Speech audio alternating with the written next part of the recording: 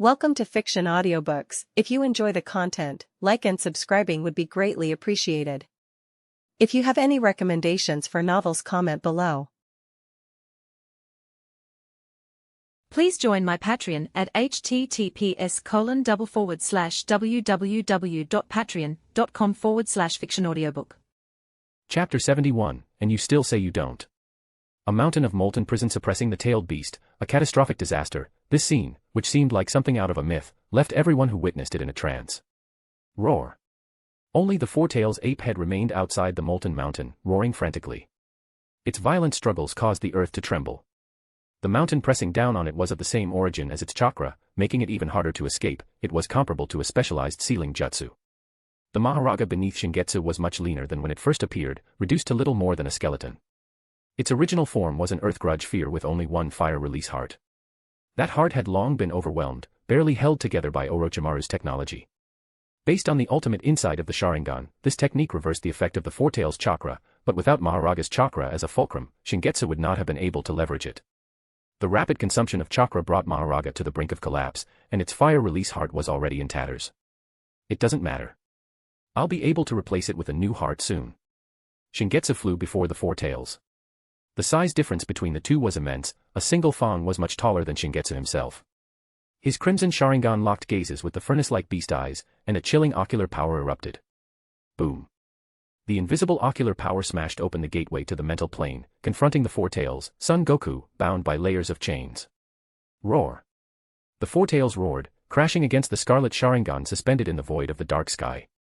When the six-path sage divided the 10 tails to create the 9-tailed beasts, the 9-tailed was undoubtedly the leader by a wide margin, its strength crushing all other tailed beasts.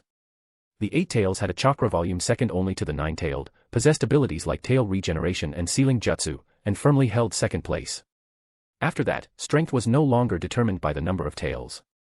According to Shingetsu's judgment, the four tails likely ranked third, as the destructive power of its lava release was extremely potent. In the later stages, the Raisin Shuriken that Naruto infused with lava release chakra could even cut down the god tree. With his current ocular power, he didn't need to set a mark in advance to drain chakra. The four tails chakra flowed toward his Sharingan like water. Being able to do this so easily was partly due to his strength, but more importantly, it was the absolute suppression of tailed beasts by the Sharingan. The descendants of the six-path sage all had means to restrain tailed beasts. The Senjus would release, the Uchiha's Sharingan, and the Uzumaki clan's sealing jutsu. Just after absorbing some of the four tails chakra, Shingetsu realized the purity was severely lacking. The 9-tailed chakra could be directly converted by the heavenly restriction, allowing Shingetsu's physical body to grow rapidly, but the four tails chakra lacked this effect. It could only be stored temporarily in Maharaga. If not used immediately, it would quickly dissipate. So, only the 9-tailed chakra, which possesses both yin and yang, can do it. As expected, only the 9-tailed is special. Shingetsu exited the mental plane. Under the dual pressure of the Sharingan and the molten mountain, the four tails' massive body compressed, gradually receding back to the state of a tailed beast cloak. The surface of Maharaga, having absorbed the tailed beast chakra, turned crimson. It tore into Rashi like a hound, gripping him tightly. Shingetsu formed a hand seal with one hand. It was, again, not one of the 12 basic seals. The original Earth Grudge fear treated hearts as consumables. For the current situation, Shingetsu had specifically asked Uchiha Madara about the principles of the Phantom Dragon's 9 consuming seals, and even shamelessly asked him to make improvements regarding the heart. It was because of this that Uchiha Madara guessed Shingetsu's covetousness for his body. He admired Shingetsu's lack of pretense and was prepared to give everything. It was just that, in the end, Shingetsu did not choose him. The most delicious things should be saved to be savored when their flavor reaches its peak. A lava release ninja's heart will suffice for now. Denying the complex emotions he felt toward Uchiha Madara, Shingetsu defined it as such. From the perspective of the others, the four tails appeared, used a tailed beast ball, used a massive ultimate technique to alter the environment, and then, the four tails was subdued. It's been years. Has Lord Shingetsu already become this strong? Even the Hokage-sama might not be able to. He is practically an Uchiha. Silence. What are you trying to say? What is he doing? It looks like he's using that monster to absorb the tailed beast chakra. I heard that back then, Lord Shingetsu did the same to the 9-tailed. The hushed discussions gradually died down. There were still many older ninjas present who had experienced that incident, and they were very wary of topics linking the 9-tailed and the Uchiha. If it hadn't been for Shodai, first, Sama back then, Konoha would have been destroyed by that man. Stop, Uchiha Shingetsu, or else. Inoki hovered alone in midair, the main force of Iwagakure had already retreated. White light flickered between his hands, but it wasn't aimed at Shingetsu. My dust release can't hit you, but what about those Konoha ninja? You dare. Hiruzen Sarutobi's expression was extremely grim, as that Tsuchikage, have you truly lost all sense of shame? I have already allowed the Iwagakure forces to retreat. If you dare to attack the Konoha ninja, I will pursue and kill them immediately. Inoki's expression was extremely complex, helplessness and guilt, which then turned into stone-like determination. Then go ahead. Hiruzen Sarutobi, you are too naive. Do you see? Has my threat to use the Konoha ninja as hostages caused him to waver even in the slightest? Everyone looked over there. Because Mahoraga had absorbed a large amount of lava-release chakra, volcanic cracks appeared on its body surface. Black tentacles emerged from its eyes, mouth, and the cracks in its skin, wrapping around Rashi. Rashi, beneath it, no longer had his chakra cloak. He opened his mouth silently, his vitality visibly fading away. This incredibly bizarre and terrifying scene, illuminated by the dark red light of the molten mountain, seemed like a scene unfolding in purgatory. Inoki couldn't bear to look away, staring fixedly at Hiruzen Sarutobi, and shouted angrily. As someone who has mastered thousands of ninjutsu, you can't possibly not see what he is doing. Feeding a monster with a living person, is this the will of fire of your Konoha? There isn't even the most basic shred of humanity left. Hiruzen Sarutobi was speechless. Even the Konoha ninja began to look at Shingetsu with complex expressions. Shingetsu's expression was indifferent. Years ago, he still needed to concern himself with the opinions of the Umbu and engage in verbal disputes with Danzo Shimura. But now, if I still need to argue with them, then what is the point of obtaining powerful strength? Shingetsu. Orochimaru spoke softly. He knew that Shingetsu intended to use Rashi's heart to replenish Mahoraga, allowing this monster to evolve once again. But this kind of thing should not be done in front of everyone. Konoha already held the absolute advantage, he could have just captured Rashi and done it in secret. Shingetsu turned to face the crowd, with his back to the molten mountain. Everyone, it's been years. I haven't had a chance to greet you yet. I don't think introductions are necessary. In any case. Shingetsu raised his hand, and the gunbai shot out from somewhere, landing in his palm. Thud. He held the gunbai horizontally, and the expressions of Inoki and Hiruzen Sarutobi changed in unison. The gunbai. How is it in your hands? This is that man's weapon. At this moment, the thoughts of both men were remarkably similar. The men holding this weapon had fought against the mentors they respected the most.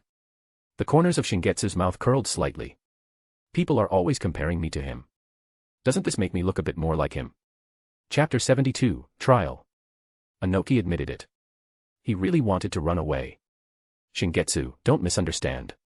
Hiruzen Sarutobi sighed, the only thing you and that person have in common is your immense strength. What happened back then is complicated. If you want to know, I can take my time telling you. Uchiha Madara's departure wasn't as simple as a typical rogue ninja. At first, it was just a departure due to conflicting ideologies. The first Hokage never called Uchiha Madara a defector. Even later, when Uchiha Madara attacked Konoha with the nine-tailed, which was effectively an act of betrayal against the village, Senju Hashirama still didn't label him a rogue ninja. Not long after the battle ended, he even carved stone statues in the Valley of the End. He claimed it was to warn future generations not to repeat the same mistakes, but his true inner thoughts, could it be that he hoped the world wouldn't forget that such a person once existed? Because Uchiha Madara died, his records weren't changed. In Konoha's official records, his status is still co-founder of Konoha, effectively the second in command from before the official rank system was established. That's pathetic, Inoki. Orochimaru sneered, calling Inoki by his name directly. We have all witnessed how many merits Shingetsu has achieved on the battlefield. It's just dealing with a defeated enemy, yet you want to stir up dissatisfaction among the Konoha ninjas against him. The so-called Inoki is nothing more than a despicable person who is good at sowing discord. It's no wonder he was so emotional. In Orochimaru's eyes, Shingetsu was the most suitable person to succeed as Hokage. If he were linked to Uchiha Madara, the political impact on Shingetsu would be too great, making it difficult to gain the trust of the Jonin. He had also warned Shingetsu not to reveal the gunbai. Forget it, the trouble caused by his disciple could only be cleaned up by the teacher. Orochimaru turned to Hiruzen Sarutobi and said, I know the origin of the gunbai, it is not what you imagine. Master Orochimaru, let me speak instead. Think whatever you want. It doesn't matter how badly you curse me where I can't hear it. I don't need the approval of boring people. Rip. Mahoraga tore open Rashi's chest, and black tentacles spreading from its palm wrapped around his heart. A rhythmic beating, an intuitive resonance. First of all, there is one thing you all got wrong. Shingetsu crossed his arms, the corners of his mouth curling slightly, and his indifferent gaze swept over the crowd. I am not as gentle as Uchiha Madara, who would leave alone when rejected. It is you who need to adapt to my existence, not me accommodating your feelings. Put that way, you should be able to understand. A threat. There was no threat more blatant than this. Orochimaru was right, Inoki did indeed want to sow discord between the Konoha ninjas and Shingetsu, reenacting the plot of forcing Uchiha Madara away. When force cannot solve a problem, attacking the mind is the best strategy. Having learned the details of Uchiha Madara's departure, Inoki could see Tobarama's subtle machinations and put them to use. But he didn't expect. Promising not to harm comrades, explaining that he wouldn't leave like Uchiha Madara, or remaining silent not knowing what to say. Shingetsu did not do that. Similar to Uchiha Madara. No. This guy is even more arrogant and domineering than Uchiha Madara. The Konoha ninjas were silent as cicadas in winter, only Ryosuke's eyes burned with even greater fervor. Hiruzen Sarutobi opened his mouth, seemingly wanting to say something. He wanted to tell Shingetsu that saying such things was wrong, that we need to follow the teachings of our ancestors, to cherish the village, to cherish our comrades. These words might work on ordinary ninjas. At the end of the day, the Hokage is not elected, but assumed by the strongest person in the village, unless that strongest person does not wish to take the position. If Senju Hashirama had died suddenly after Uchiha Madara left back then, even if the clans were unhappy with the Uchiha, they would definitely have sent people to bring Uchiha Madara back to preside over the big picture. Rules are constraints imposed by the strong on the weak, not constraints on themselves. A Hokage's disciple leaving the village is called a journey, an ordinary ninja leaving the village is called defecting. That is the difference. When violence cannot solve a problem, what needs to be reflected upon is whether the level of violence is too low. Some Konoha ninjas wanted to refute this, but recalling Shingetsu's battle record, their throats stuck. The third Raikage died at his hands, he blocked Inoki's dust release without any effort, killed the Five Tails Jinchuriki in battle, cleaved a tailed beast ball with a blade, and suppressed a rampaging tailed beast with a wave of his hand. Yeah. By what right do we demand that such a person care about our feelings? Arrogant. Let me clear away the filth for you, Hiruzen Sarutobi. Inoki flew high into the air, the light of dust release blooming in his hands, the light racing straight towards where Rashi and Mahoraga were. At this point, Inoki saw no hope of saving Rashi, so he would let him die by his own hand. Dissipating in dust release was better than becoming fodder for the evolution of an evil thing. Hiruzen Sarutobi had just taken half a step, then paused. If Inoki were attacking a Konoha ninja or Shingetsu, he certainly wouldn't hesitate, but as for Mahoraga, anyone would have an instinctive repulsion towards such a monster. Orochimaru's pupils constricted. It was too late to use the Kusanagi sword to intercept Inoki. Seeing Shingetsu walking towards Mahoraga, he could only shout urgently. Shingetsu. If Mahoraga is gone, just create another one, get out of the way. He could see that Shingetsu blocking the dust release earlier was not without a cost, there was no need to take risks for a mere Mahoraga. The intense light of the dust release made it impossible to open one's eyes. Mahoraga dug out Rashi's heart, and the overflowing lava release chakra converged onto this heart, rendering it as if it were a crystal of magma. It seemed to be undergoing some kind of metamorphosis, but the reality was that in the next second, it would decompose into atomic states under the light of the dust release. Shingetsu had already expended a large amount of ocular power to block the dust release earlier, and the subsequent battle with the Jinchuriki had also consumed it. The remaining ocular power was enough for him to dodge the dust release, but not enough to take Mahoraga with him. However, Shingetsu's mouth curled slightly. This is also what I was expecting. Compared to a physically strong Jinchuriki, Inoki is a glass cannon. Shingetsu had a chance to kill him instantly the first time he got close. Ninjas are like that, either you one-shot me, or I one-shot you. The margin for error is extremely low. But Inoki being alive is more valuable to Shingetsu. What he was waiting for was this very moment. Rip. Shingetsu tore open a scroll, and rolling blue-purple lightning and water surged out. Storm release, deep tide torrent. Dust release, the only bloodline elimination in the ninja world, is formed by the fusion of wind, earth, and fire chakra attributes. In his later years, Uchiha Madara transplanted Hashirama cells, gradually mastered all chakra attributes, and developed the bloodline limit storm release, which fuses lightning and water. Considering Shingetsu's special constitution, this scroll created by Uchiha Madara is ready to use upon opening and does not require chakra to activate. It was originally intended for Shingetsu's protection, but now... Boom. Losing the shaping power of chakra, the lava mountain turned back into rolling magma and fell. The pure white light of dust release, the blue-purple destructive lightning stream, and the deep red magma all pressed down on Mahoraga simultaneously. Mahoraga held the crystal heart, curling its body. Like a devout supplicant, waiting for the trial given by the god. Shingetsu crossed his fingers, and countless blood threads surged out. In the confused gazes of everyone, they also moved towards Mahoraga. What on earth is he doing? Too slow. White Zetsu can help you make up for it quickly. In the underground cavern, shortly after Shingetsu finished his battle with the Raikage. The wound on his chest, pierced by the Raikage, had not yet healed. Many people compared Shingetsu's heavenly restriction to the first Hokage's powerful physique, but the two were completely different types. In terms of physical hardness alone, even Hashirama could not compare to Shingetsu.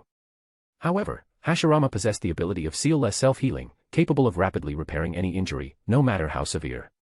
Shingetsu could also quickly stop bleeding from minor external wounds, but for injuries involving punctures or severed limbs, he could not repair them quickly and had to rely on treatment. Furthermore, due to his extremely high physical mass, ordinary medical ninjutsu was difficult to apply to him. It was commonly known as having too high a drug resistance. Earlier, when he fought Tsunade and broke a rib, it took almost all of the camp's medical supplies for him to recover. Shingetsu leaned against the bedside, watching White Zetsu offer a piece of White Zetsu flesh as if presenting a treasure, and shook his head with an expression of disgust. I don't want that thing, it's hideous. White Zetsu turned its head innocently. Uchiha Madara snorted coldly. White Zetsu is a product of optimized Hashirama cells. If you implant it, you will very likely be like me and awaken the power of all creation. Are you sure you don't want it? At the thought of the face growing on Uchiha Madara's chest, Shingetsu felt a chill. If awakening the power of all creation meant using this method, it would really be better to just die. However, adaptive Hashirama cells might come in handy later. Shingetsu pointed at White Zetsu and ordered matter-of-factly, find a scroll and pack it up for me. Be careful, if it's broken when I need to use it, I'll slaughter you. This. White Zetsu looked at Uchiha Madara again, like a puppy seeking its master's protection. Do as he says. Uchiha Madara believed that Shingetsu, having used Black Flash and briefly touched the essence of power, would definitely not be able to resist this temptation. 2 years later, one noon. It must be said that in the 2 years Shingetsu had been there, Uchiha Madara's complexion had improved significantly. Because Shingetsu would demand that White Zetsu go out to find delicious food, and would threaten it with death at the slightest disagreement. Previously, Uchiha Madara never had any demands regarding appetite, so the care workload was very low. Now that there was an extra ancestor to deal with, White Zetsu was miserable. You have already recovered. Since you are unwilling to acknowledge my Eye of the Moon plan, why are you still lingering here? Uchiha Madara's complexion had improved, but his face was growing increasingly gloomy from anger. Things like this take time. You're too impatient. It's only been 2 years, I need to carefully examine the feasibility of the plan. Shingetsu laughed it off and changed the subject. Old man Madara, you say I want to build something like your medical apparatus, what steps are needed? Uchiha Madara's face turned even darker, that is called the ghetto statue. And, if you dare to call me that again, I will kill you. Yes. Yes. Great Lord Madara, I am sincerely asking for your guidance. Please, teach me. The ghetto statue is the husk of the Ten-Tails after all its chakra has been extracted. It does not have much remaining power itself, but it is not something ordinary creations can compare to. Uchiha Madara understood Shingetsu's situation and saw through his thoughts, sneering, Mahoraga, is it? You and that little snake certainly have some clever ideas, but wanting to replicate the creation of the Six-Path Sage is too arrogant. Shingetsu leaned back on a lounge chair, rocking it, and responded with a faint smile. If you ask me, the Six-Path Sage is just a stubborn, foolish old man. Madara, a person like you has actually lived for 30 years like this because of the stone tablet he left behind. Why bother? Then, you tell me, is there any other way? Uchiha Madara was silent for a long time before saying calmly, eternal peace. To realize such a vision, is there any other way? Shingetsu fell silent. No. As long as people have desires, stances, and gaps in power, war will never cease. In the real world, eternal peace is impossible. This false proposition has only one answer, a false world. Actually. Shingetsu recalled something and said with a smile, there was a period where I really thought I was living in a world of genjutsu. Every day was wonderful, and the people who mattered were by my side. He turned to look at Uchiha Madara. But if everyone could meet their deceased loved ones in a world of genjutsu, then what charm would death have left? Why force the departed to continue existing according to your ideas? It's too selfish. Uchiha Madara stared at Shingetsu. He knew very well that just as Shingetsu could not change him, he could not sway what this young man had determined. With a mere dozen years of experience, it is too early to talk about life and death. Uchiha Madara brought the topic back. According to your direction, you intend to forge Mahoraga into a stronger form of Earth Grudge Fear, right? I know something about Earth Grudge Fear. The method of 5 hearts is too crude, the core is not, the more, the better, It's like forging a sword. For an ordinary sword, material is more important than technique, but to forge a legendary sword, technique is more important than material. You're in that little snake's vision is still too low. You yourself are the strongest spear, creating a secondary spear is meaningless. Uchiha Madara paused, then said slowly, ensuring it can survive in high-intensity combat is the key point. After all, it is just an apparatus to provide conditions for your techniques. The living healing regeneration technique that Little Snake added to it is a good concept. Stop calling him, that little snake, all the time. Master Orochimaru has a name. He's a man, a person who survives until the finale. Uchiha Madara glanced at him. It is I who am teaching you now, and I haven't seen you show me much respect. Huh? Are you jealous? Extremely boring. Uchiha Madara snorted coldly and continued, following this direction, you can. Time returned to the present. According to Uchiha Madara's suggestion, one should feed Mahoraga the 5 types of ninjutsu one by one, allowing it to adapt gradually. But Shingetsu's idea was different. If done one by one, Mahoraga would inevitably have a brief pause when facing different elemental ninjutsu, much like holding 5 shields and bringing out the corresponding one when dealing with different elements. Covering it with all 5 types of chakra at once. Shingetsu's original inspiration was Hiruzen Sarutobi, the only person in the world capable of using powerful ninjutsu of all 5 attributes simultaneously.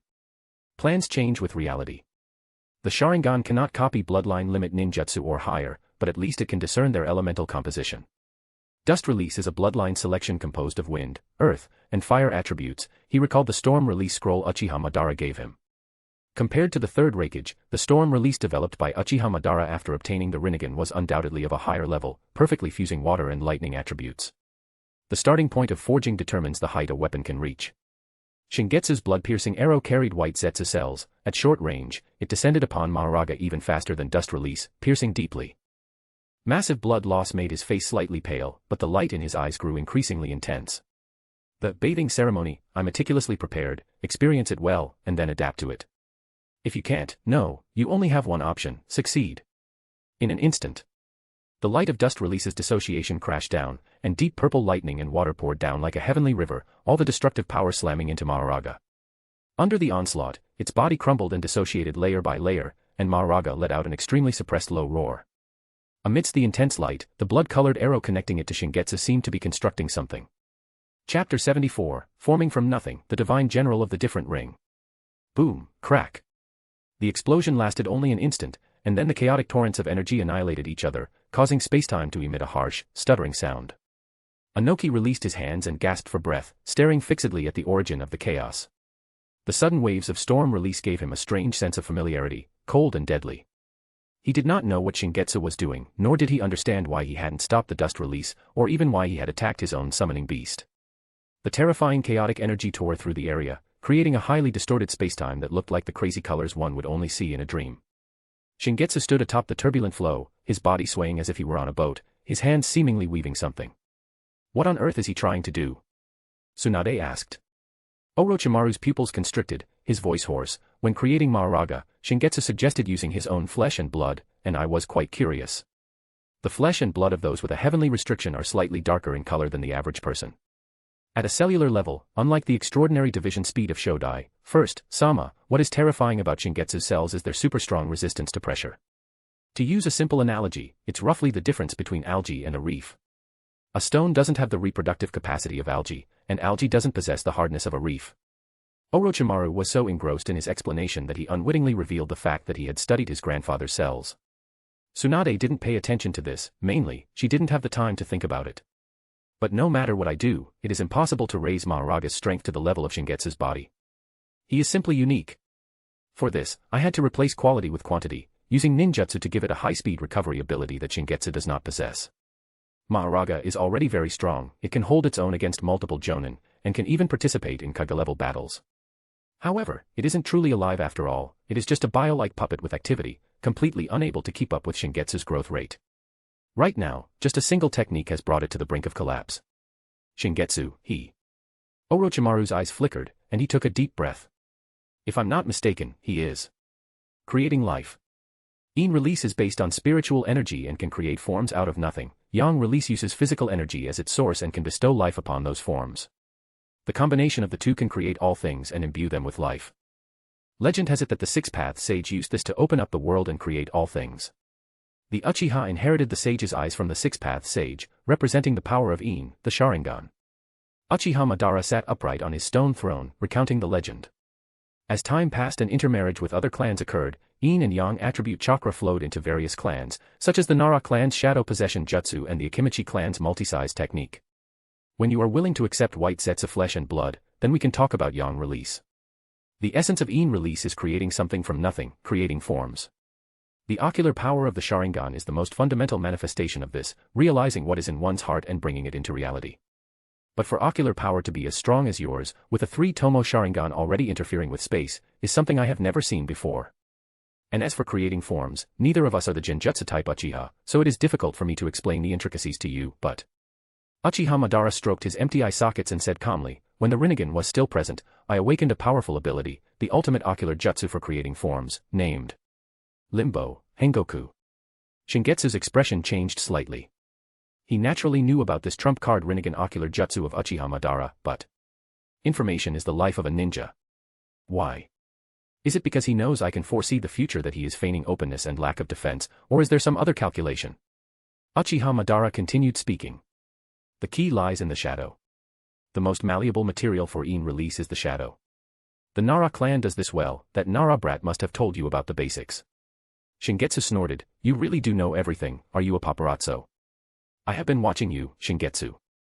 Uchiha Madara said meaningfully, the corners of his mouth curling up, do you not find it too cumbersome to still need to carry a snake as a vessel? The world that the Sharingan can see is far more than you imagine.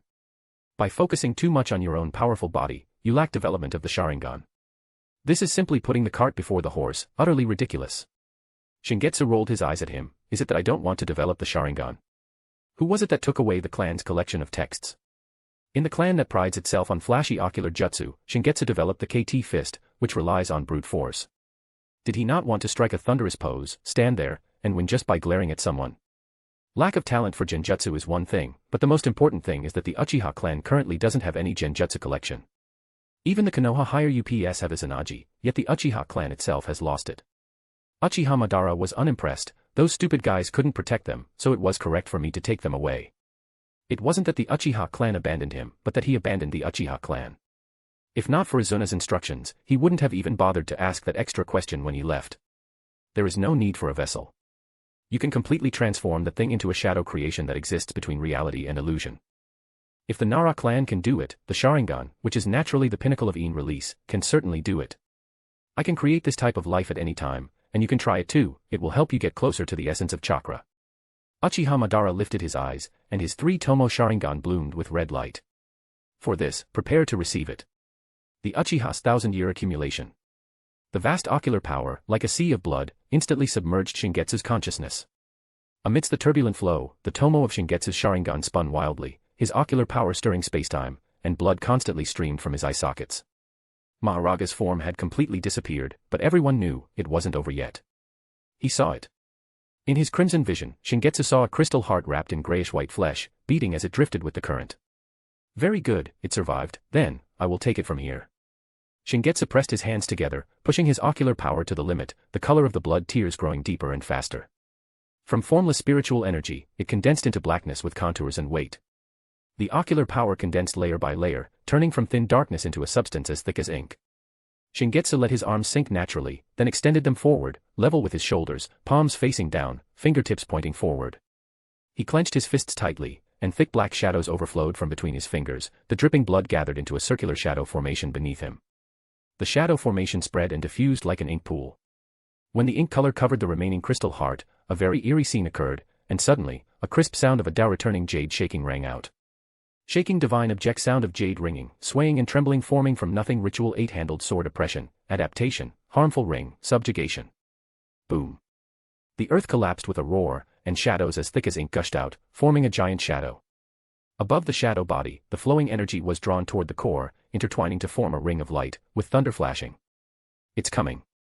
Orochimaru's throat was hoarse, and he didn't dare to close his eyes for even a second, the fanaticism within was heart-stopping. He seemed to understand why he had felt inspired to choose this name at the time. Born from the void, Amara born from fantasy, how fitting. Anoki, hanging high in midair, trembled, he knew he should leave, but his body wouldn't listen, unwilling to give up until he truly saw that scene. But many more had already curled up, shivering under the terrifying pressure. Thump. Thump. Thump. In the earth's heartbeat-like pulse, it reached its finale. Divine General of the Different Ring, Maharaga. The moment the voice settled, the turbidity was forcibly torn open.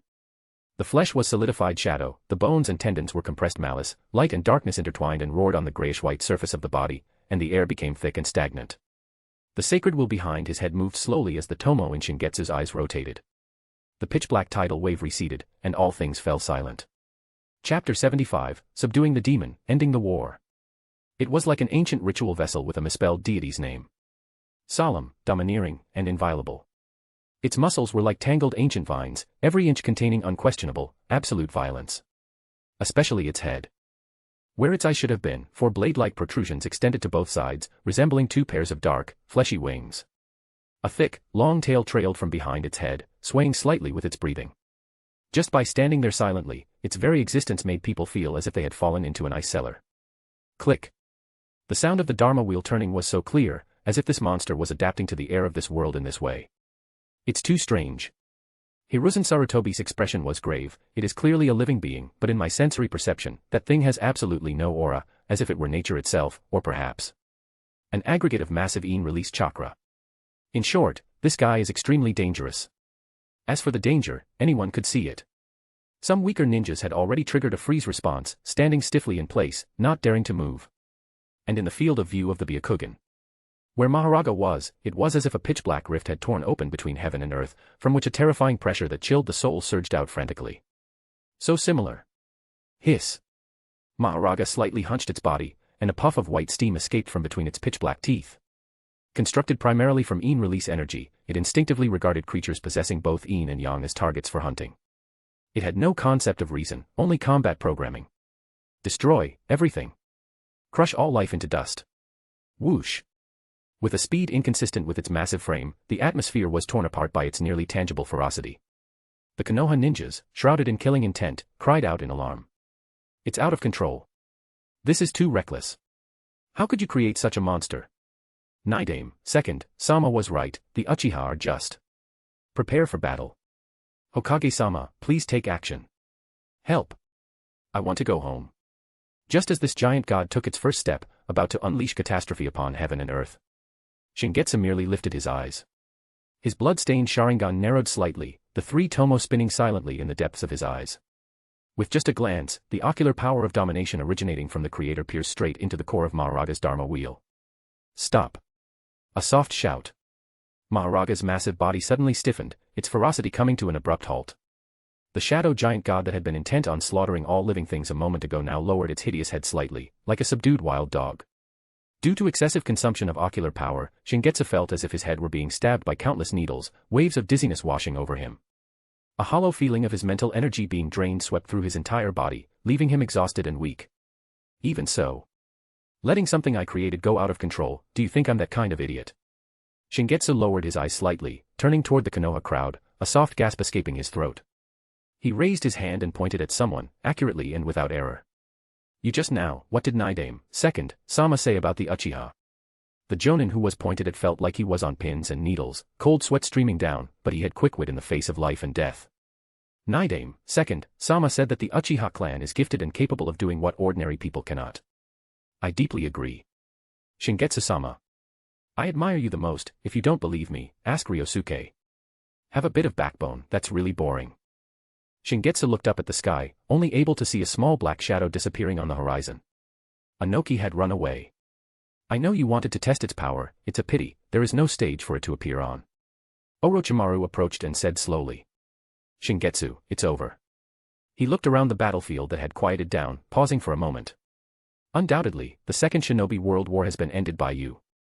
It wasn't until Orochimaru said it that everyone realized. The smoke of the battlefield slowly dissipated. Sunlight pierced through the clouds, spilling onto that tall, straight figure that had made the giant god bow its head. That's right.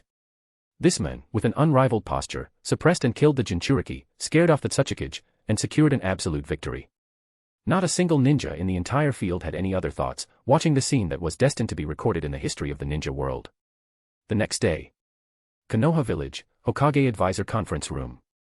Hiruzen Sarutobi personally went to the front lines. Apart from major matters concerning the Jinchuriki, other affairs were decided by the two Hokage advisors.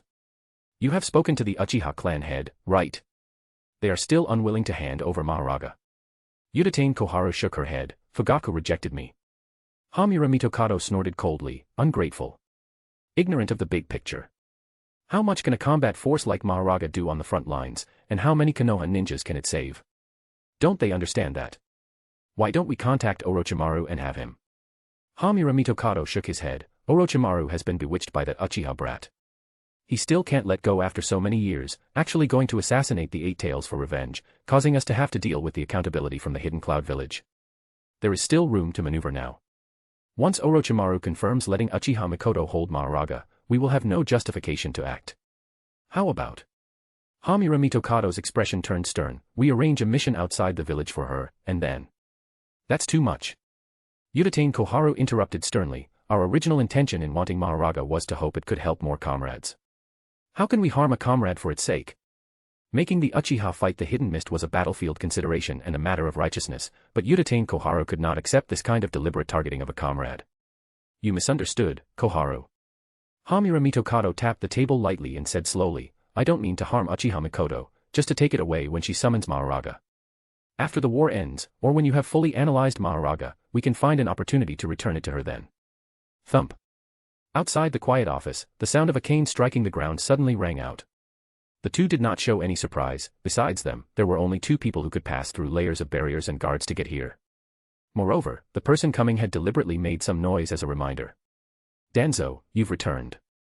Danzo Shimura pushed the door and entered, the sinister look in his single eye growing heavier with the passage of time. The Root Intelligence Network spanned the ninja world. He had already received news about the sudden battle in the Land of Grass yesterday. It was time to make a choice. It wasn't that he hadn't thought about controlling Uchiha Mikoto right now to keep Shingetsu in check.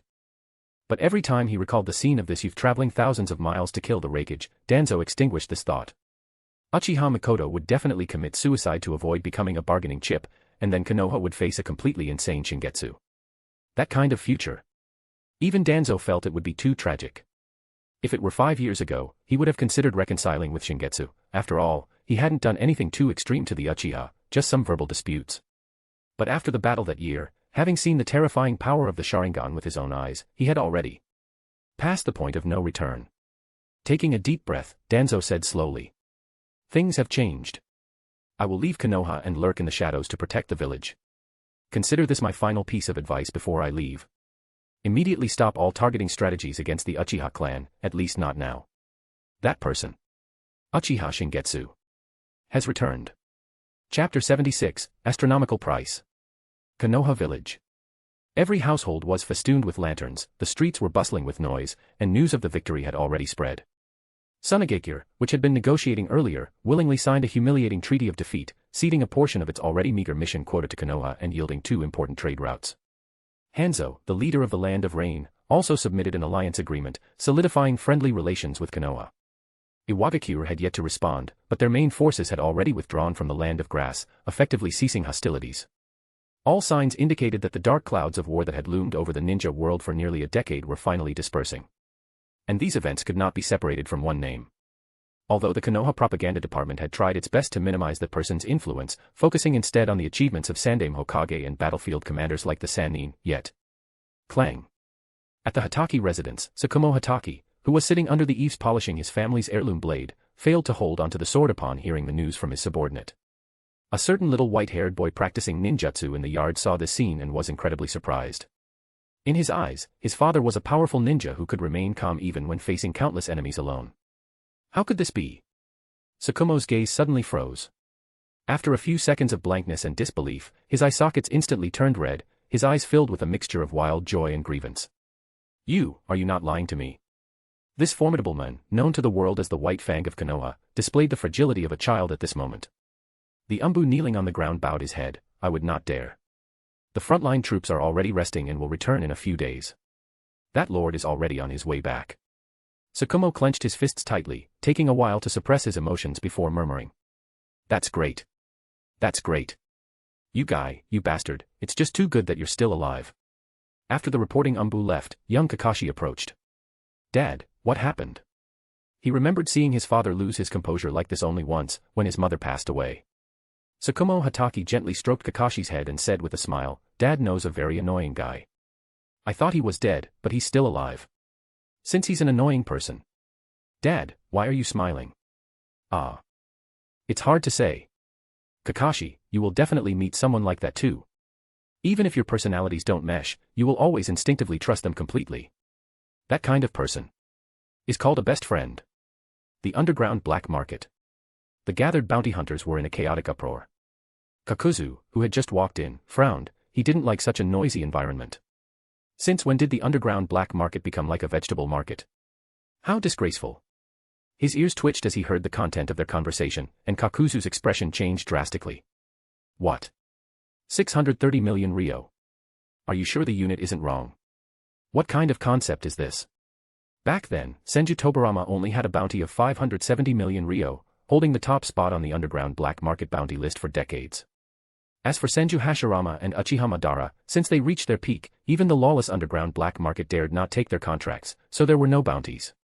Kakuzu quickly snatched the bounty order. The bounty hunter who had been robbed saw it was Kakuzu and suppressed the greeting that had just reached his throat. In this circle, Kakuzu was an out-and-out top-tier boss. On the bounty order was a young man with black hair, slightly dark skin, a handsome and rigid face, and features as sharp as if carved by a knife. His eyes, even in the photo, were so piercing that people dared not look directly at them. They were cold, lonely, and aloof. Kakuzu's dark green pupils constantly contracted and dilated as he scrutinized and confirmed the content. The person who issued the bounty was unknown, but only the 5 great nations could afford a bounty of this magnitude. Uchiha Shingetsu, Konoha Jonin, Uchiha clan, bounty of 630 million Ryo, no living specimens accepted, only the corpse. If effectively sealed, 500 million Ryo can be paid upon confirmation.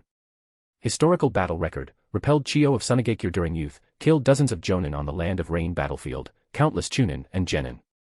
Rumored to have fought Hanzo to a draw. Vanished for 5 years after killing the 3rd Raikage, reappeared in the ninja world recently. Confirmed intelligence, slaughtered the 4 tails and 5 tails Jinchuriki of Iwagakure, forced back the Tsuchika Jinoki, and ended the war with the might of a demon subduer. Abilities, Sharingan, currently displaying 3 Tomo Sharingan, but pupil strength far exceeds ordinary 3 Tomo Uchiha. Bloodline limit, heavenly restriction. The strongest physical bloodline limit recorded in the ninja world, ordinary ninjutsu is completely useless, can enter a sea of lava, release flames unscathed, and toxins have minimal effect. Cursed technique, blood manipulation. A secret technique system created by him, with all-around capabilities at close, medium, and long range, combining control, damage, and defense, an extremely complete system of secret techniques. Known ultimate level abilities, single target destruction type, Kong, wide area sealing type, Kuei, cutting power, Duan. Advantageous condition, due to the particularity of his curse technique, he needs to briefly chant incantations to unleash the maximum power of the technique. Disadvantageous condition, the chanting time is short, unless one is a high-speed ninja, it is difficult to escape the attack range. Ninjutsu/taijutsu, extreme speed that is difficult for the naked eye to capture, exquisite swordsmanship comparable to the White Fang of Konoha, fist technique ultimate that forms its own system, unsolvable in close combat. Summoning beasts, unknown ninja cat, white snake, creature-like, possibly a ninjutsu creation, Maharaga. Known intelligence on Maharaga, once caused massive casualties to the Kagaya clan of Hidden Mist, exceeds elite Jonin in endurance battles. Current strength unknown, please treat him as at least Kaga level. Comprehensive assessment, ultra-high risk. Not recommended for bounty hunters below S rank to attempt, group cooperation is advised, avoid direct confrontation. The underground black market would create a hexagonal analysis chart of the target to help bounty hunters target weaknesses. Even Hiruzen Sarutobi, who had nearly full stats in all 6 categories, had slight deficiencies in strength and speed. But Uchiha Shingetsu. A full hexagon, no, some items have already exceeded the hexagon. He read it over and over again. Under his high collar, the corners of Kakuzu's mouth, full of stitches, curled up crazily. "Kid, you're worth too much." Bang. The desk in the Raikage's office was struck, shattering into powder. The son of the 3rd Raikage, after undergoing inhumane training, suppressed border tribes 2 years ago, gained the recognition of all Jonin in the village, and officially became the 4th Raikage, inheriting the name a bastard. Bastard. Damn it. That guy is actually still alive. Immediately against. After becoming Raikage, A had tried his best to control his temper and usually would not get angry.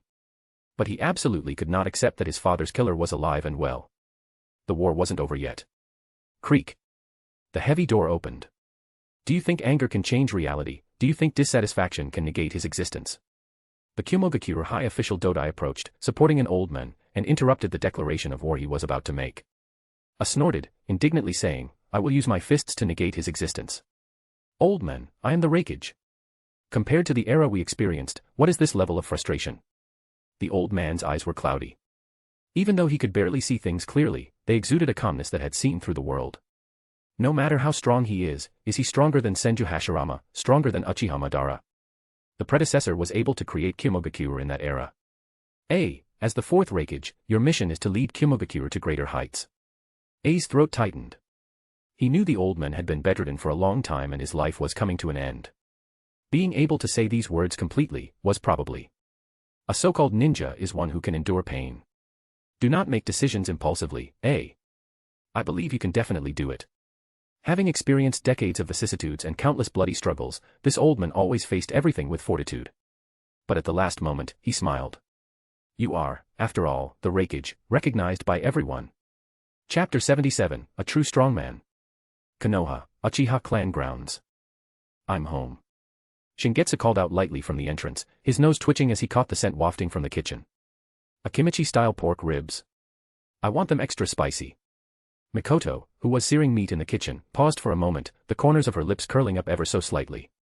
Didn't you say before that too much spice ruins the original flavor of the ingredients?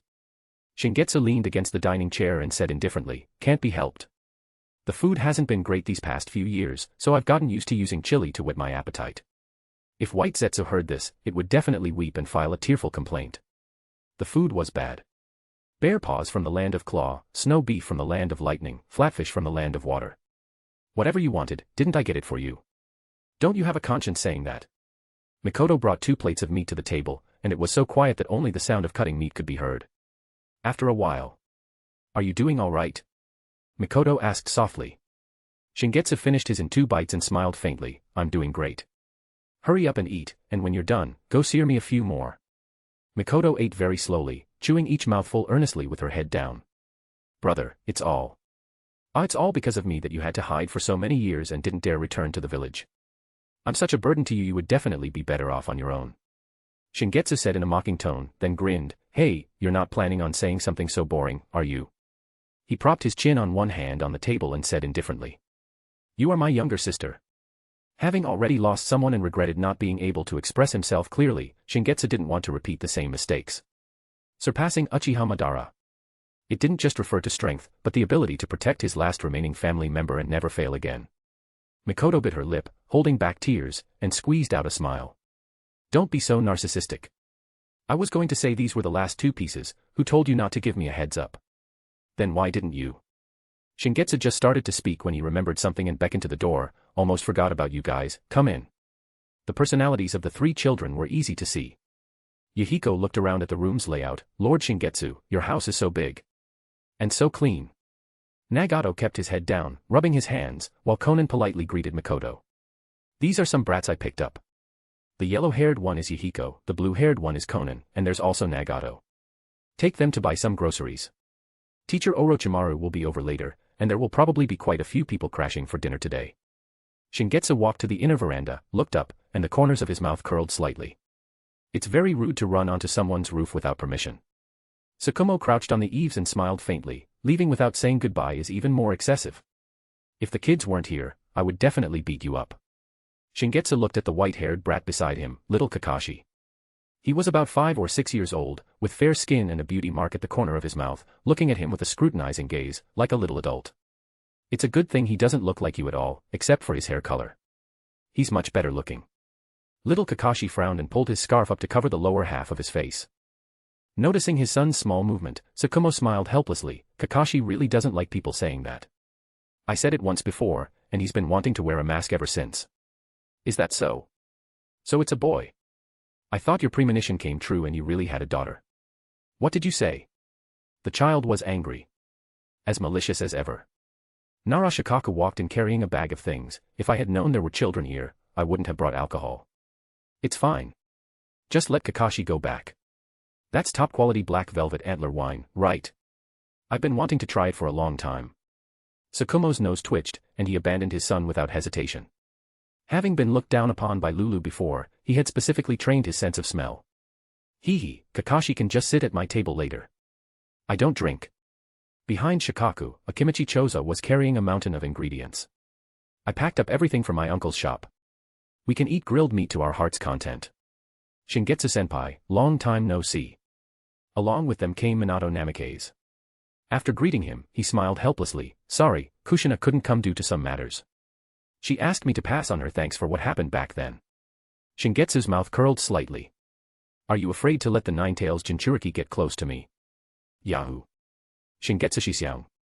A young man with a somewhat familiar face greeted him loudly. Shingetsu tilted his head and frowned. Who are you? The young man had soft features and bright black eyes, his sunny smile turning into a look of grievance. That's too much. Everyone else recognized me right away. How could you forget me? I'm Nawaki. Nawaki. Nawaki, you're not dead. Shingetsu was genuinely a bit surprised. Shouldn't I be the one saying that? It took me a long time to accept the reality that you're still alive. Shingetsu looked Nawaki up and down, confirming he was a living person. It's just a bit strange that a useless guy like you could survive. Damn it. I'm a special jonin in the medical department now. I'm very impressive. With your level, it's probably because of nepotism, right? That's too much. Afterwards, Hyuga Hayashi, Inuzuka Tsum, and other peers who survived the war arrived one after another. Knowing that Shingetsu wasn't the type to entertain, everyone consciously began setting up the party and preparing the ingredients. Behind Mikoto, who had returned from buying groceries, there was one more person in addition to the three little ones. Fugaku had a bit more of his father Iwamasu's composure, and he smiled. It's really been a long time, Shingetsu. There's none for you, get lost. Fugaku's smile froze on his face. How can you say such things to a guest? That's too rude. The dinner party. Orochimaru, who usually didn't touch a drop of alcohol, drank a few cups, a noticeable flush appearing on his pale face. The war is over. I've decided to go on a trip to gather material. You. Jiraiya chatted incessantly with his arm around his shoulder, his gaze occasionally drifting toward Yuhiko, Konan, and Nagato at the children's table. He still felt. It must be Lord Shingetsu who is the strongest, he's the man who ended the war. Humph. My father is definitely stronger. Before he came back, the White Fang of Konoha had already ended the war. Akimichi Choza, the only adult at the children's table, said while eating, you can't say that. Ending the war relied on everyone's efforts, and Hokage-sama's leadership was definitely the most important. Hayashi raised his glass and clinked it with Inuzuka Tsum. The bold Inuzuka Tsum drank quickly, and slightly tipsy, she leaned against him and teased, ha ha ha ha, whenever I eat grilled meat, I think of what happened back then. Back then, we only had to pay a monthly friendship fee of 100 ryo to Shingetsu, but you paid 100,000. And yet, when he treated us to grilled meat, he didn't call you. Hayashi, you must have been very unhappy. Hayashi turned his head awkwardly, I just don't like grilled meat, don't misunderstand. Is that so? Brother ate a lot just now. Hisashi exposed him without hesitation, after all, there are too many rules in the main branch, it's hard to have an opportunity like this. Shut up. Hisashi. At this moment in Konoha, every family was celebrating the end of the war and the arrival of peace. Shingetsu really liked this kind of liveliness. Here were his family, teachers, friends, and beautiful memories. It would be even better if that annoying deadpan face in the corner wasn't there.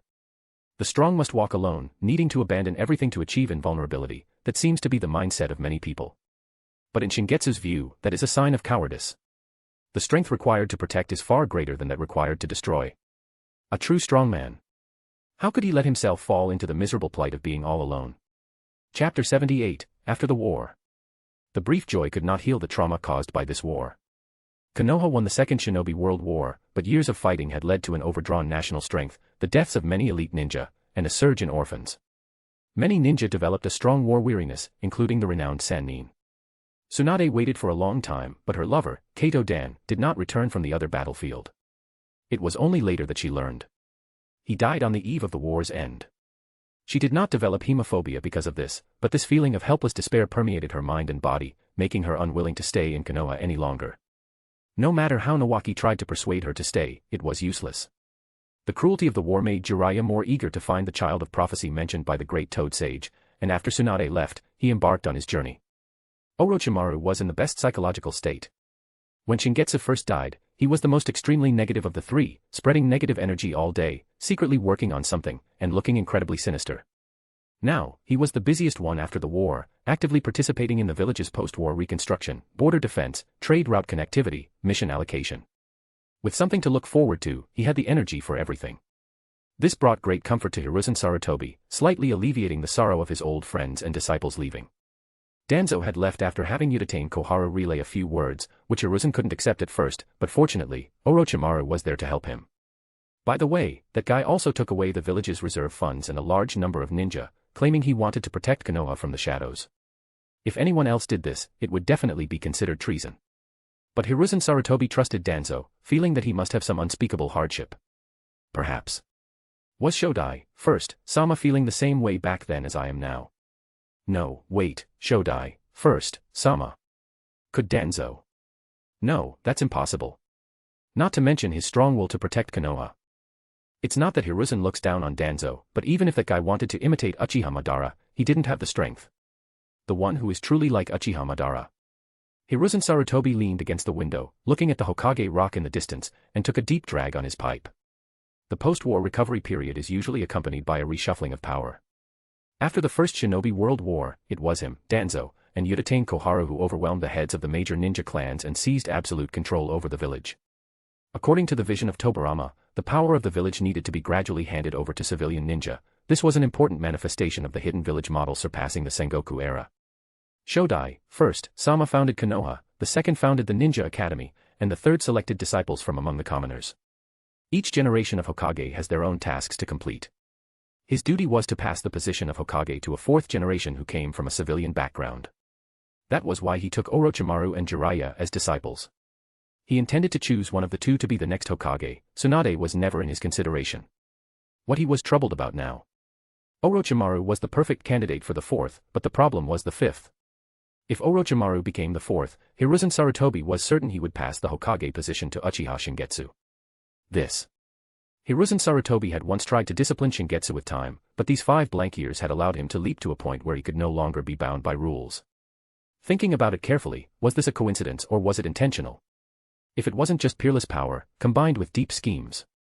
It's too terrifying. It seems even I cannot stop the future where he becomes Hokage. But isn't this treading the same old path? Ordinary ninja clans are one thing, but once the position of Hokage falls to the genius-filled Uchiha, will Konoha eventually be everyone's Konoha, or the Uchiha's Konoha? Back then, Tobirama did not hesitate to order the Senju to marry commoners, actively eliminating the influence of the Senju clan. Would the Uchiha do that? They wouldn't. They value blood ties extremely highly. If the difference wasn't significant, they would absolutely choose their own clansmen to succeed them. If only Jiraiya were willing to compete. Hiruzen Sarutobi shook his head. He was still in his prime, and it was too early to consider such things. 10 years. He could still hold on for 10 years, and then he would decide. He turned his head to look at the document on the table and frowned again. It was an imperial document sent by the daimyo of the Land of Fire. It wasn't a document of a command nature, it leaned towards being private and not for public disclosure. Matters that cannot be made public sometimes represent trouble. The relationship between the daimyo and the hidden village was complex. They calculated against each other, checked and balanced each other, and relied on each other. Nominally, it was a relationship between a ruler and a subject, but when the subject was powerful, the ruler would also be very sensible. In the territory of the Land of Fire, Konoha had been the one calling the shots since Shodai, first, Sama's time. When useful, they called him daimyo, but in reality, he was just a tool responsible for allocating funds. For the past 30+ years, the daimyo of the Land of Fire had lived like this, but this current generation of daimyo seemed to want some changes. Stripping away the polite greetings, the message of this imperial document was very simple. Due to years of war, the national treasury of the Land of Fire was running low, and they couldn't support the share requested by Konoha, hoping to cut it down a bit. This was a situation that had never occurred with previous generations. Hiruzen Sarutobi knew very clearly that the daimyo was testing them. Although Konoha was the victor, it was a Pyrrhic victory, and the number of ninja had reached its lowest point in recent years. With events like Tsunade and Jiraiya leaving, perhaps in the daimyo's eyes, he could try to take back some of the power that belonged to him. Once he agreed to cut the share, it could be foreseen that the daimyo would definitely push for more. But Konoha was in urgent need of supplies for reconstruction and to distribute pensions to the families of fallen ninja. If they got into an argument with the daimyo's court, the village would fall into chaos. Who should be sent to the daimyo's court to negotiate? Orochimaru couldn't get away, and there weren't many elite jonin who were relatively free. Hiruzen Sarutobi first thought of Uchiha Shingetsu, then immediately rejected the idea. If that guy went to the daimyo's court, a disagreement would likely result in a bloodbath. Have Tsukumo come over. After careful consideration, Hiruzen Sarutobi felt Tsukumo was the most suitable choice. Training ground. Kakashi was sparring in taijutsu with Yahiko and Nagato, and the two were being suppressed by Kakashi, who was several years younger than them. After all, he was a genius from a ninja clan. It was normal for the two who hadn't undergone systematic training to be unable to beat him. Just don't push Nagato too far, otherwise, it wouldn't be good if he glared at Kakashi. You have a good eye, they are two good seedlings. Tsukumo and Shingetsu sat on the side, observing. It should be due to long-term malnutrition. There are pauses in their physical movements, but their combat thinking is quite good. Especially the fact that they absolutely trust each other, that is very good. Many ninja go their whole lives without finding a partner they can completely trust, which, in Tsukumo's view, is very rare. After the sparring ended, Kakashi held his little head high, trying hard to pretend he didn't care. Father, I won. That's amazing. Tsukumo smiled and patted his head. Geez, don't you usually call me dad? That's too formal. Kakashi shook his head, not wanting to show that he enjoyed it in front of others. Lord Shingetsu. I'm sorry, I failed to live up to your expectations. Yahiko and Nagato both lowered their heads. Don't worry about it, I didn't have any expectations. Shingetsu brought them here just to have Tsukumo help them build a foundation. He had gone through the same thing himself back then. He originally wanted to have Orochimaru train them, but he had been too busy lately. Swoosh, an umbu suddenly appeared. Tsukumo-sama, Lord Shingetsu. Hokage-sama has an order, please have Tsukumo-sama come over for a visit. I'll go right away. Kakashi glanced at Yahiko as if he had won. See, Hokage-sama only called my father, not that guy. I won again. Normally, Kakashi wouldn't be this childish, but Yahiko insisted on competing with him, and that guy named Shingetsu kept saying he looked like a girl. It was so annoying. Shingetsu narrowed his eyes slightly. At this time. Could it be that matter? Chapter 79, Human Hearts. Late at night. Orochimaru finished his busy day and arrived at the Shingetsu residence. He didn't show it while working, but he was affected by the departure of his two good friends. It's a bit strange not hearing that guy chattering in my ear all of a sudden. Orochimaru, dressed in a light-colored kimono with his black hair draped over his shoulders, held his wine cup. Under the moonlight, he possessed an indescribable, feminine beauty. I have quite a few poems stored up for this kind of situation. Want to hear one? Orochimaru shook his head. Better not. Those elegant words sound a bit out of place coming from your mouth. Shingetsu, do you want to be Hokage? Orochimaru lowered his eyes and continued on his own. I want to be Hokage. Hiruzen has been teaching me that since I was a child. But I can feel, the way he looks at me now, he's hesitant. Shingetsu smiled faintly. Because of me, obviously. It's not like it's Nawaki. Nawaki has been working very hard too. Orochimaru shook his head and smiled. Never mind. The teacher is in his prime, it's too early to consider such things. But if I were to become the fourth, would you? I have no interest in becoming Hokage. Orochimaru was stunned. He asked, haven't you always wanted to hold power? The Hokage is the highest authority in Konoha. Shingetsu rested his chin on his hand and smiled lightly. Compared to being a village chief with a fancy title, controlling an entire country fits my aesthetic better. Orochimaru didn't take this as a joke and said seriously, the daimyo possesses the legal legitimacy recognized by the common people. This has been the case for thousands of years.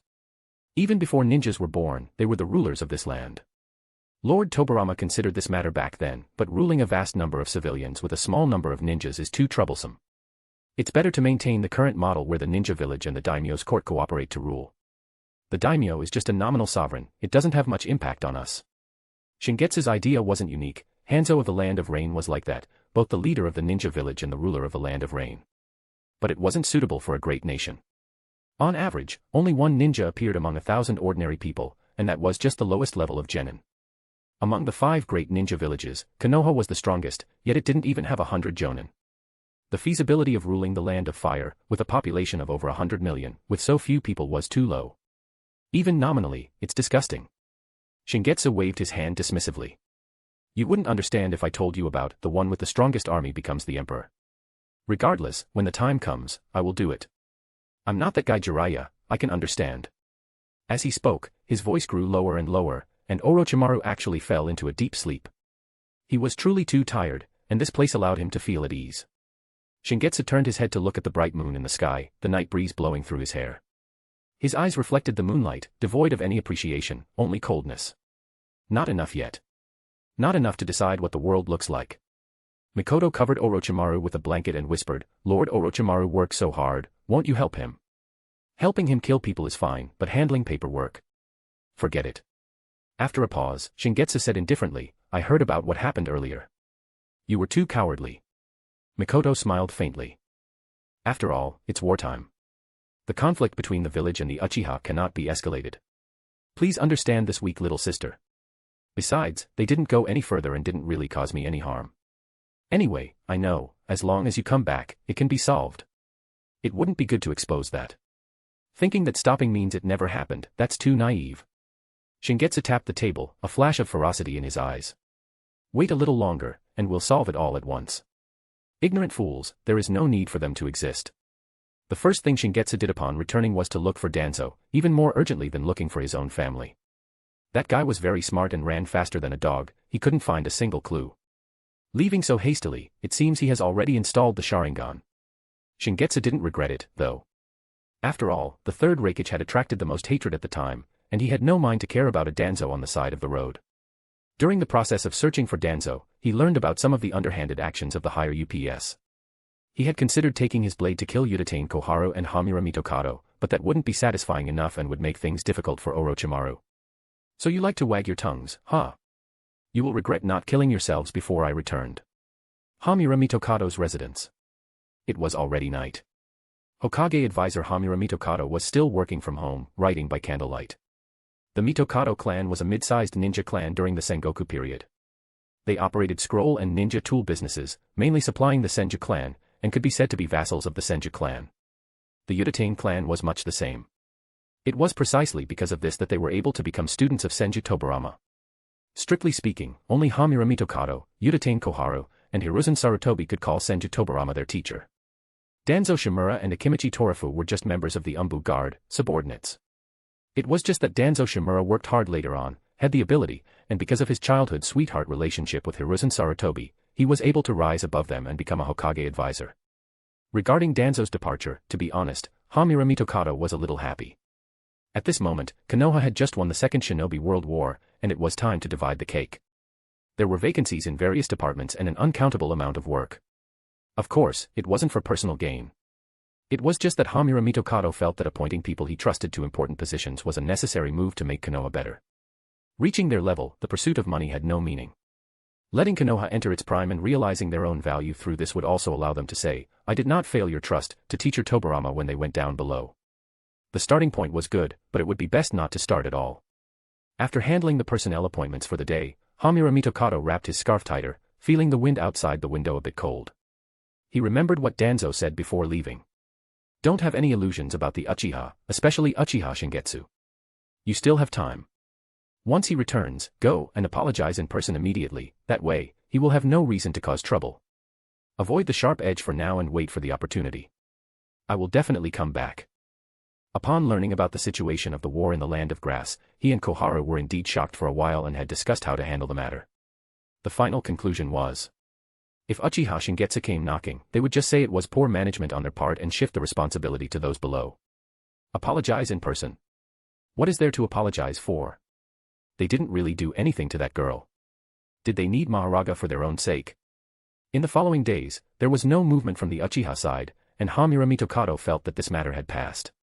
Danzo was still making a mountain out of a molehill. Although most Uchiha were crazy, there were always Uchiha like Uchiha Kagami who understood the big picture. The two of them were highly bound to Hiruzen Sarutobi, and Orochimaru was the successor most favored by the Sandaime, so they naturally supported him too. As Orochimaru's disciple, Uchiha Shingetsu should know the gravity of the situation. After the war ended, some ninjas who lost their loved ones were dissatisfied with the Sandaime Hokage, and there were faint voices suggesting a more outstanding young person succeed him. Of course, this bit of rumor had little effect on the flourishing Hiruzen Sarutobi, at least there was no threat for now. It was just that, when it came to rewarding merit, the contributions of two people could not be ignored. Tsukumo Hatake and Uchiha Shingetsu. Having fought through the entire Second Shinobi World War and achieved a comprehensive victory against the hidden sand village, Tsukumo Hatake's reputation was even above the Sannin, approaching Hiruzen Sarutobi. Shingetsu was part of the Sandaime's lineage and could be stalled with the promise of having a chance to be Hokage in the future, but Tsukumo Hatake couldn't be. Because he had saved many ninjas and had a good personality, his subordinates and colleagues highly respected Tsukumo Hatake. According to them, since they were in no rush to select the fourth, they should at least give Tsukumo a position as a Hokage advisor. It just so happened that Danzo had gone on a wandering journey, so let him be a Hokage advisor. This was very likely to be realized. Military exploits, seniority, prestige, strength, Tsukumo had the qualifications. Hamura Mitokado lowered his eyes, a strange look flickering in them. No, that won't do. You are still so young, how can you? Chapter 80, Conflict. Afternoon. After eating and walking to aid digestion, Shingetsu passed by the mirror lake in the clan grounds, where someone was already waiting by the railing.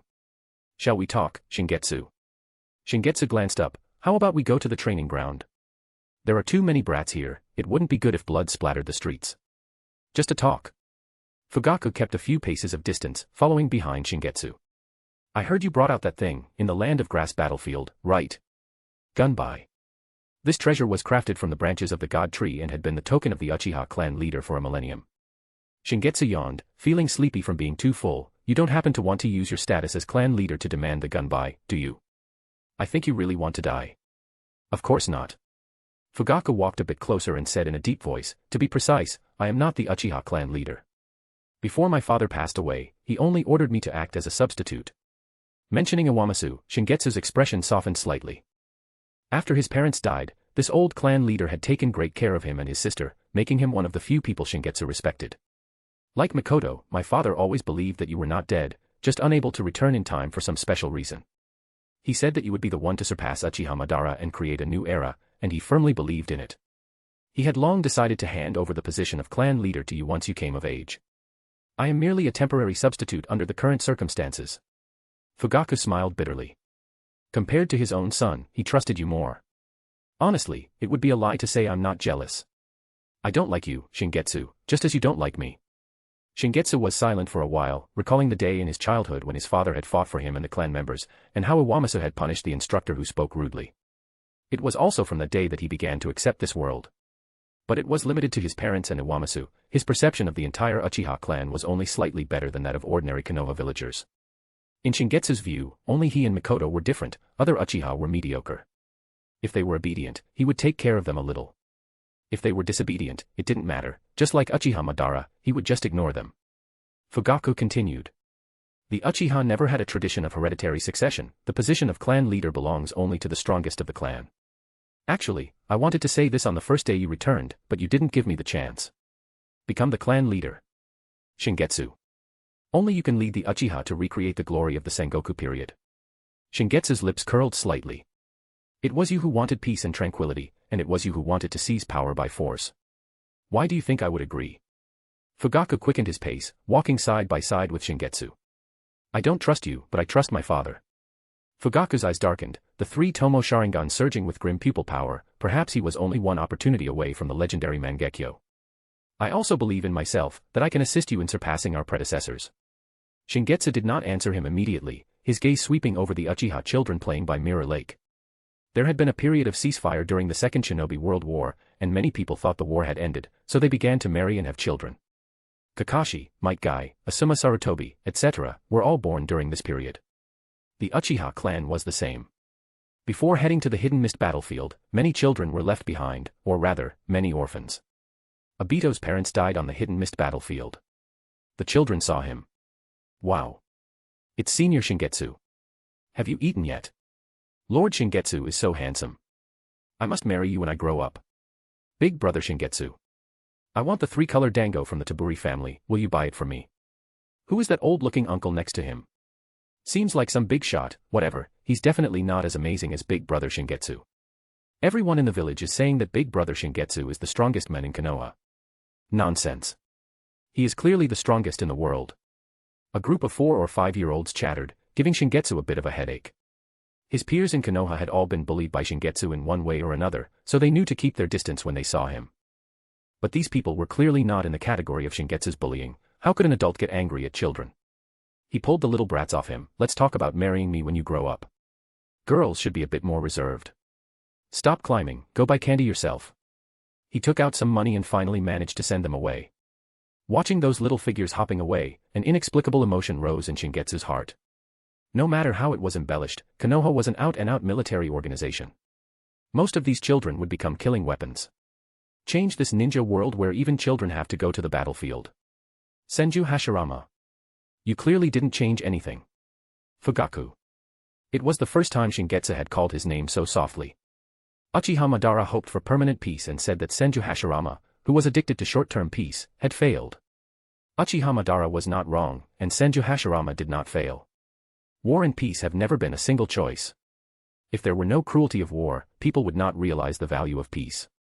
Shingetsu smiled lightly. In this world cursed by peace, I am the one who hopes for eternal war. Divide the world into two ends. Let those who crave battle have a battlefield, and let those who don't want to fight enjoy peace. Assist me. You cannot stop until you die. Do you really have that kind of confidence? Fugaku's heart trembled violently. He had never thought that far. His only dream was for the Uchiha to get the treatment they deserved. Eternal war, he had never thought about it at all. Shingetsu did not expect Fugaku to answer. There was no standard answer anyway. You are indeed not worthy of the position of clan leader. Shingetsu stepped out and said faintly, the Uchiha will establish the position of clan head, which you will hold, to manage clan affairs when the clan leader is not present. That's it. Before defeating that person, we'll leave the clan leader position vacant for now. Shingetsu had just walked out of the riverside. A child ran over, with traces of having fallen on him. The boy handed over a skewer of three-color dango, his smile very bright. Big brother Shingetsu. For you. Shingetsu squatted down and raised his hand to carefully brush the dust off the boy. Don't be too impatient when doing things. Abito. The little boy rubbed the tip of his nose embarrassedly. Haha. I wanted big brother Shingetsu to eat it quickly, it tastes best when it's hot. I didn't even let the dango get dusty when I fell, pretty amazing, right? Shingetsu's lips parted slightly. Amazing, but I like cold sweets. Not everyone likes what you like. Little Abito was a bit confused. Why? It's clearly better when it's hot, the shopkeeper said so.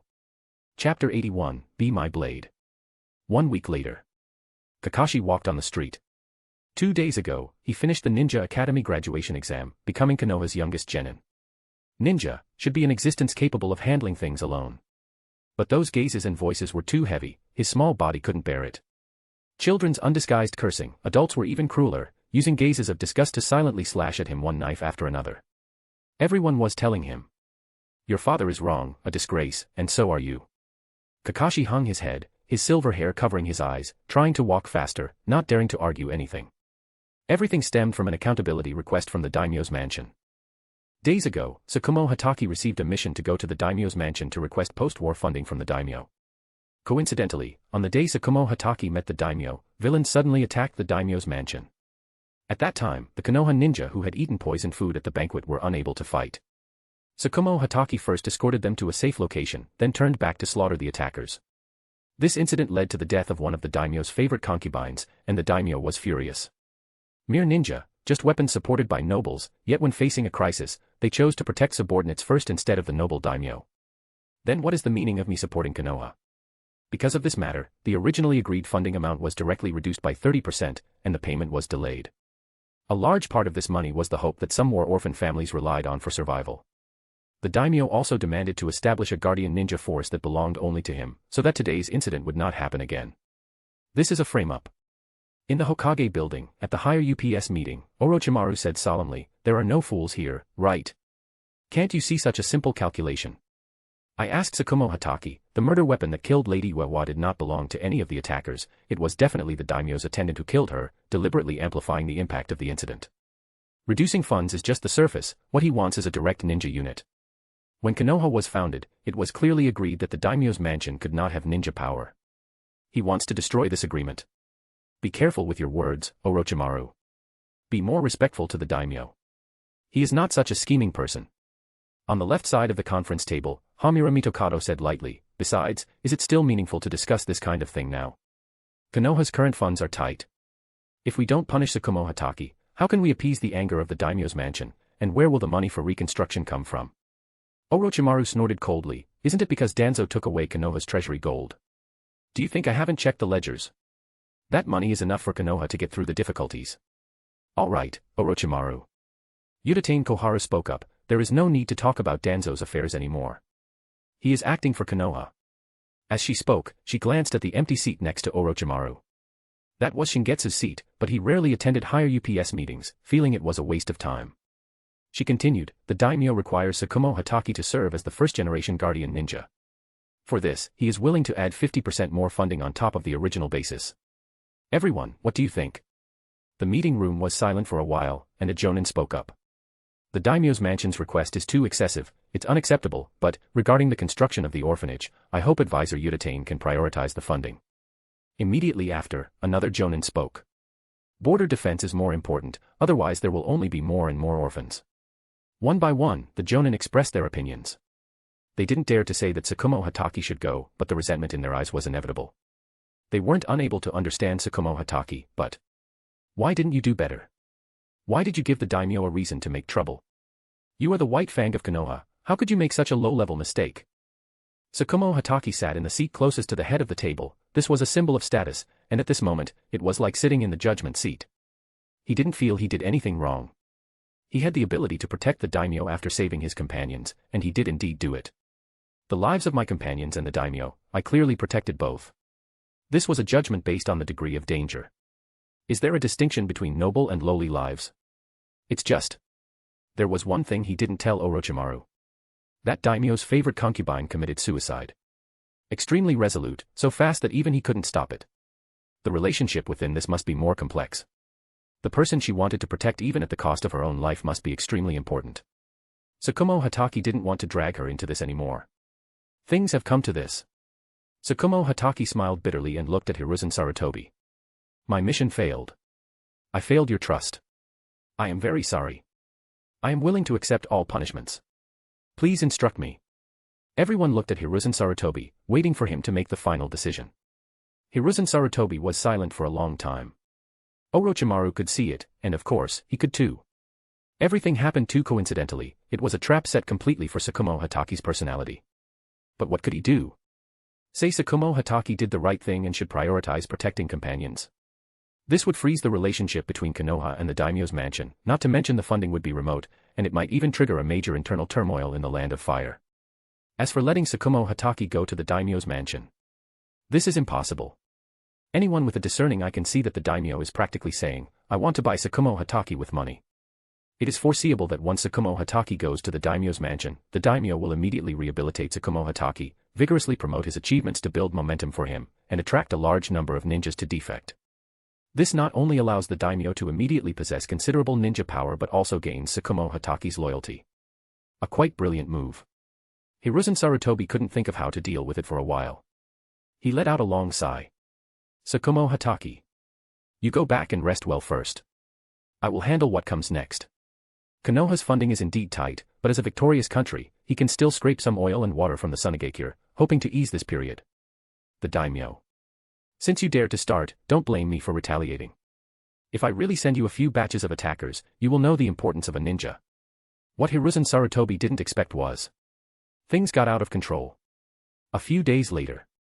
Ordinary villagers didn't know about the high-level game. They only knew that the subsidies their relatives exchanged their lives for had stopped, and they didn't know where the next meal for their children would come from. Unable to eat, living in drafty houses, the resentment in their hearts grew stronger and stronger. Under the pressure of hunger and cold, one cannot expect them to remember the war exploits Tsukumo Hatake made, or that he once fought bloody battles for them. They only knew that because of this person, they were living so difficultly. Those companions rescued by Tsukumo Hatake were also affected. Neighbors, friends, and even relatives were questioning them. Why didn't you just die? If you had died sooner, things wouldn't have turned out like this. Gradually, even they themselves felt. Captain Tsukumo Hatake was wrong, he shouldn't have saved them. A question was brought up. For a ninja, is the mission important, or are the companions important? The Cold Ninja Code clearly states that the mission is more important. Countless curses pierced through the gate, piercing Tsukumo Hatake's heart like sharp arrows. A man who could not be defeated by countless bloody battles on the battlefield could only curl up in the face of the duty of protecting those he was supposed to protect, unable to do anything. Why did it become like this? He kept asking himself, but couldn't get an answer. His heart tightened little by little, about to, boom. The Hatake house gate was kicked open, exploding with sky-filled wood chips. Sharp wooden thorns pierced into flesh, and for a moment, the curses turned into painful screams. Shingetsu shoved his hands into his pockets, his indifferent eyes sweeping over the crowd. No noise. As the words fell, even the villagers whose internal organs were pierced tightly covered their mouths, cold sweat pouring, not daring to make a sound. Looking at the curled-up Tsukumo Hatake, Shingetsu kicked him flying without mercy. Tsukumo Hatake's body smashed through the house wall, leaning against the street, blood seeping from the corner of his mouth, still expressionless. Shingetsu stepped over the ruins and rubble, looking down at Tsukumo Hatake, and said lightly, "Give up thinking. Just be my blade." Chapter 82, The Setting Sun is Like Blood. Kakashi walked aimlessly, hoping to escape the bone-gnawing curses. He did not know where he had walked, but the noise in his ears faded away. Thud. Kakashi stumbled and fell. Realizing he had bumped into someone, he immediately stood up and apologized. "I'm sorry, I didn't mean to." A moment later, it dawned on him. He was a ninja. Even if he was distracted, his perception wouldn't be so poor that he would bump into someone. Furthermore, the feeling of the collision, it was like running into a mountain made of steel and iron. As he looked up and his hair parted, Kakashi met a pair of dark, gloomy eyes. Shingetsu. Senpai. Seeing someone he knew, Kakashi subconsciously wanted to escape. In the past few days, he had seen too many of his father's former friends casting resentful gazes at him, which hurt more than the strangers. "It is late, you should go home," Shingetsu said indifferently. The absence of the expected reprimand made Kakashi heave a sigh of relief. He looked around, no wonder there were no curses from villagers. He had wandered into the Uchiha clan territory. The Uchiha clan always handled their war pensions internally. This incident had no impact on them at all.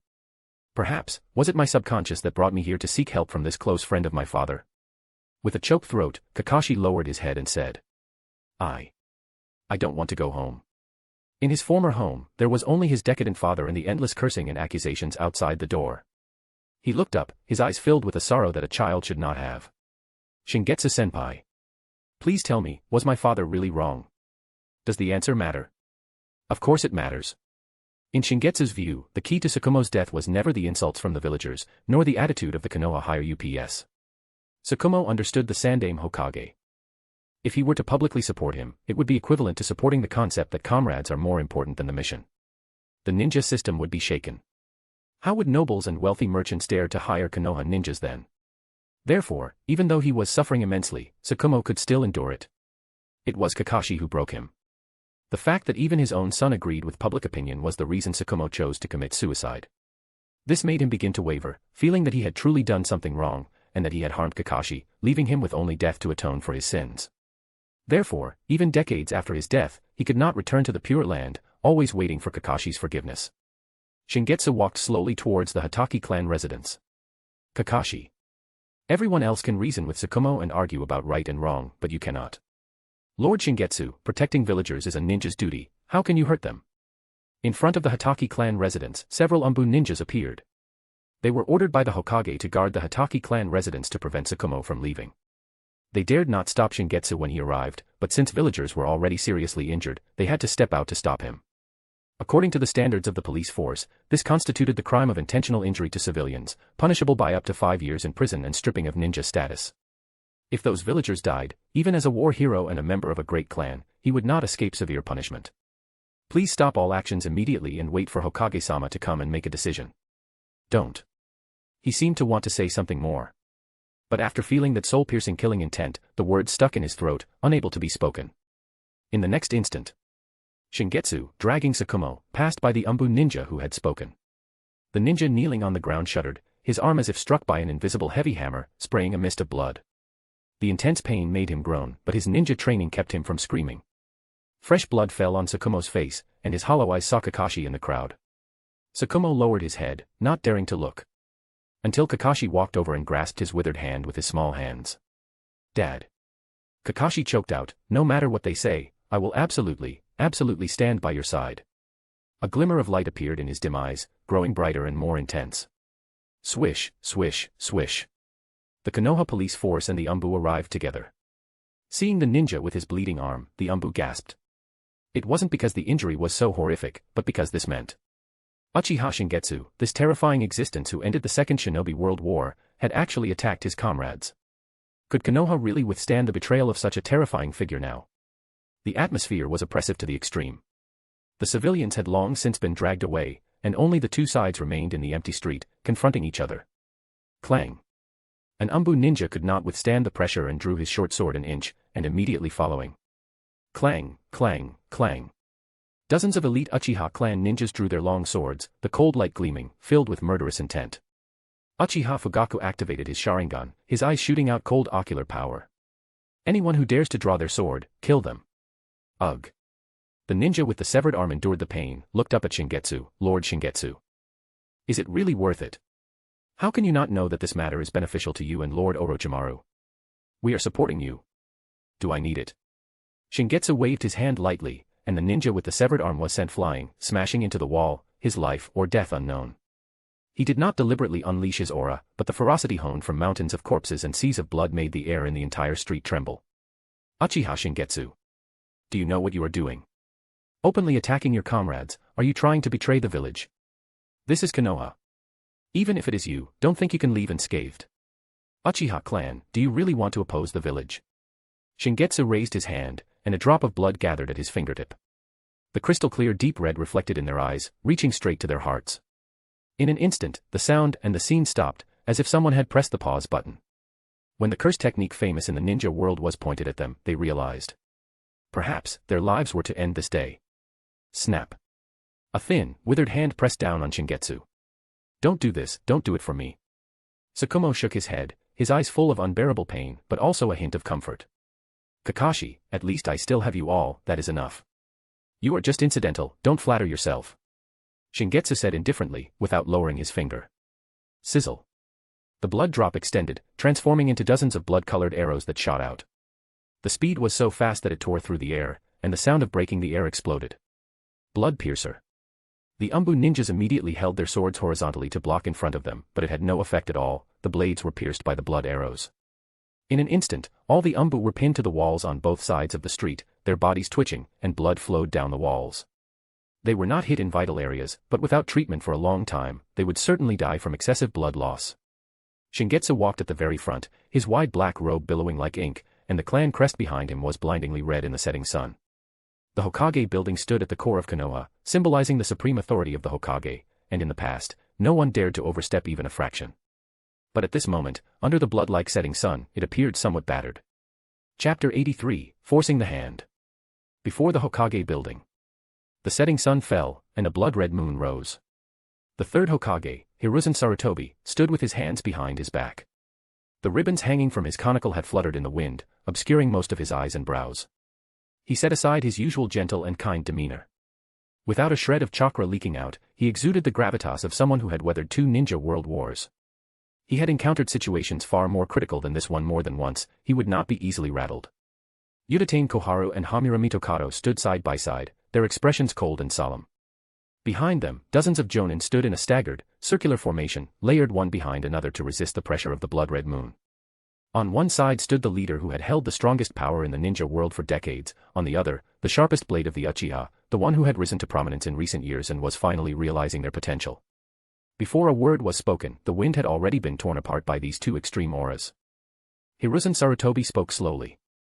Shingetsu, you should know that things in this world do not always go as one wishes. You have your principles, and I have my difficulties. One cannot resort to arms just because of a little displeasure in one's heart. Let it end here. I can pretend nothing has happened, and Tsukumo's matter will be handled properly. Given the current situation, you still want to reconcile with this guy. Too weak and cowardly, Hiruzen. Hamura Mitokado stepped forward and said coldly, even someone as strong as Uchiha Madara could not topple Konoha. Do you think you can do it? Konoha will never accept your coercion. This is too insolent. Udatain Koharu's gaze was sharp as a knife, completely lacking the gentleness typical of a medical nin. Shingetsu remained calm and composed, her cool, clear eyes meeting the scrutiny and wariness of the higher UPS. She said indifferently to Hiruzen Sarutobi. Is that your answer? Hiruzen Sarutobi glanced at the two of them, dissatisfied with their casual interjection, but in front of so many people, it was not appropriate to slight the face of the Hokage advisors. After all, to outsiders, the two of them were extensions of his will. He sighed softly. Violence cannot solve problems, we should sit down and talk this through properly. Things are not as simple as you think. No. Shingetsu interrupted him, shaking her head with a faint smile. Hokage-sama, if I wanted to use violence to solve the problem, the two advisors wouldn't even have had the chance to speak. It's a rare occasion that I actually want to reason with you. The people and ninja who arrived one after another were very confused upon hearing this. Severely injuring the Umbu, gathering a crowd, and marching to the Hokage building, where was the sign of wanting to reason? Isn't this just an armed coup? Ridiculous. Leading the Uchiha police force here with blades drawn, what kind of reasoning is that? Surrender immediately, or the entire Uchiha clan will be treated as traitors. Silence. Hamura. Hiruzen Sarutobi shouted sharply, sensing that something was wrong. The position of Hokage advisor only carried the right to advise, not the power to make decisions. In meetings, the two were mostly conservative and rarely made aggressive statements in public. The entire Uchiha clan in rebellion. I haven't even classified Shingetsu as a traitor yet, how dare she say such things? Too reckless. The onlookers suddenly parted to both sides. Orochimaru walked out from the crowd, his ninja attire stained with dust and blood, his face showing the exhaustion of a long journey. He looked at Hamura Mitokado with deep, dark eyes. Advisor, don't you think it's a bit too late to start worrying now? Hamura Mitokado frowned tightly. What are you talking about? Where have you been these past few days, leaving the village without permission? Orochimaru steadied his rapid breathing and saw Tsukumo behind Shingetsu. In just a few days, this sharpest blade of Konoha had lost its edge, his body was hunched, so weak that he needed Kakashi's support, and his silver hair looked dull and lifeless. When he looked at Hamura Mitokado again, there was a bit more resentment in his eyes. Orochimaru took a few pages of letter paper from his bosom and loosened his fingertips, the papers rustled in the wind. He stared fixedly at Hamura Mitokado, his voice not loud, yet it clearly reached everyone present. Hamura Mitokado, the one who forced Tsukumo Hatake to face that choice, the one who made Konoha lose credibility with the daimyo, wasn't it you? This is your correspondence with the daimyo's close retainers. Do you want me to read it out sentence by sentence? I really want to ask, what exactly was the reason that made you treat the village's hero so poorly? As these words fell, the scene went deathly silent. The next second, it erupted in an uproar. What? The Hokage advisor framed Lord Whitefang, how is that possible? The daimyo, how could the village's higher UPS be involved with the daimyo? What is going on here? The noisy voices instantly drowned out the square in front of the Hokage building, the commotion unending. Hamura Mitokado narrowed his eyes, his expression unchanging in the face of Orochimaru's questioning. I don't know what you are talking about. Aside from official meetings, I have never had contact with the daimyo's court, let alone corresponded with any of his retainers. I understand your desire to exonerate Tsukumo, but you should not slander me. Naive. How could I be stupid enough to leave behind secret letters? The people I sent were suicide squads, all right. You think you can bluff me with a few pieces of paper? What a joke. Shingetsu took the letter paper and flicked it. You mean, the letter is fake? Hamura Mitokado snorted coldly. Of course it's fake. Bring out the torture and interrogation force to verify the handwriting in public, it is definitely not written by me. That's right, it was indeed not written by you. Shingetsu smiled faintly and released her fingertips, letting the letter paper drift away in the wind. Hiruzen Sarutobi frowned, his gaze shifting between them. What is going on now? Can someone explain this? People arrived. Shingetsu hooked her finger, and a dragging sound echoed from the path Orochimaru had taken. So heavy. Shingetsu-sama, why is this guy so heavy? Yahiko and Nagato were seen dragging a fat man weighing over 300 pounds, one on each side. His fine clothes were tattered from the dragging. Someone recognized the face layered with fat and exclaimed. Lord Dainagon. Dainagon, the daimyo's chief advisor, held real power in drafting decrees for the Land of Fire and approving funding. No. No. Not Dainagon. It's a fat pig. A fat pig. Like a conditioned reflex, the fat on Dainagon's body trembled violently, his hands flailing faster than a fan, his voice shaking. One could imagine how much torture he had endured along the way. Hamura Mitokado's expression changed abruptly, turning from white to green. Stepping on Dainagon's abdomen, Shingetsu's smile was thin and cold, sending a chill through Hamura Mitokado, because this is the testimony. Finding evidence is such a hassle, you wouldn't understand, not having a Sharingan. 3 pitch-black tomo rotated in her eyes, cold and bone-chilling. Under these eyes, there are no secrets. Hiruzen Sarutobi's expression turned gloomy. Must it be like this, Shingetsu? It would be impossible to say he was completely unaware of the advisor group's covert actions, it was just that there had been too many affairs recently, and he hadn't delved into it. If he had known this was Hamura Mitokado's doing, he didn't know what he would have done. The smile on Shingetsu's face faded. Third Hokage-sama, you are a good man. A good man who immerses himself in the light, yet dares not look directly at the darkness, nor control the darkness. Snap. She stepped down, snapping the neck of the Dainagon, and the bellows-like breathing came to an abrupt halt. Chapter 84, I will even kill you. Hiruzen Sarutobi sighed, a hint of reluctance in his eyes. Even if it were just a pig, it was a pig he had known for over 10 years, watching it die before his eyes still evoked a sense of sorrow. His gaze shifted between Orochimaru and Shingetsu. At the meeting a few days ago, he had already sensed Orochimaru's intense dissatisfaction regarding the Tsukumo incident. But given Orochimaru's personality, how could he act so ruthlessly? You are not a child. Hiruzen Sarutobi slowly removed his conical hat, his gaze sharp. Whatever the facts are, they must be investigated and verified, not handled by privately seizing and killing the daimyo's close retainers. Shodai, first, Sama concluded a pact with the daimyo to establish the ninja village and protect the land of fire. Do you want to let the hard work of our predecessors go to waste? Whoosh! Chakra, as if solidified, cracked the stone floor, and a violent gust of air surged forth. Hamura Mitokado and Kohara Yutane at his side bore the brunt of it, pushed back by the terrifying chakra. There were many evaluations of the two Hokage advisors, one of which was that they were comparable to the Sandaime, third, Hokage and strong enough to serve as guards for the Nidaime, second, Sama. Absurd. Hiruzen Sarutobi was the strongest of that generation, a one-of-a-kind son. The Uchiha members behind Shingetsu also showed fear upon seeing the enraged Hiruzen Sarutobi. Orochimaru, Tsukumo, and other elite jonin instinctively took a few steps back. Many years ago, a young Hiruzen Sarutobi returned to the village with Tobirama's final orders to succeed as Hokage. How could the major ninja clans be convinced? Yet, many strong warriors from the Sengoku period were still alive. When they were building the village, Hiruzen Sarutobi was still a brat. They felt they were more qualified to be Hokage than he was. The Uchiha and Hyuga were the most unconvinced, and Iwamasu, coerced by his clansmen, also challenged Hiruzen Sarutobi. Uzumaki Mito could help stabilize the situation in Konoha, but she would not help him block legitimate challenges. In the end, ninjas must rely on strength to speak. The result was obvious. Hiruzen Sarutobi defeated everyone, succeeded as Hokage honorably, and had his face carved into the mountain after Senju Tobirama. The title of ninja hero was not acquired after the Second Shinobi World War, it had been recognized by the older generation of ninjas over a decade ago. The strong wind made Shingetsu's long robe flutter loudly. Under the terrifying pressure of the chakra, his expression remained unchanged as he took a step forward. The sun and the moon, competing in brilliance. Wouldn't it have been better if you had done this earlier? Shingetsu's lips curled up, his black hair surging. Hokage-sama, you are a man whose talent surpasses Nidaime, second, Sama, and who has mastered thousands of ninjutsu.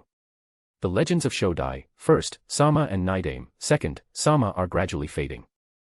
In everyone's eyes, you are among the strongest in the ninja world. It's too strange. Even I acknowledge your strength immensely. How can the mere daimyo's court sway your thoughts?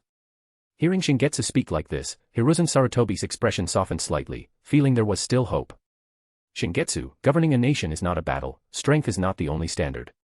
You are still young. When you see friends and family sacrifice themselves one by one, the things you need to consider. I have heard about you from Clan Chief Iwamasu. Shingetsu didn't wait for him to continue. In his impression, you were so firm and decisive, suppressing the major ninja clans with an iron fist and quickly unifying the whole village.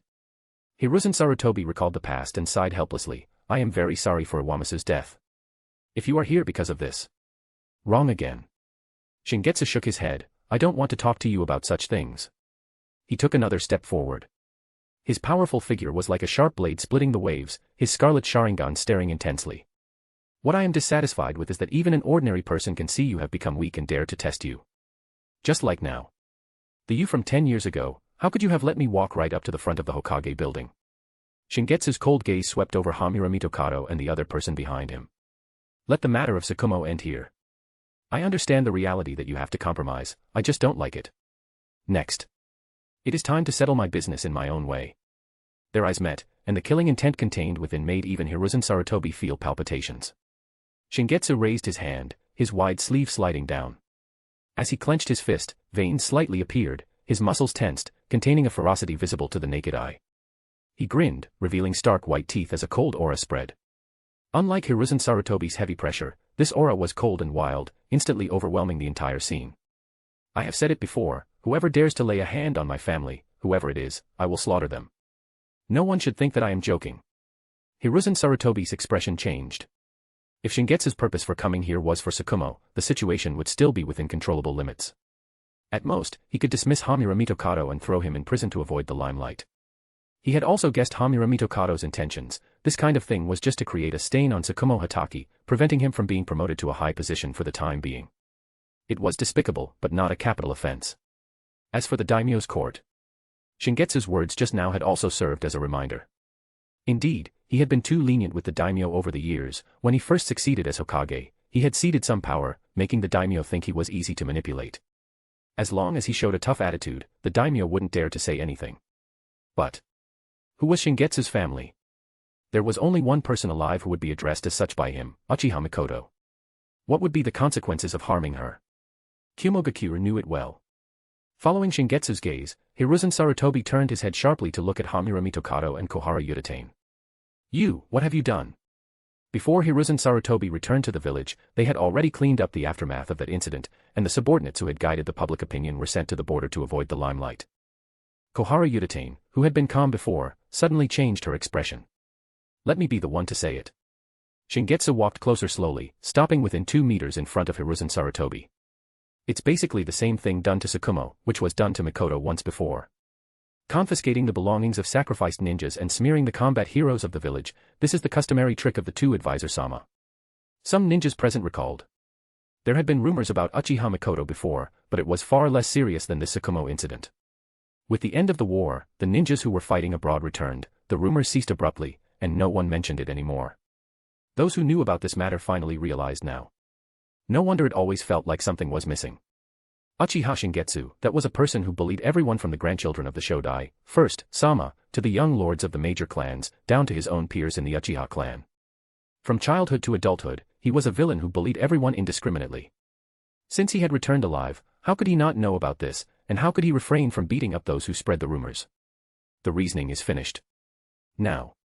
At close range, Shingetsu, who was nearly a head taller than Hiruzen Sarutobi, looked down with a condescending gaze. "I am going to kill them, if you don't step aside." No. They guessed wrong. Everyone's pupils shrank violently. They had imagined what an enraged Shingetsu would do as much as possible, but they never expected it would be so serious as to take lives. The next sentence made their scalps tingle completely. "I will even kill you." Really? He really said it. Chapter 85, The Choice. "How dare you?" Asterisk whoosh. Asterisk. Upon hearing Shingetsu's words, Enma, who had been there all along, shot forward, his eyes filled with killing intent. The hair on his thick right arm stood on end as he gathered strength, his fist plummeting forward with a whistling gale, aiming straight for Shingetsu's face.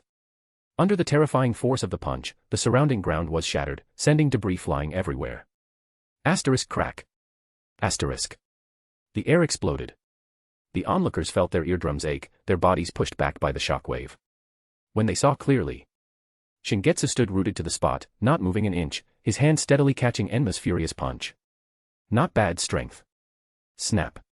Shingetsu closed his fingers, and Enma, known for his diamond-like indestructibility, felt his fingers snap and break. However, as he spoke, Shingetsu chuckled, stepped back half a pace, and clenched his left fist. "Forget it, just feel it with your body." Enma felt a sense of dread, but with his fist caught by Shingetsu, no matter how much strength he exerted, he couldn't break free. Asterisk oh no. Asterisk. Enma held his breath to protect himself, but he knew very well. He absolutely couldn't block it. Asterisk boom. Asterisk. A punch moving faster than the speed of sound landed solidly on Enma's burly chest, shattering the very air along with it. Within their field of vision, everything was completely overwhelmed by the fist intent. Asterisk boom. Asterisk. The giant demon ape was sent flying like a kite with a broken string, crashing heavily to the ground as dust billowed into the sky. The crowd was speechless. Such a pure display of physical power was sometimes more impactful than large-scale ninjutsu. Especially. The one being so easily repelled was none other than the diamond indestructible Monkey King Enma, known as the strongest summoned beast. Hiruzen Sarutobi was not very surprised. Having seen Shingetsu subdue two-tailed beasts with his own eyes, this scene was somewhat within his expectations. "I will strip Hamura Mitokado and Udatane Koharu of their positions as advisors and place them under house arrest." Hiruzen Sarutobi said slowly, "They, too, have bled and shed tears for the village, they should not be killed so easily for this. It wouldn't be fair." "Hiruzen, you." Udatane Koharu looked unwilling. "Shut up." Hiruzen Sarutobi barked a stern command, then turned to Shingetsu. "I will compensate Mikoto and Tsukumo. Shingetsu, the war has finally stopped. Just consider it, please, try to understand an old man's feelings, would you?" Hiruzen Sarutobi, now over 40, already had wrinkles at the corners of his eyes. Shingetsu was silent for a few seconds, then said indifferently. "I hate troublesome matters.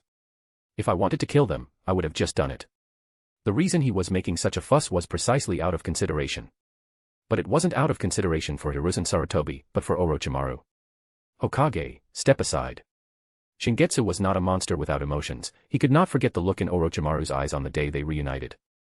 On one side was the teacher who had guided his growth and never treated him poorly, and on the other, his most important disciple. To face each other in life and death, how much pain he must be in. By using Tsukumo's matter to blow things out of proportion and judging them from the moral high ground in front of everyone, he was ensuring that Hiruzen Sarutobi wouldn't have the chance to intervene. Hiruzen Sarutobi also knew that if he insisted on protecting the two of them today, the village that the predecessors had worked so hard to build would split apart from this point on. The orphans of fallen ninjas being bullied, or heroes being slandered. When such things were brought out into the open, no one could accept them. He was the Hokage. Between the village and his companions. Hiruzen Sarutobi clenched his fists tightly, his mind recalling the experiences he had shared with Hamura and Kohara since childhood, learning together, fighting together. Hokage-sama, they are not the only ones who have bled for the village. Just then, a young Hyuga with the Byakugan stepped out from the crowd and said loudly, Konoha belongs to everyone. Letting them off like this, is it fair to Lord Shingetsu, who sacrificed himself in the past, or to Lord Tsukumo, who fought in a sea of blood? Ryosuke Hyuga Hayashi scolded in a low voice. In a situation like this, was it a place for a mere chunin like him to speak up? Didn't you see that I, the clan chief, haven't even spoken yet? What do you think you're doing? Hyuga Ryosuke ignored him and continued, as higher UPS, they have acted recklessly and abused their power for personal gain. If they are not killed, it will not be enough to appease public anger. If they are not killed, it will not be enough to settle people's hearts. We demand justice for Lord Shingetsu, Lord Tsukumo, and Jonin Mikoto. This is the thought of me, an ordinary Konoha ninja. The Hyuga clan, have they chosen a side? The ninjas exchanged glances. To be honest, compared to what the Hokage advisors had done, Uchiha Shingetsu, who had fought his way all the way to the Hokage building, was actually more excessive. But things like logic always lean toward the stronger side. Uchiha Shingetsu was already hard to deal with even when he was in the wrong, and now that he held the moral high ground, then. Shikaku narrowed his eyes slightly. The person Shingetsu chose was very good. To some extent, the Byakugan was more important to the village than the Sharingan. Moreover, this would send a signal to the outside world that the two great Dōjutsu clans were on the same side in this matter, giving some wavering ninjas a sense of reassurance. This guy. Who is he? Seeing the flattering gaze from that Byakugan kid, Shingetsu was very confused. Where did he learn such sycophantic speech? It actually sounded quite convincing. Hiruzen-sensei, please step aside. Orochimaru said slowly, their existence will cause the windmill that is Konoha to gradually stagnate and rot. So it really wasn't for me. Tsukumo straightened his exhausted body and stood up, that makes things easier. For Miss Mikoto, I don't mind being your blade for once. For a moment, the filthy aura lingering around him receded, and the father Kakashi remembered returned. The white fang of Konoha, sharp and formidable. Mind the atmosphere, I don't want to roast you on an occasion like this. Shingetsu took another step forward, and the safety distance between ninjas vanished completely. I don't have much patience. Alright, tell me your choice. He really wanted to. Hiruzen Sarutobi really wanted to disregard everything and protect his companions. But the pairs of eyes, the voices, the Hokage's Hayori on his shoulders, the expectations of his predecessors. It was too heavy, it weighed him down so much he couldn't lift his head. He gritted his teeth tightly, his heart aching with a tearing pain that made it hard for him to breathe. Pat. One on the left and one on the right, two hands pressed onto his shoulders. Hiruzen, it shouldn't be that hard of a choice. Hamura Mitokado smiled, pulled Hiruzen Sarutobi back, and faced Uchiha Shingetsu directly. Denying it any further would be too unsightly. However, everything we did was for the village, whether you believe it or not.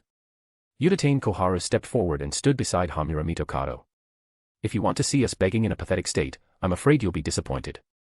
Before we were Hokage advisors, we were first and foremost Konoha ninjas. Let's resolve this the way ninjas do. Both raised the seal of confrontation. Uchiha Shingetsu. If you want our lives, come and take them yourself. Shingetsu did not raise the seal of confrontation. He held his head high, the corner of his mouth curling up with a look of utter disdain. Wouldn't it have been better to just obediently run away like Danzo? A clash of ideals. You are not worthy. Whoosh. Whoosh. Two figures shot out from behind Shingetsu, heading toward Hamura Mitokado and Udatain Koharu. Clang. The white fang's short blade suppressed Hamura Mitokado, and Tsukumo said in a low voice. I almost left Kakashi all alone. I have every reason to swing my blade at you, Hamura Mitokado. You should have retired earlier, advisor. Uchiha Koharu snorted, listening to an Uchiha, sooner or later, you will regret it, Orochimaru. Orochimaru's indifferent face was reflected in the blade. It has nothing to do with a surname. What I have chosen is my dream. Chapter 86, this is where it ends. Above the first Hokage's monument. Shingetsu pressed one hand on Hiruzen Sarutobi's shoulder, watching the fierce battle erupting in front of the Hokage building. But it was not this hand that held Hiruzen Sarutobi down, but the predecessor beneath him. Hiruzen Sarutobi closed his eyes. Must it come to this? Shingetsu was silent for a moment, then said calmly, I do not want to be the one forced to make a choice. Hiruzen Sarutobi shook his head, there could have been a better way, why didn't you give me a chance? You overestimate yourself. You can neither achieve the magnanimity and impartiality of the first Hokage, nor can you match the decisiveness of Senju Tobirama. Shingetsu gazed into the distance and said slowly, I will not blame you, they simply died before they had the chance to change. And what about you? Hiruzen Sarutobi's eyes grew calm, that day you refined Maharaga, you must have noticed my hesitation. You are too strong, and the Uchiha are too prone to losing control, and the cost is something Konoha cannot bear. Right now, you are barely considering Orochimaru's feelings, but one day, when the person who keeps you in check is gone, to act with wanton violence, to control everything with cold, absolute oppression, losing all bottom lines, that is called a tyrant. You are walking down this path, aren't you? What is wrong with that? Shingetsu smiled, if the total amount of suffering remains the same, it is naturally better to inflict it upon unrelated parties. The wails of enemies are more pleasant to hear than the weeping of loved ones. In front of the Hokage building, the battle was drawing to a close. Hiruzen Sarutobi stopped looking, since he had already made his choice, he was not meant to dwell on it forever. How can the conflict between the Uchiha and the village be reconciled? Your appearance will inevitably provoke the radicals within the Uchiha clan. Hiruzen Sarutobi choked on his words. What am I saying? The biggest radical of the Uchiha is standing right beside me. He gradually understood Inoki. Such a person, how am I supposed to reconcile with him? The version of himself that swore so confidently that he would not let history repeat itself, where did that confidence come from? Shingetsu lowered his eyes and gave a soft hum. Perhaps this is a choice of natural evolution, making people become repulsive over time so that one would not be reluctant when the elders pass away. When you become truly unbearable to me, I will kill you without hesitation. Saying it like that, it is not just Orochimaru, you still care about my feelings a little. Drawing a pipe from his robe, Hiruzen Sarutobi took a deep puff, suppressing his surging grief. What do you want? To make Orochimaru the Hokage, or to take the position yourself? Hiruzen Sarutobi's eyes darkened, you could have waited a few years, you are too impatient. How boring. Shingetsu gazed into the distance, not even deigning to look at Konoha village. You old folks always think the so-called position of Hokage is so precious, so highly coveted. I just want the air in the place where I occasionally rest to be a little fresher. Losing patience with discussing things with Hiruzen Sarutobi, Shingetsu turned around and said, I will finish what Tsukumo did not. First, I will turn this country into something that suits my wishes. Hiruzen Sarutobi's pupils constricted violently. What are you going to do? Calm down, Shingetsu. If you dare to make a move against the daimyo, Konoha will bring the wrath of the entire ninja world upon itself. The disdain in Shingetsu's laughter was obvious. Was it not like that before, Hokage-sama? Since you lack the courage to change, just stay there and watch obediently. In front of the Hokage building, Uchiha Koharu felt a chill in her chest, not from Orochimaru's Kusanagi sword, but those who usually revered her and relied on her were watching her death with such cold, indifferent eyes. It should not be like this. You do not know my dedication over the decades, you do not know how I have racked my brains and toiled day and night for Konoha. I have not betrayed the teachings of teacher Tobirama. Not for a day, not for an hour, not for a single moment. What have I done wrong that you look at me with such eyes? She wanted to roar, she wanted to question. Suddenly, she understood. Just like no one is willing to understand the grievances and helplessness of those who are misunderstood, at this moment, no one is willing to delve into her contributions and hidden difficulties. In the end, people are just like a flock of pigeons, if one flies to the right, they all fly to the right. Whoosh. Orochimaru withdrew his blade, drops of fresh blood landing on his pale face. Denying a person's soul is an endless torture. Still feel resentful? Uchiha Koharu smiled miserably, the emerald chakra surrounding her wound scattered like fallen leaves in the wind. She was once the most outstanding medical nin in Konoha, laying a solid foundation for Konoha's medical field. In the era before Tsunade rose to prominence, it was she who countered the poisons of Chiyo of Sunagakure. That was already in the past. On the other side, Hamura Mitokado, who was struggling to defend against the white fang of Konoha's onslaught, suddenly felt the chakra connection between himself and Koharu break. Ninpo, substitution therapy. A secret technique developed by Utatane Koharu that could transfer the injuries of those connected by chakra within range to herself, and then quickly heal them with her own superb palm sage jutsu. Because of this, Hamura Mitokado, who had not been on the battlefield for years and was somewhat rusty in combat, had been able to hold out under the blade of the White Fang of Konoha. Had Koharu been defeated? Hamura Mitokado looked over anxiously. His old friend's eyes lacked their usual shrewdness and composure, leaving only a deep, heavy calm. Her brows were relaxed, and the wrinkles accumulated from trivial matters had softened. Hamura Mitokado's throat tightened as he stared blankly at those eyes, recalling years past. Long ago, he was not as composed as he was now. He would get angry over trivial things, would be dissatisfied with Hiruzen Sarutobi being favored by the teacher, and every time, it was these eyes that calmed him down. Lovers. It was not that kind of shallow relationship, their lives had long been woven together in time. You and I, living and dying together. Tsukumo noticed Hamura Mitokado giving up resistance, and his pupils contracted. He had never intended to kill Hamura Mitokado, he had always remembered the contributions of the two advisors to Konoha and understood them. He had forced himself to attack with a weary body because he understood Shingetsu's personality. Only by striking first and heavily injuring or even crippling the two of them was there even a tiny possibility of saving their lives. Hamura Mitokado was definitely not an opponent who could be defeated by holding back, and the blade Tsukumo had thrust with all his might could not be stopped in time. Stab. The white fang of Konoha's short blade pierced Hamura Mitokado's heart. Advisor-sama. Tsukumo, who had previously called Hamura Mitokado by his name, shouted in his urgency. Hamura Mitokado lowered his head, meeting those eyes filled with worry and concern, and gave a bitter smile. It was too ironic. His blood-stained hand gently patted Tsukumo's face. Just like the three legendary Sannin would briefly teach at the Ninja Academy to select disciples, the three of them once also. Tsukumo, you are too naive. Because of this. I did not choose you back then, and I do not want to choose you now. Ah, forget it, it is not so bad, after all. Just like this. This is where it ends. Chapter 87, Root, Kara. Shingetsu. Do you know why he said that? Your eyes can see the future, right? Tsukumo gently laid Hamura Mitokado's body flat and tidied his disheveled robes. Who knows? Shingetsu walked over slowly and said indifferently, compared to the human heart, the future is not such a complex thing. Tsukumo, I am not your antidote.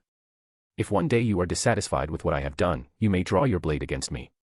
The only thing I can guarantee is, when I kill you, I will not hesitate. Drip. Drip. A light rain fell inopportunely, causing the color of blood to spread. The scene faded into the distance, and the chaos settled into calm. Late night. An unknown dense forest. Danzo Shimura stood on a branch, watching the root ninja busily constructing an underground base. A vein on his forehead throbbed with pain, causing him to frown. Is it because of the Sharingan? Without Uchiha bloodline, he could not deactivate the Sharingan, the consumption of chakra was too great, and he had to find a way to solve it. He had thought about removing the Sharingan and pretending this matter had never happened, so he wouldn't have to leave Konoha to avoid Uchiha Shingetsu. But he lightly brushed over his right eye beneath the bandages. Once one has felt this kind of power, how could they bear to give it up? Suddenly, he spun around and threw a shuriken. Who goes there? Whoosh. The shuriken pinned into the tree trunk, and a figure slowly emerged from behind the tree. He was wrapped in a wide black hooded cloak, the hood pulled low, obscuring most of his face, revealing only a cold and hard jawline. The aura around him was like a dead, silent abyss, suppressing the air until it stagnated. Every nerve in Danzo's body tightened instantly, like a rabbit encountering a tiger, every cell was screaming frantically, telling him of the fundamental biological gap between himself and the person before him. His peripheral vision caught that the root ninja who had been moving in and out of the base entrance a second ago had all disappeared. How is this possible? Who is he?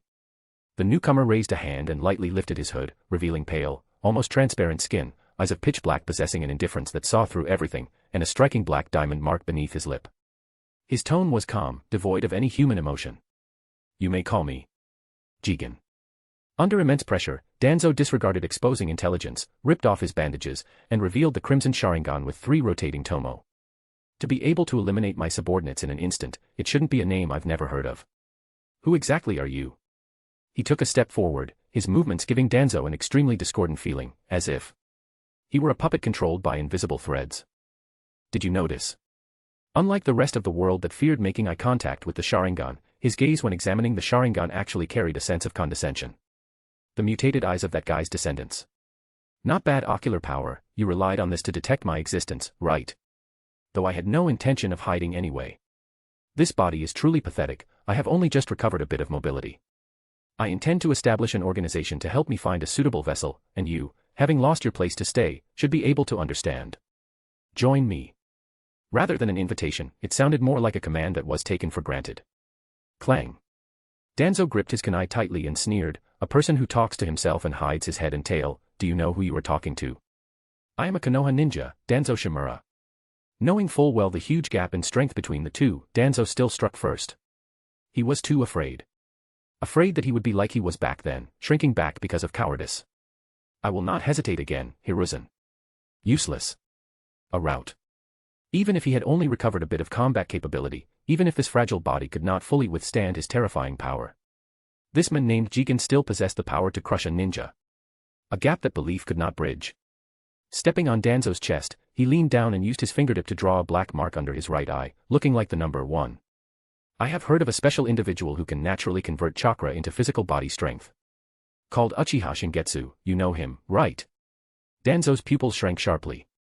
Having had the experience of being subdued by the third Raikage, Danzo had long since inscribed the suicide technique, the reverse 4 symbol sealing, on his body. The moment he was defeated, he decided to activate the sealing jutsu and take the unknown powerhouse before him to the Yellow Springs together. His brain contained too much Konoha intelligence, it absolutely could not be leaked. But hearing that name, he hesitated. Is the target Shingetsu? Everyone has a survival instinct. Danzo had the resolve to die for Konoha, but on the premise that it did not harm Konoha, he would still choose to live if he could. Betray Uchiha Shingetsu? No, that guy's intelligence was almost known to everyone, what else was there to betray? What Danzo thought. The person before him was indeed powerful enough that he could hardly cope, but compared to that unreasonable monster. The scene of Shingetsu clashing head-on with the third Raikage flashed in his mind. Undoubtedly, 5 years had allowed that monster to evolve once again. Judging by his performance on the Land of Grass battlefield, he hadn't even used his full strength. If it were him, perhaps he could kill. Your eyes, interesting. You think I will die at his hands? Seeing through his heart, Jigen's mouth curled into a tiny arc, after such a crushing defeat.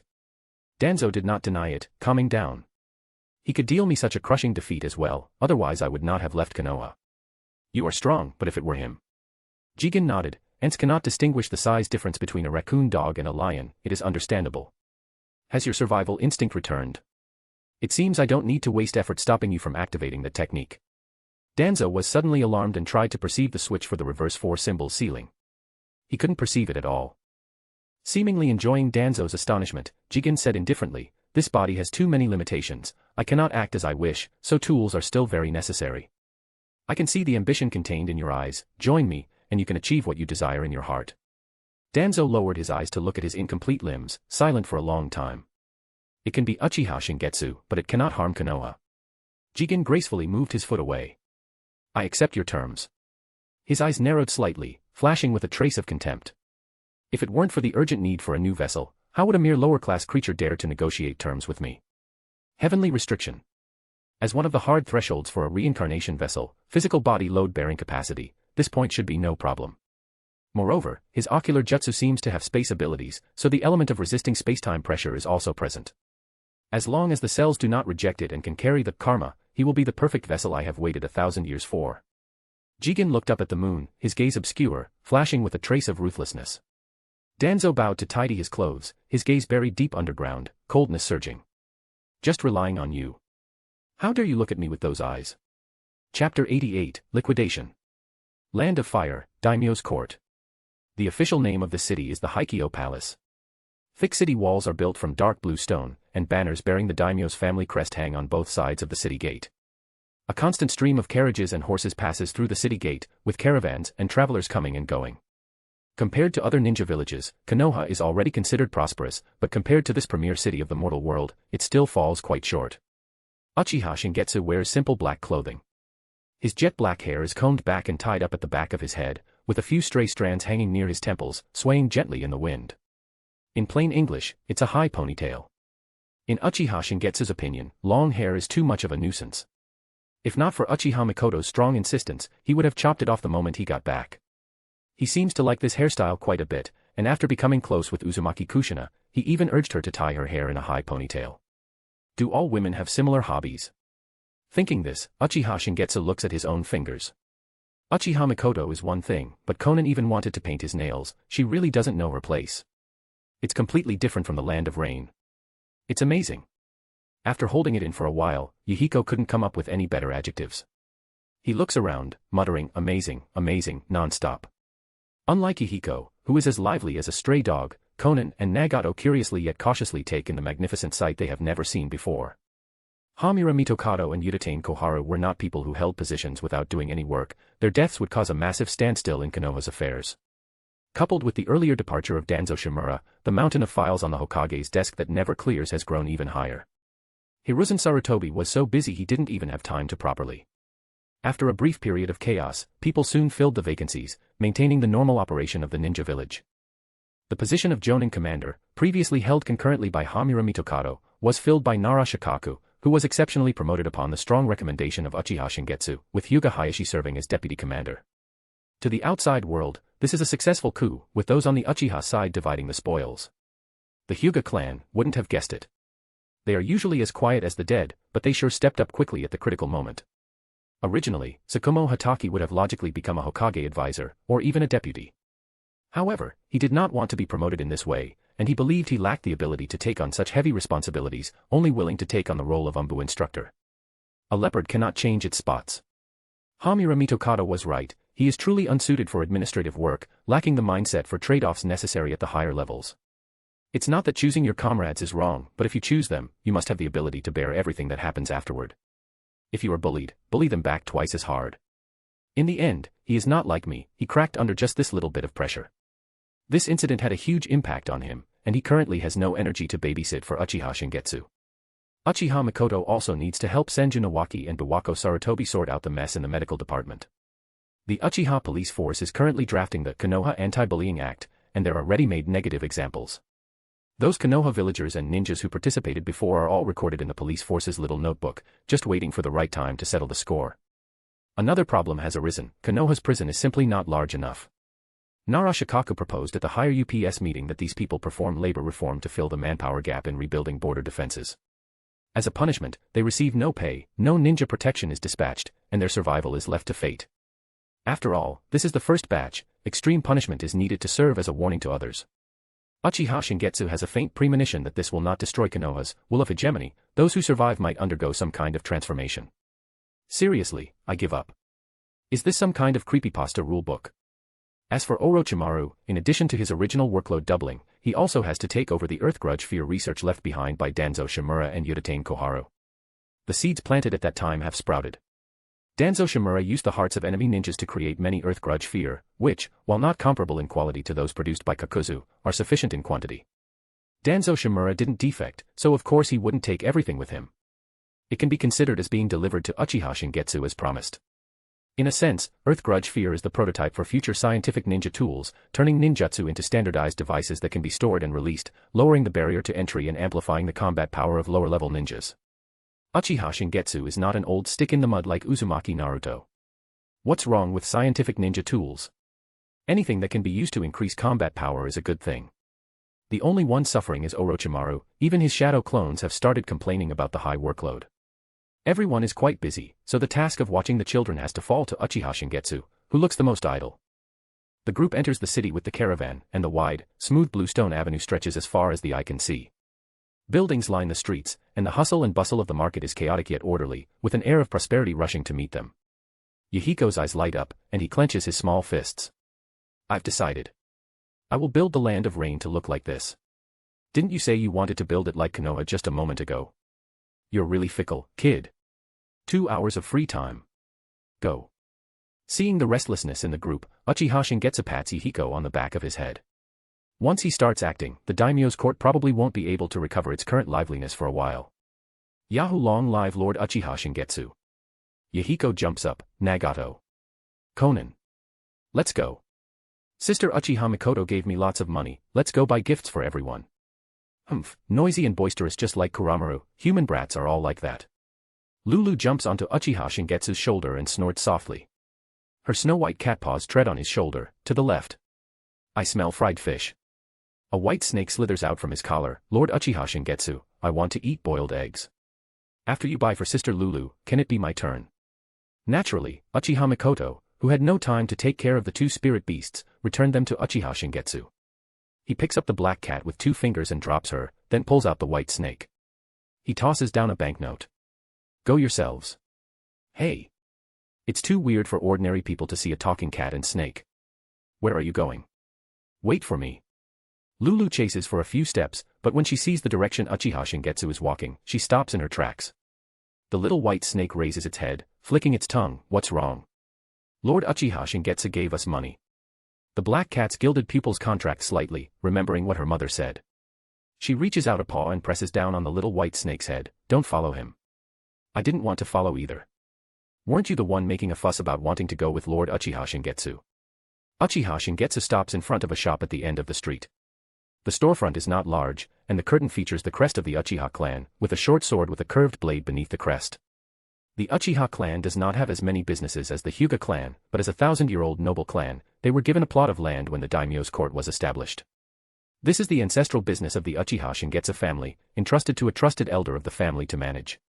The light inside the shop is dim, and the air is filled with a mixture of rust and oil.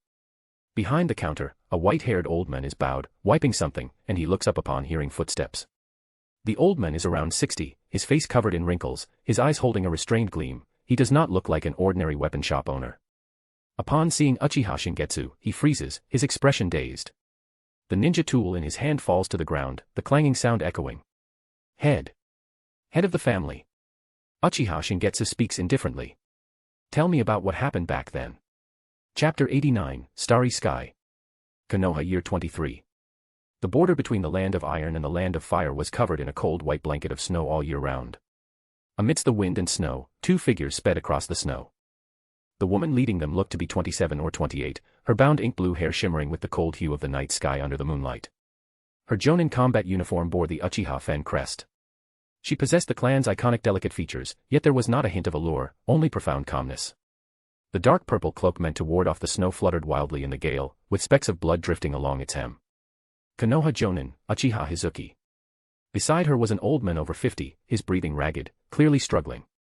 Behind them, a large group of samurai clad in heavy armor and wielding katanas were in hot pursuit, their murderous aura piercing through the wind and snow. The reason the samurai were chasing them was the gray-black ore tightly gripped in Uchiha Hizuki's hand. The ore was only the size of a fist, with a faint glimmer seeping out from its honeycomb-like pores. Ordinary iron ore could be found everywhere in the ninja world, but rare ores with excellent chakra conductivity were extremely scarce, and known veins were strictly controlled and monopolized by the nobility of major nations. Beyond the chakra metal used to craft special ninja tools, there existed an even rarer treasure, chakra crystals.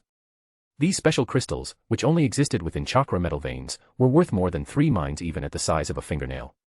Such crystals possessed functions beyond just conducting chakra, they could store it. The god of shinobi, Senju Hashirama, had one such chakra crystal. It served as his secondary chakra source during his youth and was later given to his granddaughter, Tsunade. The chakra stored within it could still resonate with would-release chakra decades later, assisting in sealing a rampaging Jinchuriki. As long as I have this, that child will be able to.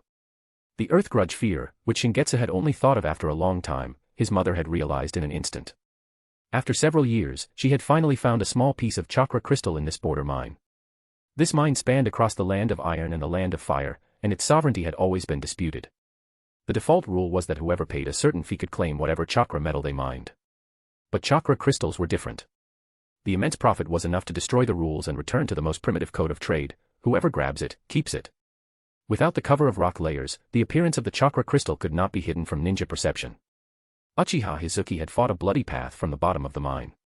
The commotion attracted the attention of the stationed Iron Country samurai, and upon learning the truth, they immediately gathered forces to pursue. Due to historical agreements, the land of iron maintained long-term neutrality. Konoha, needing to guard against the 4 major nations, was short on troops and had not deployed border defenses here. There would be no reinforcements. Uchiha Hizuki's abdominal wound throbbed. Glancing at the approaching Iron Country samurai, she knew that if they dragged this on, neither of them would escape. Her speeding figure stopped abruptly. Her high ink-blue ponytail swung with the momentum before falling heavily. Lady Hizuki. The old man was an orphan adopted by Uchiha Hizuki's ancestors during the Sengoku period, a retainer who had loyally followed her for decades. It was also thanks to his rich experience that Uchiha Hizuki was able to find this chakra crystal. Uchiha Hizuki looked at the ore in her hand, her Sharingan spinning. After a brief pause, she shoved the ore into the old man's arms and turned to face the pursuers. Swish, she drew her long blade, which was covered in chips and nicks. The fact that it hadn't broken yet showed the exceptional craftsmanship of the smith who forged it. Her gaze fell on the blade, and a gentle smile touched the corners of Uchiha Hizuki's mouth. What a pity. He said the new blade would be ready soon. It's a shame I won't get to see it. Uncle Gen, don't tell them. Keep this thing safe for me. Uchiha Hizuki raised her hand, the tip of her blade pointed at the hundreds of elite Iron Country samurai. Little Shingetsu is very smart, he'll figure it out in an instant. He's not the type to keep his cool, so it would be troublesome if he came seeking death too early. Let's wait until they are adults. Her smile widened, as if even the wind and snow were suppressed by it. Ha ha. I bet the first thing that brat will say when he sees this is, "You died for something like this. Idiot." In the tea room. Shingetsu held the gray-black oar, his voice very calm. You are truly like Lady Hizuki, and not just in appearance. The tea in Uncle Gen's hand had long since gone cold. He said slowly, I have been waiting, believing that you would come one day. The tea is cold. He stood up, intending to refill Shingetsu's cup with hot water. In his line of sight, the twilight sun fell just right on Shingetsu's profile. In the shadow of half his face, his eyes were bottomless, with crimson swirling. A wisp of faint light broke free from the oar and fell straight into Shingetsu's eyes.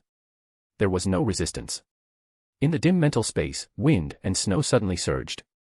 Snowflakes converged into a slender, upright figure. She was just as he remembered.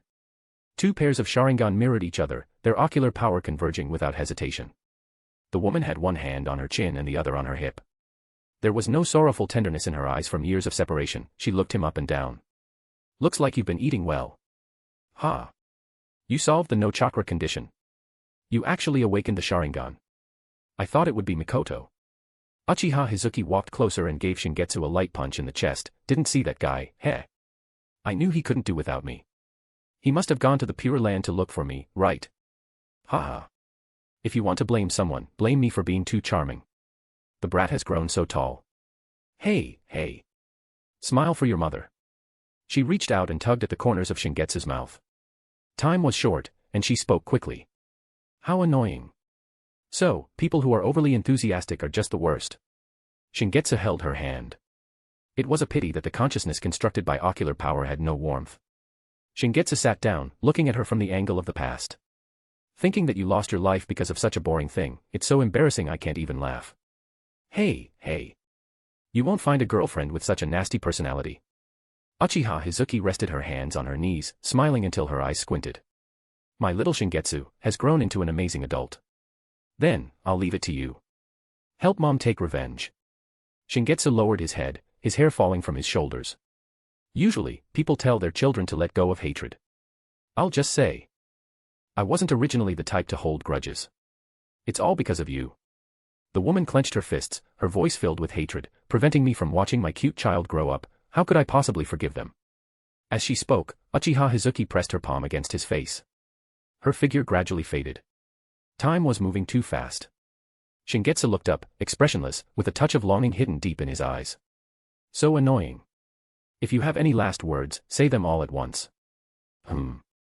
If I had to say, I want to hear you call me that one more time. Shingetsu's lips moved slightly, but no sound came out. I heard it. Pleasant laughter rang out in the wind and snow. Uchiha Hizuki turned and walked away, as if stepping into the wind and snow, turning into points of fluorescent white light. Save the apologies for 100 years from now. Don't come bother us too early. Goodbye. The fluorescent white light did not completely vanish. It rose slowly, scattering bit by bit, lighting up the dim mental space, just like a starry sky. Chapter 90, Weeds. It's a little different. Through his vibrant red hair, which had regained its color, Nagato's gaze fell upon Shingetsu. Perhaps it was his innate sensory ability, or because of these special eyes, but he could faintly perceive the emotional changes in others. After his parents were killed by Konoha ninja, it was because he sensed the goodwill from Yuhiko and Konan that he chose to stay with them. Lord Shingetsu is not gentle, but he holds no malice toward Yuhiko and Konan, nor toward me. As for now, it feels like there is a little more, something that makes one feel warm. Nagato pursed his lips slightly. Lord Shingetsu must be happy. Did he see someone important? Lord Shingetsu, this is for you. Having spent some time together, Konan often heard Mikoto talk about Shingetsu's childhood, so she was no longer as reserved as when they first met. My brother is someone who is clearly very thoughtful, yet not honest enough. Konan felt that Mikoto was right. He reached out and took the necklace. The deep blue crystal was carved into the shape of a crescent moon. It wasn't a very expensive gemstone, but considering the money Shingetsu gave them, most of it must have been used to buy this. Shingetsu curled his lip in disdain. Stall trash. Although he said that, he still put it into his pocket. Let's go.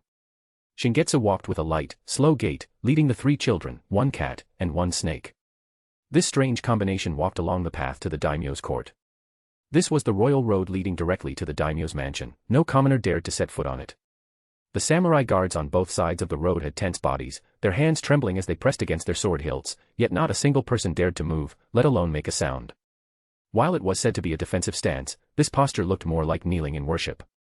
They knew this man's name, and even if they didn't, this presence, which was on a completely different level from ordinary people, made one clearly realize that he must not be offended. Until the figures of the group disappeared at the end of the path. Clatter. A series of sounds of people collapsing to the ground. Breathing. I can breathe. Is this really okay? Aren't we the daimyo's guards? We are just court guards. Life is so precious, it's not worth it. That spot on your pants, is that sweat? Don't joke around, how could it be sweat? This is the most noble daimyo's court in the land of fire, right? Why? The architecture of the daimyo's court was intentionally designed to create a sense of oppression. Walking along the corridor, Nagato was a bit nervous. Yahiko put his arm around Nagato and grinned. What are you talking about, Nagato? No matter how you look at it, Lord Shingetsu is even more noble. I cannot pretend I didn't hear such wild words.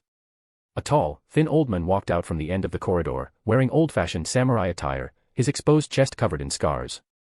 There were burn marks on the half of his face that was revealed, and a sharp glint flickered in his narrowed pupils. Clang. The long sword was drawn 2 inches, and a sharp gust of wind suddenly rose. Everyone in the ninja world has chakra, it's just a matter of how much. There are some samurai who follow ancient traditions, they do not learn ninjutsu, they cannot weave hand signs, and all they do is attach chakra to their blades. Highly skilled samurai can even use their swords to cut through ninjutsu. Their strength is formidable, and they have not yet exited the stage in this world dominated by ninja. Uchiha Shingetsu, given your status, you should have submitted a formal request and waited for the daimyo's summons. Retreat now, as I, the head of the daimyo's guards. Bang. Before the old samurai could finish his sentence, his entire body flew sideways like a kite with a broken string, crashing into the samurai formation behind him, severed limbs and blood spraying everywhere. There is no need to describe his death. Shingetsu reached out with 5 fingers and grabbed the hilt of the samurai sword that hadn't yet fallen to the ground. He didn't want to dirty Hiki, nor did he want to dirty his hands, this crudely made thing was good enough. Zing. The long sword was drawn, its tip scraping against the blue stone path, sparking tiny embers.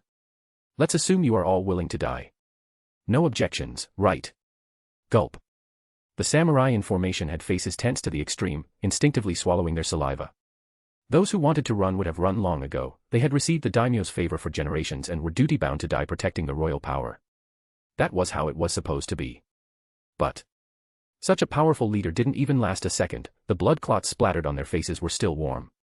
Is our sacrifice really meaningful? Perhaps if Shingetsu said a few more words, their faith would waver, and they would choose to abandon the daimyo and flee. He didn't have the patience for that. Taking a simple step, Shingetsu's figure appeared among the samurai. A light slash swept past, taking 2 lives. The samurai's eyes turned red, and they roared as they swung their swords to hack and slash. There were also those who turned and ran, but there was no difference in the outcome for either. This was not a battle. It looked more strenuous for a country child to sweep through rapeseed flowers with a bamboo pole than it did for Shingetsu. Clang. Tossing aside the broken long sword, Shingetsu, spotless, stepped onto the stone steps of the inner palace. The man before him was around 30 years old, handsome, with an sharpness in his eyes that had not been worn away by time. The hunting robe embroidered with the Land of Fire's crest hung down, looking graceful and solemn, but the body beneath the robe was trembling uncontrollably. The daimyo clenched his jaw tightly, his back straight. Uchiha Shingetsu. How dare you trespass into the daimyo's court? What is your intent? It must be said that, daring to vie for power with Hiruzen Sarutobi, he possessed a courage that ordinary people lacked. He was not the cowardly old man from memory who would be scared off by a single look from Danzo. Shingetsu's gaze was calm, without mockery, as he slowly walked toward the daimyo. The trembling beneath the hunting robe became even more severe. How could he not be afraid? Even as the daimyo, he was just an ordinary person who couldn't even trust a chicken, facing someone who could decide his life or death at will. Clutching the edge of his seat tightly, the daimyo shouted again. Enough. Stop. Let's not mention the past, I am willing to add another 60% to the original share to help Konoha with post-war reconstruction. Is that enough? Shingetsu still didn't answer, his footsteps neither fast nor slow. An invisible sense of oppression filled the inner palace, completely shattering the bit of toughness in the daimyo's eyes. If that's not enough, 80%, no. Double. The national treasury only has this much left. He was cursing Hiruzen Sarutobi frantically in his heart. To let an Uchiha madman come for negotiations, how could you even think of that? I'll give you everything, okay? Tap. Tap. The echoing footsteps sounded like the soul-summoning bell of Yama in the daimyo's ears. He no longer maintained the posture of a ruler of a country, raising his hand to cover his eyes, his voice filled with panicked pleading. What on earth do you want?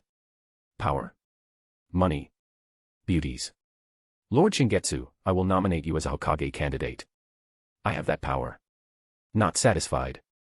Uchiha, that's right. I can marry a woman from your clan, anyone.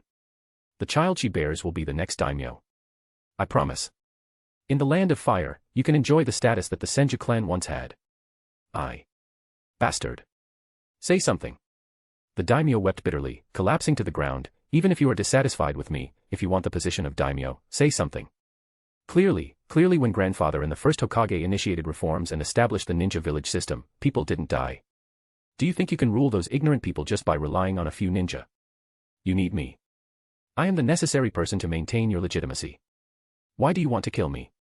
Answer me. Why? I don't want to die. Shingetsu stopped 3 steps away from him, to avoid being touched by those filthy hands. His lowered eyes were without a ripple. Reform. I am just weeding the garden, no special reason is needed. Chapter 91, Erasure. It turned out that the absence of a daimyo didn't have much of an impact on the lives of ordinary people.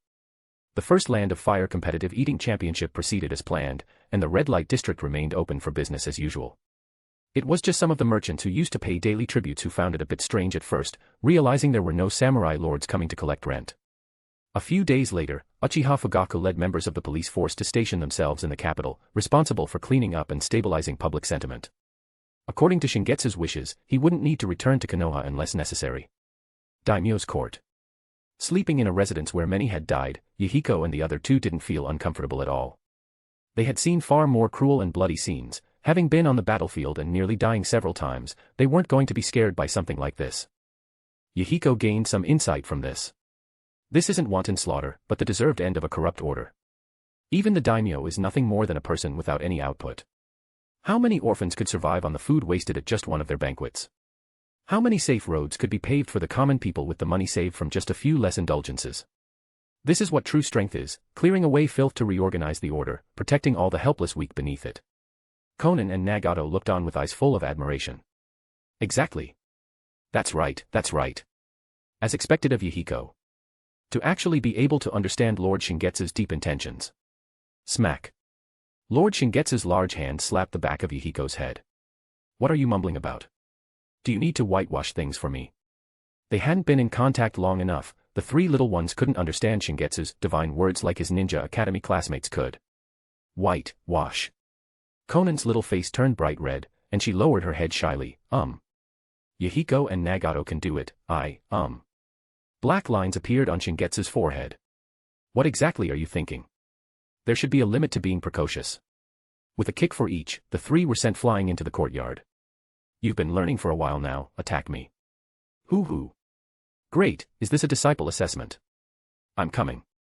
Lord Shingetsu.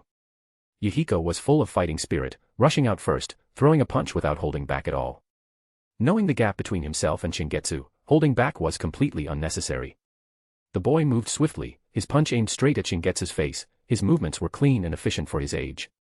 Shingetsu sidestepped to avoid it, his fingertips tapping on Yahiko's elbow joint. Possessing a heavenly restriction body, his understanding of the human body was no less than Orochimaru's, he could judge from the muscle pulsations.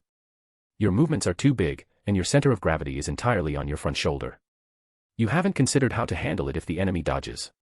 It was the same when you fought Kakashi, you look forward but forget what's behind. Hee. Because I have Nagato behind me. Whoosh. A gust of wind blew away the off-balance Yahiko, and a huge fireball followed closely behind. Wind release, gale palm. Fire release, great fireball technique.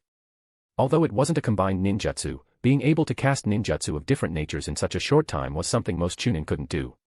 Nagato was the only one of the three who could learn various ninjutsu in a short time, and the talent he displayed made even Tsukumo marvel.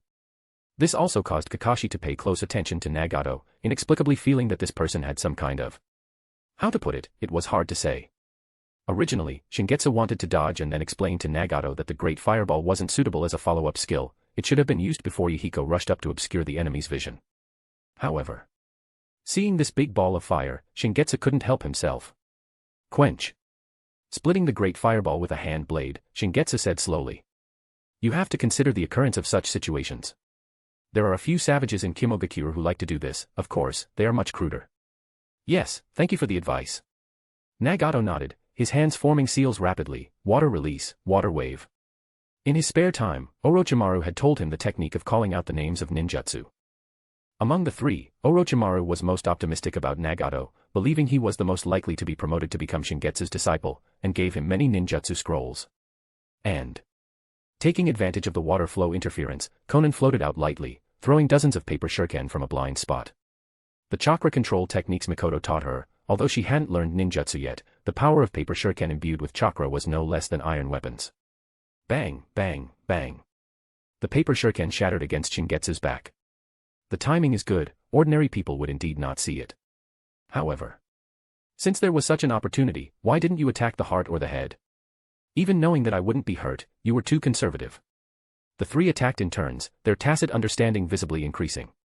Shingetsu remained standing in place, neutralizing their attacks while pointing out their flaws. Until they were exhausted and collapsed on the ground. Huff, huff. Yahiko panted, his eyes bright, Lord Shingetsu. Could you please tell us straight, what age level of yours are we equivalent to? He felt that after this special training, he could go back and defeat Kakashi. He heard from the people of Konoha that he was the genius who graduated earliest since the Ninja Academy was established. We, who have surpassed him, should be able to get a little closer to Lord Shingetsu. If it's a life-and-death battle, it would be 3 years old. By 4 years old, I had already awakened my eyes, it wouldn't waste much time to kill you. Of course, that's assuming Nagato doesn't cheat and summon a wooden puppet. 3 years old. Yahiko hung his head, very disappointed. Is the distance still so far? At this rate, when will I be able to become Lord Shingetsu's disciple? I am different. Shingetsu said calmly, if you use me as the standard, no one is qualified to be my disciple at all. Eat your fill tonight and go to sleep early. At night. Shingetsu turned his head to look at Nagato, who was approaching. Anything you want to say? Nagato pursed his lips, hesitated for a while, and said. Lord Shingetsu, I found in the records of Konoha. He pushed aside the red hair covering his eyes, those eyes emitted a faint purple light in the night, soul-stirring. Nagato was still hesitating, the second before he finally made up his mind. Oh, the Rinnegan. Nagato swallowed the words he hadn't spoken yet, his face full of astonishment, you know. Shingetsu's mouth curled slightly, I thought you were hungry and wanted a midnight snack. It's just the Rinnegan, what's the big deal? Nagato's heart was surging with waves. This is the eye of the six-path sage who once created the world. Don't you want it? Nagato was not a caged bird ignorant of the world, he knew the principle that possessing a treasure is a crime. He was afraid that these eyes would bring disaster. If it were just himself, it would be fine, but it wouldn't be good if it harmed Yahiko and the others. After knowing that Konoha had eye transplant technology, he wanted to. Stop joking. It's just the Rinnegan, how could it compare to my eyes? Don't have so many thoughts at such a young age, that's exactly what I don't like about you. Shingetsu waved his hand, go back to sleep, don't disturb me while I stay up late. Nagato stood in place for a while. Lord Shingetsu, where are you going? Will you be away for a long time? He sensed it. Shingetsu rested his chin on his hand, looking into the distance without focusing, reflecting the starlight. There is something to do, I might not have much time to instruct you later. It's quite troublesome, probably. Just erasing a country. Chapter 92, The Expected Era. The daimyo of the Land of Fire was beheaded, the nobles in the capital were liquidated overnight, and the news of the Uchiha clan moving into the imperial palace swept through the ninja world without any buffer. It sparked a violent upheaval. Since the distant era of the ninja sect, the Land of Fire had always been at the forefront of change. It was the first to break away from the ninja sect to establish a clan system, ended the Sengoku era to create hidden villages, and even details like the Ninja Academy and the Umbu were being copied by other nations. This time, what Uchiha Shingetsu did rewrote the underlying logic of a ninja's existence. The original intention of the Six Paths Sage in establishing the ninja sect was to distribute chakra to the world, acting as a bridge to connect people's hearts, eliminate war, and establish a peaceful order. Because he had seen the scene of Kaguya ruling the world with violence and had suffered deeply from it. Early ninjas were bound by the concepts of the ninja sect, assuming that force was used for protection rather than for power, and they would not have thoughts of subverting royal authority. Subsequent ninja families fought on their own, and their actions had nothing to do with peace, but on the whole, they still relied on royal authority, fighting for the daimyo and nobles. Secular concepts, and even the ninjas themselves, recognized the legitimacy of the daimyo. It had been this way since ancient times. Was it really that difficult? Was it really reasonable? Ninjas with extraordinary power rushed to the battlefield to bleed and sacrifice, bearing all the pain and suffering, while the daimyo, because of being born noble, lived in a luxurious palace, enjoying comfort and peace. The responsibility and power were completely unequal. It was too deformed. Could no one see it? Were all ninjas fools? No. First of all, the one who first destroys the current system will inevitably face a huge backlash. If the ninjas of one country dared to overthrow the daimyo, the other 4 countries would inevitably join forces to crusade against them in the name of breaking the ancestors' covenant and partition their territory. Perhaps the daimyo would disappear after this change, but the one who made the first move would definitely be the one buried with them. Unless there was an existence that was absolutely powerful and did not fear the alliance of the world, denying this logic. Senju Hashirama. He denied the Sengoku era, but he did not deny royal authority. Because the Senju clan originated from Ashura, who inherited the ninja sect, Senju Hashirama accepted the most orthodox ninja sect concepts, relying on love, understanding, and bonds to replace power. If the strongest were to rule, sooner or later, they would deviate from their original intention due to the arrogance of power. The facts were exactly that. Many years after becoming Hokage, Senju Hashirama cut off his bonds with his own hands for the sake of his Konoha. Even someone like him would change. Uchiha Madara was completely desperate about this real world. The idealist who built peace with bonds turned into a realist who maintained the existing peace. Causing a realist who originally wanted to rule the world with force to turn into an idealist who longed for a fantasy world. They were both too extreme. Between the two, the one who truly saw the reality and had pragmatic goals was Senju Tobarama.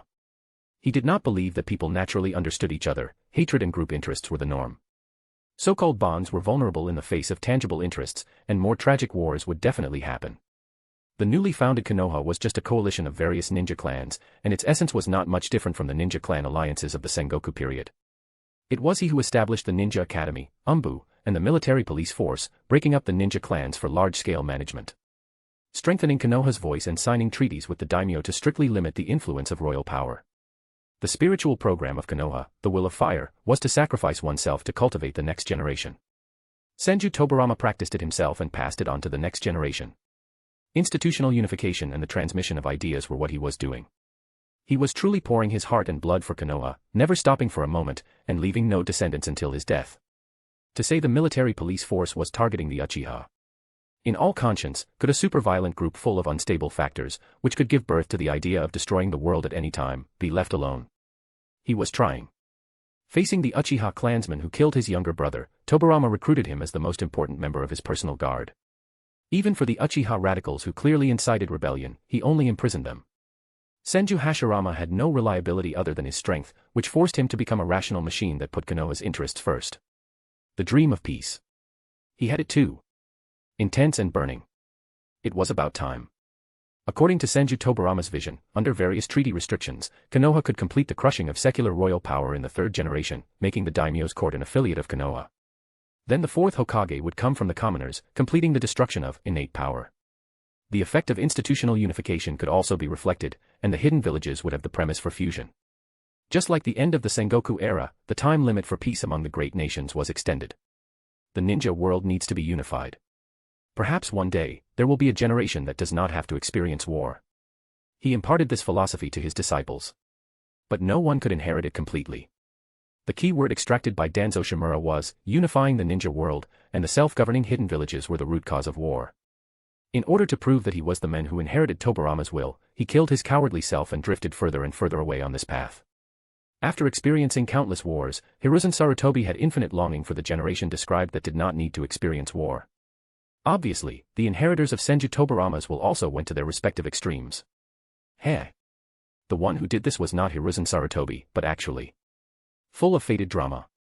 A Senju who acted most like an Uchiha, his ideal was inherited by an Uchiha. Overseas, land of water, Hidden Mist Village. In a quiet place on the edge of the village, an old bald man leaned on a recliner, listening to his subordinates report. Hidden Mist Elder, Genji. Unlike Hiruzen Sarutobi and the others, he was one of the very few surviving old men who truly participated in the era of the founding of the hidden villages. The founding of a hidden village could not be done by one person alone. The first Hokages relied on force to delineate territory, but they always needed people to manage the construction. The role he played in the Hidden Mist was similar to Tobarama's. He had many contacts in diplomacy, and it was he who suggested to the first Mizukage to fully replicate the Ninja Academy and Umbu models of Konoha. His lack of martial strength prevented him from becoming the second Mizukage, and because he opposed the Bloody Mist policy of the third Mizukage, he was excluded from the center of power. This exclusion began with the second Mizukage. His philosophy of openly learning from Konoha was not accepted by the battle-crazed second Mizukage. In the eyes of Hozuki Genjetsu, this would give others the opportunity to gain insight into the land of water. The hidden mist should remain mysterious and powerful. What is peace? The strong are meant to perish together with the strong. Uchiha Shingetsu. It seems you are ready to accept the challenge, to destroy this cycle and become the pioneer of the new era. Grandpa Genji, who are you talking about? A girl with long, reddish-brown curly hair lay on Genji's lap, her large, emerald-green eyes rolling around, extremely lively. Uchiha. I heard that clan is full of handsome guys. Genji dotingly rubbed the girl's hair. You've got the wrong focus, Mei. In short. Genji looked out at the village shrouded in layers of thick fog. Tobarama. I sincerely hope that the era the era that we have been looking forward to, will arrive. Chapter 93, A Magnificent Funeral. Taste the bitter fruit, Hiruzen Sarutobi. Land of Earth, Iwagakure, Tsuchikage Building. Throwing down the document in his hand, Inoki fumed, his beard bristling. I told you long ago that you couldn't control this guy, yet you swore up and down about preventing history from repeating itself with Uchiha Madara. Utterly laughable. Too stupid, too naive, Hokage. Within his rebukes, there was a hint of fear that even he himself did not notice. Beside him, Kitsuchi, Inoki's son who had just gained eligibility for high-level meetings, spoke up. Father, the daimyo has sent an order. He demands that we immediately mobilize to attack the Land of Fire and crusade against the Uchiha clan for murdering the daimyo of the Land of Fire, otherwise, the reconstruction funds. Inoki turned his head and glared at him coldly, cutting Kitsuchi off. Tell him that if he doesn't want to end up like the daimyo of the Land of Fire, he should honestly hand over the money. Does he really think he can order me around? Who does he think he is? Since someone had already pierced through this veil of pretense, Inoki no longer maintained superficial courtesy toward the daimyo. It was a principle even a child understood. Those with the biggest fists have the right to speak. Calming his emotions, Inoki's gaze became profound. Of course, he would not listen to the daimyo, starting a war again at a time when ninja war weariness was at its peak, but doing nothing would not work either. Lifting his finger slightly, he ordered. Contact the underground black market for me. I heard that recently. Hidden Cloud Village, inside the Raikage's meeting room, the envoy of the daimyo of the Land of Lightning sat respectfully. Lord Raikage, since the founding of Kimogakure, the daimyo has never interfered in your village's affairs, and all requested material support has been provided. You know this. A raised his hand to signal him to stop. Rest assured, I am not that madman from Konoha. The daimyo's court is responsible for civil governance, and Kimogakure is responsible for foreign wars. This is a rule set by our predecessors. Uchiha Shingetsu is acting against the natural order and will surely face divine retribution. We in Kimogakure will act at the appropriate time. The envoy breathed a sigh of relief and smiled ingratiatingly. Everything will be as you wish. If you need anything, just let us know, and the daimyo's court will cooperate fully. I have brought the funds. This year's harvest in the Land of Lightning is decent, with a 50% increase. What do you think? A arranged for someone to handle the handover with the envoy, and walked to the window alone. He muttered to himself. Go ahead and be crazy, before the destruction comes. The Hokage building was brightly lit all night. For the first time, the Jonin meeting fell into such a long, deathly silence. Until Shikaku spoke up. Everyone, things aren't as bad as you think. At the very least, the funds for rebuilding the village and the condolence payments have arrived, haven't they? This isn't just about condolence payments. A Jonin said, recently, all missions from foreign nobles have been cancelled. This move by Lord Shingetsu is, drinking poison to quench thirst. There is short-term pain, but that is not a reason to stop. Shikaku took a deep breath, stared at that Jonin, and said in a deep voice, I believe in him, and I believe that Konoha is on the right path. He looked toward the end of the conference table at Nawaki, who was attending the meeting in the position of special Jonin. Nawaki hung his head, looking somewhat dejected. He had been excluded from recent events and only learned about them afterward. Even though they were the closest people, why? Sister had left too. Nawaki felt that this place, which he regarded as home, was somewhat unfamiliar. Am I not needed? Shikaku's tone softened, and he said slowly. Nawaki, no one is absolutely perfect. We can act as parts to complete him. Just like Shodai, first, Sama and Naidame, second, Sama, let's contribute our strength together for our Konoha. Nawaki slowly raised his head, eyes downcast. Do I have a place where I am needed? Shikaku smiled and said firmly, of course. No matter when or where, the power of healing is indispensable. Hiruzen Sarutobi stood with his hands behind his back in the empty office, watching the Hokage rock in the night, unwilling to turn his gaze away for a long time. Creak, the door was gently pushed open, and it was Orochimaru who walked in. Hiruzen-sensei. Hiruzen Sarutobi did not respond immediately. He remained silent for a long time before giving a wry smile. In the end, only you are left. I don't even know if this is right or wrong. Forget it. If I fail, I will bear the infamy. Orochimaru walked to his side and stood waiting, following his gaze toward the Naidame. Second, Sama's rock face. It won't happen. He is the man who conquered death, Hiruzen-sensei. Senju Tobirama will be pleased. Konoha will achieve understanding in your generation and enter its golden age. At this moment, the person who caused the massive upheaval in the ninja world was walking alone in the wind and snow. Killing a daimyo was nothing worth caring about. Shingetsu picked a relatively flat stone to sit on. His powerful physical constitution allowed him to ignore the bitter cold, and his attire was no different from before. He took a gray-black oar from his loose collar, slowly closed his 5 fingers, and without any exaggerated bulging of his arm, a terrifying pressure instantly erupted in his palm. Bang.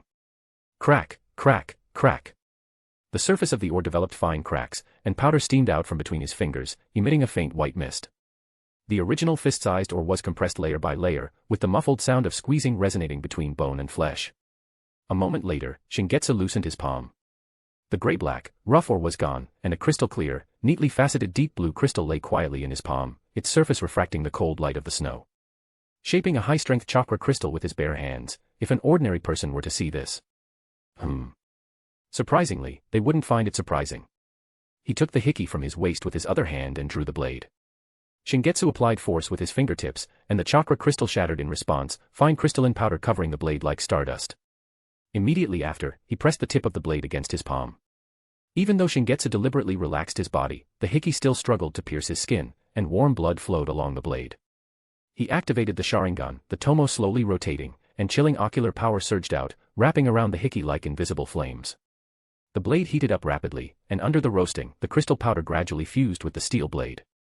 A wisp of bright red smoke rose in the snow. Blood refining. I don't know how much time passed, but a touch of pallor from excessive blood loss appeared on Shingetsu's face. He gently exhaled a breath of hot air, which condensed into white mist upon meeting the cold, slowly dissipating from the corners of his lips. Shingetsu gripped the hilt and stood up. The hiki's blade shimmered with a layer of deep blue mixed with dark red luster, the edge sharp yet contained. He swung it casually.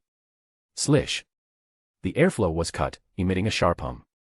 The blade's light swept past, causing the white snow to churn and fly, exposing the dark frozen soil underneath, leaving deep gullies. On the blade, dark red patterns spread along dots of deep blue, looking exceptionally magnificent. Shingetsu looked at it, silent for a long time. In the notes left behind by his father, there was a concept for fusing chakra crystals into ninja swords.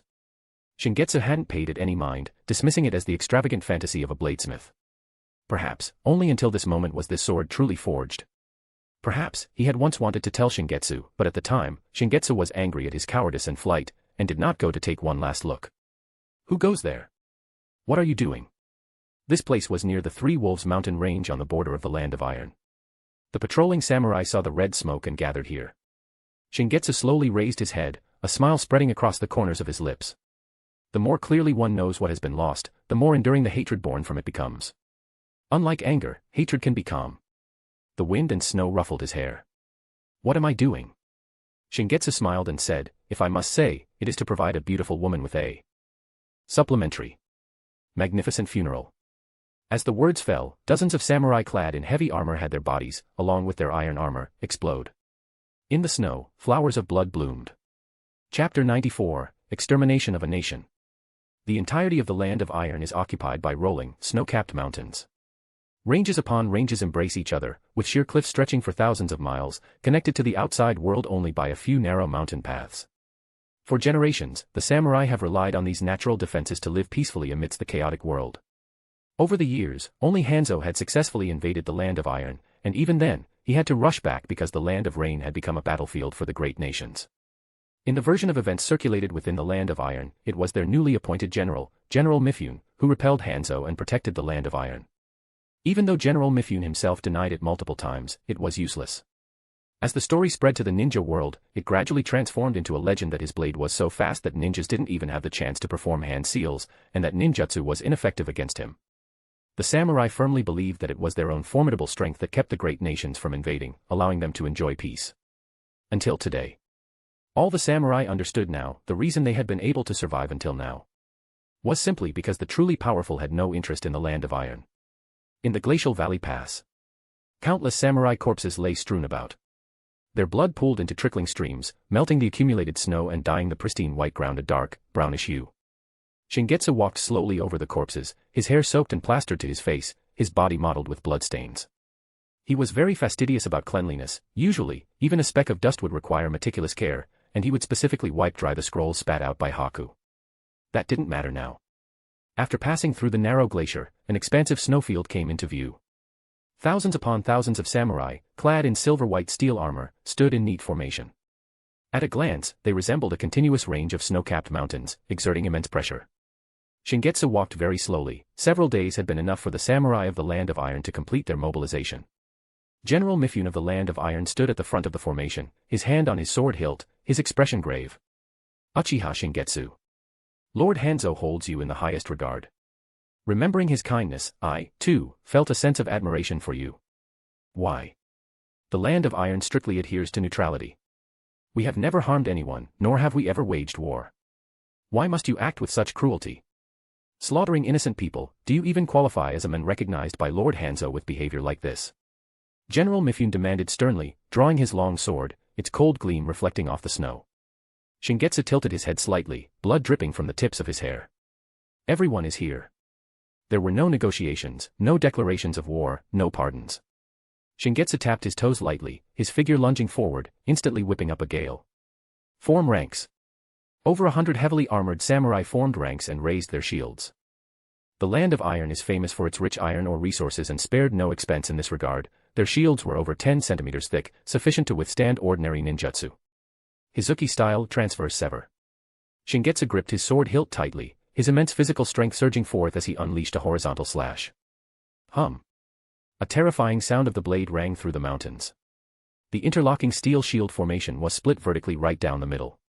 Fragments of steel filled the air, mixed with shattered bones and blood, spraying wildly. A straight, gruesome crimson trench appeared out of nowhere on the snowfield, opening the curtain on the bloody slaughter. One slash destroyed 100 shields. Upon seeing this terrifying sight, 10,000 samurai could not help but feel a chill in their hearts. That guy with red eyes and blood-red hair is not human. He is a devil. Aiyawa. The obsession of being a samurai, along with General Mifune standing in the front ranks, supported them in gripping their swords. Attempting to suppress their fear with roars, they charged madly toward the lone Shingetsu. Hizuki-style, infinite. Shingetsu's pace was unhurried, and his sword swings exceeded the limits of human visual perception. The samurai seemed to have fallen into a slaughterhouse. Their refined steel armor was like paper, rupturing and rotting away along with their flesh. In the biting cold wind, the crisp sound of weapons breaking, the dull thuds of bones shattering, screams, and shouts piled up layer upon layer. Stop. General Mifune could no longer hold back.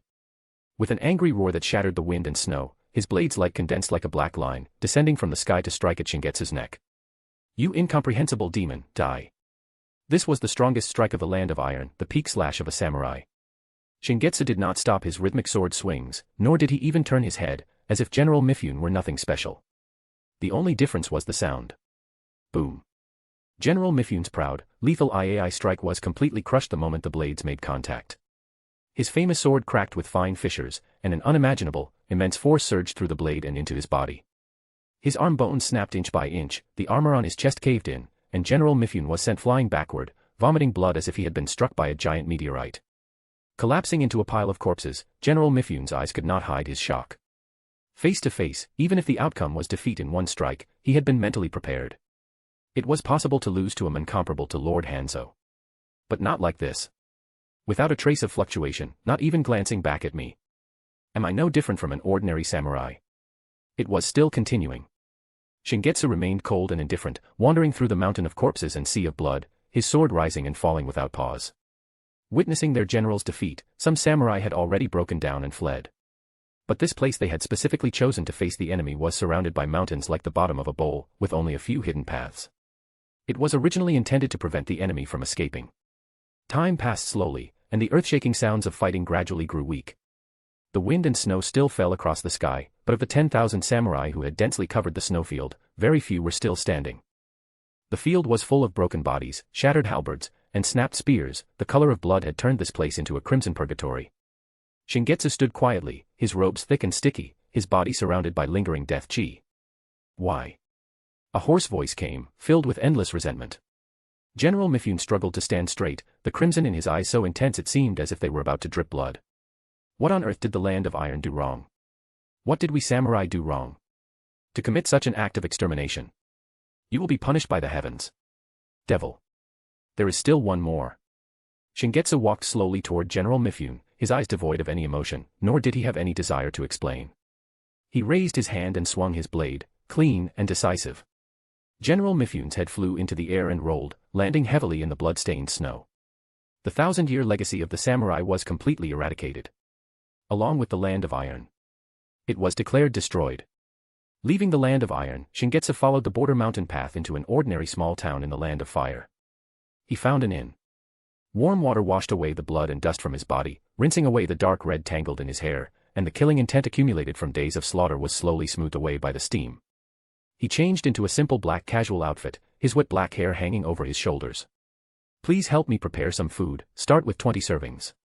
The landlady of the inn saw this handsome youth with a gentle voice and was momentarily stunned. This is the one who walked in this morning covered in blood. She had originally thought he was some murderer who had escaped from somewhere, she hadn't dared not to serve him, and had even secretly sent an employee to report him to the authorities, but looking at him now. He must have gone through something very tragic and tried hard to survive. Shingetsu would not indulge in hatred. Being gloomy all day like a resentful woman was too unsightly. If you are hungry, eat, if you are tired, rest, if you are in a bad mood, vent it out. Mom doesn't expect you to become some powerful ninja, just taking care of yourself is enough. She had once said this. The small inn's ingredients had been eaten up. Shingetsu wiped the corners of his mouth, still feeling unsatisfied, and looked up at the slender figure leaning against the doorway. Are you the first to find me? That's a bit unexpected. Chapter 95, Fury of the Heavens. Tsunade wore a tea-green open front coat, one shoulder leaning against the doorframe, her hands crossed casually over her chest. I just finished losing all my money, so I'm hiding out here to avoid debt. Her voice carried its usual air of lazy relaxation, but Tsunade paused, her gaze growing more serious. You've got some nerve, kid. After doing something like that, you still have the leisure to eat. Shingetsu set down his handkerchief, there's nothing more important than eating. He looked Tsunade up and down and smiled faintly. As an opening act, you lack a bit of spectacle. Tsunade walked to the table and grabbed the wine Shingetsu hadn't touched. Gulp, gulp. As the wine slid down her fair neck, Tsunade said slowly, overthrowing the daimyo system isn't really a big deal when you get down to it. The war just ended, the three great nations haven't recovered yet, and with Hidden Mist isolated overseas, the only one likely to crusade against you is Kimogakure. Trouble of this level is nothing. But you shouldn't have done that. Konoha has never had a precedent for attacking other nations, let alone the perpetually neutral land of iron. Killing tens of thousands, wiping out an entire clan of samurai. This time you've truly crossed everyone's bottom line, gratuitous violence and the wanton trampling of order. What is the end result for an uncontrollable monster? Shingetsu didn't change his expression and said indifferently, none of your damn business. Tsunade suppressed her impending rage, she really couldn't stand the way Shingetsu spoke. She took a deep breath. Even if there's some irreconcilable hatred, at least, tell me the reason. Give me a reason to stand on your side. Shingetsu tapped his fingertips against the table, tilted his head, and smiled, if you're expecting an explanation, you should give up on that boring fantasy. Tsunade frowned, her voice growing more urgent. Do you have any idea how many people fear and dread you? And yet you're giving them a chance to unite. The land of fire and the land of iron have an alliance agreement. Konoha can't even help you with this, do you understand that? Why do you have to put yourself in opposition to everyone? You bastard. Shingetsu flipped over his handkerchief and wiped away the spit with a hint of disgust. Are you done? If you're done, get lost. You. Tsunade was truly exhausted and sighed, offering some advice. Stop acting tough. Don't you understand the principle of biding your time? Even if no one is your match in a one-on-one fight, you can't maintain your peak state forever when facing the malice of the entire world. You get hurt, and it's harder to heal than for a normal person. You get hungry, and you eat more than anyone else. Hide yourself, Shingetsu. I've already felt that kind of pain with Orochimaru. I don't want him to be like that again. Shingetsu lifted his eyes, his gaze cold and clear, his fingers lifting and then falling. He stood up and walked to the counter, saying to the landlady, "Charge her for the bill." The landlady looked at the beautiful, fair-haired woman with the complex expression, then at the tall, handsome man walking away heartlessly, and imagined a whole morning drama. What a pity. They looked like such a perfect match, what on earth could have? She walked up to Tsunade, patted her shoulder, and spoke with the tone of someone who had been there before. "Girl, matters of the heart are about mutual consent." "You." "Shut up." Tsunade was exasperated and skillfully pulled a stack of papers from her pocket, scribbling a few lines. "Put it on my tab.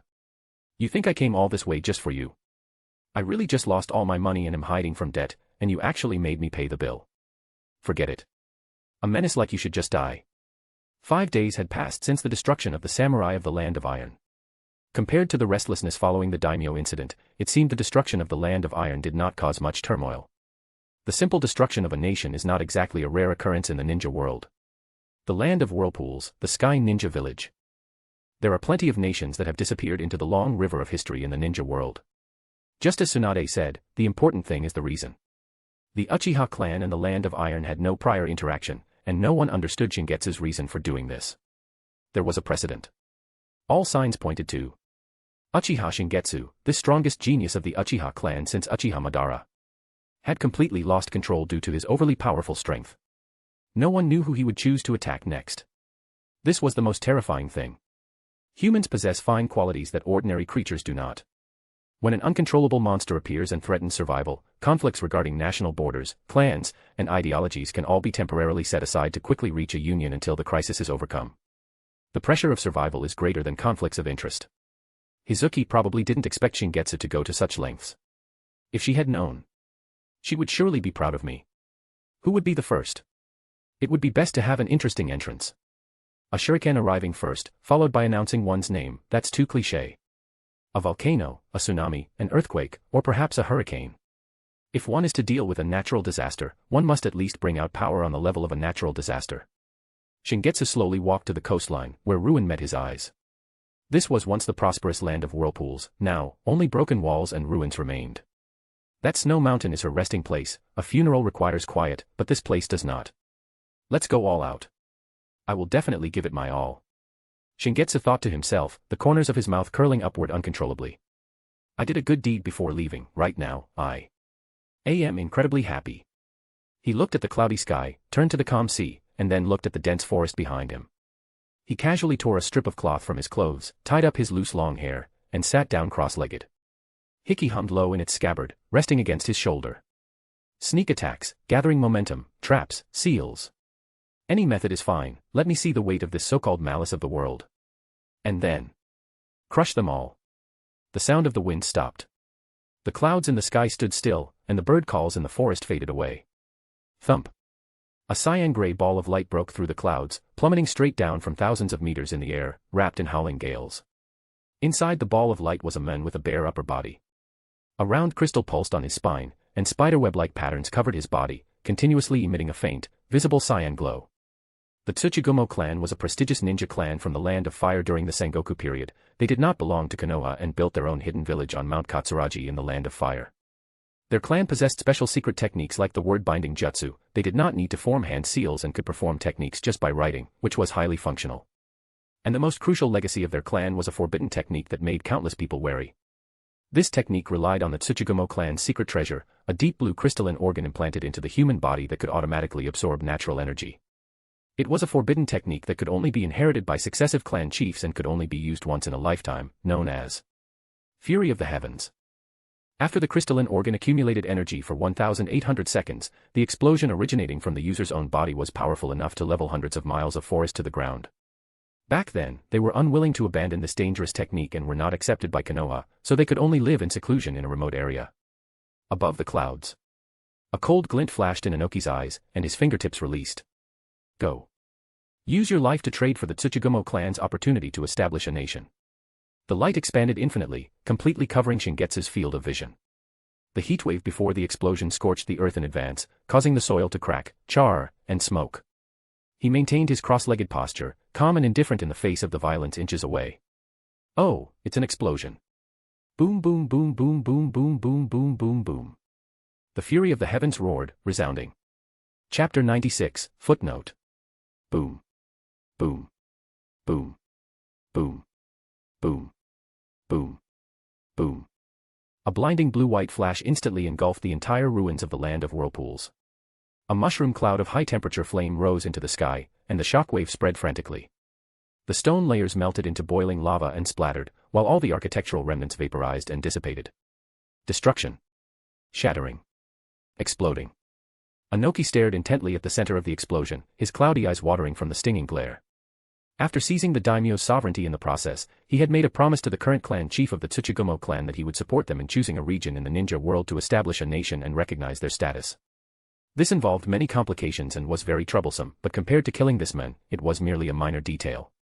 There was no longer any need to elaborate on his deep-seated hatred for Shingetsu. In terms of sheer wickedness, this guy was far above Uchiha Madara. Die. Inoki spoke softly, saying words that even he himself did not believe. How could the men whom even dust release could not destroy possibly die from an explosion like this? The best-case scenario was merely that it would cause him some minor injuries, easing the pressure slightly for the subsequent battle. The rumbling gradually subsided. The ruins were completely unrecognizable. A deep crater thousands of meters in diameter had collapsed in the center of the boundless scorched earth, where lava and seawater collided, churning and boiling. At the epicenter of the explosion, not even a trace of the Tsuchigumo clan chief's remains was left. His physical body had completely dissipated with the eruption of natural energy, and that dark blue crystalline organ slowly fell into Shingetsu's palm. A crystal that absorbs natural energy, quite rare. Shingetsu looked up at Inoki, who was thousands of feet away, the corners of his mouth curving slightly. The fatigue from the past few days has been completely washed away. You always manage to give me a little surprise, Tsuchikage-sama. Wrath of Heaven. It was nothing more than a warm bath to wash away the wind and snow. Shingetsu finally stood up, stretching his body in an unhurried manner. Just as he raised his hand to press it against the hilt of his sword. Whoosh! At the far end of the horizon, where the dark sea met the sky, a terrifying ball of energy, pitch black as ink and wrapped in lightning, suddenly lit up. Buzz. The energy ball blasted out of its chamber, trailing a long tail of chakra flame. Its destructive power hushed all of creation. The sea fell instantly silent.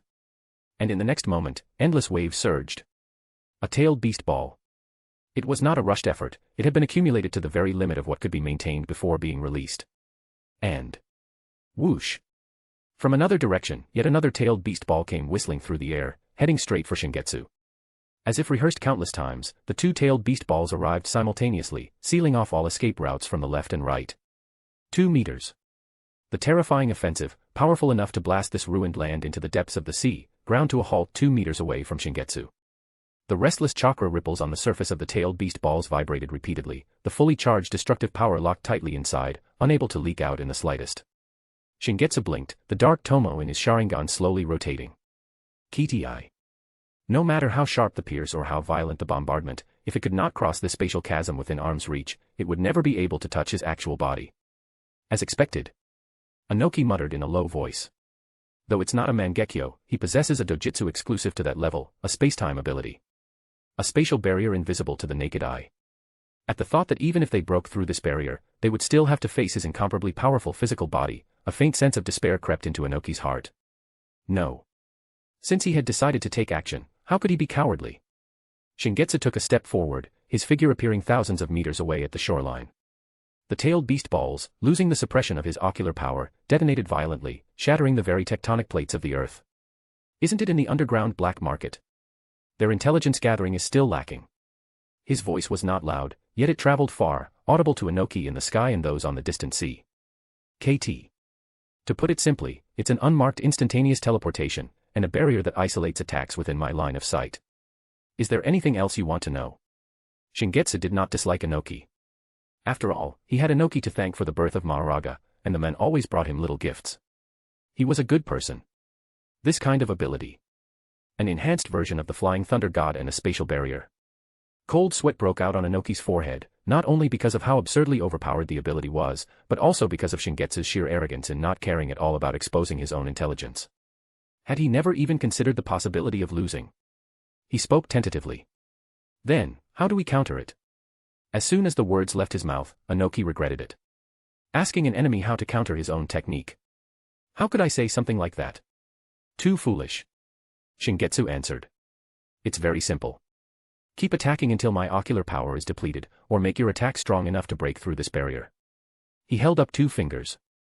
After all, there is no such thing as an absolutely perfect ability. It has been broken by 2 people before. He actually told him. Inoki swallowed hard. Who? If we fail this time, I will find those 2 people. Next time, we will surely execute Uchiha Shingetsu. Arrogance will be your downfall. While the rumbling of the sinking tectonic plates continued, their dialogue felt like a casual Q&A, devoid of any tense atmosphere. One was the third Raikage, partly because I had only just awakened the ability at the time. It really hurt. My chest was pierced through, and the skin color on this spot has never fully recovered. He pulled aside his collar, revealing a scar on his chest that was noticeably darker. The other was not long ago. As for the name, I'd rather not say. Shingetsu lowered his hand, smiling faintly. If I scare away the players right at the start of the game, that would be too unfriendly. The third Raikage was dead, but the other one. Inoki's gaze turned solemn. To think that there was actually such a terrifying person in the ninja world, capable of breaking through a defense that even Fury of Heaven and Tailed Beast Balls could do nothing against. But the one standing here right now was Uchiha Shingetsu. Which meant no. Since he was unwilling to say, it was highly likely that the battle had ended without a clear victor. That person posed a fatal threat to him, making him deeply wary. Heh, so you have someone you fear too. Then, what was it that you used to kill the third Raikage, my father? Above the sea, a tall figure walked over slowly, his muscles bulging, with a greenish-blue shuriken emblem tattooed on his shoulder. It was none other than the fourth Raikage, Shingetsu slowly descended, landing on a reef as his smile faded. He raised his hand and clenched it into a fist. My fist. Just think of it as a critical strike, a very powerful punch. Is that so? The Raikage snorted softly, clenching his fists as blue electric arcs crackled over them. Very well. My father did not die by some underhanded means. To express my gratitude, I shall also use my fists to crush you. Shingetsu's face darkened slightly, his lips curling down in a sneer. Hey, you don't actually think that guy and I were some kind of mutually respectful rivals, do you? He was just a lump of rotten meat that I smashed to pieces. And you are next. Swish. Spanning the distance of space, Shingetsu suddenly appeared right in front of the Raikage. The killing punch fell. The Raikage's pupils shrank. He raised his arms to block, his lightning release armor fully activated. Shoo. Phew. At the exact same moment, an octopus tentacle shot forward, and a crystal wall rose from the surface of the sea. Crack, bang. The crystal wall shattered, and the octopus tentacle exploded into a mist of blood. The Raikage was blasted backward, a clear fist imprint indented on his thick arm, a trace of blood leaking from the corner of his mouth. A tentacle caught him. Big brother, that guy is Uchiha Shingetsu, you're being too reckless. The speaker was Kimogakure's 8-Tails Jinchuriki, Killer Bee. Shingetsu looked to the other side, shaking off the crystal debris from between his fingers. I thought the other tailed beast ball was from the 2 tails, but it's you. A giant 3-tails turtle surfaced. Standing on its spike-covered carapace was a tall, thin man with pale blue hair and a gloomy expression. The man who forcefully controlled the tailed beast with crystal release, turning the hidden mist into the village of the bloody mist. The third Mizukage. Lowering his hand from forming a seal, he said slowly, it was also here all those years ago. Uchiha Shingetsu, you have chosen a fine place to die. Heh. Shingetsu couldn't help but laugh out loud, the hem of his robe fluttering in the wind. Very well. You fragile bunch, be as proud as you want. To be able to become an inconspicuous footnote in my biography. Chapter 97, Heading Out. Konoha. The Hataki residence. Tsukumo wiped his weapon and adjusted his armor. He was about to put on his forehead protector out of habit, but his hand stopped. He walked to the doorway. Dad, where are you going? A voice came from behind him. Kakashi gripped the doorframe, already wearing his mask to cover his mole, his last words mixing with the soft rustle of fabric. Tsukumo turned around and rubbed Kakashi's head with his large hand. I'm going to bring him home. Kakashi's fingers gripped the wooden board tightly, his brow furrowed. It's very dangerous, isn't it? And Hokage-sama ordered. That's why I'm not going as a ninja. Tsukumo lowered his hand and said with a smile, the feeling of violating the ninja code is truly addictive. Don't learn from me, Kakashi.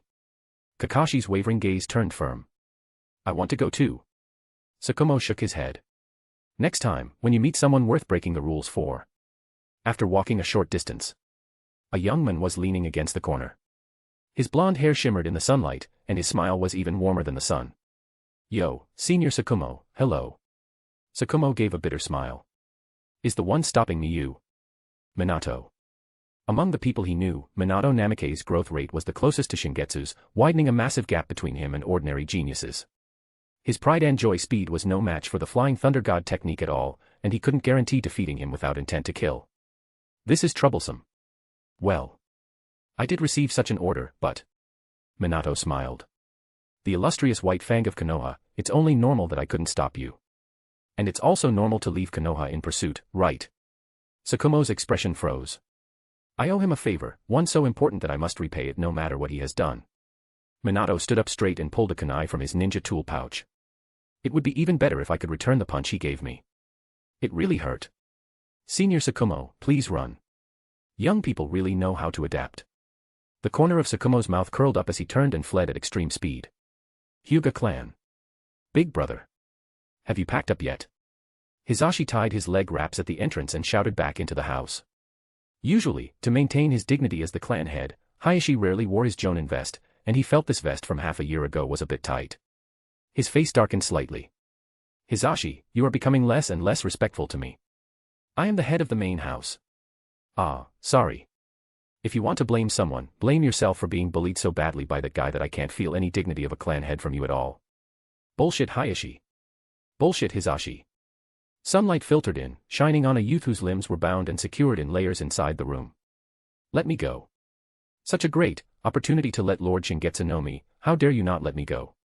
You bastards. I'll kill you, you bastards. Let me go. Hayashi organized his ninja tool pouch and said indifferently, just in terms of cursing, you are far too different from the guy you admire. He was a man who had sat side by side with Uchiha Shingetsu, his heart was completely unfazed by this mere level of shouting. The two branches of the main house cannot be in danger at the same time. If I don't return, you must shoulder the responsibility of continuing the main family. Stop joking. You idiot. Ryosuke craned his neck, so emotional that he activated his Byakugan without even deliberately gathering chakra. How could there be danger? Lord Shingetsu is invincible. Even if he kills everyone who offends him, he won't get hurt at all. Let me go. I want to go. As long as I'm alive. People from great clans are always so troublesome, so slow. Inuzuka Tsum lay on Kuramaru, who was about the size of a calf, resting her chin on one hand and revealing a sharp fang. That's why I don't want to marry into a wealthy clan, there are too many rules. There aren't many wealthy clans in Konoha, and if I recall correctly, no one of your age is interested in you. Hey. Don't be so blunt. Crunch, crunch. Akimichi Choza munched on a handful of potato chips and turned to Shikaku. Actually, I think that Byakugan kid is right. Shingetsu is super powerful. Do they really need our help? Ryosuke's voice was so loud that even they, outside the high walls, could hear it. Shikaku put his hands in his pockets, his expression slightly grim. Whether we can help or not, let's go first. Shingetsu is not a bloodthirsty person. For him to suddenly do something like that. Anyway, I think we should be by his side. Konoha Hospital. After arranging the next shift of duty personnel, Mikoto took down her name tag from the duty roster. At the same time, another hand also took down a name tag. Nawaki. Nawaki clenched the wooden tag tightly, a faint smile appearing on his face which had lost its childishness. I couldn't contact Orochimaru-sensei. I was almost excluded by you guys again. How can you do such an unfair thing over and over again? And... Nawaki pointed his thumb at himself, smiling brightly. I have a super amazing secret weapon. It will definitely shock everyone. Since you put it that way, anyone could guess it. Mikoto smiled gently and tucked a stray strand of hair behind her ear. All right, actually. I have a secret weapon too. The barrier team. Watching the glowing dots of chakra on the sensory screen, leaving the village from all directions in various special ways. The deputy turned to the captain. We should report this to Hokage-sama, right? Smack. The captain slapped him on the back of his head. Idiot. Do you think Hokage-sama doesn't know? Just manage the barrier and make sure no one gets in. The deputy clutched the back of his head and said aggrievedly, "That person did something so shocking and horrific, why are there still?" The captain took a puff of his pipe. "Who the hell knows? Let me tell you a life-extending rule for ninjas. Don't poke your nose into things outside your duties, and do as little as possible even within your duties." Hokage office.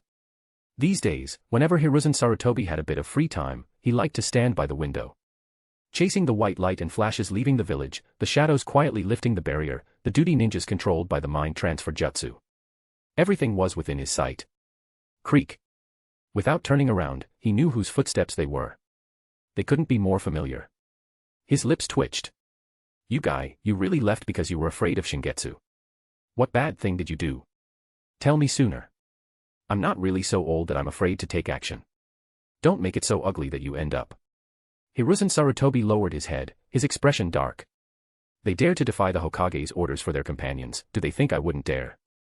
The newcomer's face was hidden in a large black cloak, making it hard to see clearly. "It doesn't matter, Hiruzen. The village will soon return to the correct track. I am the root that nourishes Konoha in the dark, and you are the leaf chosen by Lord Tobarama. Trust me." Under the hood, a red light flashed. "I will end everything." Chapter 98, Sealing Shingetsu Alliance. The second day after the fall of the Land of Iron. In a grotto hidden beneath the yellow mountains on the border of the Land of Earth. Candlelight cast a dim, yellowish glow, flickering as figures approached. On one side of a rough stone table, Anoki, wearing the Tsuchikage hat, took his seat. Beside him was the fourth Raikage, A, whose imposing stature made him look like a small mountain by comparison. A tall, thin man sat diagonally opposite, his Mizukage placed on the table in front of him, his cold eyes scanning the gathered crowd. "Where is the Kazekage?" The third Mizukage spoke indifferently. Years ago, it was here that they had plotted to join forces to destroy the land of whirlpools and divide the Uzumaki clan's secret sealing techniques. Anoki removed his hat and said calmly, "He is temporarily unable to get away due to matters concerning the daimyo of the Land of Wind." "Humph, why not just kill that thing? Useless fellow." The third Mizukage sneered and turned to the fourth Raikage, not even as bold as the newer generation. "Little one, how much of your father's ability do you possess?" Blue electric arcs flashed across the Raikage's arm, which was resting on the table. He glared back at the Mizukage, not yielding in the slightest. "Of course I cannot compare to my father, but I should have enough to deal with you." "Is that so?" "I, on the other hand." "Everyone, please do not forget the purpose of our gathering." Seeing that the atmosphere was off, an old monk with a shaved head, draped in gray-brown robes, spoke up. The old monk pressed his palms together, sending out an invisible ripple that gave people a sense of tranquility.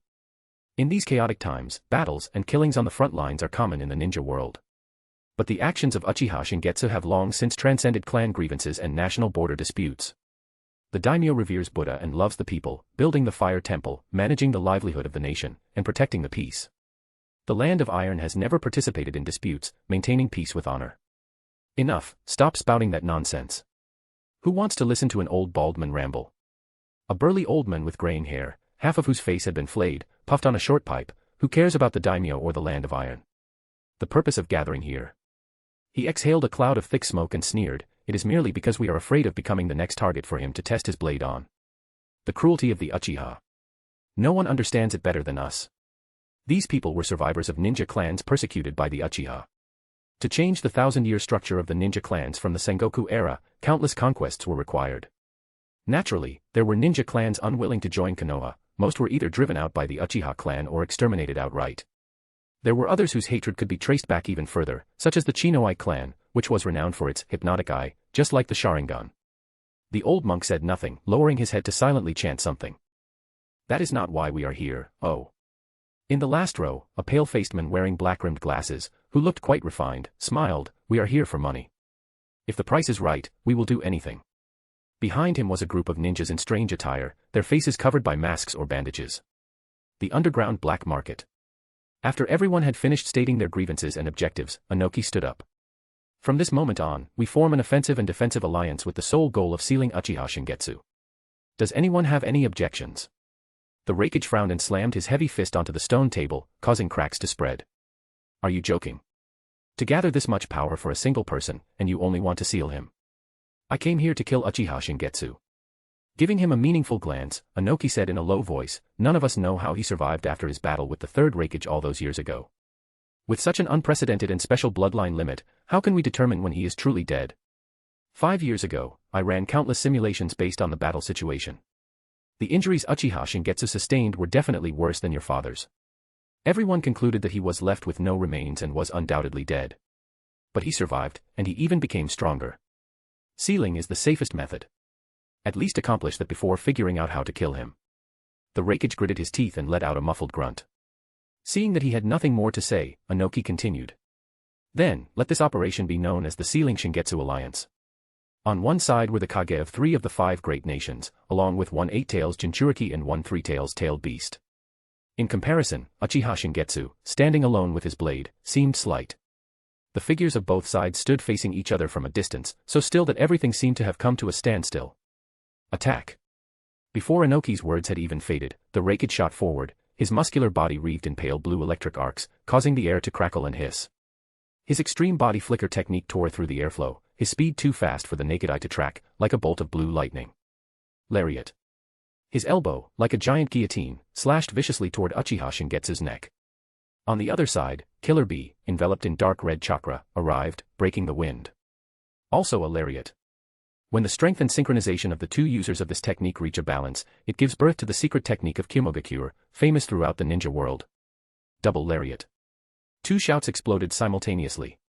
To this day, no one had ever survived this lethal blow without being decapitated.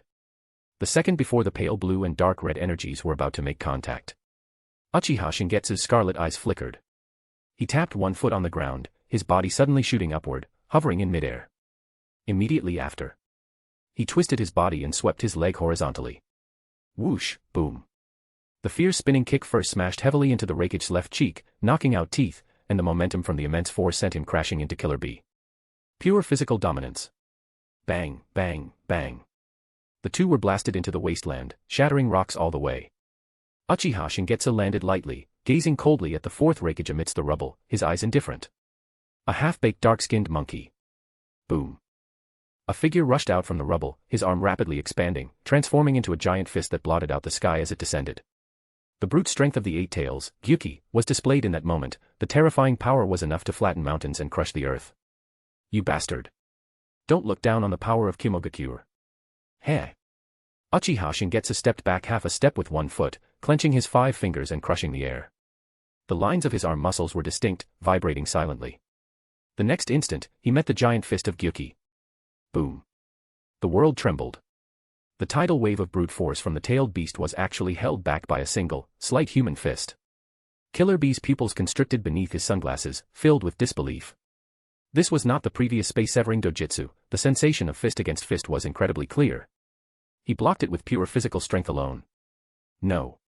The next instant, a terrifying force of recoil surged back, viciously flooding into Killer Bee's body, causing countless fine cracks to shatter across his tailed beast-transformed arm. His whole body shuddered violently, his palms burst open and bled, and he fell from midair. Swish. Before Killer Bee could stabilize himself, Uchiha Shingetsu flew toward him, drawing Hiki. The blade's light was condensed like water, without any flourish, full of the killing intent to sever everything. Killer Bee endured the intense pain as 8 tentacle-like tails sprouted, intertwining in pairs to form 4 sharp, pointed horns that met the attack like stinger needles. Bang, bang, bang, bang. The tail needles struck Uchiha Shingetsu, but the expected scene of piercing flesh did not occur. It was like trying to drill into steel with a plastic drill bit, they crumbled at the slightest touch. So hard. That superhuman physical strength completely overturned Killer Bee's decade-long understanding of the world. Slash. Hiki descended, slicing Killer Bee in 2 down the middle. Bang. After a puff of thick smoke, the severed body turned into octopus tentacles. A clone technique, huh? Turning his head to look at Killer Bee, who was walking out of the ruins, Uchiha Shingetsu's lips curled slightly. The Raikage is nothing special, but you are decent. Chapter 99, Dying Together. The previous Jinchuriki of the 8 tails, Blue Bee, was his teacher, who lost his life when Orochimaru triggered a rampage of the 8 tails. He had only been a Jinchuriki for a few years, but thanks to his positive and optimistic attitude, he gained the recognition of Gyuki, becoming the first Jinchuriki to reach a reconciliation with their tailed beast. For this battle, he asked Gyuki how strong the 3rd Raikage was, and the evaluation he received was: humans have limits. In the thousands of years I have seen, that guy is the only human who could fight me in a full rampage head-on until we both exhausted our strength. Even though he is dead, I do not believe any human can break through his tailed beast-like physical body. As for the Uchiha, just watch out for the Sharingan. Perhaps that is why the third Raikage died. That part is fine, B. We can undo each other's genjutsu. The Eight Tails said quite a bit, but to summarize. Buddy, don't panic. If we team up, we can definitely put up a fight. Gyuki retracted his own words. B, without a doubt, this guy's physical strength is above that of the third Raikage. In the mental space, Gyuki hissed in disbelief. Killer B had no time to respond to it. Wielding 4 blades with his hands and feet, he danced, lightning wrapping around the blades as they slashed and stabbed from all directions. His swordsmanship was treacherous and tricky. Shingetsu held his blade in one hand, strolling leisurely through the airtight offensive, his Sharingan spinning. With a slight flick of his wrist, he either knocked the spine of the blades aside or intercepted the edges, breaking Killer B's offensive before it could fully form every single time. Clinking sounds erupted in succession, and the shattered blade fragments grazed Killer B's skin, cutting lines of blood. Is this only the four-sword style? Shingetsu vaguely remembered that Sasuke had been toyed with miserably by Killer B using 7 blades. Although he had defeated Killer B, that was merely a severed octopus tentacle, Killer B had just found an excuse to go out and play. There are many types of clone techniques in the ninja world, and the octopus tentacle clone technique definitely belongs to a very high level. Before their chakra was exhausted, neither Obito nor Sasuke's Mangekyo could see through it. Shingetsu, of course, couldn't see through it either. Clone techniques are a bug-like ability in the ninja world, even the Otsutsuki cannot distinguish the real one from the shadow clone. Clang. Killer B held the broken blades with both hands, his hands trembling uncontrollably, gritting his teeth to withstand Shingetsu's casual strike. To actually let the youngest go first, how unsightly. Although he was taller than an average adult, Killer B was, at most, just a 15 or 16-year-old boy. Killer B, you are very talented. Instead of being with those guys who treat you as a weapon, you might as well become my subordinate. Being able to gain the recognition of the Eight Tails, having a super resilient mindset that doesn't buckle under pressure, and impressive swordsmanship, most importantly. Shingetsu smiled faintly. I am also very interested in music, although not the kind you like, perhaps we might have common topics. Humph. People who love music would never do something that destroys peace. Don't think you can bewitch me. Was the pressure too great for him? I was actually looking forward to hearing a couple of lines of rap. Bastard. Killer B is not a weapon, he is my brother. The Raikage roared, leaping up and diving down, focusing his lightning release chakra onto his hand blade. Lightning oppression horizontal chop dance. The sharp hand blade, wrapped in thunder, tore through the airflow with ferocious and unparalleled power. Through bone-shattering training, he honed his family's handblade technique, which was as sharp as a flash of light. The third Raikage once used this to sever the left horn of the Eight Tails. Shingetsu's eyes suddenly turned cold, shadows surged beneath his feet, and a wisp of spark landed on his palm. You are just as annoying as that old guy. He raised his palm, countering with a hand blade of his own. Tempering.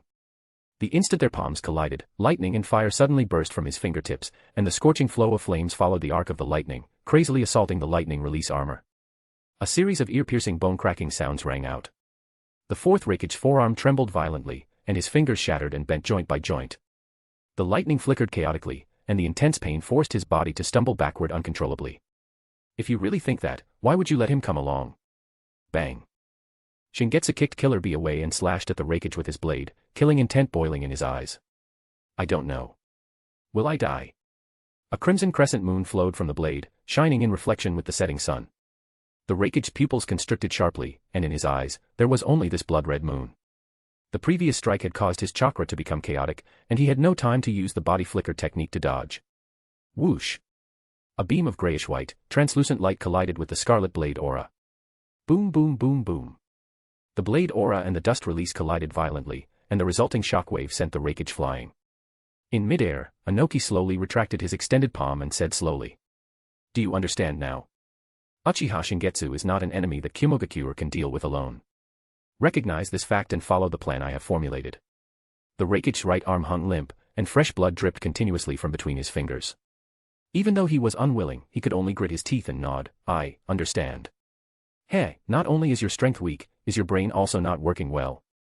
Shingetsu looked at the Raikage with contempt and mocked. You wanted to rely on your own strength first to see if you could get revenge. I misjudged. A monkey's intelligence is above yours. You. Calm down, Raikage. Inoki's withered palm pressed down in the air. Do not get provoked and rush up again. My chakra is not to be wasted on saving you like this. The first rule of the Alliance, absolutely do not engage in close-quarters combat with Uchiha Shingetsu. You should have learned that by now. Two-finger Nukite. The third Mizukage said indifferently, I guessed quite accurately. That was your full power strike just now, wasn't it? It's about the same as the third Rakich's two-finger Nukite. Hiding for 5 years after killing him, not daring to state the reason, you're just a coward who is fierce on the outside but weak on the inside. He stood with his arms crossed amidst the swirling mist, looking at Shingetsu, his light blue pupils flickering with cold light. With a slightly disdainful smile. You just have brute strength, compared to my hidden mist methods.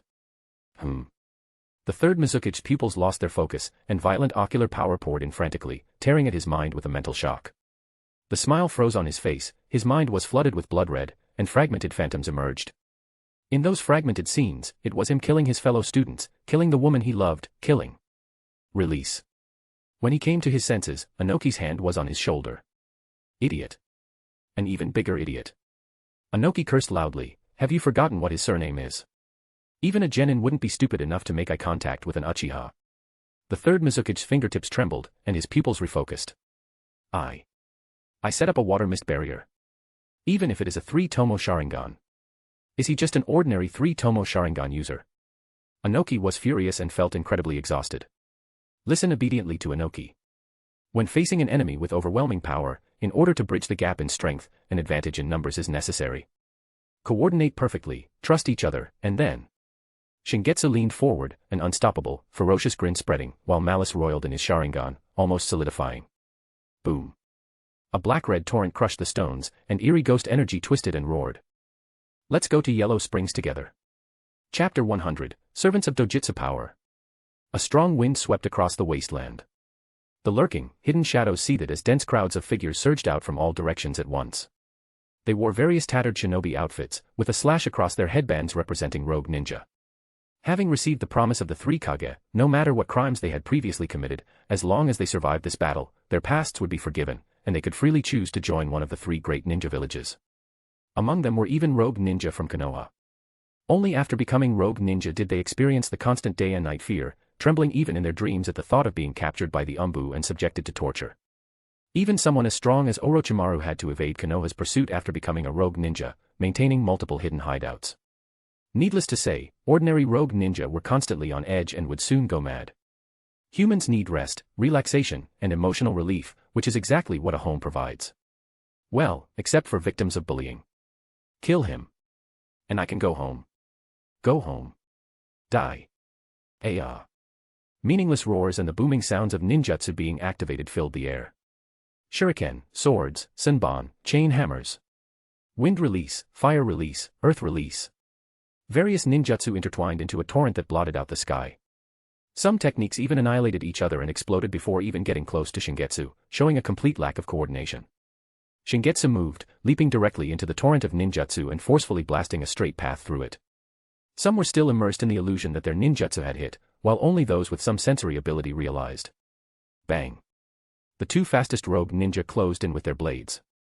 Shingetsu raised his hand and swung, the mere wind from his palm crushed and exploded their heads, scattering a mess of red and white. Clatter, clatter. Chains wrapped around his arm as 4 heavily built ninja, wearing similar outfits and looking almost identical, strained to hold the other end of the chains. We've got him. Shingetsu exerted a slight force with his wrist, and the 4 burly ninja instantly lost their balance, being dragged right in front of him. Immediately after, a knee strike so fast it left after images caved in their chests, driving their ribs into their internal organs. Without even a chance to scream, they died instantly. Seeing this, the others tried to use the body flicker technique to pull back. But before they could even channel chakra to their feet, their vision blurred. And after that, there was no after. Shingetsu's movements had no redundancy whatsoever, every raised hand, step, and punch was accompanied by the fall of a life.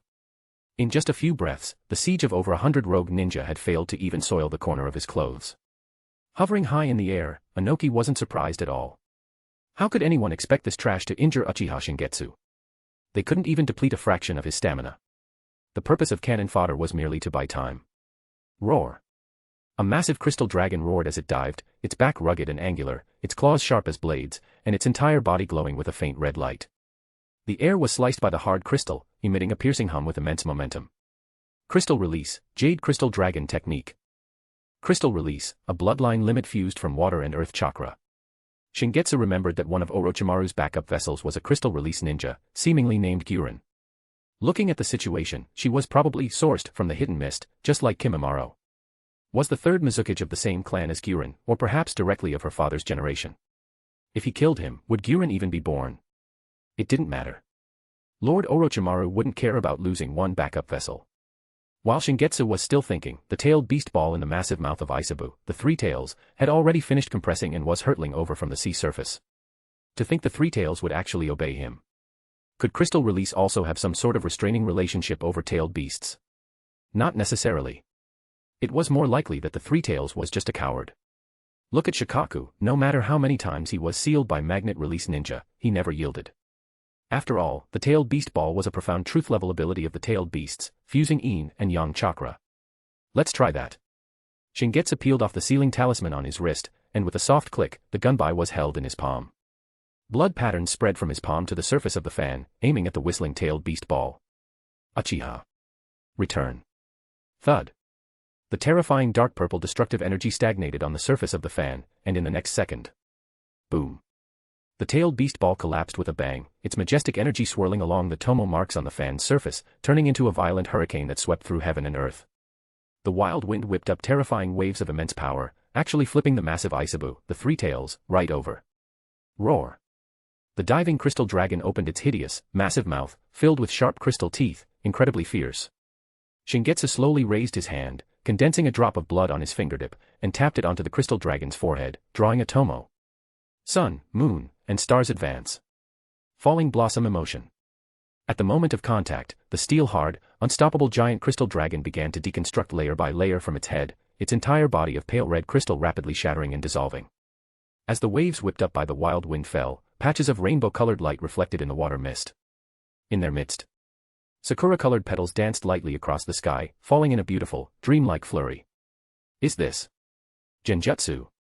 Anoki murmured. In his 50 years of life, he had never seen a more beautiful scene, so much so that he forgot he was on a battlefield and had a vital commanding role to play.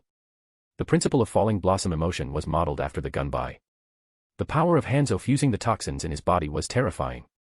Back then, if Shingetsu's battle hadn't been interrupted by other matters, he had already prepared himself to die under Hanzo's move. Shingetsu wasn't lying, this was indeed a technique he had specially prepared to deal with Hanzo.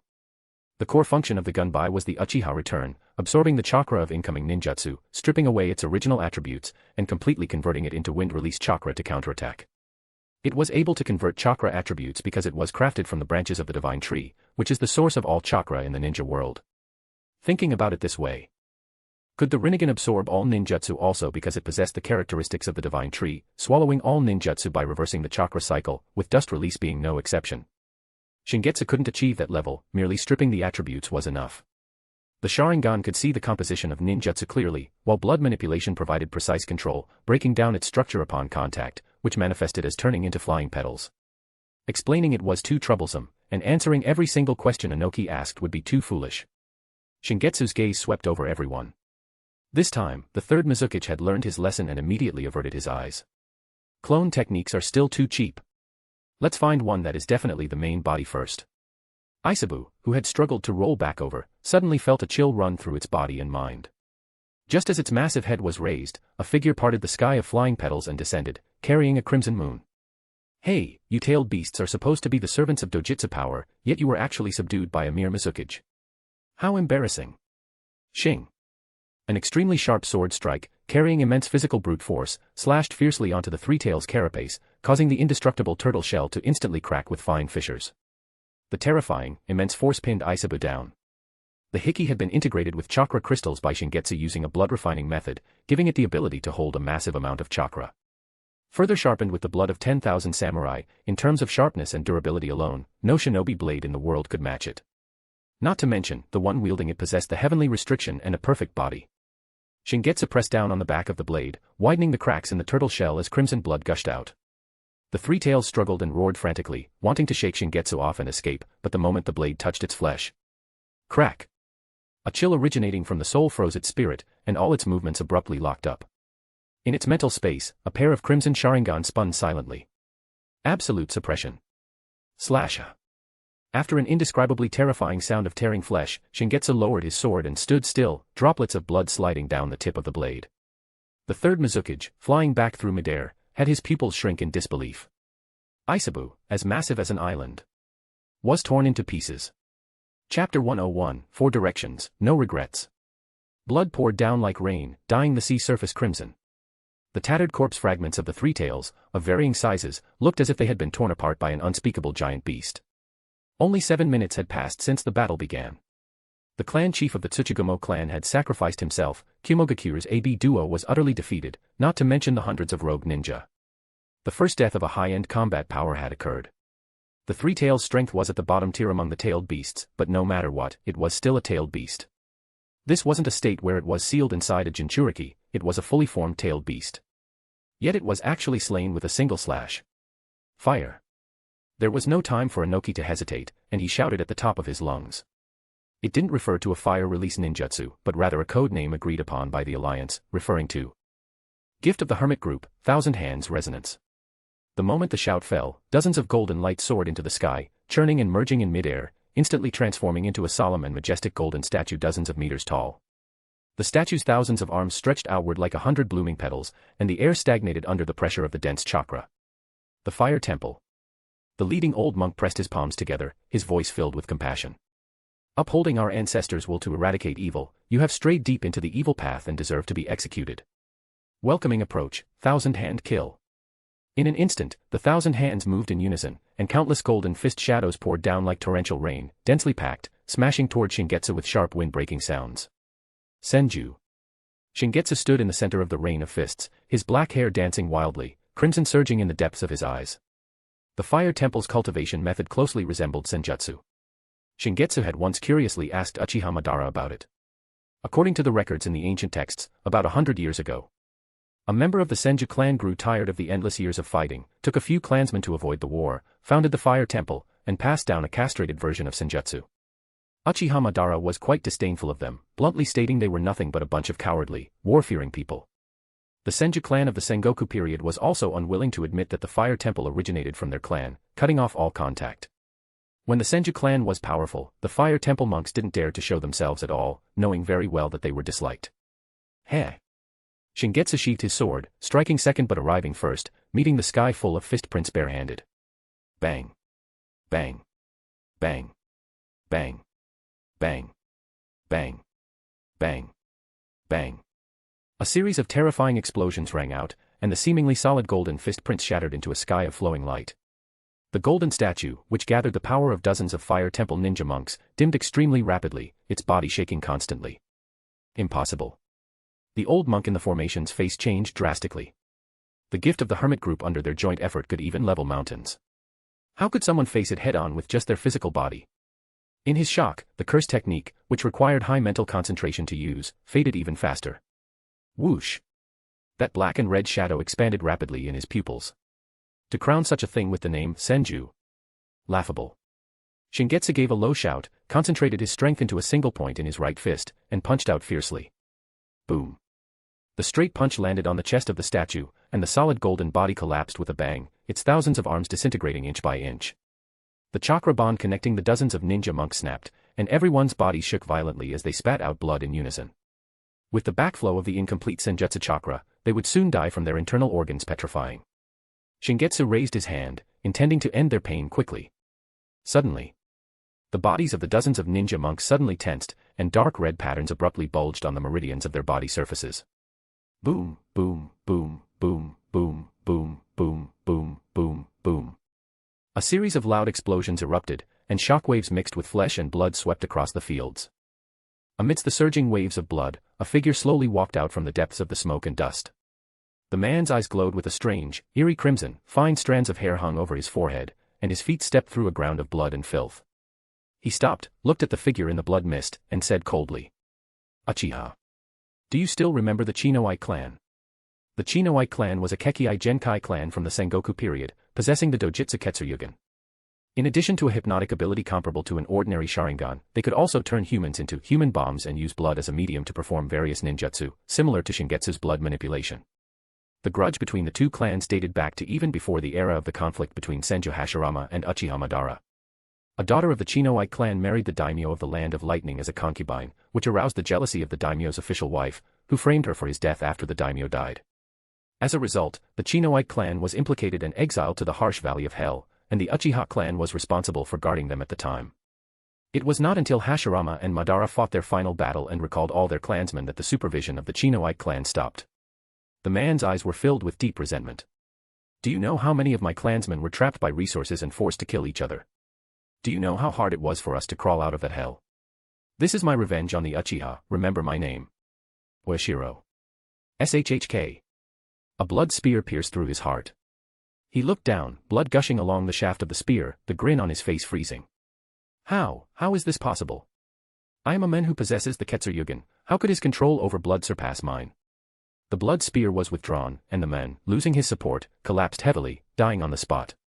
Shingetsu's gaze swept over the corpse, not pausing for a moment. Without giving him a single moment to catch his breath, a powerful, angry shout pressed down. Dust release, detachment of the primitive world jutsu. Boom.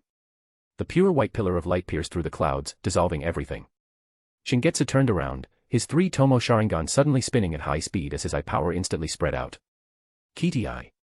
The dust release was severed by spatial lines invisible to the naked eye, consistently keeping a distance of several meters from Shingetsu. The tailed beast ball was a high-density energy bomb formed by the fusion of yin and yang chakra, and could still be deflected using the gun by.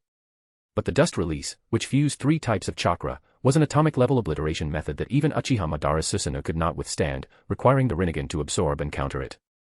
Shingetsu's falling blossom emotion could not decompose the dust release either, space-time Dōjutsu was his only means of defense. This was the weight of a Kekii Tota, which no one could afford to underestimate. You can't use them at the same time, can you? Instant teleportation and spatial barriers. The third Mizukage appeared behind Shingetsu, his hands rapidly forming hand signs, a trace of intriguing complexity in his lowered eyes. I didn't even use this when dealing with the Uzumaki clan, but since it's you. Completing the hand signs, the third Mizukage gave a low shout. Crystal release, divine prism kill. The ground, rocks, and moisture in the air condensed into crystal, as countless prismatic crystals burst from the earth, covering the sky. With the dust release in front and the lethal crystal release behind. It wasn't over yet. Crackle. Pale blue lightning tore through the sky as a leopard-shaped lightning beast roared and arrived, biting down on Shingetsu's shoulder before the thousands of crystal blades could fall, sparks flying wildly. Lightning release, Black Panther. A sensation of numbness spread from the bite of the lightning beast. But before it could reach his bones and flesh, it was blocked by Shingetsu's skin. Compared to the third Raikage's black lightning, its quality was far inferior. This body had already endured even stronger lightning. Buzz. Just as he was thinking this, a thick, pitch-black torrent of ink surged out from the side, and several clones condensed from ink wrapped around Shingetsu. Glancing sideways, the ink was being sprayed out by the fully formed 8 tails. Sealing Jutsu, Octopus Hold. A powerful sealing jutsu capable of sealing thousands of people at once, the ultimate technique of the 8 tails Gyuki. There had never been a plan for a war of attrition. Comparing stamina with an enemy who possessed the strongest physical body was an extremely foolish act. Making a certain amount of sacrifice to create an opportunity from which Uchiha Shingetsu could not escape, and then applying a seal, was the only option. Anoki's arms trembled, his chakra venting wildly, as an unbearable pain washed over his body. Hold on. Don't stop, even if I die, I can't stop. Blood droplets seeped from every pore of the third Mizukage's body. Overusing the crystal release forced him to expel blood to lower his body temperature and keep his mind clear. The Raikage clenched his teeth, wishing he could slay his father's killer on the spot, his chest filled with rage that fueled the lightning. Killer Bee could not bear to look at the corpses covering the ground, and closed his eyes. Let it end. Angry shouts rose one after another, an indomitable will and terrifying energy. Overturning heaven and earth. Chapter 102, Prison Gate Seal. Ink-like color gradually encroached, covering Shingetsu's entire body. Wisps of blackness burrowed into his eye sockets, attempting to suppress the spinning tomo within his pupils. Shingetsu lowered his eyelids, a faint smile curling the corners of his lips. Finally. A little interesting, at last. The roar of dust release, the howl of the lightning beast, and countless crystal blades swept forth, co-starring in a fierce, violent symphony. A barely perceptible low hum sounded. A streak of eerie, extreme crimson. It forcibly pressed the pause button on the frenzied movement. Crack. The first thing to shatter was the ink covering his entire body.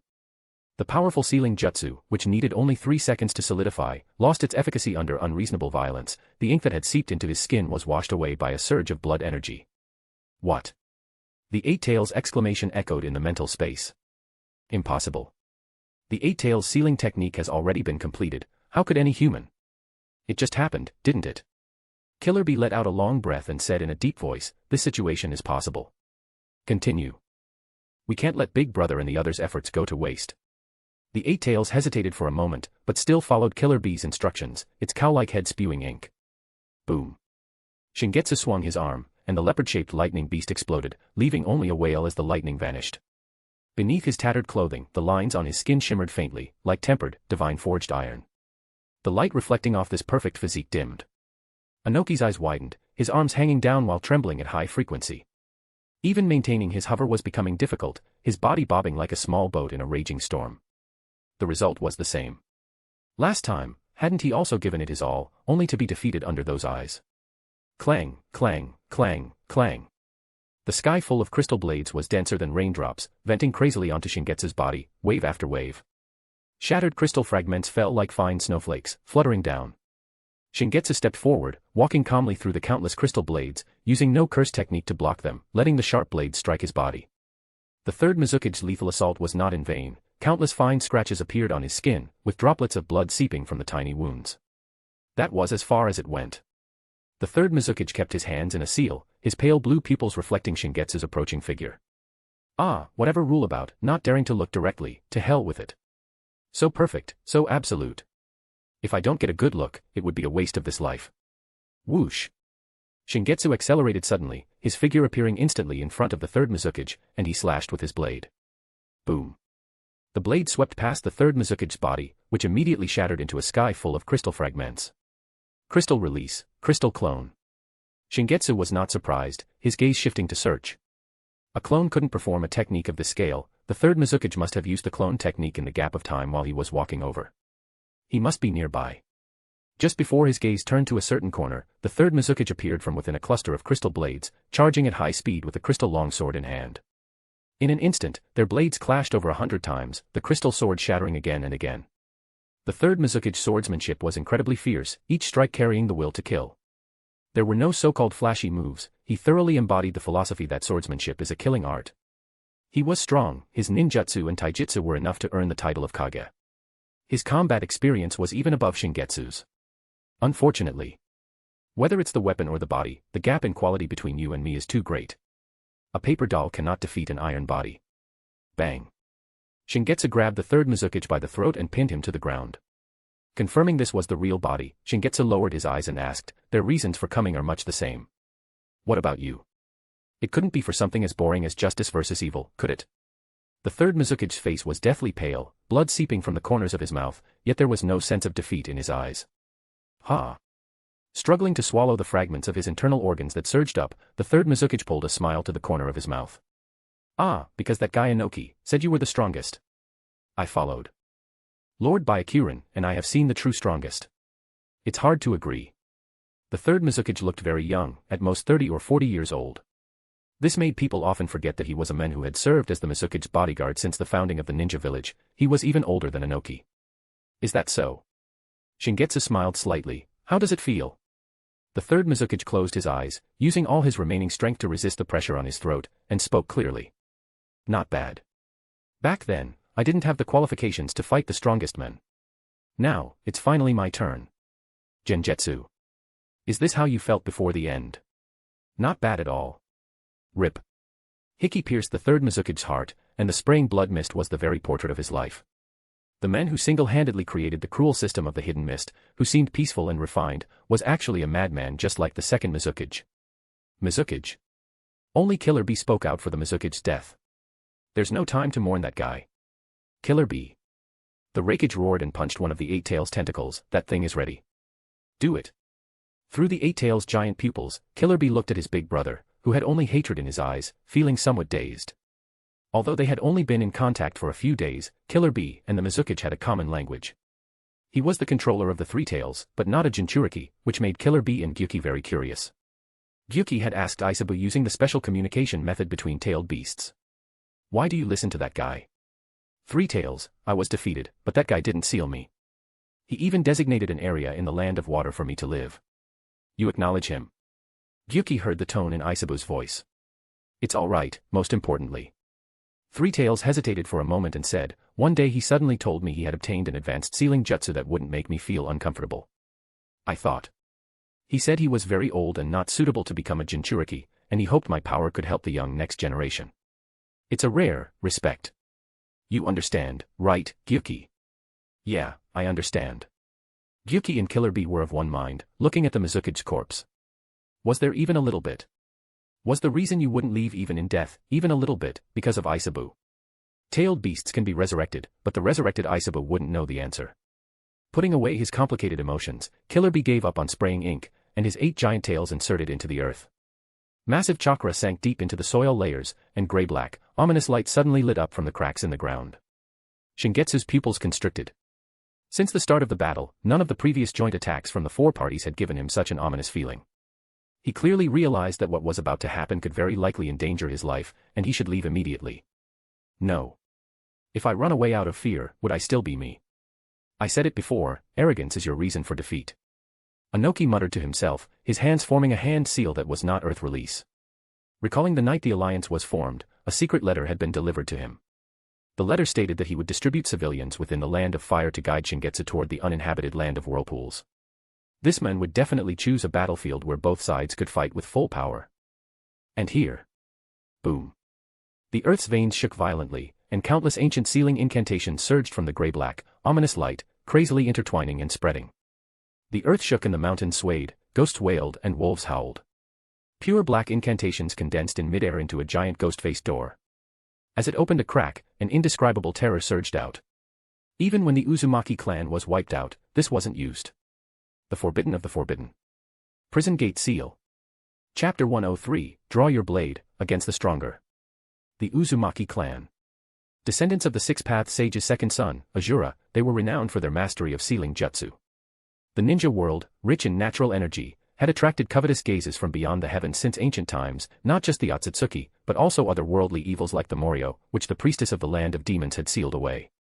Threats from without were constant, and the internal situation was no less turbulent. The 1,000-year Sengoku period of war and bloodshed had birthed many monsters that ordinary ninjutsu could not destroy. Upholding the will of their ancestors, the Uzumaki clan made it their duty to maintain order, wandering the ninja world for a millennium to seal these evils. Maharaga belonged to the ranks of these monsters created by war. Thus, Inoki and the others from Konoha at the time quickly accepted this premise, as it was not an isolated incident in the history of the ninja world. What was even more extreme was the jutsu used by Senju Tobarama to toy with the souls of the dead, that was truly unprecedented. The Uzumaki clan's forbidden jutsu, the Reaper Death Seal, was an ultimate soul-based sealing technique targeting powerful individual entities or chakra-based beings like tailed beasts. It involved forming a contract with the Shinigami, sacrificing one's own soul to achieve a permanent seal. Every time it was used, a new Shinigami mask would appear in the Uzumaki clan's masked temple, serving as a vessel for the seal. The Shinigami summoned by Minato Namikaze and Hiruzen Sarutobi in later generations was the same one. Orochimaru found that specific Shinigami mask to release the souls of the 4 Hokage, plus his own pair of arms. It must be said, the Hokage content of that mask was quite high. First, one must understand that if it reached the point of needing a seal, it meant conventional means were insufficient to destroy the target. So, where did the monsters sealed by the Uzumaki clan over the millennia go? They did not possess the ability of the Six-Path Sage to create a moon out of thin air to imprison Kagaya Otsutsuki. Solving it on the spot carried the risk of the seal being broken, endangering those who would live in the region in the future. The original leader of the Uzumaki clan thought. Since external monsters could descend upon the ninja world through various means, then why not choose a different dimension drifting outside the ninja world as a place to dump the trash? After being perfected by several generations of Uzumaki ancestors, the Prison Gate Seal was born. The birth of this jutsu gave all evil spirits a final destination. Open the gates of purgatory and banish them from the ninja world. Ruins of the land of whirlpools. The atmosphere swirled in reverse. Scarlet, gilded, and gloomy sealing characters intertwined, constructing a pitch-black gate dozens of feet high. The gate pulsed with a dull, bloody light, and countless hideous, twisted ghost-face reliefs roared and wailed, freezing the despair of the moment they were banished. An extreme, bone-chilling cold spread layer by layer, turning the summer heat into a harsh winter in an instant. Crack! The purgatory ghost gate pried open a narrow slit. Deep within the gap, there was no end in sight, only pure, void-like darkness, with the faint, heart-palpitating howls of evil spirits drifting out. Clatter! The sound of chains echoed from within the gap. Black and red chains, existing between reality and illusion, locked Uchiha Shingetsu in place. These did not shoot out from within, rather, the moment the gate opened, the chains formed directly on Uchiha Shingetsu's body, leaving no possibility of evasion. Inoki hovered in midair, his aged body tense. His hands moved in a blur, weaving hand seals to reinforce the array patterns on both sides of the gate. The fourth Raikage and Killer Bee stood at either end, pouring their chakra out with all their might, feeding the sealing array on the ground without pause. The prison gate seal, no one knows where it connects to on the other side. And that is where you will spend the rest of your life. Uchiha Shingetsu. Inoki's voice was hoarse, filled with absolute resolve. This was not in the original plan. The previous four-sided coordinated attack was supposed to be their final resort. It was that letter. The letter not only stated that he would guide Uchiha Shingetsu here, but also pointed out that there was such a sealing array beneath the Uzumaki clan lands and informed them of the method to activate it. Upon arriving to observe it beforehand, Inoki felt a lingering fear. Such a terrifying seal, if they had attacked the Uzumaki clan back then. It wasn't until he activated it that he understood why the Uzumaki clan didn't use this even when they were being annihilated. It required too much chakra. Even the Uzumaki clan, famous for their immense chakra reserves, did not have enough time to activate it when they were subjected to a surprise attack. The reason there were so few participants from the three major ninja villages this time was partly because intelligence reports indicated that Uchiha Shingetsu had slaughtered 10,000 samurai alone, meaning anyone below the Kage level had no business participating. The other reason was, to activate this great array, thousands of elite ninja from the villages had exhausted their chakra and had gone back to recuperate early. Inoki vaguely guessed who had sent that letter. The only one capable of doing all this. It could only be you, Hiruzen Sarutobi. Whoosh. As the group exerted their combined force, the slit slowly widened. A violent void suction poured out, forming a visible black torrent that locked onto Uchiha Shingetsu. Crack, crack, crack. Uchiha Shingetsu planted his feet firmly into the ground. The hard rock layer was ground into fine cracks by the dragging force, and his body slid inch by inch toward the pitch-black portal. He couldn't break free. What a powerful sealing jutsu. Perhaps its level was even above the Reaper Death Seal. Judging by the naming convention and those sealing characters, it was clearly a masterpiece of the Uzumaki clan. Why was Inoki able to use it? If they had mastered it in the original timeline, why didn't they use it against Uchiha Madara? Battlefield factors. Did it have to be here? How did they guess I would come here? No. Someone guided me here. Uchiha Shingetsu was not sensitive to terrain. He walked here only to avoid populated areas so he could fight without holding back, not worrying about stepping on innocent lives. He was no saint, but he didn't like unnecessary slaughter. Who could it be? To be able to accomplish all this and grasp my personality so precisely, that person. The answer was already clear. Heh. There was not a trace of panic in Uchiha Shingetsu's eyes, a smile tugged at the corner of his mouth. Well played. Danzo. If it were just me, you would have indeed succeeded.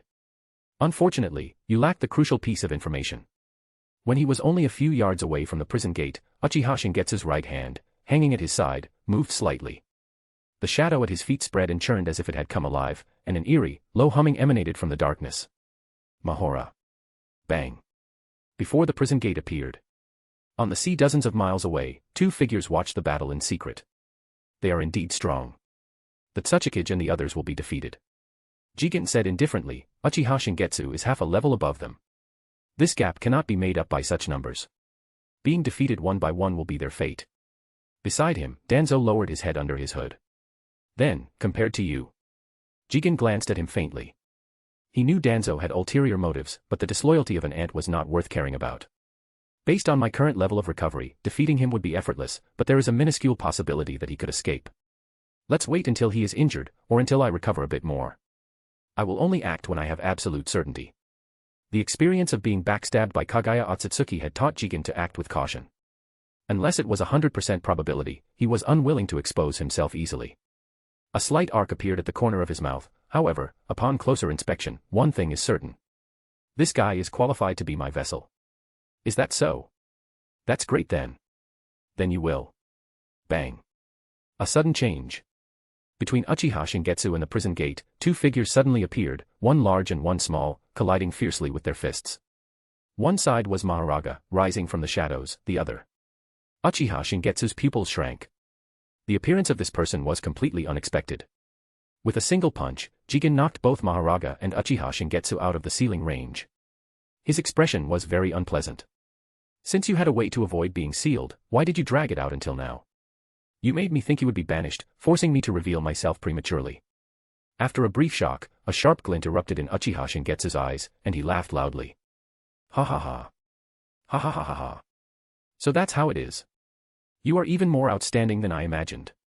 Shaking off the chains, Uchiha Shingetsu gripped his blade backhanded, his tangible killing intent surging. Although the feeling of being used as a pawn wasn't pleasant. But Uchiha Shingetsu's face could not hide his excitement as he lowered his stance slightly. Boom. The massive reaction force caused the bedrock to explode. A flash of crimson. Drawing a blade against a stronger opponent, that is what truly feels exhilarating. Chapter 104, A Righteous Ganging Up. Clang. The explosive sound left everyone's eardrums numb. The long blade, suffused with a deep, blood-red hue, was brought to a standstill, its body trembling violently. Jigen curled his 5 fingers, and a faint black sheen emerged from his palm, actually locking Hiki in place. Anoki and the others, having exhausted their chakra, slumped onto the ruins, unable to believe what they were seeing.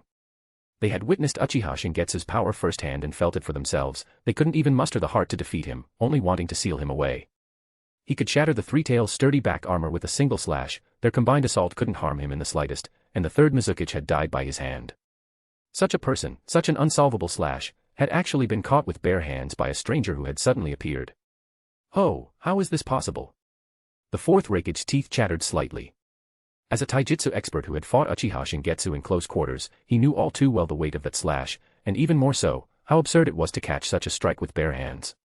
Killer Bee, having returned to human form, widened his eyes. There's another monster like this in the ninja world. Who is he? Inside the ceiling space, Gyuki pondered for a moment. I don't know, but that guy gives me a very bad feeling. He's even more terrifying than Uchiha Shingetsu. Run. Don't hesitate at all, run. Jigen returned to his indifferent demeanor and spoke in a flat tone. Why swing your blade at me? I was just saving you. I am a hidden successor of Ninshu, guarding the ninja world from the shadows. The commotion from your battle was too great, so I. Fearing that Uchiha Shingetsu would be banished from the ninja world, causing his search for a vessel over the past millennium to come to nothing, Jigen couldn't help but intervene. Realizing he had exposed himself too early, he tried to make amends, wanting to use a plausible excuse to get close to Uchiha Shingetsu. Enough talk. Uchiha Shingetsu exerted force, pushing down, and the space between Jigen's palm and the blade emitted a piercing, cracking sound. He grinned cruelly. In this form, you should be called Jigen, right? Jigen's slightly lowered eyes suddenly lifted, his pupils, previously dead and ripple-less, constricted. Ever since he was ambushed and severely injured by Otsutsuki Kagaya, and luckily escaped using Dōjutsu, he had been hiding within the body of this monk named Jigen.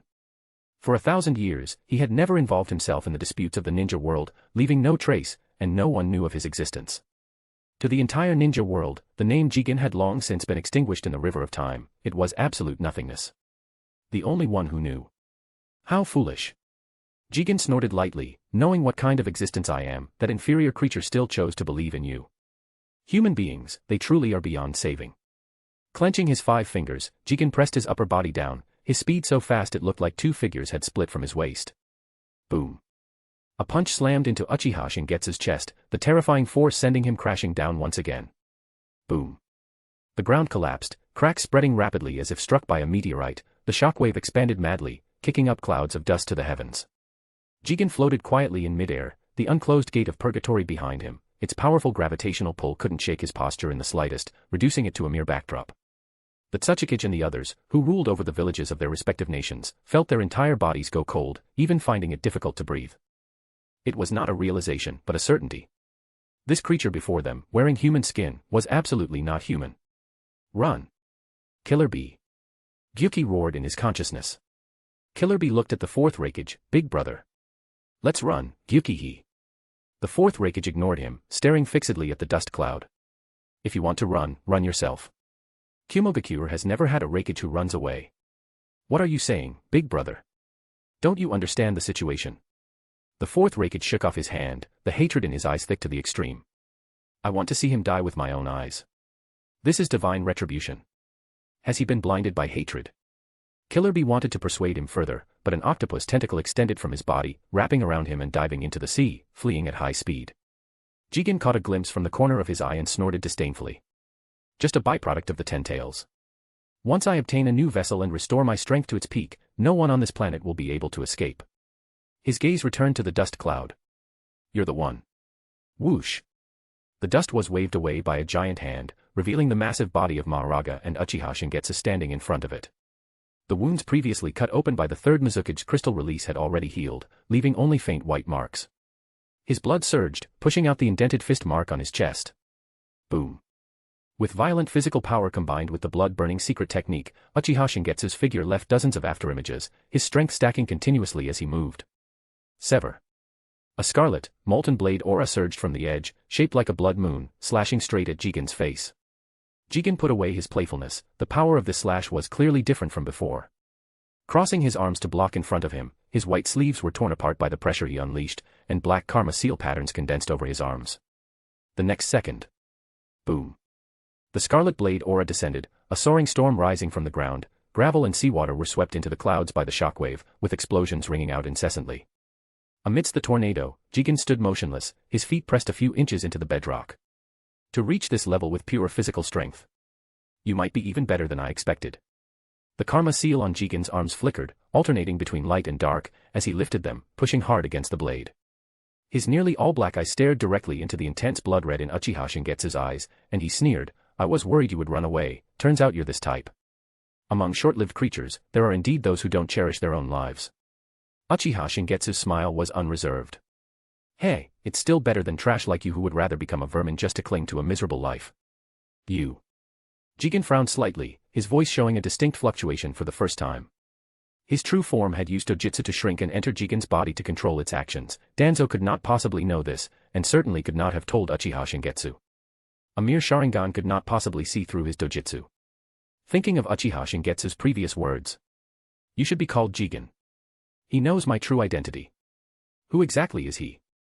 Before he could ask, a massive shadow broke through the tornado, a giant fist, several times larger than Jigen's body, came crashing down, slamming fiercely into Jigen's side. A destructive heavy punch that crushes all things. Since appearing in this world, this demon god finally had the chance to vent its overflowing desire for destruction. This body is too fragile, karma seal cannot cover the whole body, so there's no need to take the risk of tanking it. Sukunahikona. Jigen thought to himself, and his figure vanished into thin air from the spot, making it completely impossible to track his movements. Maharaga's giant fist missed. If Uchiha Shingetsu hadn't retracted his blade in time, it would have slashed onto its arm. Roar. With a meaningless low roar, Maharaga turned to face the midair dozens of meters away. Jigen casually brushed the dust off his arms, looking down indifferently at the unsatisfied Maharaga. Do you think you can oppose me just by adding a brainless, inferior creature? Too naive, Uchiha Shingetsu. You seem to know. Then don't run, scum. Uchiha Shingetsu rested Hiki on his shoulder and said mockingly, after all, you're a guy used to being a coward, I can't expect too much from you. Jigen's eye twitched slightly, interrupting others at will, you have no. And another thing. He interrupted again. Who said it was just Maharaga? Swish, swish, swish. The dust settled, and one figure after another gradually became clear. Tsukumo Hatake, Minato Namikaze, Uchiha Mikoto, Senju Nawaki. We made it. Uchiha Shingetsu, who is this guy? My Byakugan can't see through him at all. A quite terrifying enemy. Kuramaru, stop shaking. Pull yourself together, what is there to be afraid of? I'm going to let you see my secret weapon, you arrogant senior brother. Big brother. Uchiha Shingetsu held his head high. I'm not some lonely wretch like you. It's about to start, a righteous ganging up. Chapter 105, 1,000 years. Are you joking? Jigen's mouth twitched, barely perceptibly. You and that Maharaga can at least pique my interest a little. What are these people supposed to be? Are you hoping that I'll trigger your potential after I kill them? Jigen pointed a finger at Uchiha Shingetsu and sneered, I have long since understood everything about those counterfeit eyes. They are nothing but mutated products born from strong emotional stimulation. He pulled his wrist back and pointed at his own eyes. Even if you can awaken the so-called Mangekyo, so what? Compared to my Dōjutsu, it is nothing but a firefly before the bright moon. Under normal circumstances, Jigen would not demean his opponents to highlight himself, that did not fit his elegant aesthetic. However, every word he had spoken since appearing had been rudely interrupted, and every insult Uchiha Shingetsu hurled was quite nasty, making him somewhat annoyed. Uchiha Shingetsu ignored him and spoke rapidly. This guy is of the same clan as the Six-Path Sage's mother. He comes from outside the ninja world and has been surviving in this human body for over 1,000 years. His true form is very small, it is his right eye's Dōjutsu. He can shrink himself and non-living objects. He just used it to dodge my attack. Another effect is that he can throw shrunken objects into a time-frozen dimension and retrieve them at any time. Conventional ninjutsu is useless against him. That black karma seal can absorb chakra. Right now is the boss's initial stage. When he is covered in karma seal, that is state 1 fully opened, and when he grows horns, that is state 2. I just sensed it, given the strength of this body, if he were to force himself into state 1 fully opened, his physical body would collapse before long. Although I say that, even in his current state, he is much stronger than me. His taijutsu is extremely strong. Do not get hit by it, you will die. That's all I can remember. Oh, and use plenty of shadow clones. This alien hick can't see through them. He didn't have time to use the Sharingan to instill information into each of them, so he had to use the most primitive method, oral explanation. Both sides, friend and foe, fell into silence. Jigen wanted to know exactly how much he knew, so he didn't act immediately, but... This is too much. Why don't you just tell them what color my underwear is too? Who exactly are you? The Six-Path Sage's mother. Is that supposed to be easy to understand? How could he be related to someone from those kinds of myths? Shikaku selectively ignored the enemy's identity and origin, quickly analyzing the information Uchiha Shingetsu provided, his brain working so fast it was practically smoking. The usual rules, no need to consider your own safety, right? Uchiha Shingetsu nodded, you guys retreat further away to discuss. This guy can't kill me in the short term. I see, future vision, is it? Jigen took a deep breath, signaling his understanding. Such abilities did exist, having lived for thousands of years, there was no bizarre dojutsu he hadn't seen. It seemed it wasn't Danzo Shimura who had betrayed him, but rather this guy's eyes. That's not right either. How did he know about things from 1,000 years ago? Forget it. As long as I take this body and browse his memories, I will know everything. Thinking yourself clever. Jigen scanned the crowd and slowly raised his hand. Originally, I disdained to kill these ants, but it is you who caused their deaths, Uchiha Shingetsu. Swish. Swish. Swish. Swish. Dozens of sharp black rods shot out, completely impossible for the naked eye to track. Just as they were about to pierce the group. Puffed, puffed, puffed, puffed, puffed, puffed. All the black rods plunged into Maharaga's broad back, where its gray-white muscles twisted, slowly absorbing them into its body. Boom. Uchiha Shingetsu instantly appeared in front of Jigen, his forearm blocking Jigen's palm, triggering an explosive sound. Have you lived for 1,000 years just to become a turtle? Did you never learn how to curse? Calling those weaker than you ants, TSK, your lack of brain capacity is making me want to laugh. Taking this opportunity, the group used body flicker to move far away. Ninja brawls are not about swarming the enemy, they are like vipers, hiding and waiting to strike unexpectedly. Jigen's mouth twitched even more. You are making me a little angry, Uchiha. That line is even more cliché. Shut up.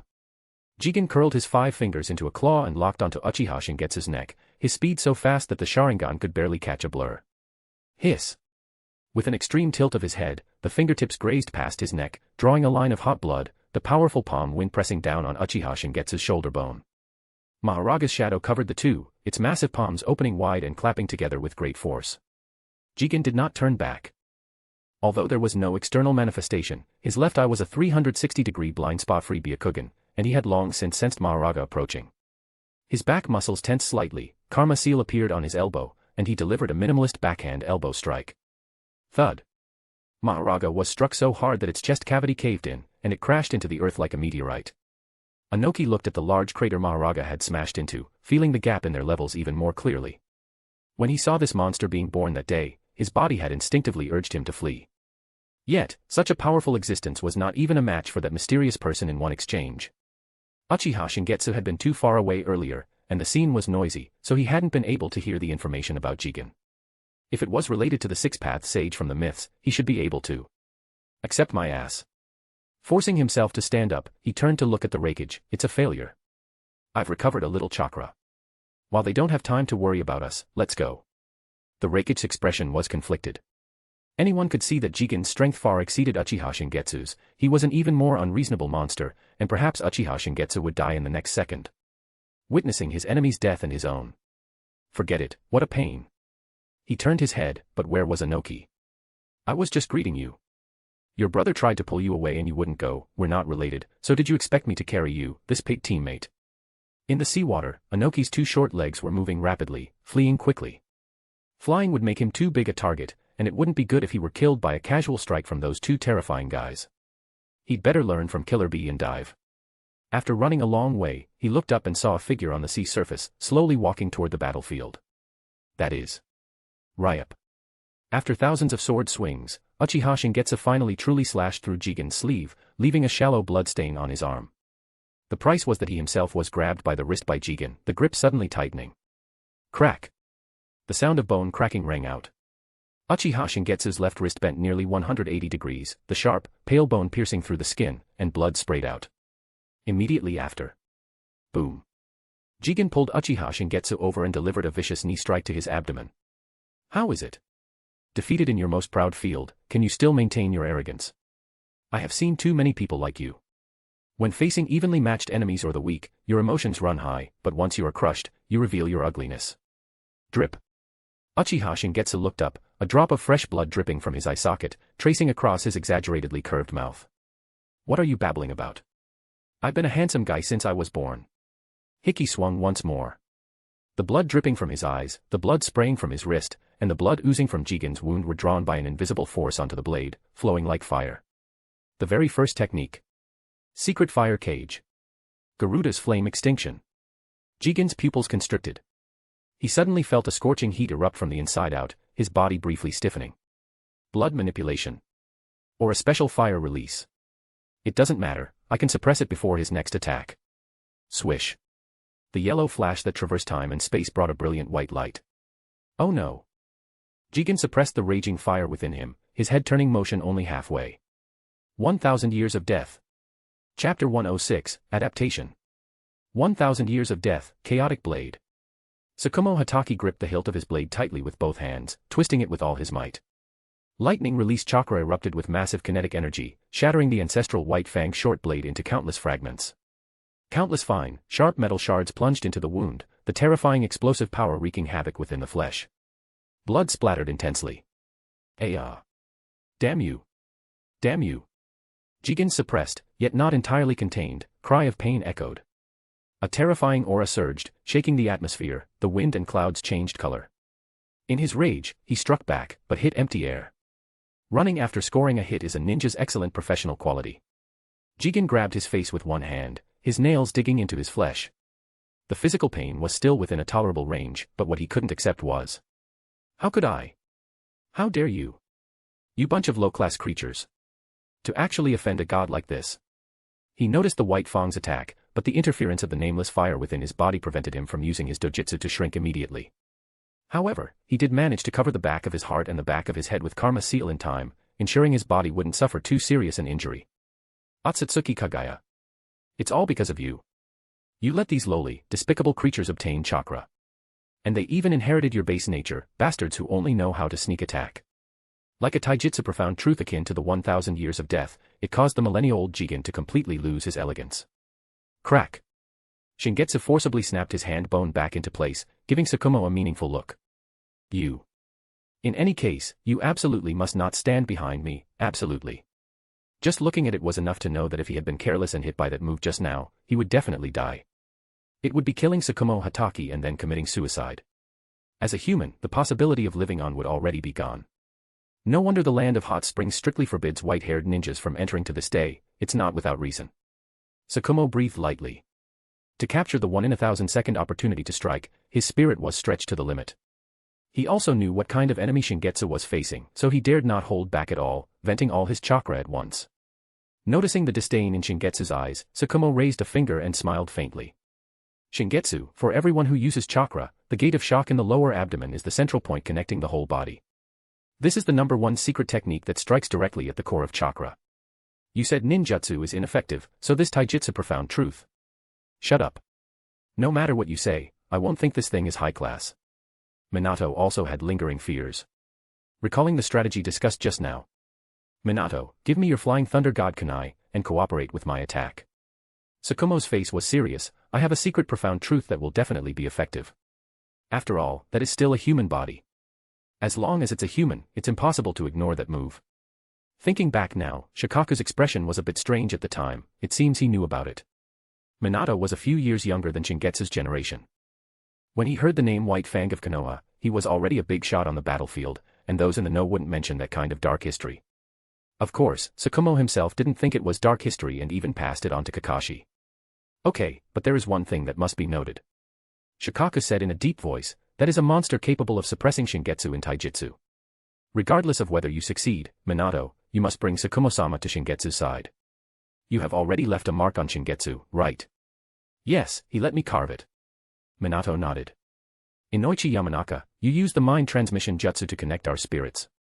Hyuga, Hisashi, you must keep the Byakugan activated throughout and report the battlefield situation. Akimichi Choza, Inazuka Tsum, Kuramaru, you protect me. Shikamaru arranged quickly, then looked at Nawaki. You've been talking about the secret weapon along the way, it should be that, right? The thing that pacified the chaotic world, possessed by Shodai, first, Sama. Would release. Everyone looked at Nawaki in unison. The significance of would release to Konoha is not just a bloodline limit, it is also a spiritual symbol representing the will of fire. In layman's terms, if another ninja world war broke out, knowing that the descendant of the first Hokage had awakened would release would boost the morale of Konoha ninja. Relatively speaking, enemy ninjas would be a bit cowardly psychologically. Nawaki scratched the back of his head a bit awkwardly, you could put it that way. Shikaka frowned and said sternly, what time is it? You're still being vague. Tell me all the intelligence, otherwise I can't formulate a strategy. Nawaki was startled and quickly said, it's that. After listening to what he said, everyone's expressions were very strange. This can also be considered inheriting from the previous generation.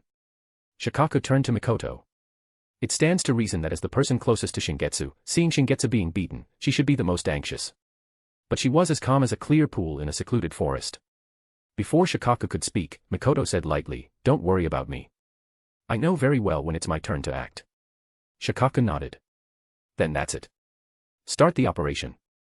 The feeling coming from deep in his lower back was a dirty, stinging pain that Jigen had never experienced since descending into the ninja world. The sound of wind across the world was cut off. Dark clouds overturned, dusk instantly fell into darkness, the earth trembled violently, gravel was suspended by an invisible force, and then ground into powder by violent energy. Die. His figure turned into a stream of light piercing through the dim sky and black curtain, and Jigen rushed over with terrifying potential energy. The target was Tsukumo Hatake. Under the shroud of terrifying killing intent, even someone as strong as the White Fang of Konoha couldn't move, a chasm of difference in the essence of life. It's like this again. Every time I help Shingetsu-kun fight, it seems like I become the target of resentment. That shouldn't be. Kakashi's mom always said I'm the handsome one. Bang. Fists collided, a visible circular shockwave erupted, and the ground within 100 meters collapsed with a roar. The arm attached with the blue-black karma seal and red blood armor made the space groan under the pressure. The three-tomo Sharingan in Shingetsu's eyes rotated rapidly, his blood boiling, the power of his heavenly restriction physical body pushed to the limit. Yo, getting anxious already. You're the most classless millennial-old monster I've ever seen. Jigen gave up communicating with Shingetsu, a black light moving in his eyes. Swish, swish, swish, swish, swish. Countless pitch-black, shining black rods covered in strange patterns appeared out of thin air, densely filling the sky. The next second. The black rods rained down with a roar, like a waterfall, dense as a sea of arrows. Carrying a shrill whistle that tore through the air, they all attacked Shingetsu.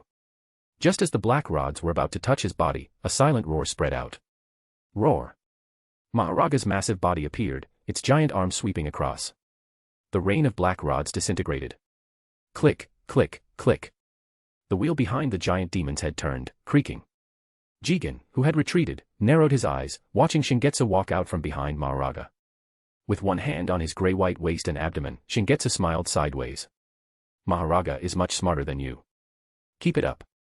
Before it completely adapts to you, defeat me. Chapter 107, The Warring States Era. 1,000 years. No, it should be longer.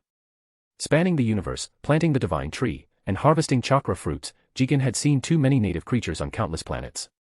Even counting the Otsutsuki clansmen. He truly couldn't understand why such a person existed. People like Danzo Shimura, with their shallow vision and low strength, were one thing.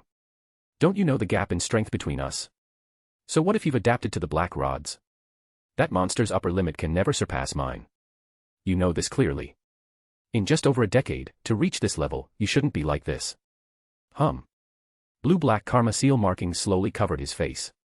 Jigen's aura surged again, and the space around him twisted irregularly. His pure black pupils looked down indifferently. Uchiha Shingetsu, you are the most foolish person I have ever seen. This is not bravery. If a deer runs to escape a lion, is it a coward? In my eyes, all creatures struggling to survive, no matter how pathetic or wretched, living on, that is bravery. You should have run. There is no shame in that. You're right. Shingetsu smiled faintly. Jigen, how about I call you Ishiki? You guys have so many names, it's a hassle just to address you. Do you think you're a higher life form just because you assume you control the life and death of countless others? With no emotions among your own kind, just searching for planets, collecting chakra fruits, calculating energy yields. That is why you cannot understand. He held his head high. Even though he was below, his gaze looked down from an even higher vantage point. I despise you. What is the difference between the essence of your actions and a beast? The beauty of humanity is its incomprehensible stupidity. No matter how many times it takes, before his body completely collapses, Shingetsu will never stop. Swish. He slashed upward with his blade, the sharp light tearing through the dark sky. Karma Seal, State 1, fully engaged. Black Karma Seal markings covered his entire body. Jigen was expressionless, his palm gripping a black rod. Boom. Time and space solidified, with only two figures colliding silently. The crimson blade clashed with the pure black spear, sending a breeze rippling outward. Between heaven and earth, there were only the figures of Jigen and Shingetsu. It was like a film broken down frame by frame, or the scattered manuscripts of a manga artist. Every subtle movement and change in expression was laid bare. It was not Jinjutsu, nor was it a clone. It was the embodiment of extreme speed. A collision of pure physical bodies. Blood and black energy tangled, blade and staff sparked, fist and foot resisted to the death. Every movement was impeccable, rather than a fight, it was more like a display of unparalleled technique. Boom. Shingetsu took a heavy kick to the chest and fell deep into the rock strata. Maharaga roared and pounced, its giant arm smashing down, but Jigen blasted its head off with a single punch. Another impact, another retreat. Shingetsu was covered in blood, his sword-wielding hand full of cracks, his scarlet eyes like flickering candlelight. Cannot be impatient. Calm down. A faint, ethereal voice echoed in his mind. I, too, am a person called a warrior. Jigen walked toward Shingetsu step by step, his eyes filled with the indifference of stagnant water. I am very satisfied with your body. In the early stages of the Karma Seal, your consciousness will still exist. Before it is completely overwritten, I will try to understand your stupidity. And then negate it. Everyone has their own destiny, it was determined at the moment of birth. Constantly evolving, becoming a unique god that surpasses everything, that is my destiny. Emotions. Will. Ridiculous. Everything about you is just nourishment for my evolution. Jigen gripped his hand, and a spear made of pure black, filled with destructive power, formed out of thin air. Whoosh. The black spear was thrown, leaving a black trajectory that annihilated everything. It was faster than the eye could follow, locked onto Shingetsu's heart. Shingetsu stood still, as if he couldn't react, simply giving up resistance. Suddenly. Boom boom boom boom. The ground, already trampled into fragments, completely disappeared. A massive shadow rose up, carrying rubble and seawater, layer after layer. Five-fold Rashomon. 5 gates of hellish Rashomon rose from the ground, grim and terrifying. Boom. An earth-shattering explosion erupted. The heavy gates of hell were no match for the power of the Otsutsuki, and layer after layer of defense was violently pierced and crushed. Bang. The black spear that shattered the 5-fold Rashomon seemed to have hit something. At the same time. Before the dust filled the sky could settle. Endless rumbling came from the distant sea, and a deep blue crescent moon ignored spatial distance and slashed into the battlefield. Extreme sharpness, encompassing all things, a single slash of annihilation. Is this real? Am I dreaming? The immense psychological shock made Inoki forget to hold his breath, but the discomfort of seawater entering his nasal cavity. It can't be wrong. Impossible to misremember. No matter how the appearance changes, that kind of gaze. Pfft. Inoki leaped out of the sea and stood in front of that person. Trembling with fear, he still gathered the courage to look up and meet those eyes. The powerhouse of the Uchiha, don't you die. Answer me. Uchiha Madara. The old figure did not stop. Perhaps. In the dense forest on the edge of the battlefield, a wisp of faint, ghostly white chakra mist rose. Senju Nawaki pressed his hands on the white body bag, where it seemed like countless snakes were writhing, creepy and terrifying. Orochimaru-sensei said it shouldn't be used unless necessary. He only researched this forbidden jutsu on a whim. Please don't tell my sister. Besides, I'm not using a living person. This is a sacrifice specially made by Orochimaru-sensei using Earth Grudge Fear. It has a time limit. It will only disturb the soul of the deceased for a little while, it should be fine, shouldn't get beaten up. Stop talking nonsense. Do you want to wait for Shingetsu to be beaten to death? My hands haven't stopped. I'm just talking to relieve the tension. Don't rush me, Shikaku. Slap. Dark seals appeared on Senju Nawaki's 10 fingers, and he slammed them down. Edo Tensei Jutsu. Thump. A cold wind rose, and a majestic, upright figure appeared amidst the gray debris and wailing. The smoke cleared. The destructive black spear that had pierced through the five-fold Rashomon was held in the palm of a giant wooden figure, unable to advance an inch. On Jigen's side, the seawater behind him had been split in two, an endless sight that could not heal for a long time. Puffed. Unable to help it, he spat out a mouthful of black-red turbid blood. Jigen staggered half a step, and the karma seal markings on his body surged toward the severed right arm. Too much information, I can't sort it out for a moment. The voice was calm and heavy, giving people a sense of wordless peace of mind. Anyway, this guy is the enemy, right, Uchiha kid? Bang. The wooden figure crushed the black spear, and the man standing on top of it looked toward the distant sea and said slowly. Really, it's just like returning to that era. The first Hokage, Senju Hashirama. Chapter 108, You Are Mine. Lord Madara, are you really going to do this? White Zetsu's features twisted into a knot. After that battle with Lord Shingetsu, your body cannot withstand going out again. Even if I can provide you with chakra, what if? Gurgle, gurgle. Uchiha Madara's arm bulged, and a massive black shadow crawled out from his sleeve. That pure black humanoid figure had only a mouth and two murky eyeballs, looking incredibly eerie. This is the manifestation of my will, Black Zetsu. A suitable candidate has already been found. Everything will proceed according to plan, Black Zetsu will guide you. Uchiha Madara tore off the tree tubes connected to his back, his body staggering. Lord Madara. Uchiha Madara raised a hand to refuse White Zetsu's support, saying indifferently. I have had enough of this frail body. I will go to say hello one last time. The next time we meet, it will be in my prime. Thinking this, the corners of Uchiha Madara's mouth lifted imperceptibly. Let Lord Madara go, heh heh. This is his will, after all. Black Zetsu grabbed White Zetsu, his laughter somewhat chilling. Hurry up and die, Uchiha Madara. To actually let that brat who wants to destroy the Eye of the Moon plan live, you no longer have any value in living. In Uchiha Madara's view, Black Zetsu was the manifestation of his will, but its true identity was the incarnation of Otsutsuki Kagaya's will, running around for millennia to unseal her. Stirring up the conflict between Indra and Ashura, causing a millennium of blood feuds. Making Uchiha Madara see the stone tablet of the six paths that he had altered, guiding him to awaken the Rinnegan and start the Eye of the Moon plan, all of this was for that purpose. Now that the Rinnegan was obtained, whether Madara survived or not was unimportant. That Uchiha Shingetsu. It didn't matter. Human lifespans were short, and tailed beasts would revive. At worst, he would just wait until he died of old age before starting the collection again. Uchiha Madara used his scythe as a cane, leaning against the stone wall as he stepped out of the underground palace with difficulty. Sunlight fell on his pale hair tips, bringing a faint warmth. He stopped. Heh. If I hadn't experienced it, perhaps I could have continued to endure the darkness. I will admit it. I came for you, Uchiha Shingetsu.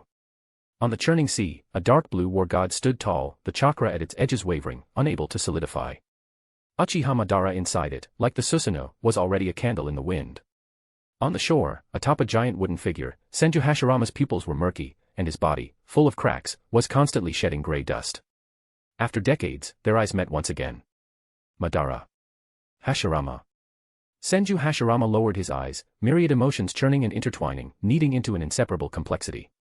His usually open and gentle face was covered in a gloom deeper than that of his Edo Tensei body.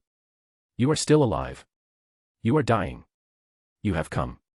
Is it because of this boy? Senju Hashirama looked at Uchiha Shingetsu, his pent-up melancholy melting into a soft sigh. He had been summoned by a grandson he had never met, and at first, he had been a bit angry, thinking he would have to teach Tobirama a lesson if he had the chance for corrupting the child.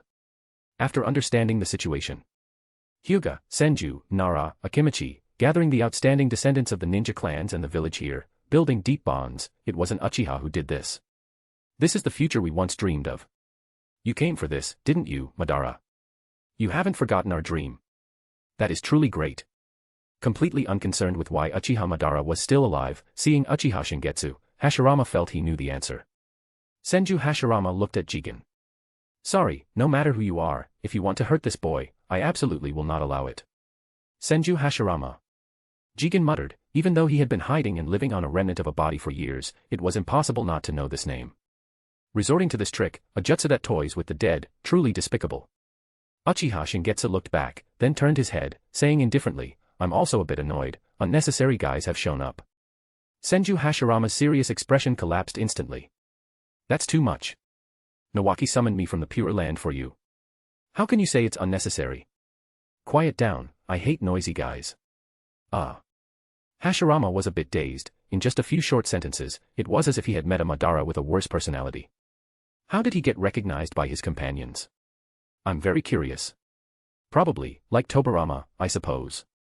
Taking a step forward, Uchiha Shingetsu looked at the distant sea, the corners of his mouth curling up. What a disgusting fate. The appearance of one always draws out the other. Haven't you two been entangled for a millennium already? Crack, crack. Uchiha Shingetsu's bones popped, the bones that had been knocked out of place earlier pulled back into position by his powerful muscles. But the injuries deep in his tissues and his physical exhaustion could not be recovered so quickly. Senju Hashirama took a look and said in a low voice, I know the Edo Tensei Jutsu. I am gratified that the monkey's disciple could think of using artificial creatures to replace living sacrifices. Cut the crap. I can only exist for 5 minutes, and my chakra is very low. If I help you heal, I might disappear even faster. Should I heal you first, or? Just don't get in my way. After saying this, Uchiha Shingetsu switched Hiki to his still intact left hand and shot out. His right arm severed, Jigen raised his left arm to block. Halftime is over. Still not enough. Make me happier. The blade's blood energy surged, transforming into a vicious beast biting down. Looking at Senju Hashirama from the gap, Jigen snorted coldly. In the end, you are not the living Senju Hashirama, just that level. A shimmer flickered in his pitch-black eyes, with a hint of wariness. Who is that? Compared to the appearance of Senju Hashirama, that person on the sea concerned Jigen more. The Otsutsuki clan was born with an extremely high perception of chakra, which was also the root of Dōjutsu. He could feel that the blade swung from the distant end contained such a sharp power. That person's understanding of pupil power had reached an extremely high level. Even surpassing Uchiha Shingetsu, almost. Just an old man who wants to look cool before he dies. Uchiha Shingetsu smiled slightly. He never hid his emotions, he was too lazy to have expressions for people he didn't like, and he didn't skimp on smiles for those he found pleasing. Is that so? He will die with sorrow. Black rods grew madly from his missing right arm, locking onto Hiki like thorns. Before Uchiha Shingetsu could pull the blade to stab again, Jigen backhanded, his left hand's 5 fingers gripping Uchiha Shingetsu's wrist tightly. Dead men and those about to die have all come to see you off. Not a bad life experience, right? Not much time left, the farce can end now. A low, ferocious laugh rolled from his throat, and the black numerical mark below his left eye revealed a cyan-black glow. A black-red space vortex formed behind him, and over a dozen black rods appeared, disappearing and reappearing like space-time teleportation, piercing into Uchiha Shingetsu's scapula, waist, abdomen, and limbs. Creak, creak. His overly tough physique made the penetration of the black rods difficult. What a powerful body, even above the average Otsutsuki clansman, besides its regenerative properties. Jigen's eyes were fiery, but his expression grew increasingly cold and indifferent. The cyan-black karma seal extending from his palm spread along the contact point, crawling onto Uchiha Shingetsu's cheek, and heart-wrenching pain surged throughout his whole body. With his millennium-long wish about to be realized, Jigen, forced to discard his mask of dignity, couldn't help but shout loudly. You are mine. Uchiha Shingetsu. Seeing Shingetsu restrained, Senju Hashirama's expression hardened, and he immediately joined the battle. Changing his hand seals, the wooden figure beneath his feet extended its hands, transforming into 2 azure, clearly scaled wood dragons that roared outward. As the wood dragons approached, swish, countless azure vines surged out from the gaps in their scales, biting toward Jigen like a swarm of thousands of snakes. The principle of Edo Tensei is to borrow a living sacrifice and the DNA of the deceased to recall a soul from the Pure Land. Orochimaru's reason for touching this technique goes without saying. It was, of course, to resurrect Shingetsu. For this, he went alone to the hidden cloud village, wanting to capture the 8 tails as a sacrifice to resurrect Shingetsu. The most suitable one was actually the 9-tailed, but he wasn't deranged enough to attack his companions, and there was also the reason that the 9-tailed strength was too great, and he wasn't confident. During the 5 years Shingetsu disappeared, Orochimaru secretly made many similar attempts, but never dared to put them into action. Deep down, a glimmer of fantasy still remained. Perhaps, just like Uchiha Mikoto said, Shingetsu wasn't dead. Past events need not be mentioned. After Shingetsu returned, he had intended to seal Edo Tensei again, but Senju Nawaki sought him out. Orochimaru understood Senju Nawaki, he wasn't jealous of Shingetsu, just really lost because they were drifting apart. Would release. No, directly implanting Hashirama cells into Senju Nawaki was too dangerous, so many Senju clansmen had failed and died before. Therefore, he improved the Edo Tensei technique, weakening the control and strength premise so it could be summoned using Earth Grudge Fear as a sacrifice. After all, Senju Nawaki's personality couldn't accept living sacrifices. Just like when he approached Tsukumo Hatake to teach Shingetsu swordsmanship, Orochimaru's move was to find the most suitable teacher for Senju Nawaki. Moreover, in times of danger, Senju Nawaki would have an extra means of self-preservation. Due to the insufficient strength of the sacrifice and the different focus of the technique's performance, Senju Hashirama currently only had the chakra level of an average Kage, so Jigen didn't care at all after seeing through his true nature. However, how could one underestimate the god of ninja, who had truly dominated an era and was worthy of the title? Realizing the shackles of his body, Senju Hashirama's hands flew through seals, changing the structure of his ninjutsu mid-battle. He abandoned his usual traditional would-release style of wide-open attacks, focusing more on the characteristics of growth, extension, and binding. Countless azure vines entangled Jigen, and just as he was about to use his karma seal to absorb the ninjutsu. Unlike conventional energy-based ninjutsu, would-release has a physical existence. Although the chakra-absorbing property of would-release was ineffective against him, he also couldn't nullify the binding power of the would-release. This guy's would-release actually possesses the characteristics of the god tree. Even if it were the real god tree, it would be nothing more than a tool raised by my Otsutsuki clan. Bang. Black rods flew out, shattering the sky-filling vines. Jigen grabbed Shingetsu's wrist and pulled him closer, the imprinting of the karma seal accelerating. Giving up? It seems you finally understand that struggling is just a waste of effort. His slightly ferocious face pressed close to Shingetsu's calm face. Rest easy. I will use this body to become a unique god. You are not disappearing, but rather, before anyone else on this planet, becoming a part of God. Snap. Shingetsu, who had been motionless, suddenly grabbed Jigen back. Boom. Mahoraga swept away the sky-filling wood chips and slammed down a heavy fist. Pinning your hopes on this boring toy. Jigen looked impatient and snorted coldly, I have already seen through it. As long as I smash it in one blow, the so-called adaptation will end. If I get serious, it can be done in an instant. Clatter. At Jigen's thought, several giant black cubes emerged from the spatial vortex, with deep red patterns pulsing with oppressive fluctuations on them. Daikoten. The overwhelming weight fell. Even before contact, the terrifying gravity distorted and deformed Mahoraga, and it looked like it was about to explode. For this battlefield, Mahoraga was not yet strong enough. If it were only Shingetsu, Jigen would still have the patience to take it slow, avoiding pushing him too hard and letting him escape. It was the unknown Dōjutsu user on the sea that gave him a sense of urgency. Two people of this level, the uncertainty was too high. He had to solve this before he arrived, there was no need to gamble. Pfft. It was the sound of Mahoraga being crushed by the black cubes, mixed with. Jigen felt a pain in his heart, and for the first time, a look of horror appeared in his eyes. He looked down at the sharp black rod piercing his heart, blood dripping down bit by bit. This is mine. When? Who is it? Jigen turned his head to see a pale, cold face, still stained with gray-white flesh. Starting from the 6th second of imprinting the karma seal, it cannot be interrupted immediately. Besides taijutsu, this weapon made of yin and yang release can also cause you harm, right?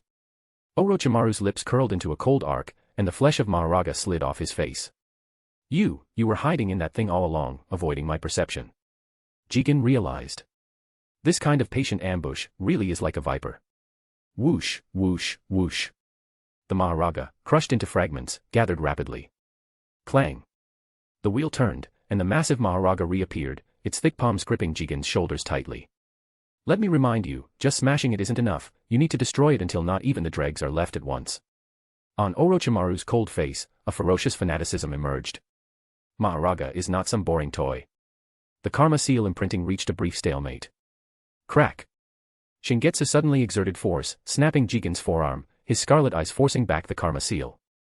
His cracked right hand took the hilt of the sword, and the fluctuations flowing between his fingers caused Jigen to feel a palpitation. Not good. Must leave, cannot take this head on. He wanted to use his Dōjutsu to shrink, but with the black rod inserted, he couldn't perform precise operations in the short term. Put some distance first. Boom. Exploding with chakra, Jigen dragged Orochimaru and Mahoraga up, and the sound of a kunai piercing the air rang out above. Swish. Flying Thunder God technique.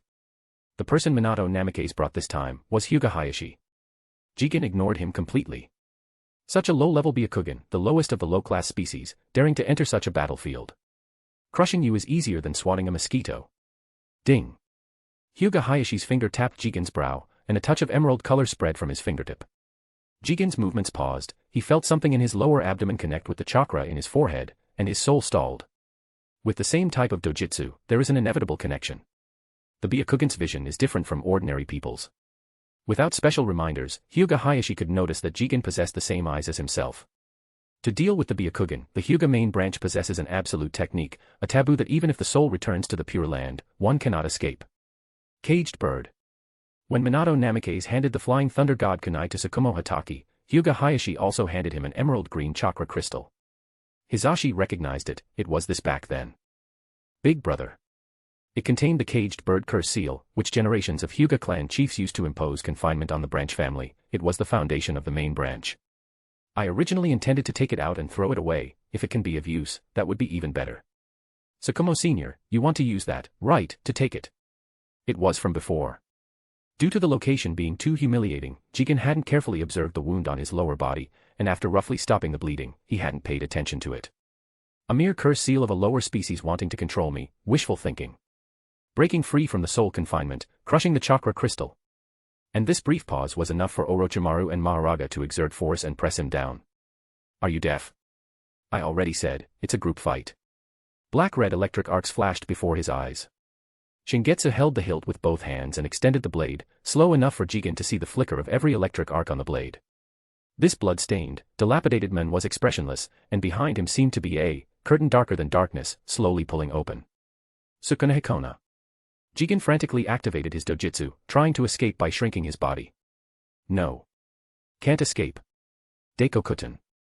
The dojutsu space cannot connect.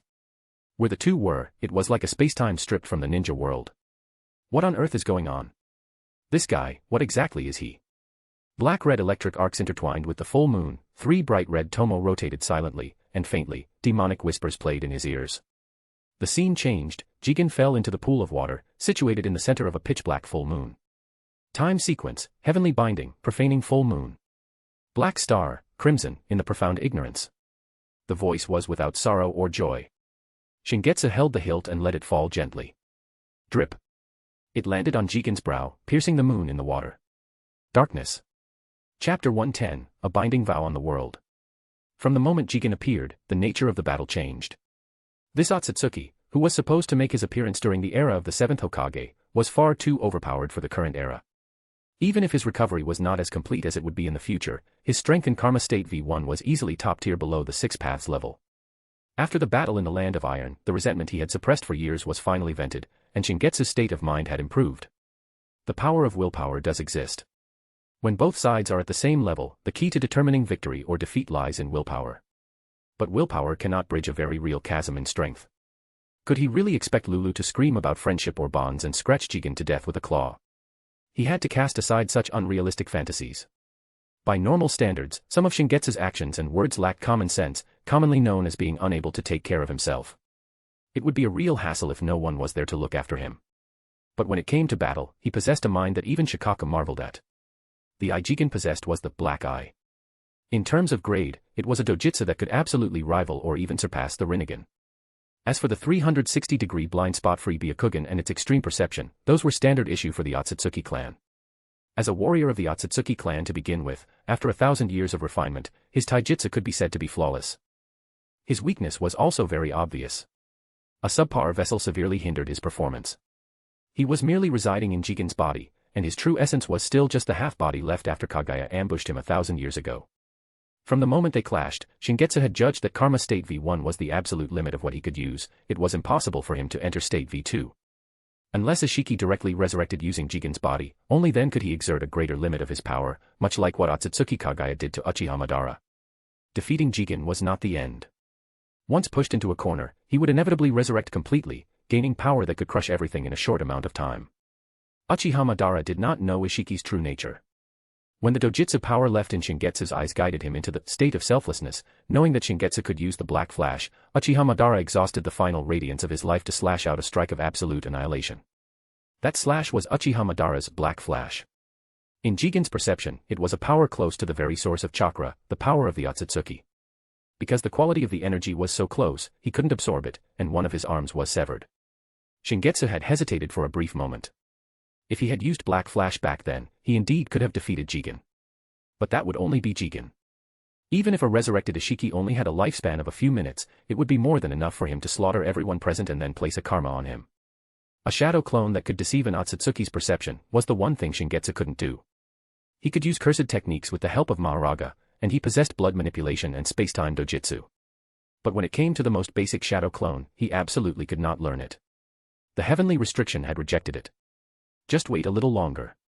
The black flash was an absolute strike born of extreme focus. Once that split second was missed, Shingetsu would no longer be able to unleash it. However, experiencing that state once more brought Shingetsu a step closer to the essence of all creation. Especially after seeing Uchiha Madara's demonstration.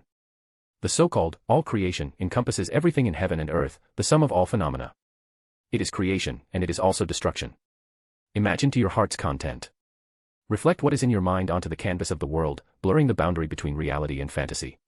Integrate everything you possess completely, and carve out an all creation that belongs to me. This is my binding vow on the world. Ishiki, prostrate within Jigen's brain, propped up his half-body. His black eye manifested, a golden background surrounded by 8 sharp black triangles in an 8-pointed star symmetry, sharp as blades. A golden light leaked through the gaps of the triangles as he stared at the crimson blade descending from the dim skull sky. This divine eye, which viewed all creation as mere ants and could shrink the void, was filled with overwhelming shock. A mere lower race. This is absolutely ridiculous. A lowly mortal dares to covet the domain of a god. In Ishiki's eyes, human ninjutsu and their use of chakra were primitive and inefficient, crude imitations of the Otsutsuki clan's techniques. A true technique was the transformation of consciousness into law. All tedious steps were merely the ugly struggles of the incompetent. Whether it was Sukunahikona or Daikokutten, Jigen only needed a single thought to use them. Domain, that is indeed a rather fitting term. Shingetsu said softly, his gaze piercing through Jigen's body.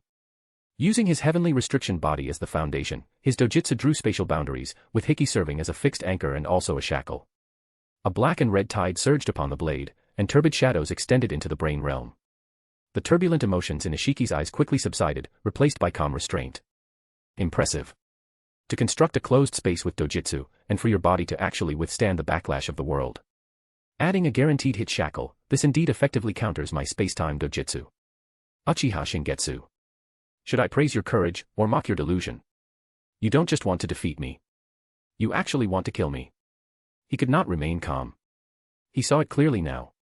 What this lower creature sought was actually the audacity to wipe him out right here. How dare you? 1,000 years. A long, grueling 1,000 years. You cannot possibly comprehend the weight of that. I am Otsutsuki Ishiki. Survival, transcendence. Destiny is on my side. Buzz. With a silent hum, Ishiki's black eye erupted with a blinding golden light, and a majestic, almost overflowing energy instantly exploded. A cold, blazing, and irresistible divinity surged frantically out of his battered body. He began to fully release the karma, resurrecting through Jigen's body. Even Ishiki was unsure how long Jigen's body, which had already been severely damaged beforehand, could hold out. Now was not the time to worry about such things. Once killed within this closed space, he would lose any possibility of branding another karma. This was absolutely unacceptable. Outside. An irregular, pitch-black sphere enveloped Shingetsu and Jigen. The bone-chilling energy kept everyone from approaching, and even the Byakugan could not see through to the scene inside. At this moment, the sphere vibrated violently, the resulting shockwaves causing the sea to surge with tides. It still came to this. A metallic sweetness welled up in Shingetsu's throat, and blood poured frantically from the cracked wounds all over his body. Just maintaining this closed space had nearly burned out his Dōjutsu power. His eyeballs felt as if they were rolling in molten iron, and his vision went black in waves. His heavenly restriction body was also overloaded to its absolute limit. In a stable world, spatial rifts would naturally heal. What Shingetsu was doing was equivalent to cutting open the world and using his own body to prop open this world wound. With the external pressure squeezing in and Ishiki erupting from within, his bones fractured inch by inch, and his meridians were torn to shreds. It was too painful. It was too heavy. Clenching his teeth and squeezing out the last of his physical body's strength, Shingetsu gripped Hiki tightly. The chakra accumulated in the blade erupted all at once as he stabbed down fiercely. Black flash. Black and red electrical arcs shot from the tip of the blade, and violent energy washed over the gradually transforming body. Bang. The irregular, pitch-black sphere floating on the sea suddenly froze. Cracks spread rapidly, and it collapsed with a roar. Chapter 111, Mangekyo. Clack. A hand grabbed the blade. Pale, like embers that devoured everything. The waves and the wind abruptly stopped, leaving only this faint, crackling sound between heaven and earth, dead and deep. Creak, creak. 1 inch, 2 inches. The hiki slowly slipped out of the cranial cavity, and the moment it was completely pulled out, the wound between the brows immediately sealed shut. Shingetsu couldn't clench his hands, his vision was blurry and blood-red, no longer the color of the Sharingan. The human tissue belonging to Jigen peeled off layer by layer, revealing the jade-like pure white unique to the Otsutsuki clan. Limbs stretched, the torso reshaped, and his posture became tall and straight. The unstoppable reincarnation was complete, halfway. Within the pale divine body, there was a clear black dividing line, one half was crystal clear, with a black eye shining brilliantly. The other half had old and new flesh misaligned, black and red electric arcs tearing and bursting, and filthy blood oozing out. A heart-wrenching, agonizing pain of rejection radiated from the imbalanced physical body. 1 hour. No, 10 minutes at most. The reincarnation has been disrupted. If I don't re-engrave immediately, I will completely disappear. Ishiki's pupils contracted, an extreme gloom welling up in his eyes. Smack. Gripping Shingetsu's throat in a death grip, the blue-black karma seal surged out like living poisonous insects. His face, with half of its flesh collapsed, looked incredibly hideous. What's the use? No matter how much a mortal struggles, they are still just a mortal. Do you understand now? Uchiha Shingetsu. Shingetsu's eyes drooped, his vision blurry. He spat lightly. Patter. Hey, it hit. Just holding onto the hiki to keep it from falling into the sea had used up all his strength. So filthy. A faint curve formed at the corner of his mouth. His voice was very faint, yet his tone held nothing but absolute confidence. I have no choice. I'll show some mercy and contain your filthy power. Still acting tough. Ishiki tightened his grip, his lifespan rapidly draining away, the madness in his eyes growing even stronger. That look of yours is truly disgusting. You are going to die. There should be a limit to your foolishness. Shingetsu didn't reply, waiting for the second battlefield. From the moment you chose me as your reincarnation target, failure was destined. How could my body lose to a mere Otsutsuki? Deity gates. The vermilion Tori gates fell with a powerful gust of wind, their binding power already spreading before even making contact. Senju Hashirama clapped his hands together, the reanimated dust of his lower body already blown away by the venting chakra. Seal. Asterisk boom. Asterisk. Ishiki didn't budge an inch, an invisible pulse of chakra shattered the deity gates. Shadow possession jutsu. 8 trigrams vacuum palm. Ominous lightning, white fang instant kill. Fang over fang. Human bullet tank. Formation of 10,000 snakes. The ninjutsu collapsed, and figures fell. Orochimaru's nails dug into his palms, blood flowing.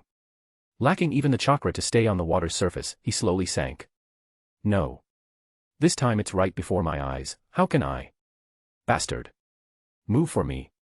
Absolutely. I will absolutely not allow this. How pathetic, Hashirama. It is no longer your era. Uchiha Madara murmured, turning to look at the person beside him. So it was there all along.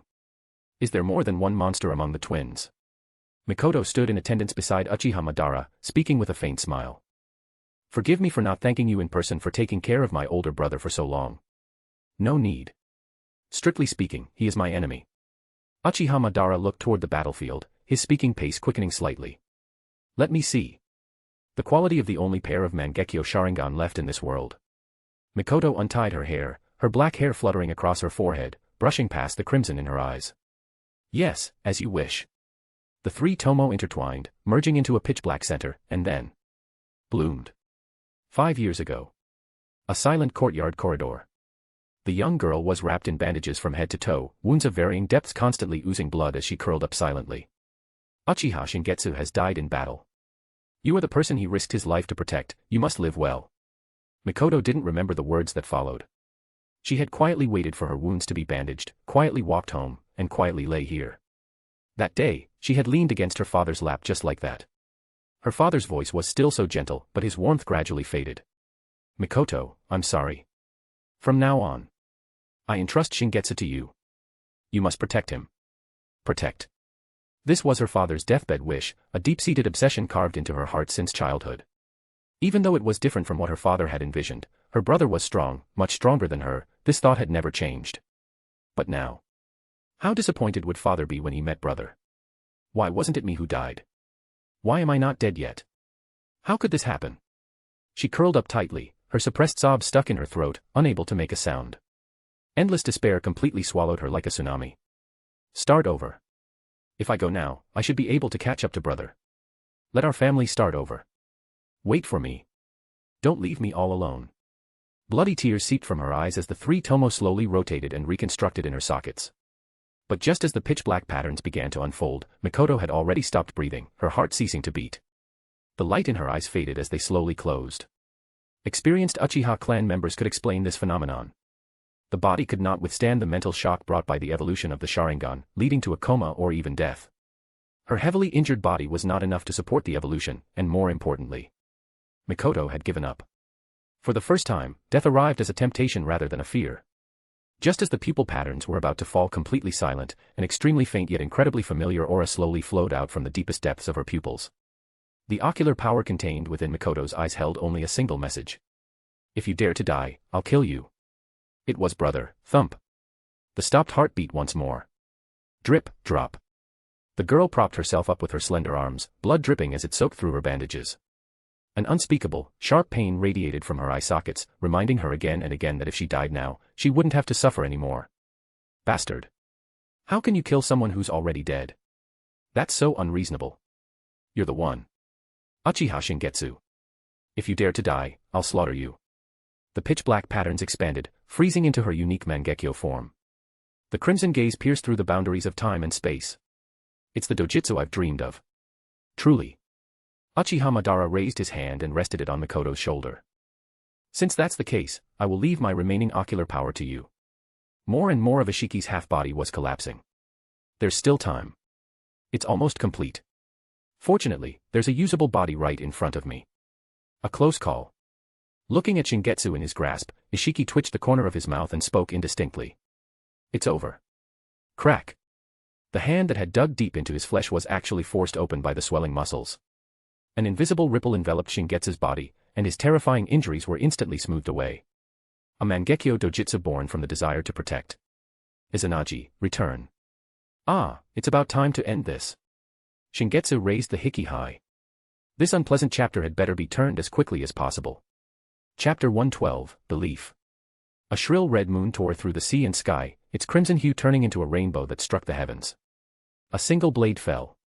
The body of Otsutsuki Ishiki, from the left shoulder down to the right rib, was severed and fell. Incomparable, absolute violence. The physical body recovered to its peak state. The hand gripping Uchiha Shingetsu's neck looked pathetic, like someone struggling to grab the last vine while falling off a cliff. What kind of joke is this?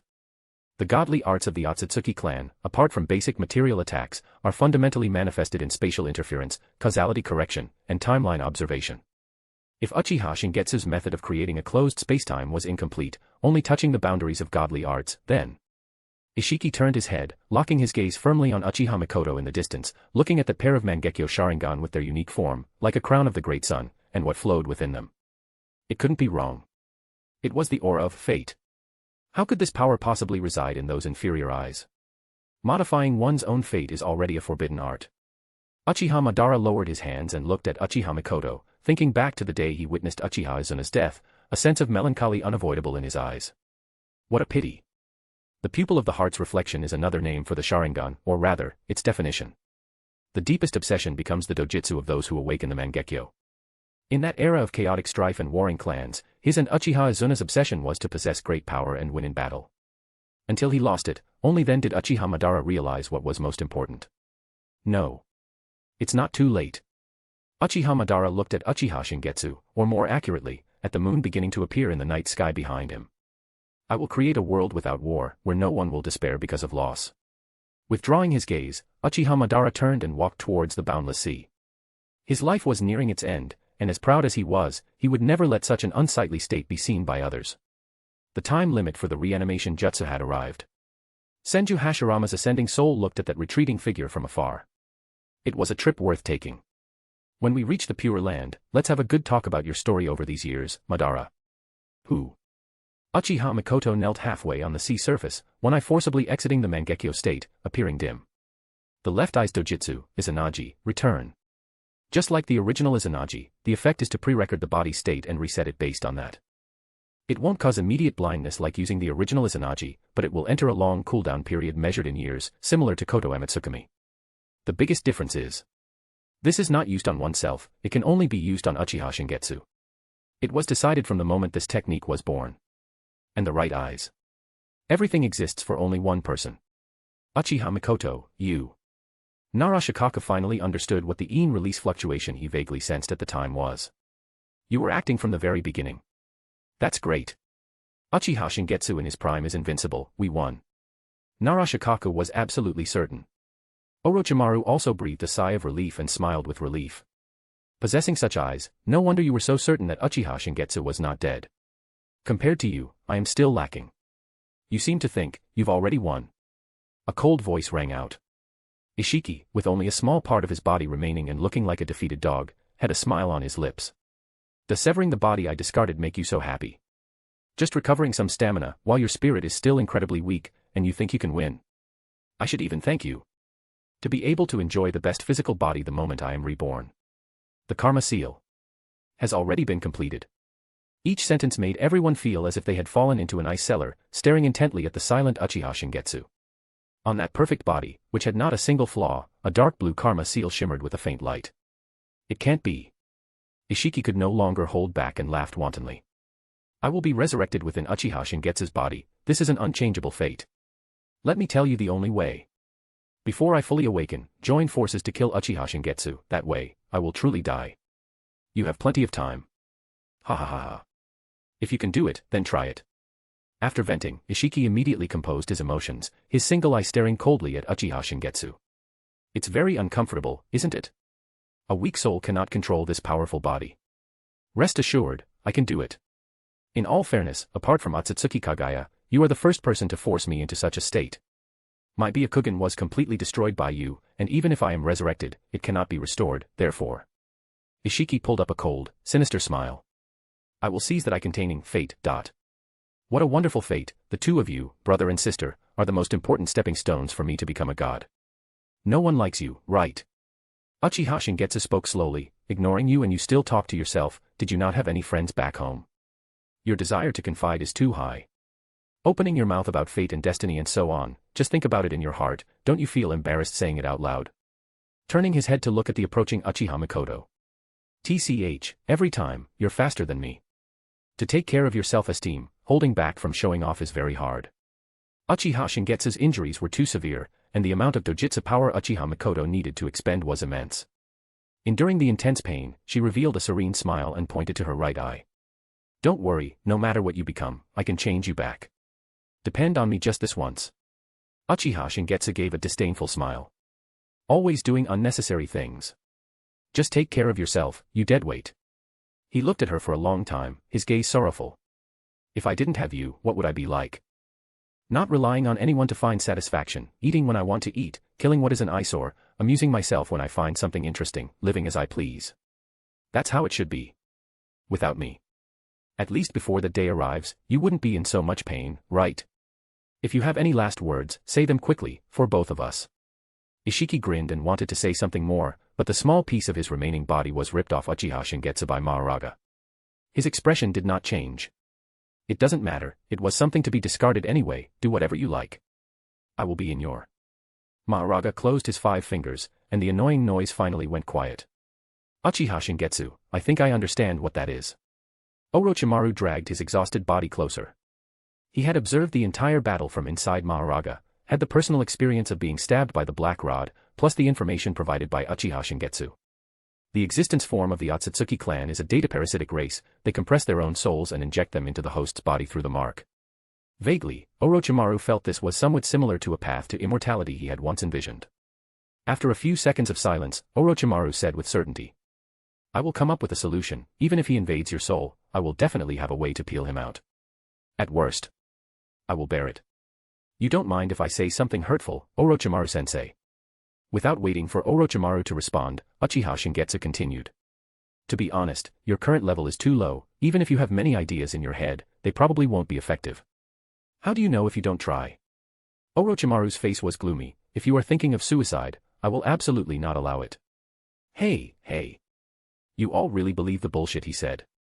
Everyone is either thinking of suicide or wants me to commit suicide, it's not that serious. Who would have thought, the one who believes in me the most is actually you? Uchiha Shingetsu turned to look. A figure in black robes, who had appeared at some unknown time, was holding the head of the fourth Raikage, whose eyes were still wide open in death. He took off his hood. In one of his eye sockets was clearly a Sharingan, not hiding it at all. Danzo Shimura lowered his eyes and spoke indifferently. Of course.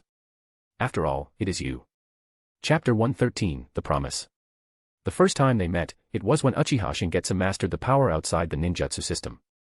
That rebellious demeanor left a deep impression on Danzo, with a premonition that this youth would grow into a terrifying existence.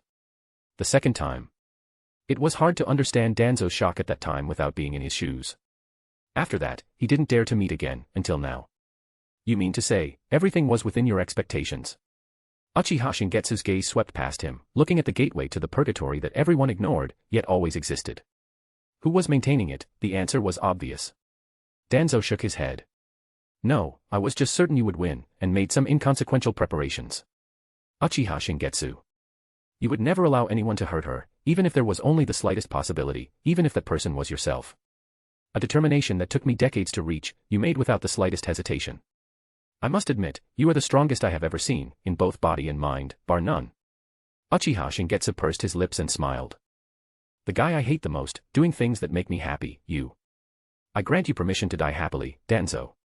What on earth is going on? Orochimaru couldn't figure out the situation, their conversation left him completely confused. Is it too cryptic? Uchiha Shingetsu turned to Orochimaru, pointed his thumb at the purgatory gate, and grinned. An isolation room. I have a slight cold right now, so I'm stepping away for a bit to avoid infecting others. He pointed at Danzo again. As for this guy, never mind, leave him alone. Don't joke around. Uchiha Mikoto's expression was slightly distorted, and the tangible ocular power surged ominously. Not again. I've had enough. I don't need it. I am much stronger than you. I possess eyes stronger than yours. Why? Why must someone as proud as you, for the sake of me? Tears slid from her eye sockets. Brother, if I weren't here, you would be better off, wouldn't you? No. Uchiha Shingetsu smiled at her, that's not a hypothetical. If you weren't here, I would be doing very badly. You always think I'm not straightforward, this answer is direct enough, right? Ah, don't make that face, it's such a hassle. A promise. Uchiha Shingetsu walked closer, gently touching Uchiha Mikoto's dim eye, and the karma seal appeared on his finger. Before the ocular power in this eye of yours recovers, I will definitely return.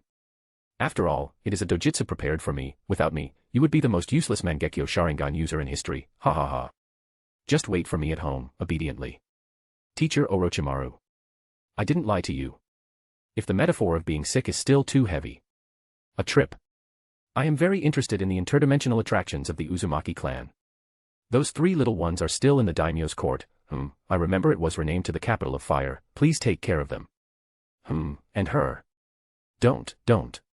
Between Maharaga's fingers, Ishiki struggled to speak, with terror appearing in his tone for the first time. You won't be able to come back. The coordinates of the planet are constantly changing, not to mention that kind of chaotic interdimensional space. Do you know how long it took us to find the ninja world? If not for that, how could I have appeared early? You dare to scheme against me. Danzo. You. Slap. Maharaga clapped its hands, and flesh and blood flew everywhere. Uchiha Shingetsu leaped onto Maharaga's shoulder, and Maharaga began walking toward the gate. He turned his back to the crowd, raised his hand, and flicked two fingers. That's it. Saying goodbye one by one, you really thought I was going to die. Only Danzo followed behind him. Boom. Maharaga kicked the gate, opening it wide enough for it to enter. Inside the gate, filled with complex sealing runes, dark, bloody mist churned, and the surrounding air became heavy and cold. The strength of Maharaga now was beyond what Uchiha Mikoto could control. Without stopping at the gate, Uchiha Shingetsu drove Maharaga inside, leaving only two short words. Close the door. Rip. Danzo suddenly tore open his top, jet-black curse marks appeared on his chest, and the karma seal engraved by Ishiki at the corner of his eye flickered rapidly. Not enough. Only if I also disappear can the existence be completely erased. For the ninja world, for Konoha. Hiruzen. I said, I will end everything. Reverse 4 symbols sealing. The curse seal tore through his skin and flesh, and blood gushed out like a thick darkness, spreading rapidly. The pitch-black darkness expanded rapidly with the gate as the center, and the space twisted. Bastard. What are you doing? Stop it. Orochimaru, whose half-body was paralyzed from the previous battle, roared hoarsely, dragging his crippled arm with his sword pointed directly at him. Danzo was expressionless and said heavily. You always lose your composure because of him, Orochimaru. Uchiha Shingetsu. What a terrifying person. 100 times more terrifying. I actually believe a little bit that he can really come back. Danzo's body expanded rapidly, and the black ceiling domain exploded like a black hole, bright light swallowed the vision, and a roar echoed. I don't know how long it had been, the light receded, everything in that space disappeared without a trace, and the inflowing seawater quickly smoothed it out. The quiet battlefield finally saw birds flying across the sky.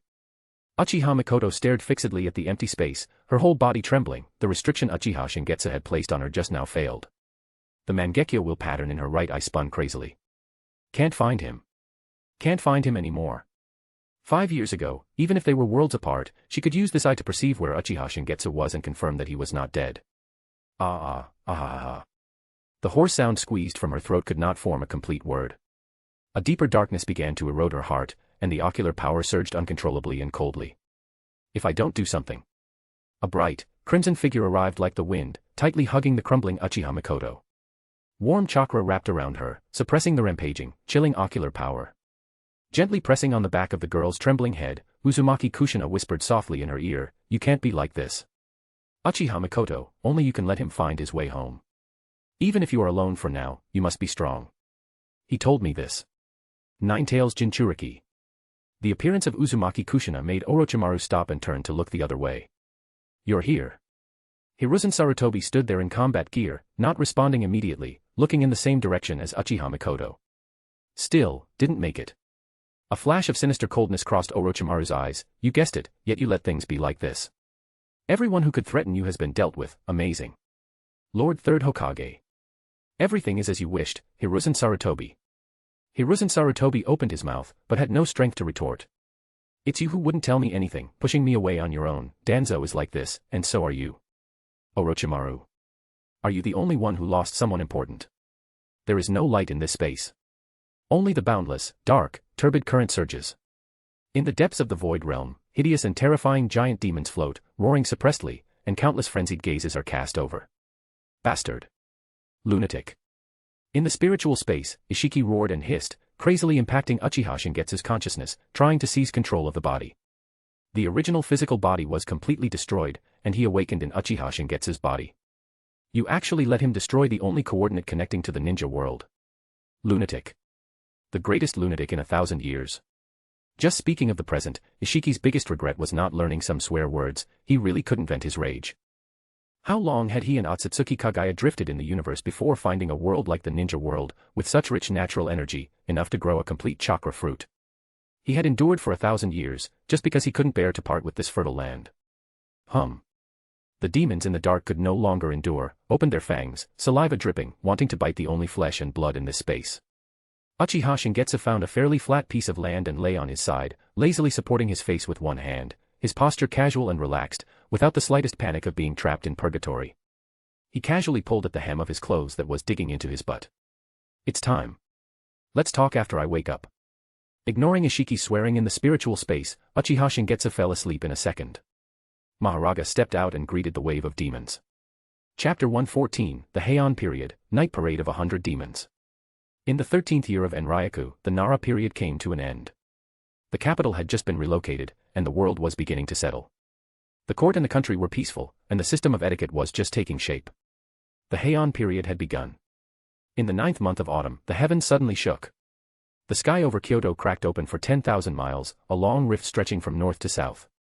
The civil and military officials bowed their heads in terror, believing the heavenly gods had unleashed their wrath and that the world was about to collapse. A murky, dark turbidity cascaded down from the rift in the sky, lasting for 3 months. Countless vengeful spirits gathered and dispersed formlessly, condensing into bizarre and malevolent monstrosities. Later generations would call the moment the sky split. Year 1 of Jujutsu. Kyoto. 1 year after the sky split, the imperial court ordered the construction of a shrine to enshrine a pitch-black statue of a demon god. This was the only solid object that had fallen from the rift in the sky. It stood several dozen feet high, with a massive and imposing form. It could be roughly identified as a human figure sitting cross-legged, covered in a layer of black and red stone. Over the past year, countless vengeful spirits had spread outward with Kyoto as the center, causing countless casualties. The world called this the night parade of 100 demons.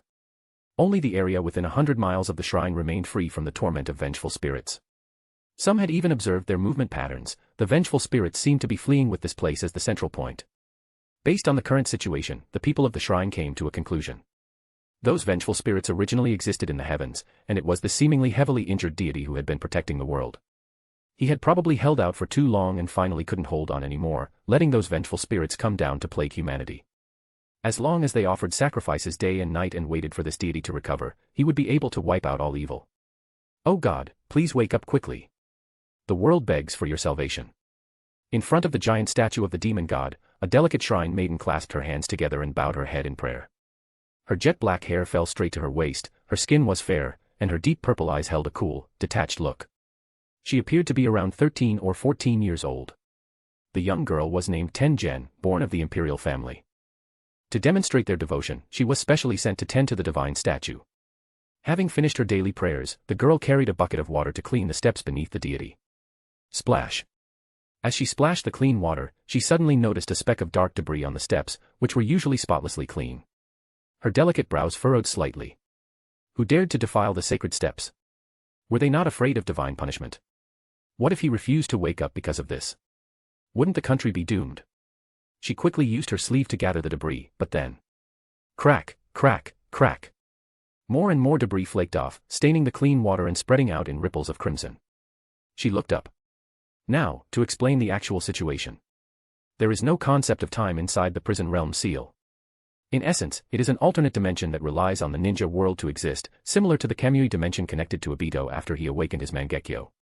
Creating a stable dimension is beyond the level of the Mangekyo, that is something only someone of the six-path sage's caliber can achieve. If the ninja world is compared to a large bubble, these alternate dimensions are like small bubbles clinging to the large one. If left alone, the small bubbles will sooner or later merge into the large bubble. The three holy lands were originally such existences. The toads, Katsuyu, and the white snake found these spaces and actively accelerated the process of merging them into the ninja world.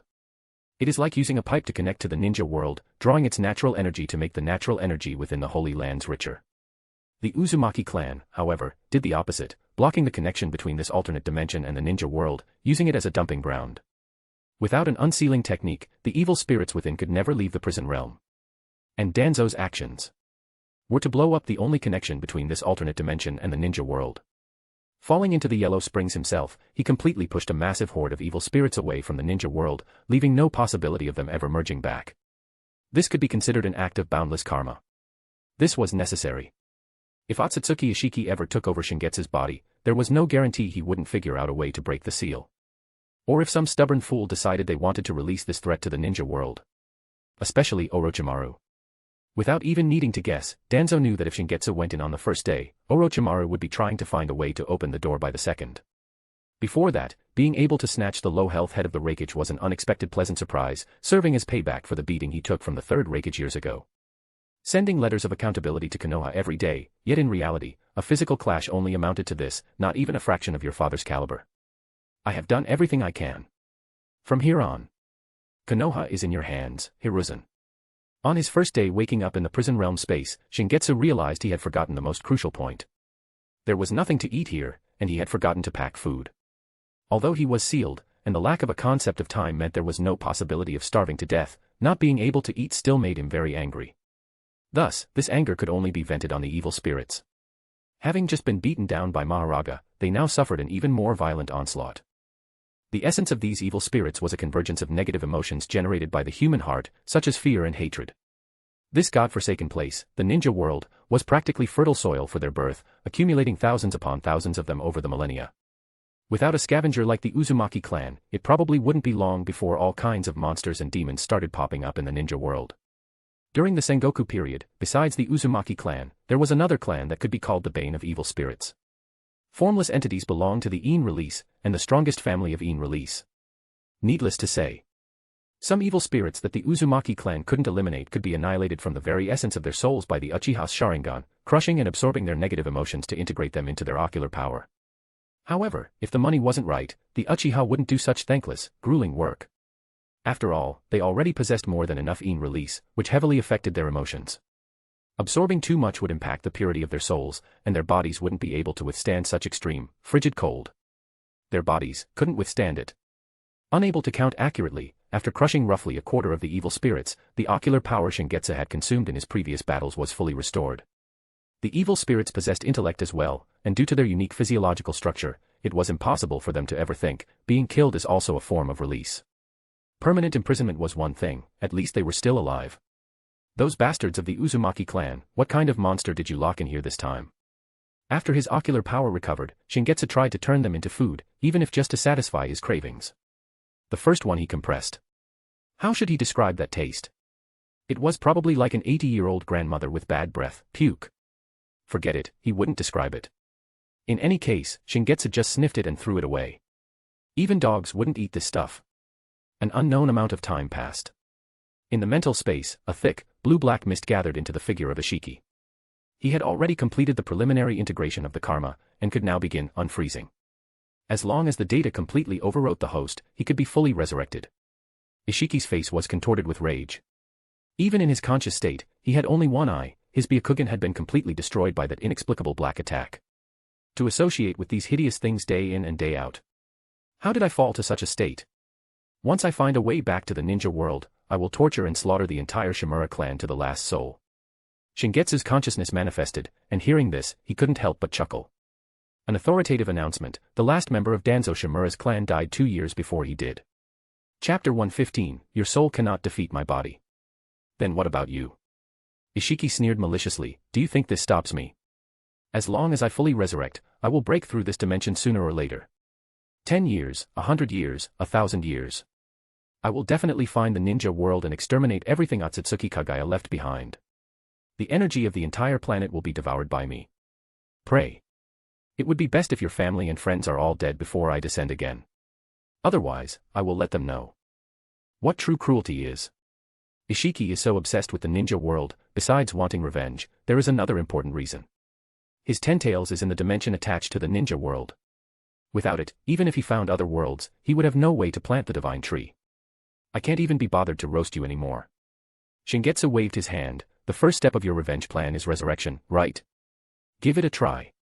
Seeing that Shingetsu had no intention of clashing consciousness with him, Ishiki sneered, finally giving up the struggle, are you?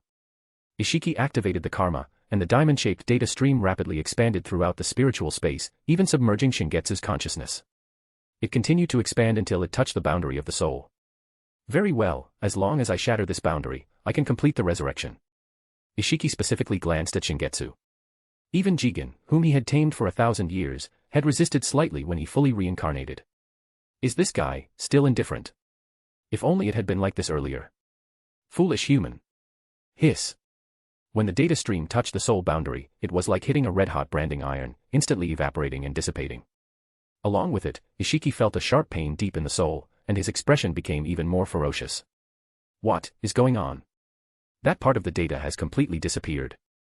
Initiating the impact again. Hiss, ha. Ah. Ishiki roared wildly, his figure twisting and shaking violently. The soul barrier shouldn't be like this. I didn't even feel your soul's resistance, how could it be? No. What kind of thing are you? Shingetsu stood quietly in the center of the sea of light, indifferently watching Ishiki struggle again and again. You should be able to understand, I also reincarnated into the ninja world and possess memories of a past life. Ishiki's expression changed.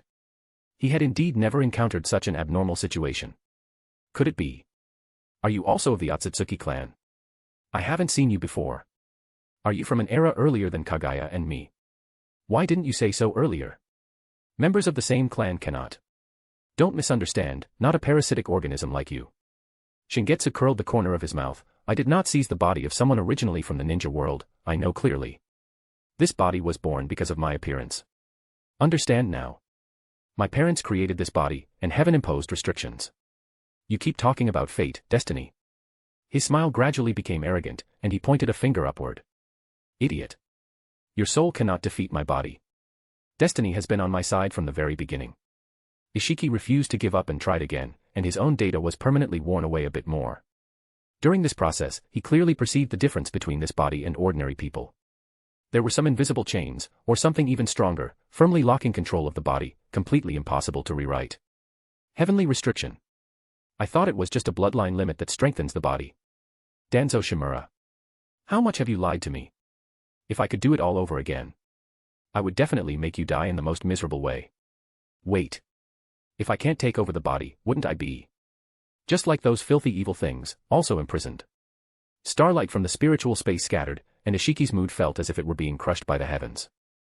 He suddenly turned to look at Shingetsu and questioned him sternly, "You knew it all along. You coveted my power, teamed up with Danzo Shimura, and lured me into your body. You'd better rephrase that, it's disgusting."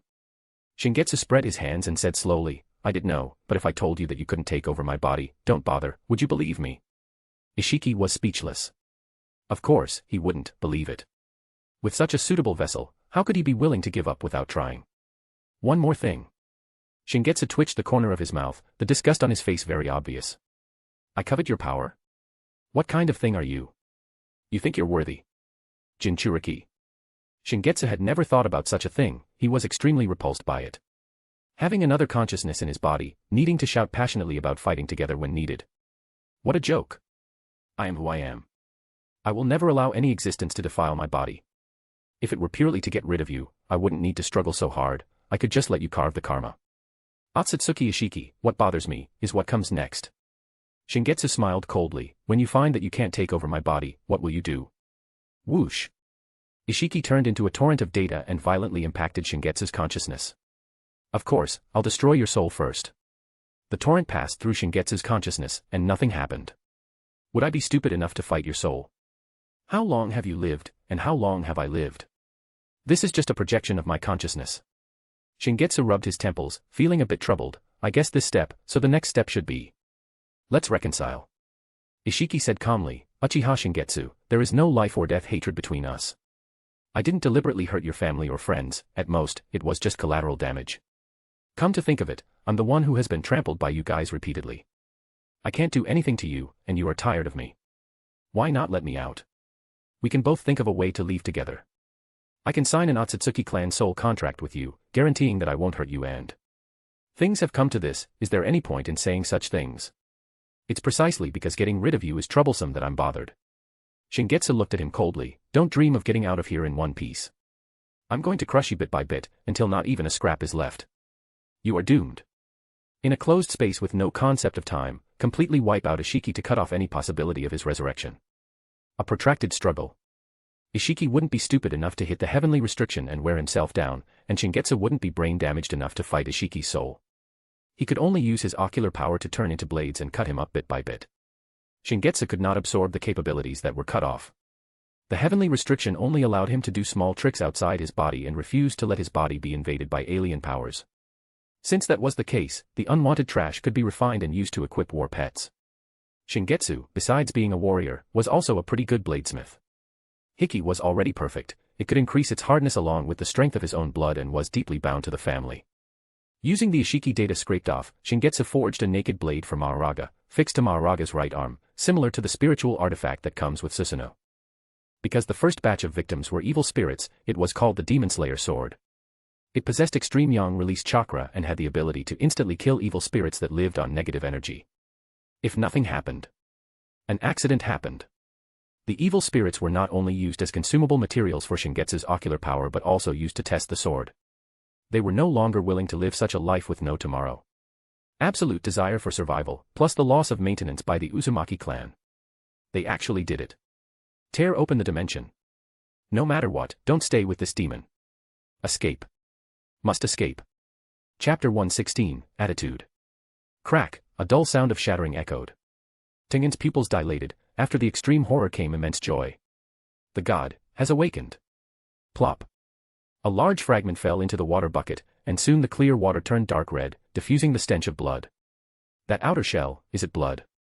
To block the cursed spirits from invading the mortal realm, Lord Divine General has fought so bitterly until now. Because of its massive size and the faintly emanating savage aura, the imperial family called this sleeping giant the prison-suppressing Divine General. Tengen dared not look a second time, kneeling down piously to pray. Divine One above, look down and listen to my humble wish. Divine Venerable who wields the heavenly sword to suppress the prison, cleanse the cursed filth, eternally secure the divine mound, may the sun and moon. Whoosh. A gust of wind blew the girl back. Lying on the ground, Tengen saw. The entire shrine was propped up and lifted by scarlet branches, torn apart. The next second. Boom. With a massive explosion, the magnificent shrine was gripped tightly by an invisible hand, then instantly crushed. The shrine maidens and priests disregarded the danger and quickly gathered here.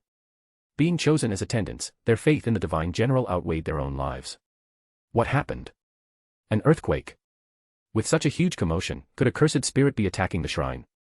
Impossible. Everyone knows cursed spirits fear the divine general and flee in time. How would they dare to invade? Could it be that some shrine maiden was disrespectful and angered the god? The smoke cleared, and Tengen rubbed her eyes to look. This was the first time she had seen the divine general's true form. Her eyelids trembled, and her mind went blank. Pale skin, muscular contours as heavy and majestic as mountains, 4 narrow bone wings unfurled where I should be, and a serpentine tailbone extending from the back of the head. Hands held together loosely in front of the chest, like some strange prayer pose, or perhaps holding something in the palms. 8 dharma wheels atop the head, expression constant and cold. A violent blend of divinity and devilry, it was like a heavenly god guarding the universe, yet also like a fiend slaughtering all living things. At the first glance, Tengen understood.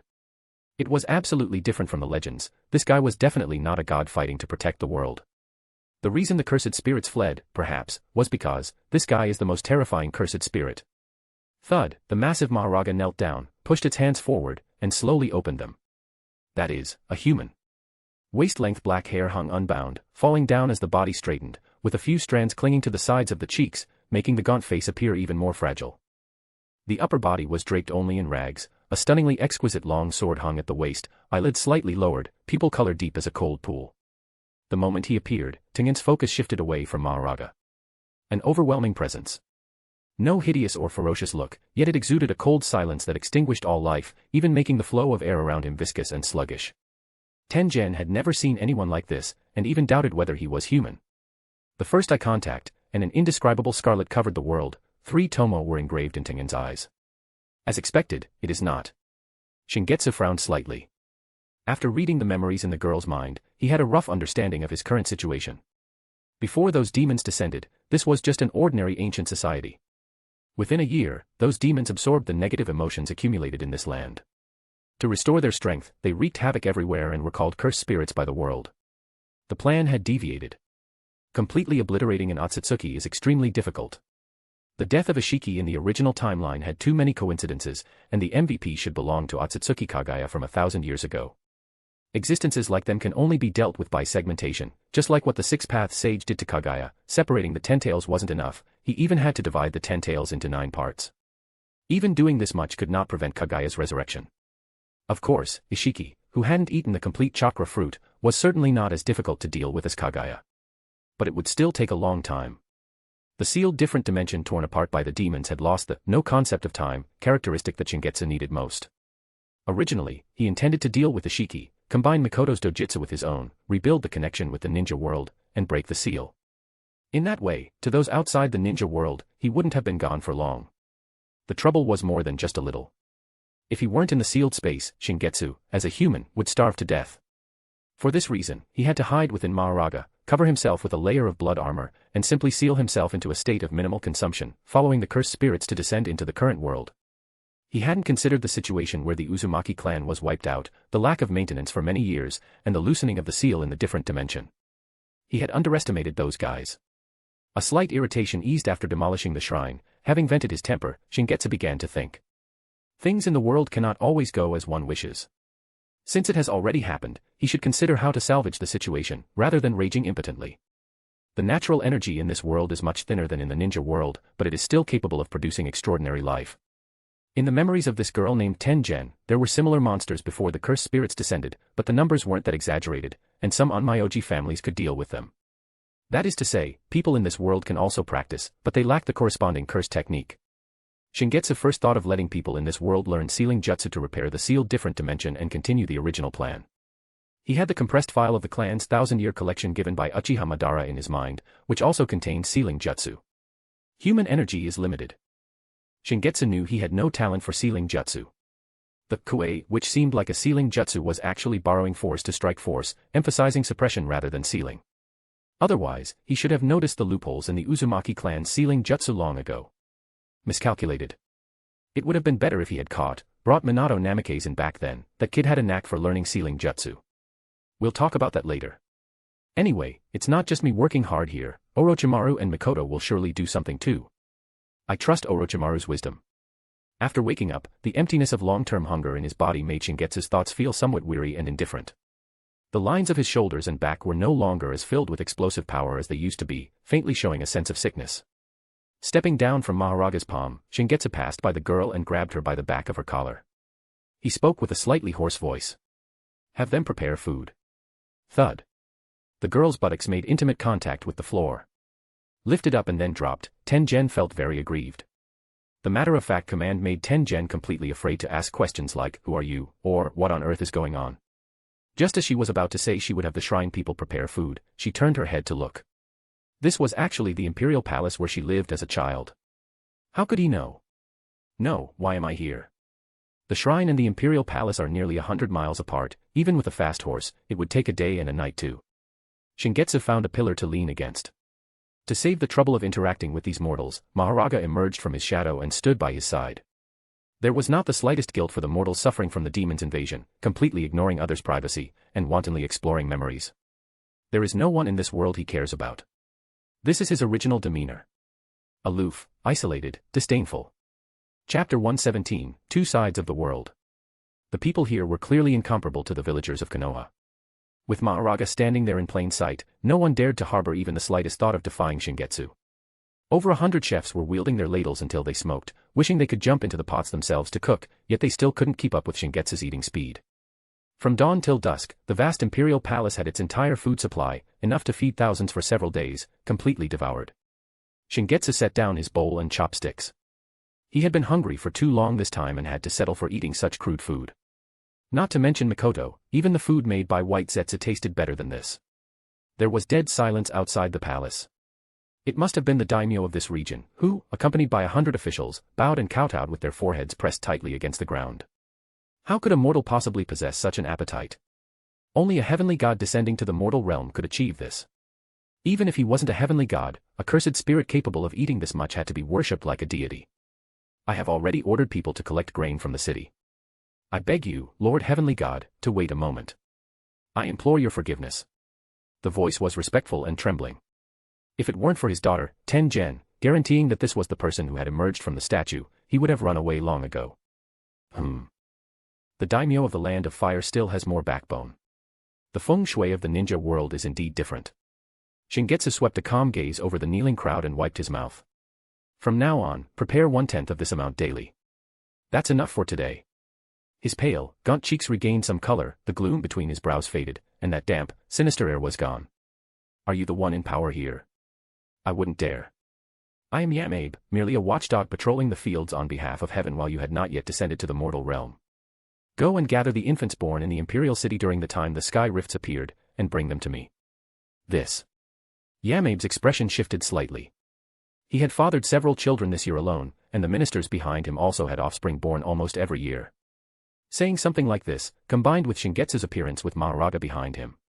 Anyone would think this great god was dissatisfied with the food and wanted to eat, perhaps to feed it to that demon god behind him. What should I do? Yamabe was sweating profusely, his thoughts in chaos. Should I agree? If I don't agree, I'll definitely die. If a child is gone, I can have more, but if I'm gone, I'm truly gone. Just as he was about to agree. Lord Deity, if the offering has not satisfied you, please eat me instead. Tengen, who had been standing by the side, knelt down, her soft, long hair sliding over her shoulders. I have long been prepared to offer everything to you. I beg you to spare the children for now, at least until they. You. What are you talking about? Why do you take it for granted that I want to eat people? That's terrifying. The brains of the people here are even less normal than the unruly populace of the ninja world. Shingetsu, who originally didn't want to explain, had to patiently say, for the sake of his reputation. Affected by the evil, you call them cursed spirits, right? Their arrival has caused the natural energy of this world to skew toward release, and this change is most evident in newborns. I want to select some of these children to teach them curse techniques. Everyone possesses spiritual energy and physical energy, and the number of cells in people from the ninja world far exceeds those of the people in front of him. Negative spiritual energy is corrosive. Even the generations of Jinchuriki from the Uzumaki clan, who have outstanding physical energy, cannot withstand the erosion of the nine-tailed without the help of sealing jutsu. In fact, the nine-tailed is also a victim of this phenomenon. It was originally such a cute and fluffy little fox, but its mindset was affected by the hatred and resentment of humans. The months-long arrival of cursed spirits has already broken the original yin and yang balance of the human body, causing it to uncontrollably develop towards spiritual energy. Newborns are even more completely skewed towards spiritual energy. In the parlance of the ninja world, these people have a huge advantage in cultivating yin release. And the cursed seals and runes of sealing jutsu mostly rely on yin release to construct shackles out of thin air to interfere with the flow of chakra. Actually, the Uchiha are even more suited to be masters of sealing jutsu than the Uzumaki clan, but their personality overshadows their talent. They prefer slashing to binding. Since he decided to let others learn sealing jutsu to repair the other dimensional space, it would naturally be less effort to teach geniuses. As he was speaking, Shingetsu suddenly realized something. What he was doing now was actually so similar to what Orochimaru had said about the behavior of the Six-Path Sage. Master Orochimaru. What exactly are those eyes of yours? Never mind, no point in playing that old trope, it's meaningless. What? So it's not for eating? Teaching divine arts. There's actually such a good thing. Lord Deity. I have 4 children born during that time, right in the adjacent palace. I will bring them over immediately. I have 7. Do the ones born a few days later count? Lord Deity. Is it still too late to give birth now? Oh, Lord Deity. Lord Deity, the Onmyoji of the Abe family said I am very talented. Do you think? Shingetsu rubbed his forehead, those conceived during that period all count. Everyone shut up. One more noise, and I'll kill you. Silence fell instantly. Ninja world. Land of fire, capital of fire. Orochimaru, with a gloomy expression, lifted the door curtain of an ironware shop. You are Lord Orochimaru. I failed to welcome you from afar. My apologies. Uncle Gen saw who it was and bowed respectfully. He was considered the butler of the Shingetsu family, and he dared not be negligent toward the teacher of the current family head. Orochimaru nodded. Uncle Gen, thank you for your hard work all these years. Upon learning that Shingetsu had destroyed the land of iron, he had rushed to find Shingetsu and hid inside Maharaga to wait for an opportunity. During this time, he never asked Shingetsu why he did it. In any case, there must have been his reasons. Once the situation calmed down, Orochimaru finally had time to understand the whole event and learned about Uncle Gen, this key figure. I need your ability to prospect for chakra crystals. Could I ask for your help?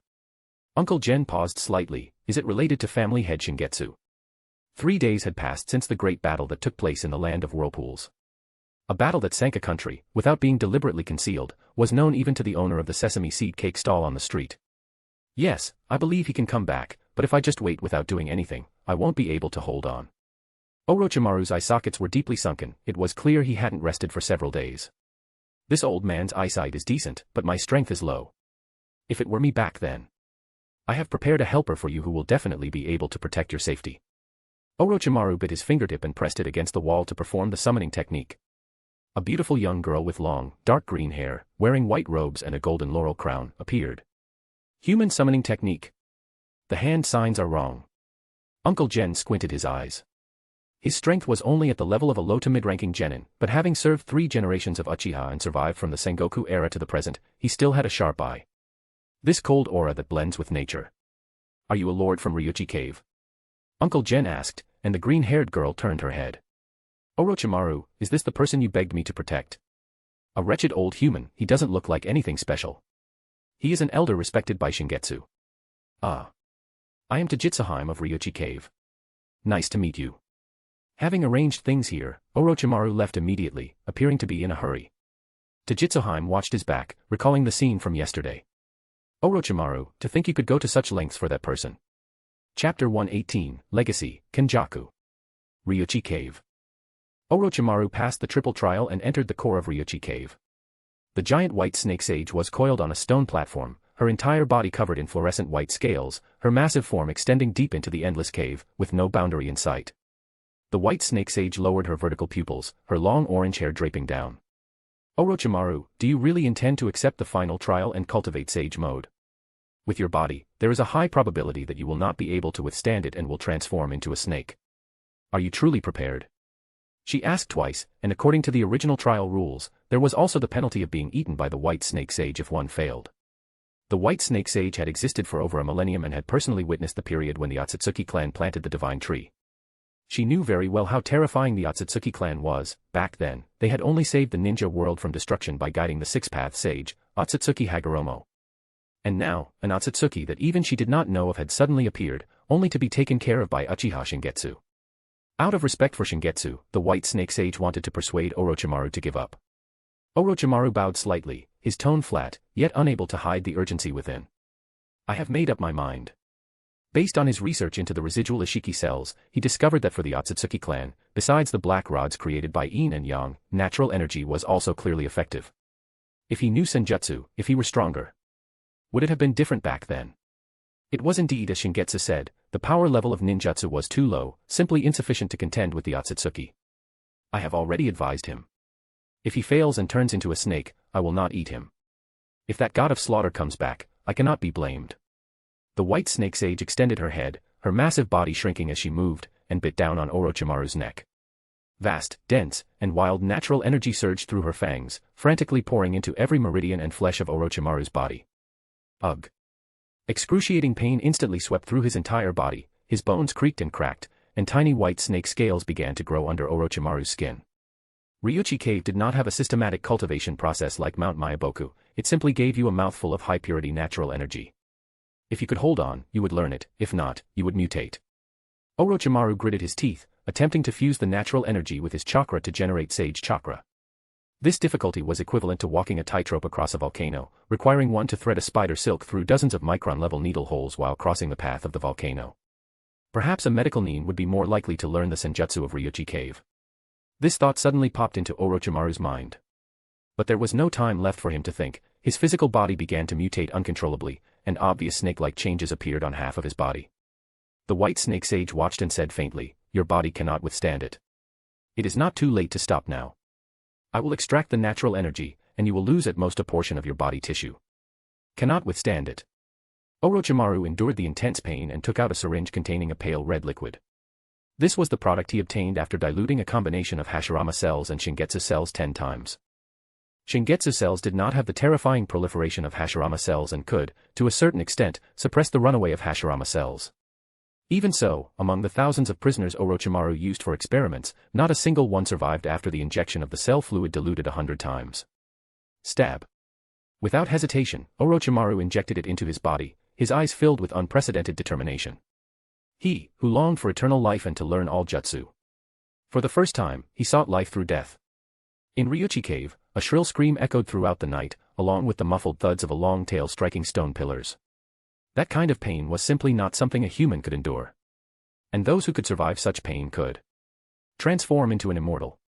Orochimaru's massive white snake body constantly shrank, reverting to human form, drenched in sweat. Sage chakra. I have mastered it. His cold, white skin was covered in fine cracks, surrounded by pale green snake-shaped chakra that coiled and floated. A smooth, sharp jade-colored horn protruded from the left side of his forehead, his long hair moved without wind, and the tips were stained with a layer of pale green fluorescence. Sage Mode. This level of completion for Sage Mode. In 1,000 years, you are the most perfect one. The White Snake Sage praised him sincerely. Ryuchi Cave naturally did not want all its successors to die in the trials, it always needed a few successful templates to attract more people to enter Ryuchi Cave. Eat the weak, promote the strong, and achieve a virtuous cycle. Orochimaru clenched his palms, feeling the surging power within his body. Is this what Jiraiya learned? It is indeed very strong. If it is only like this, it is still not enough. Orochimaru lowered his eyes and whispered to himself. Sage Mode enhanced all his abilities, but it was still too far from an enemy like Otsutsuki Ishiki. If the object of your comparison is Uchiha Shingetsu, or the Otsutsuki clan, there is no need, their bloodlines are different from birth. The White Snake Sage swam back to her stone throne, puffed on her pipe, and the amount of smoke she exhaled was enough to match a day's output of Hiruzen Sarutobi. There is no need to belittle yourself either. Back then, Gamamaru taught the six-path Sage Senjutsu, which played a huge role in that victory. Just like Gamamaru 1,000 years ago, you can exist as a guide for Uchiha Shingetsu. Ryuchi Cave will cooperate with you as much as possible. I have a premonition that the clan from beyond the heavens will descend again, and we need his power. Orochimaru's eyes set. There are many things I need to do. Please hand over the 3 snake princesses to me first. Capital of Fire, the former daimyo's court. This is Lady Ichikishimahime, an elder immortal of Ryuchi Cave. I have invited her to teach you ninjutsu. Ichikishimahime appeared as a young girl, but they were all beings who had lived for over a millennium. Seeing the few brats in front of her, she just wanted to tease them a little. That is. Noticing the pale purple eyes under Nagato's red hair, Ichikishimahime trembled as if she had encountered a natural enemy. Rinnegan. The supreme eyes that the six-path sage was said to possess.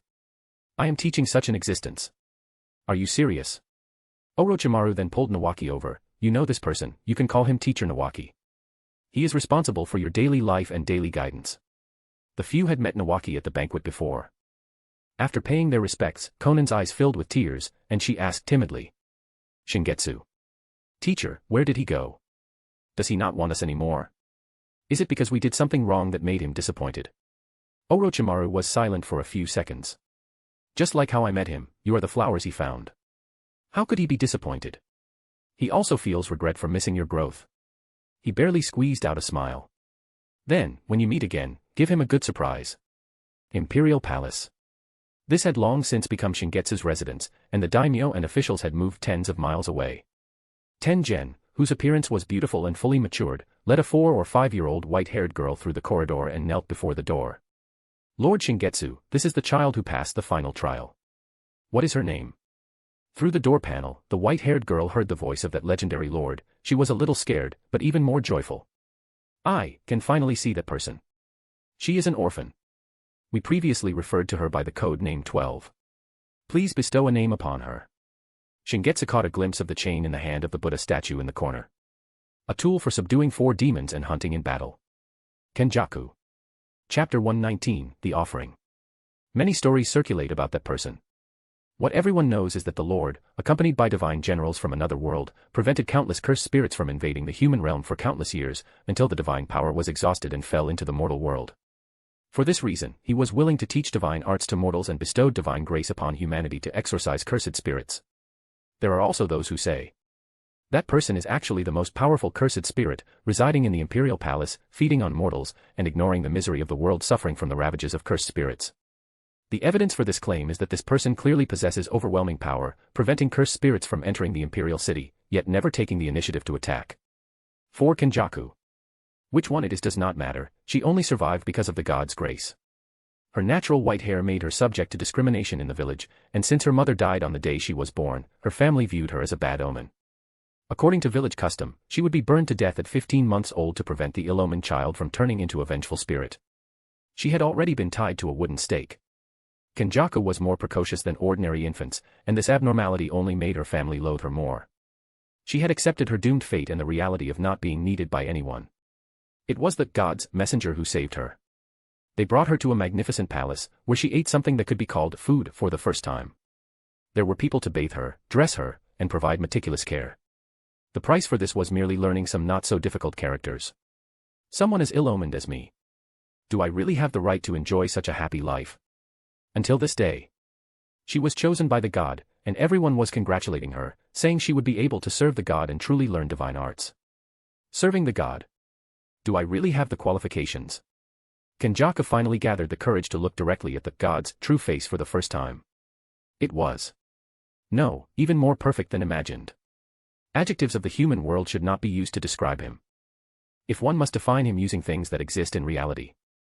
A full moon hanging high in the world, unstained by dust. Such breathtaking beauty instantly planted a lifelong obsession in Kenjaku's young heart. Everyone should know such beauty, and everyone should reach the position closest to perfection. This child's talent is higher than mine. She completed the study of all barrier characters 2 years earlier than expected. When Uchiha Shingetsu distributed the teaching materials, he discovered that the Shrine Maiden Tengen also had remarkable talent in this area. That made things easier. Uchiha Shingetsu, accustomed to being a hands-off manager, forcibly instilled some knowledge into Tengen and made her responsible for teaching those brats.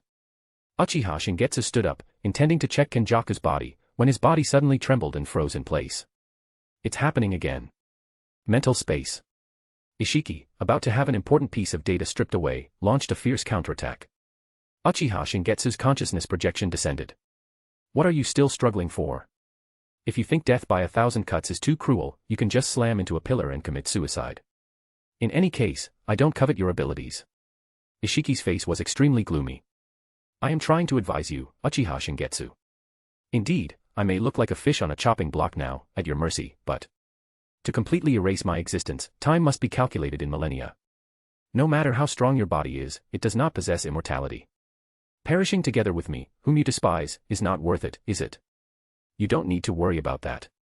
Once the time chamber is repaired, you Exactly, the most important thing is time. Ishiki interrupted Uchiha Shingetsu, sneering. You have already wasted 5 years here. I can tell you clearly that this world and the ninja world are in different spacetimes, and the flow of time is different. That is to say, perhaps thousands of years have passed in the ninja world, and the family and friends you yearn for have long turned to dust. Only I know your past. Only I can understand you, Uchiha Shingetsu. Even so, do you still want to kill me? Ishiki reached out, put away his ferocious expression, and said calmly, I can help you. The Otsutsuki possess a treasure capable of traveling through time, Karasuki. It can send you back to that point in time, and only I possess the method to use that thing. Don't try to threaten me. If you don't agree, I will actively erase that part of my memory. Uchiha Shingetsu was silent for a few seconds, then smiled faintly. Since the time flow is different, it is also possible that 1,000 years have passed here, while only a few years have passed in the ninja world. Besides, any Otsutsuki should be able to use that thing, right? Maybe I can even do it myself. At worst, I'll just catch Urashiki, Mamashiki, or someone like that.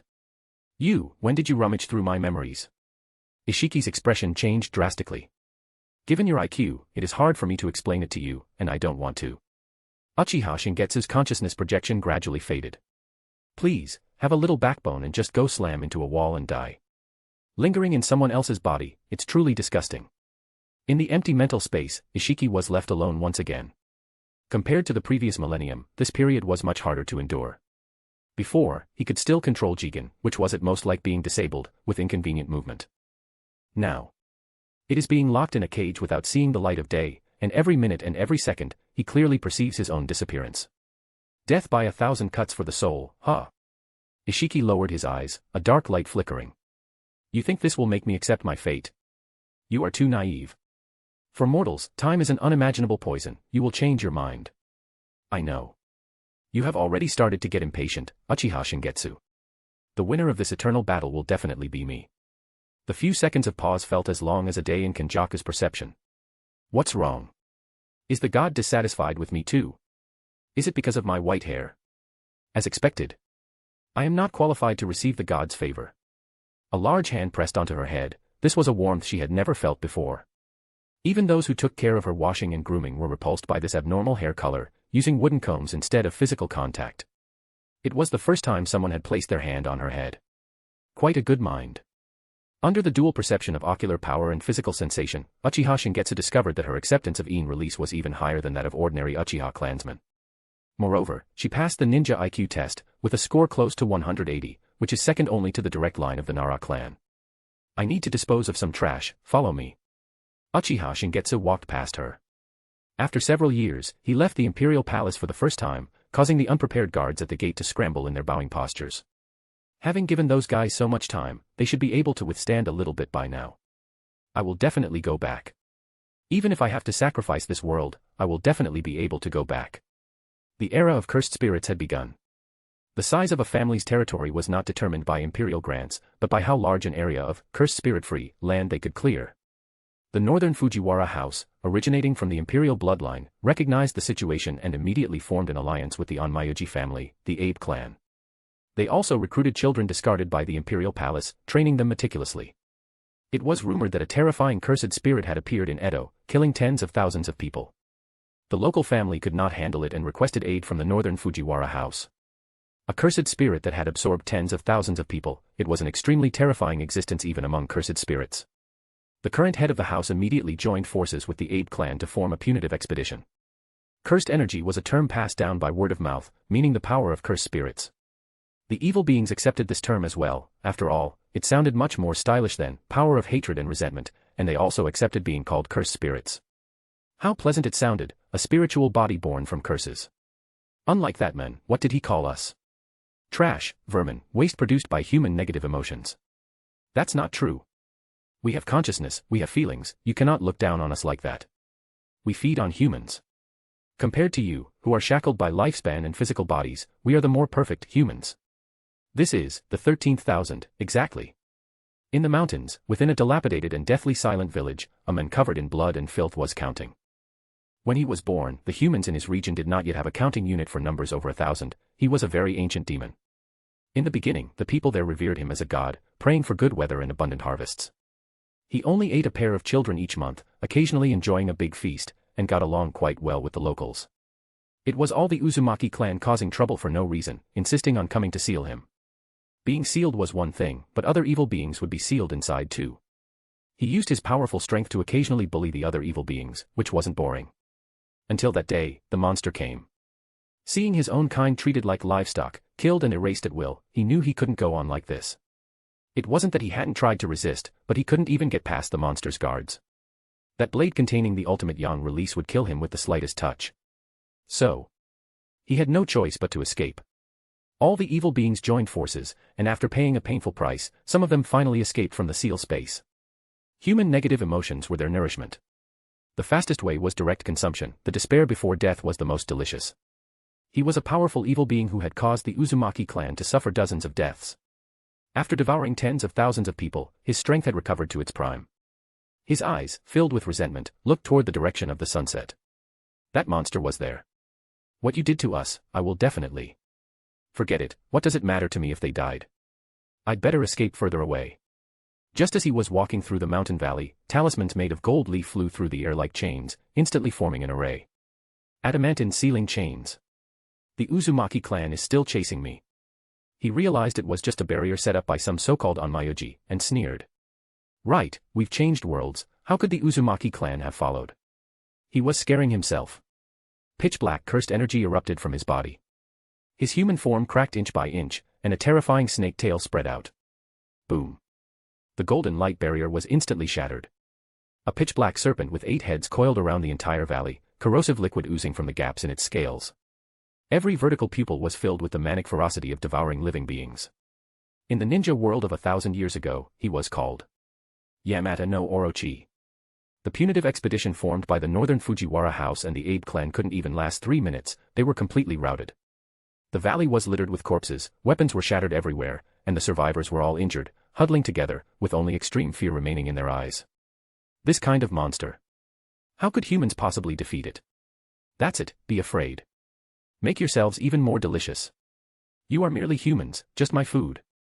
Yamata no Orochi grinned. The energy possessed by these people was much stronger than ordinary people. If he ate enough, he might be able to advance further. By then. Truly ugly. The one that Orochimaru-sensei transformed into should look better than this. Yamata no Orochi, who had just been slaughtering wantonly and was unstoppable, froze with his 8 giant tails dancing wildly. This voice. No way. He turned his head stiffly. His 16 vertical pupils contracted violently, erupting with extreme, instinctual terror. Go. Go. Go. God. The snake's upper and lower jaws trembled, unable to finish the word. It's fine if they call me that, but you should know my name. Shingetsu walked over slowly, a smile on his face that made Yamata no Orochi's heart tremble. It was this kind of smile. Long time no see, Yamata. Among those evil beings, he was one of the few whose name Shingetsu remembered. Because the 8 branches technique that Orochimaru learned was created by ancient ninjas based on this evil being, so the memory was quite fresh. It was also because of this inexplicable connection that Shingetsu deliberately put him lower on the list of consumables. The 8 huge, hideous snake heads stopped trembling. The black cursed energy that had just dispersed recondensed and surged, the surrounding air corroded and slightly distorted. Staring fixedly at Shingetsu, his pupils contracted into lines, desperately suppressing his fear. The times have changed. Uchiha Shingetsu. I have recovered to my prime strength, I am no longer the weakling you bullied in the seal space. Even if it's you. Even if it's you. I absolutely have a chance to escape. The remaining members of the punitive expedition were stunned. Did they hear that right? Such a passionate tone, he wasn't saying he would win, was he? That would be best. Shingetsu extended his hands from his wide robe, revealing his upper body. There were no exaggerated, bulging muscles, the lines were clean and sharp, and every inch of his sinew contained unimaginable violence. If you're too weak, you won't serve as a good punching bag. Before his voice even fell, Shingetsu's figure vanished instantly. There was no sign of acceleration, no use of Dōjutsu, his pure physical speed exceeded the speed of sound. Boom. A terrifying sound of physical impact exploded in the valley. Shingetsu clenched his 5 fingers and delivered an uppercut to the jaw of the central snake head. The pitch-black scales, harder than steel, shattered over a large area. The giant snake's massive body was hit like a high-speed train, smashing sideways through the valley's rock strata, sending gravel and black mist exploding into the sky. Pure physical strength, again. How could such a small human body contain such terrifying power? A monster. Before it could adjust its posture, Yamada no Orochi felt Shingetsu standing on it. "Aye, sir." Before he could finish the word of surrender, Shingetsu had already grabbed a struggling, writhing snake neck and forcibly pressed it into the rock. The snake's vertebrae shattered one by one, and black blood gushed out. The intense pain ignited Yamada no Orochi's ferocity.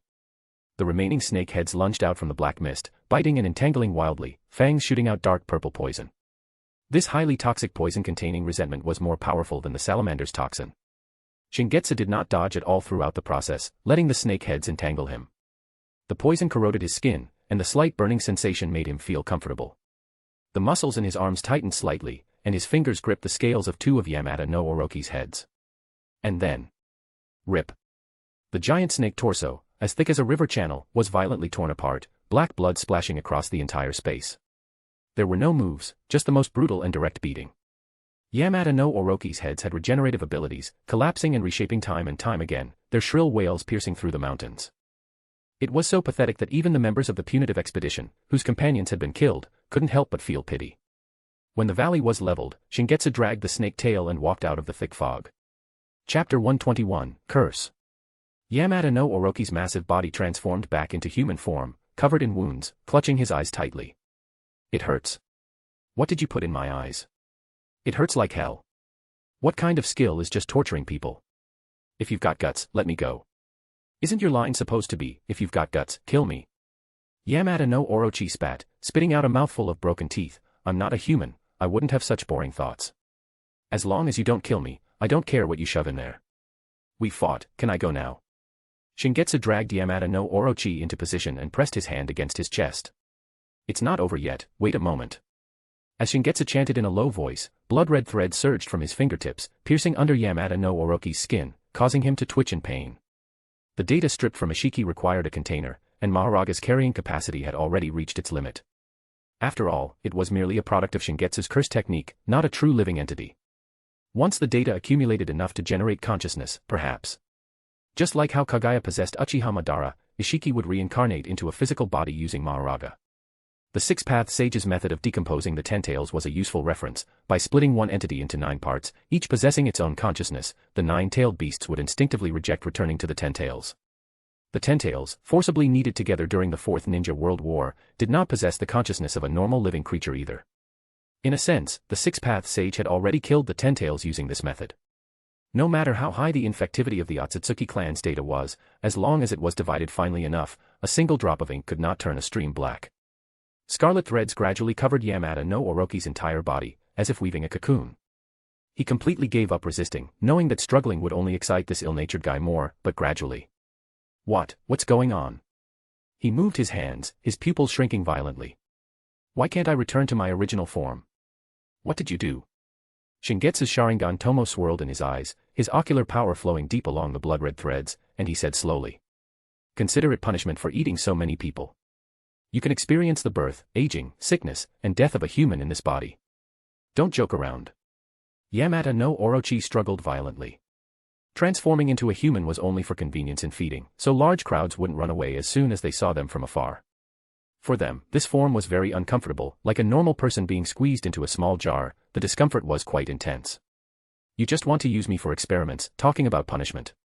Isn't it because of you that we descended here? All those deaths should be on your head. Uchiha Shingetsu. To this world, you are the most terrifying curse. Ah, sorry. Shingetsu grinned, the malice in his eyes almost overflowing, being disturbed by those nagging guys. I've started to talk in that tone too. The environment really has a huge impact on people, don't you think? I'm not a human, how would I know? What exactly did you do to me? My eyes. My eyes are burning. After a portion of Ishiki's data and my ocular power fully fuse, it will probably produce some kind of special eye. You are the strongest among that batch of trash, and your regenerative ability is not bad. You are qualified to serve as a node. Just like me, are you choosing him to receive divine grace? But Tengen's gaze was clear as she watched Yamada no Orochi, who was cursing and running away in a strange, twisted posture. He is disrespectful to you, and he is a cursed spirit. What, do you think I should be on your side? Shingetsu looked at her indifferently. Since you think I am a god, no matter what I do, you have no right to question it. I wouldn't dare. Tengen immediately knelt, struggling with herself for a long time. Lord Shingetsu, is Uchiha your surname? Yes. Shingetsu sat on the ground. Defeating Yamada no Orochi was easy, but fixing him into a human form, decomposing Ishiki's data, and injecting his own ocular power involved many delicate operations that were mentally draining. Having a surname meant he wasn't alone. Tengen pursed her lips tightly. Why, do you smile at him, yet you have never smiled at anyone else? After years of service, Tengen had never seen any change in expression on this face other than annoyance. She had thought that gods were just like this, annoyed by human stupidity, without feelings of joy. But this time, she clearly saw Lord Shingetsu's smile. Even if it carried malice, it was indeed a feeling of joy. I already answered this question just now. Shingetsu's eyes held no ripples as he looked at her, condescending and cold. What I show is exactly what you expect, isn't it? You didn't treat me like a person, so by what right do you demand that I have human emotions? Tengen, you are a good tool. For the sake of the years we've known each other, I can give you one last choice. There is still time. I will extract the incomplete immortality from your body, and you can leave and return to the identity of a normal human. Lord Tengen. What are you hesitating for? Kenjaku, standing to the side, stared fixedly at Tengen's back. To be able to accompany a god as a vessel, what an honor. How could there be an option to leave? Realizing that Shingetsu was not the god they understood, Tengen was indeed shaken. Before being a shrine maiden serving a god, she was first and foremost a human. If Shingetsu was a monster who took pleasure in slaughtering humans, she really found it hard to convince herself. May I know your purpose? Blasphemy. This is absolutely blasphemy. Daring to question a god, Tengen, have you gone mad? As soon as the divine oracle is issued, I will kill you with my own hands. Going home. Shingetsu answered. Simply put, I need enough energy to build a signal tower connecting to another spacetime. They must be doing the same. Thinking of this, a smile appeared on the corner of Shingetsu's mouth. The smile vanished instantly, making Tengen, who had just raised her head, think it was an illusion. The immortal curse technique you possess was stripped from a guy who was very hard to kill. My lifespan is limited. Once everything is arranged, I will enter a seal, and the subsequent matters will need to be left to you. First, use barrier techniques to seal off this island nation, trying to prevent cursed energy from leaking out. I will also modify several cursed spirits into human forms to ensure their power can continue, acting as energy nodes for the barrier. That guy was right just now, the people who have died over these years can be counted on my head, including those who will die in the future. Maintain the balance between cursed spirits and ability users, and evolve to a sufficient degree. Until my goal is achieved, the tragedies caused by cursed spirits will not stop. Unfortunately. This world has been cursed by me. Shingetsu didn't continue, stood up, and walked away slowly, leaving Tengen time to think. If this is your wish, I will do it. Tengen raised her head, tears falling. I only ask that before you leave behind some memories that I can cherish, enough to get me through the long remainder of my life. Shingetsu remembered something and nodded. Ninja World. Land of Wind. Two figures passed through the endless wind and sand, standing on a sand dune, gazing at the city not far away. The floating Tajutsuheim descended. Miss Mikoto, this is Lulan, the place where the ley line energy converges.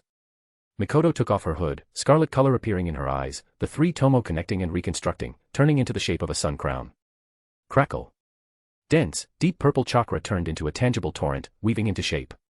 Tajutsuheim narrowed her eyes, being lifted up again by the massive chakra. This is the legendary power of the Uchiha. Susanoo. Chapter 122, Love. Meridians grew over the skeleton, followed by armor. Once the violent chakra stabilized. A half-bodied war god, dozens of meters tall, stood against the wind. Its cold aura suppressed the entire Gobi Desert, causing the wind and sand to stop instantly. The ultimate power residing within the Mangekyo Sharingan. The ancient war god, Susanoo. Uchiha Mikoto stood atop the skull of Susanoo, her black hair billowing in the wind. As she raised her hand, the surging chakra condensed into a long blade in the palm of Susanoo, extending continuously. Given her understanding of ocular power, it should have been impossible for her to skip the skeletal phase and even forge a weapon the very first time she used Susanoo. It was Uchiha Madara. His parting gift allowed her to maximize the use of her own ocular power. Achieving maximum output in a short time to end the battle quickly could effectively reduce the consumption of Mangekyo ocular power by Susanoo, preventing her from going blind too soon. Uchiha Madara understood this pain and knew that Uchiha Shingetsu would never choose to fuse with Uchiha Mikoto's eyes to evolve into the eternal Mangekyo. Then, she should try to use it sparingly. The guards on the city wall noticed the commotion. What is that? A giant. What terrifying chakra? That's a chakra construct. How could something like that exist? That appearance. I feel like I've heard of a similar legend. An elderly guard narrowed his eyes. Once he saw clearly, the weapon in his hand clattered to the ground, his breath hitched, and an uncontrollable fear sprouted in his heart. Susanoo. That is Susanoo. Renowned at the end of the Sengoku period, the ultimate power of the Uchiha, the absolute war god that spells certain death upon sight. Before the guards inside the city could react, Uchiha Mikoto brought down her raised hand. Swoosh. Susanoo swung the long blade in one motion. A vast, dark purple blade of light tore through the sky. There was no thunderous roar, only a trajectory of cutting power so sharp it defied belief as it swept across the land. The heavy gates of Lulan, along with the protective barrier, were sliced open like thin paper without any resistance. The cut extended for hundreds of meters. The city wall collapsed inward with a roar, rubble and dust swept through the streets, and the defensive fortifications were rendered useless. It was a terror akin to a natural disaster. Dispersing Susanoo, Uchiha Mikoto let out a long breath and landed steadily in front of the city gate. The soldiers' legs went weak, they retreated and collapsed subconsciously, shivering uncontrollably. What is going on here? We're just a remote, small nation, we've never provoked such terrifying people. The Queen of Lulan rushed over, her reddish-brown hair disheveled, trying to steady her breathing. May I ask, who are you, and why have you declared war on Lulan without warning? I am Uchiha Mikoto.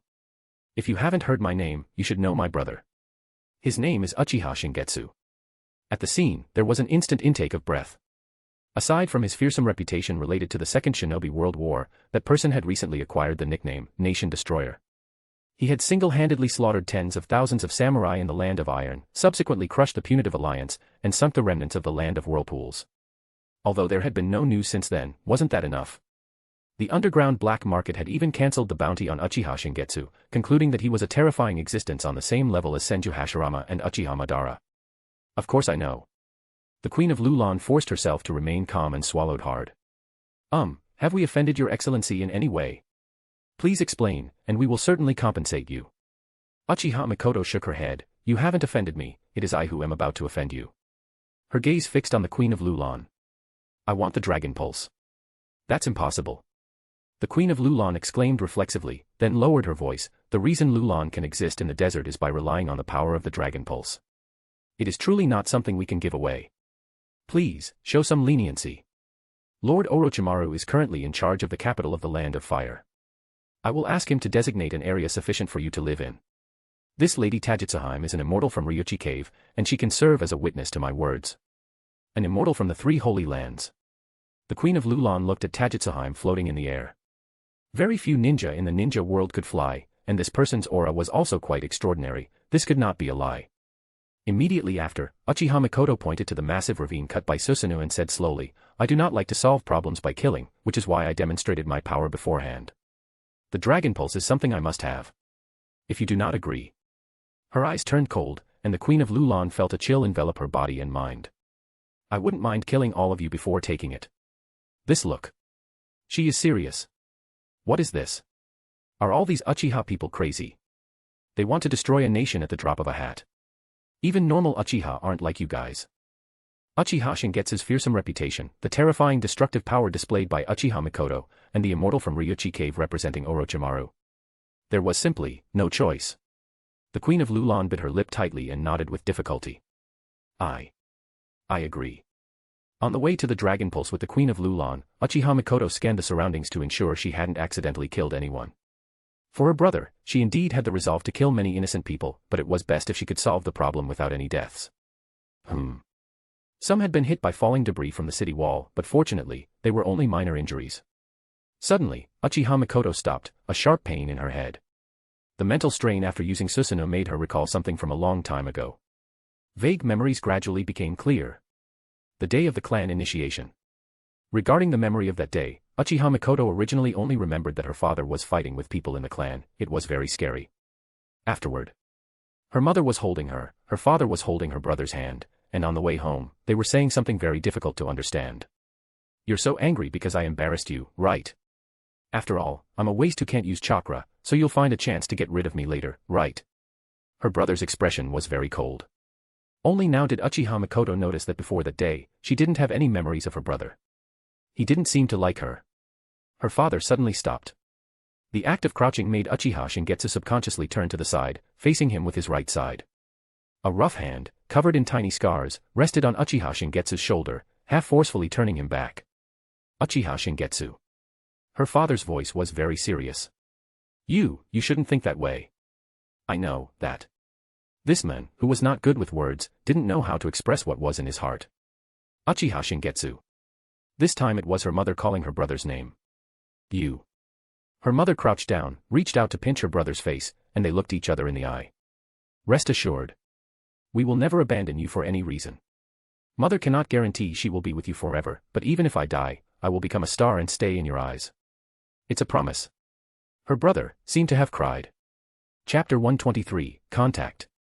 You seem to have changed a bit, Orochimaru. Land of Rain. Hanzo looked at Orochimaru, his eyes narrowing slightly. It had been less than half a year at most since their clash in the Second Shinobi World War. Previously, even the three Sannin working together couldn't force him to take them seriously, but the current Orochimaru was slightly troublesome. So, you've become the leader of the Land of Fire now. Where is Shingetsu? Since the death of the daimyo of the Land of Fire, this layer of legal constraint had vanished. The daimyo of the Land of Earth went into retirement, leaving all military and political affairs to be handled entirely by the Tsuchikage. Anoki, who had encountered Uchiha Madara once again, did not die. Danzo would view the Raikage as an obstacle to Konoha, but in Uchiha Madara's eyes, the so-called Kage were not obstacles at all, nor did he have any interest in playing around. After the death of the fourth Raikage, although the people of Kimogakure were extremely reluctant, they could only support the Eight-Tails Jinchuriki, Killer Bee, as the fifth Raikage. The structure of the Land of Lightning had not changed, the daimyo of the Land of Lightning still granted every request of the Hidden Cloud Village, and Kimogakure maintained sufficient respect for the daimyo. As for the Land of Water, the daimyo had always had very little presence, and it was uncertain if such a person even existed. With the support of the Hidden Mist Elder Genji, the moderate Yagura Karatachi, who opposed the Bloody Mist policy, rose to become the fourth Mizukage. The major nations didn't spend much time on the daimyo issue. Well, except for the Land of Wind. After the Second Shinobi World War, the strength of the Hidden Sand Village had dropped to freezing point. Yet, among the five daimyos, the daimyo of the Land of Wind possessed the most direct command troops. A civil war had begun. In truth, neither side wanted to fight, they were coerced by external circumstances. The trust between the daimyo and the Hidden Village had completely collapsed. The Hidden Sand Village knew the daimyo would no longer provide funding, while the daimyo felt that the Hidden Sand Village harbored rebellious intentions. To redefine their say in matters, armed confrontation was inevitable. So they fought. Thus, within the borders of the Land of Wind, the Hidden Sand Village had no time to worry about major events like Lulan changing hands. As for being the leader of the Land of Fire, I can hardly be called that. We have simply abolished the backward daimyo system. Under the recommendation of the noble officials, Nawaki, the grandson of Shodai, first, Sama, has temporarily assumed the post of consul. This time, I am representing the Lord Consul of the Land of Fire to discuss the details of our cooperation with you. Orochimaru handed over the document, but Hanzo didn't even bother to glance at it. The grandson of the first Hokage, isn't he your disciple? The Land of Rain has some intelligence network, after all. You still haven't answered me. Where is Uchiha Shingetsu? Who exactly was the enemy you faced in the Land of Whirlpools? Orochimaru gave a superficial smile. It might be a bit impolite to say this, but with your level, Lord Hanzo, you wouldn't be able to comprehend an opponent of that caliber. Before Hanzo could fly into a rage, Orochimaru continued. Shingetsu indeed defeated him, but he needs some time to recuperate from his injuries. He pushed the document forward. You'll find out sooner or later anyway, so there's no harm in telling you now. We need to tap into the ley line energy of Lulan to assist Shingetsu's recovery. Of course, this is also beneficial to the Land of Rain. I recall that during the era of the first Hokage, the Land of Rain, as the borderland of three major nations, enjoyed over a decade of prosperity. Lord Hanzo, don't you want to recreate that grand scene of the past? Hanzo pondered for a few seconds and sneered. Uchiha Shingetsu is no longer in the ninja world, right?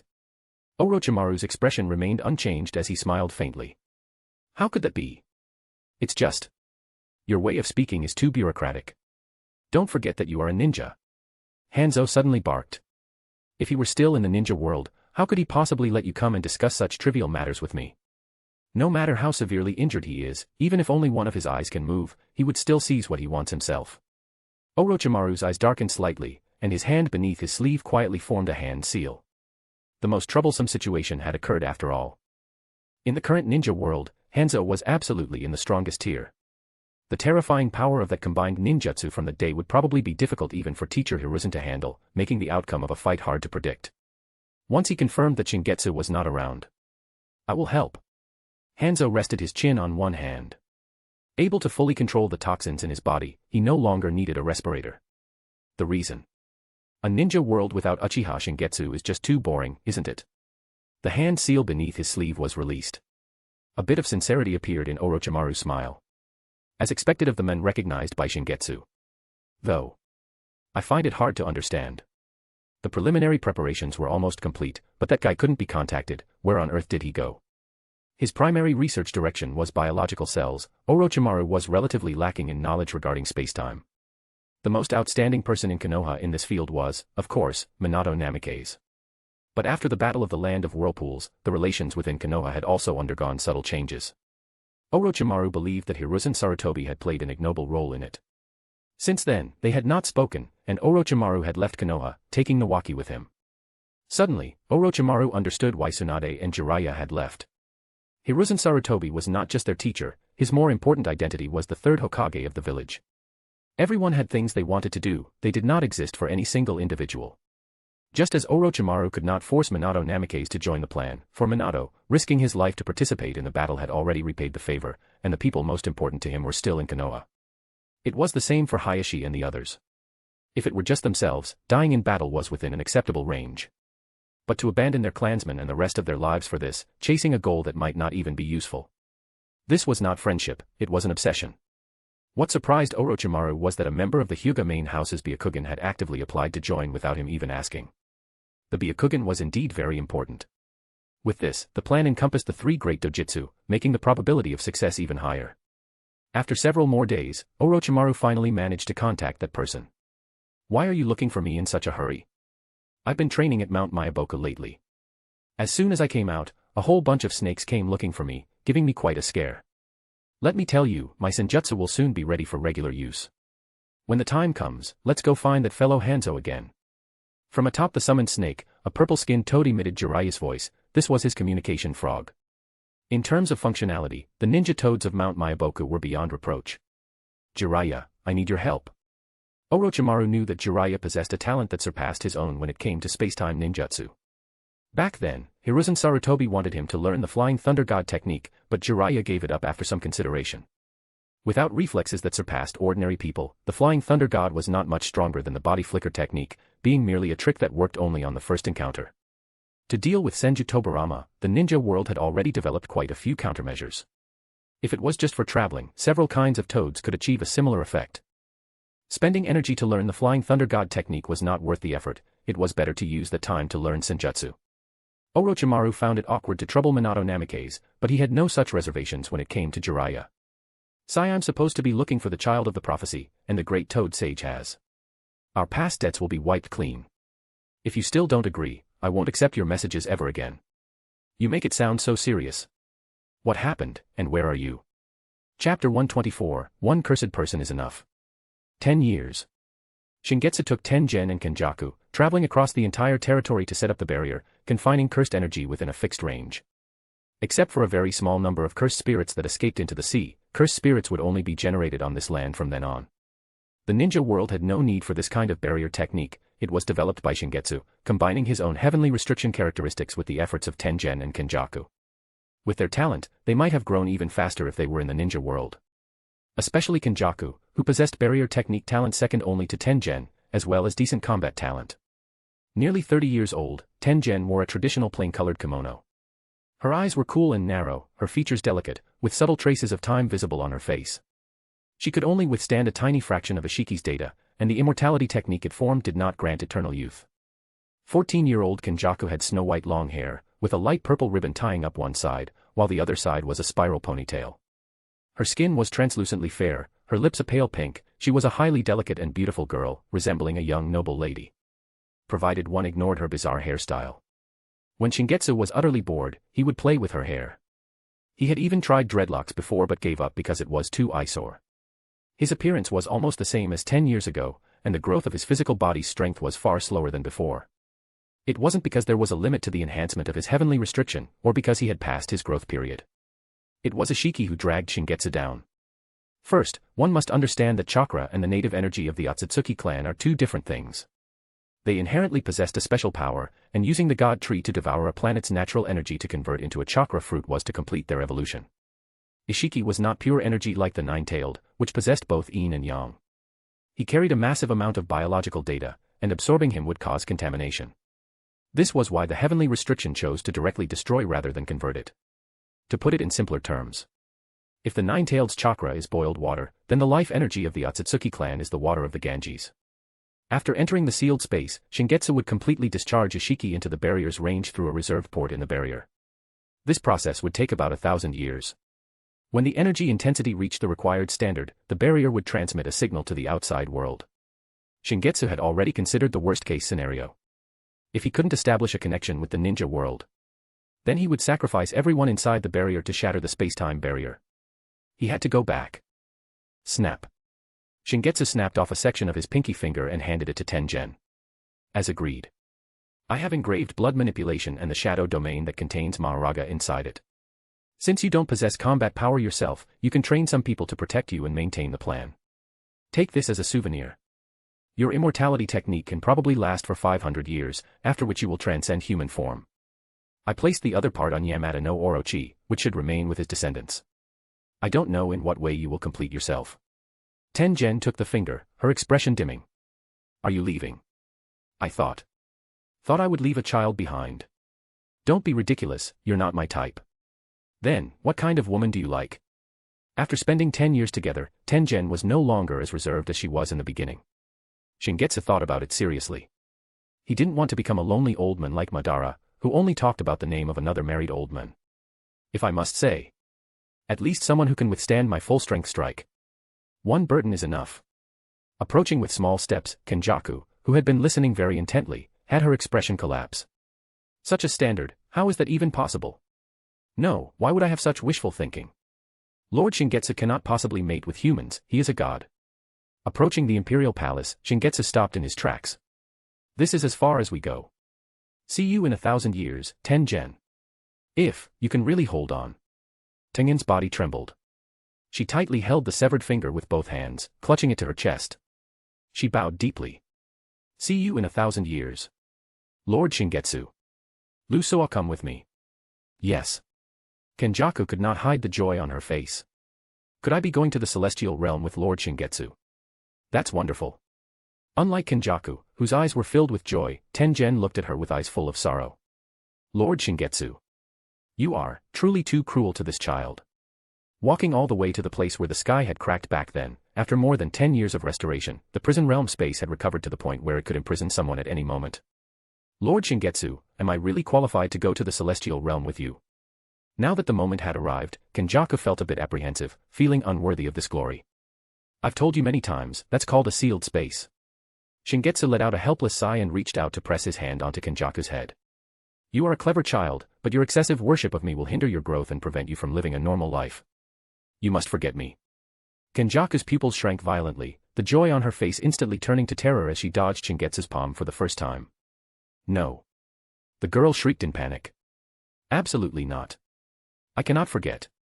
I must not forget. I will definitely execute your plan perfectly. I will absolutely, positively not make a mistake. No. No. Kenjaku backed away in fear, her fingernails digging deep into her neck, blood dripping from her delicate skin, her expression distorted almost to madness. You cannot be wrong. If you think I can't do it, then I definitely can't. But I can just die right now. I won't get in your way. I beg of you, please allow me to die. Only forgetting you is absolutely unacceptable. I beg you, please, I beg you. She doesn't even dare to make her own decision about death. 3 Tomo manifested in his eyes. His palm still pressed onto the girl's head as he untied the ribbon binding her hair, letting her white hair cascade down like a waterfall. Tomo appeared in Kenjaku's eyes, and her memories related to Shingetsu gradually blurred. You have already done very well. Go and enjoy your own life. As for cursed people, one is enough. Where am I? Where is Lord Tengen? Why did I run out here all by myself in the middle of the night? Am I sleepwalking?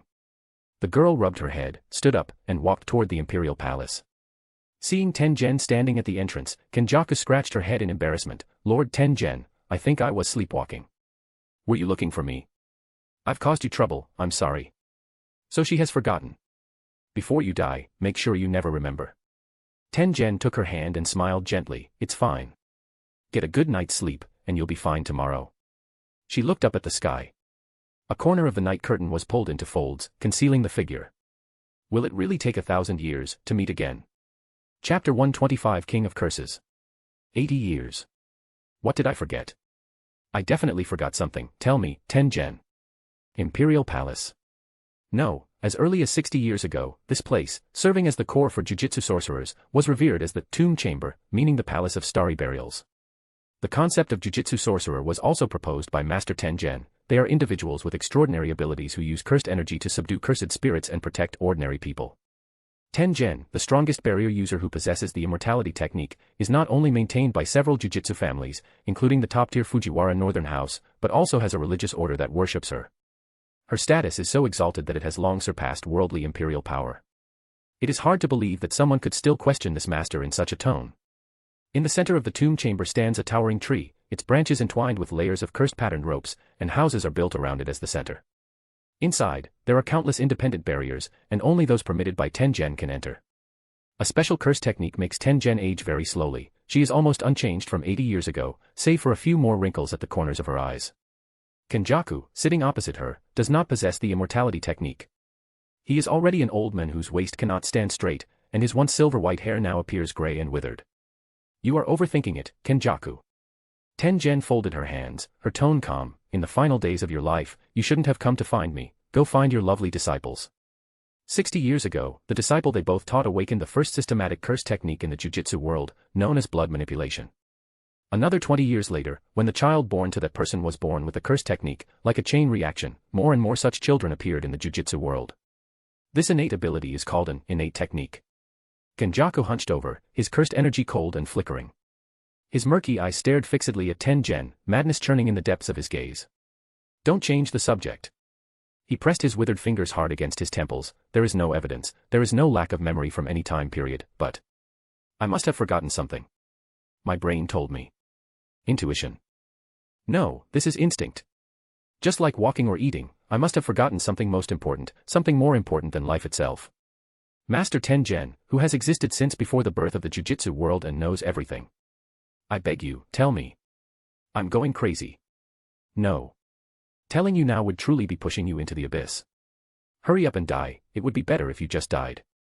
Tengen stepped forward, approaching her almost collapsing old friend, and patted him gently. You haven't forgotten anything, go back and get a good sleep, and it will be better tomorrow. That sentence again.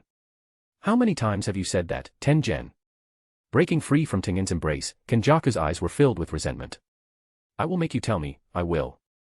When Kenjaku left the barrier, an old man wearing hunting robes and a high cap stepped out from behind the big tree. Judging by his attire, he was a high-ranking official of the imperial court. That guy underestimates the obsession of humans too much, a naive brat. The softness in Tengen's eyes faded, leaving only coldness. Even if it's a final testament, it's too disrespectful. Sugawara no Michizane. You want to kill me? It doesn't matter, I'm going to die soon anyway. The old man named Sugawara no Michizane sneered, his pupils were eerie vertical slits, glowing with a chilling light. So this is what it feels like to die of old age as a human. My resentment is almost overflowing. I will definitely become a vengeful spirit after I die. If I had known, I would have chosen to eat people who were about to die of old age. This is just too desperate. Damn Uchiha Shingetsu, damn the binding vow. Why is it that you, who want to die, can keep living, while I, who want to live, have to die? Tengen sneered, is today some special day? Old friends keep coming to me to complain. This old man had another name before. Yamata no Orochi. He was silent for a long while. Except for you, no one else can understand my complaints. How much longer will it be, as a human? The passage of time is just too clear, too terrifying. How can you keep going? If there is a deadline to the waiting, it is not terrifying. Hey, you just keep waiting, to be able to mix with the Uchiha. You are also a madman. Sugawara no Michizane turned and stepped into the corridor, his figure disappearing into the thousands of moving doors. Tengen lowered her eyes slightly. In the pure white barrier space covered with lines, she happened to be standing in the center, where the Tengen point of a go board is located. From then on, I really was the only one left. A few months later, she heard the news of Kenjaku's death and mourned for a long time. A few years later, Sugawara no Michizane also died, truly becoming a great vengeful spirit as he had said, and was subjugated by the sun, moon, and star squad of the Fujiwara Northern House. 10 years later. It's okay, as long as I have that, I can hold on. One afternoon, Tengen opened the secret box once again, wanting to observe the old items and reminisce. The curse technique in that finger had already been passed down, the flesh had rotted and turned to ash, leaving only the white bone. As long as it is preserved properly, it can accompany me. Clang. The wooden box hit the ground and shattered. Tengen's cool face was filled with astonishment, and her body stiffened. My. Where is my finger bone? Who is it? Who dares to steal my finger bone? Bastard. Tengen, calming down, quickly figured it out. Even if the answer was unbelievable. But to know the location of the finger bone, and to be able to break through the barrier and steal it without me noticing. Only one person. Kenjaku. How did she do it? She doesn't have the immortality technique.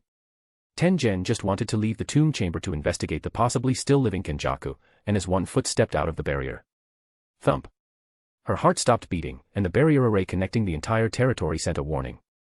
An extremely terrifying monster has been born, do not leave the barrier. You will definitely die. Tengen retreated. She cannot die, as for the finger bone, let the Fujiwara Northern House find it. 20 years later. A monster born with 4 arms and 2 faces, with a giant mouth on its abdomen, regarded as an omen of disaster since childhood, ascended to the absolute pinnacle of the Heian era.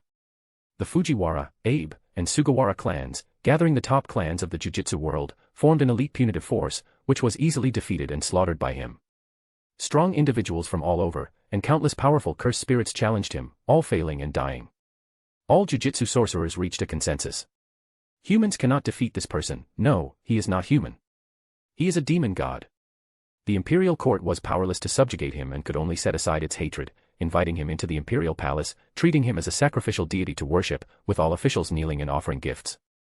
No one knew his real name, because of his calamitous appearance, he was named Ryoman Sukuna. Have you heard that story? Disregarding the fear and humiliation of the officials below, Sukuna said to his follower, Uram, behind him. It seems that over 100 years ago, there was a person who, like me, accepted imperial offerings and was worshipped as a deity. Compared to Sukuna's tall and terrifying body, Uram, who is male, also appeared petite. It is just a fictional legend, whether 1,000 years ago or 1,000 years later, it is impossible for anyone as strong as you to exist. Ah. Sukuna supported half of his face with both hands, if not, that would be too boring. Then are you interested in waiting? Sukuna tilted his head slightly, and a figure slowly walked out of the darkness. It was a young man with no special memorable features, but the stitches on his forehead made him pay attention. Did he take over this body? A curse technique I haven't seen before. The strong ones from 1,000 years, all gathered in one era. There will definitely be someone who satisfies you, King of Curses. Chapter 126, The Third Shinobi World War. I don't know. I don't know why I killed my disciples, why I killed the ordinary people I have protected until now, or why I used their flesh and souls to conduct cruel experiments. I don't know why, even when only a brain remained, constantly enduring the pain of being corroded by filth, I still struggled to survive. It's just a sudden thought that popped into my head. I must steal the treasures kept by Tengen, and I must safely store this phalanx bone, which has no special characteristics other than its hardness. I must seek out the strong, prepare vessels for their incarnation, and send them to the promised day 1,000 years later. With whom did I make this promise? I really don't know. Everything was so natural, so logical. I should do this. I must do this. God. If you really exist, can you tell me why? Dismantle. With a flick of his finger, an invisible slash flew toward the newcomer. You must at least have the strength to withstand a dismantle of this level to be qualified to talk so big. Bang. Sukuna's casual strike possessed the power to slay powerful cursed spirits, yet a bizarre black vortex emerged in front of the man, actually neutralizing the invisible slash. Sukuna raised an eyebrow, showing a hint of interest. Much more interesting than the previous guys. Are you a challenger? No. Drawing out the syllable, the newcomer's lips curled into a stiff arc. My name is Kenjaku. I'm a decent barrier user. Hearing this name, Uram behind Sukuna immediately took a stance, placing a palm in front of their mouth as a sudden icy breath arose. Decent is far too modest. Second only to Tengen, one of the ancestral masters of barrier techniques, the priestess of starry seclusion. You should have died long ago. Is it incarnation rebirth? The so-called incarnation rebirth is a method of resurrection where a powerful jujutsu sorcerer turns into a special cursed object after death. When someone else swallows the cursed object, the sealed soul takes residence and seizes the physical body to be reborn. The conditions for incarnation rebirth are extremely harsh. The compatibility between the cursed object and the host body must be perfect, even the slightest deviation will result in failure. To this day, there have only been 2 successful cases in the Jujutsu world, and both were killed again by their enemies shortly after rebirth due to their diminished strength. It's something a bit more complex. If you'd like to listen, I can explain it to you slowly. Although it was a man's face, the speaking manner was that of a woman, which Uram found highly discordant. 1,000 years later. I have no interest in that for now. Sukuna scrutinized Kenjaku with his 4 eyes, his lips curling slightly. Your technique is quite impressive. Ordinary incarnation rebirth doesn't allow one to possess the cursed technique of the vessel. I've been seen through. Not just strength, perhaps what is even more terrifying is this level of insight. Kenjaku maintained his smile. Then, when you do become interested, may I come find you? Sukuna liked Kenjaku's way of speaking. What he hated most was being given orders. He was born as a predator, and no one was allowed to speak to him from a position of authority. In every sentence, Kenjaku relinquished control, making it clear that Sukuna was the one making the decisions. It wasn't that he was entirely temperamental and killed indiscriminately, it was just that too many ordinary fools failed to recognize their own limits and did not know how to act within their means. More than that. I'm more curious about the purpose of your actions. For what exactly does a former grand figure go to such lengths just to survive? Kenjaku's smile froze. After a brief pause, his grin widened even further. If possible, I would very much like to know the answer as well. Is that so? Now that is somewhat interesting. Sukuna raised 2 fingers. 20 years. I reckon I will grow bored by then. You can come find me then. The ninja world. Without an absolutely powerful individual force to suppress it, the Third Shinobi World War arrived as scheduled. The trigger for the war was the Land of Fire's Babel Tower project. A grand highway starting from the Land of Fire, passing through the entirety of the Land of Rain, and reaching deep into the heart of the Land of Wind was completed, with countless construction materials being transported to Lulan every day. Such a massive project could not be hidden. They were going to build a giant tower up to 1,000 meters tall in Lulan. They knew very well what was in Lulan. Such a thing. Even if you asked an unweaned child in Sunagakure, they would know this was about building a cannon battery to blast the Land of Wind.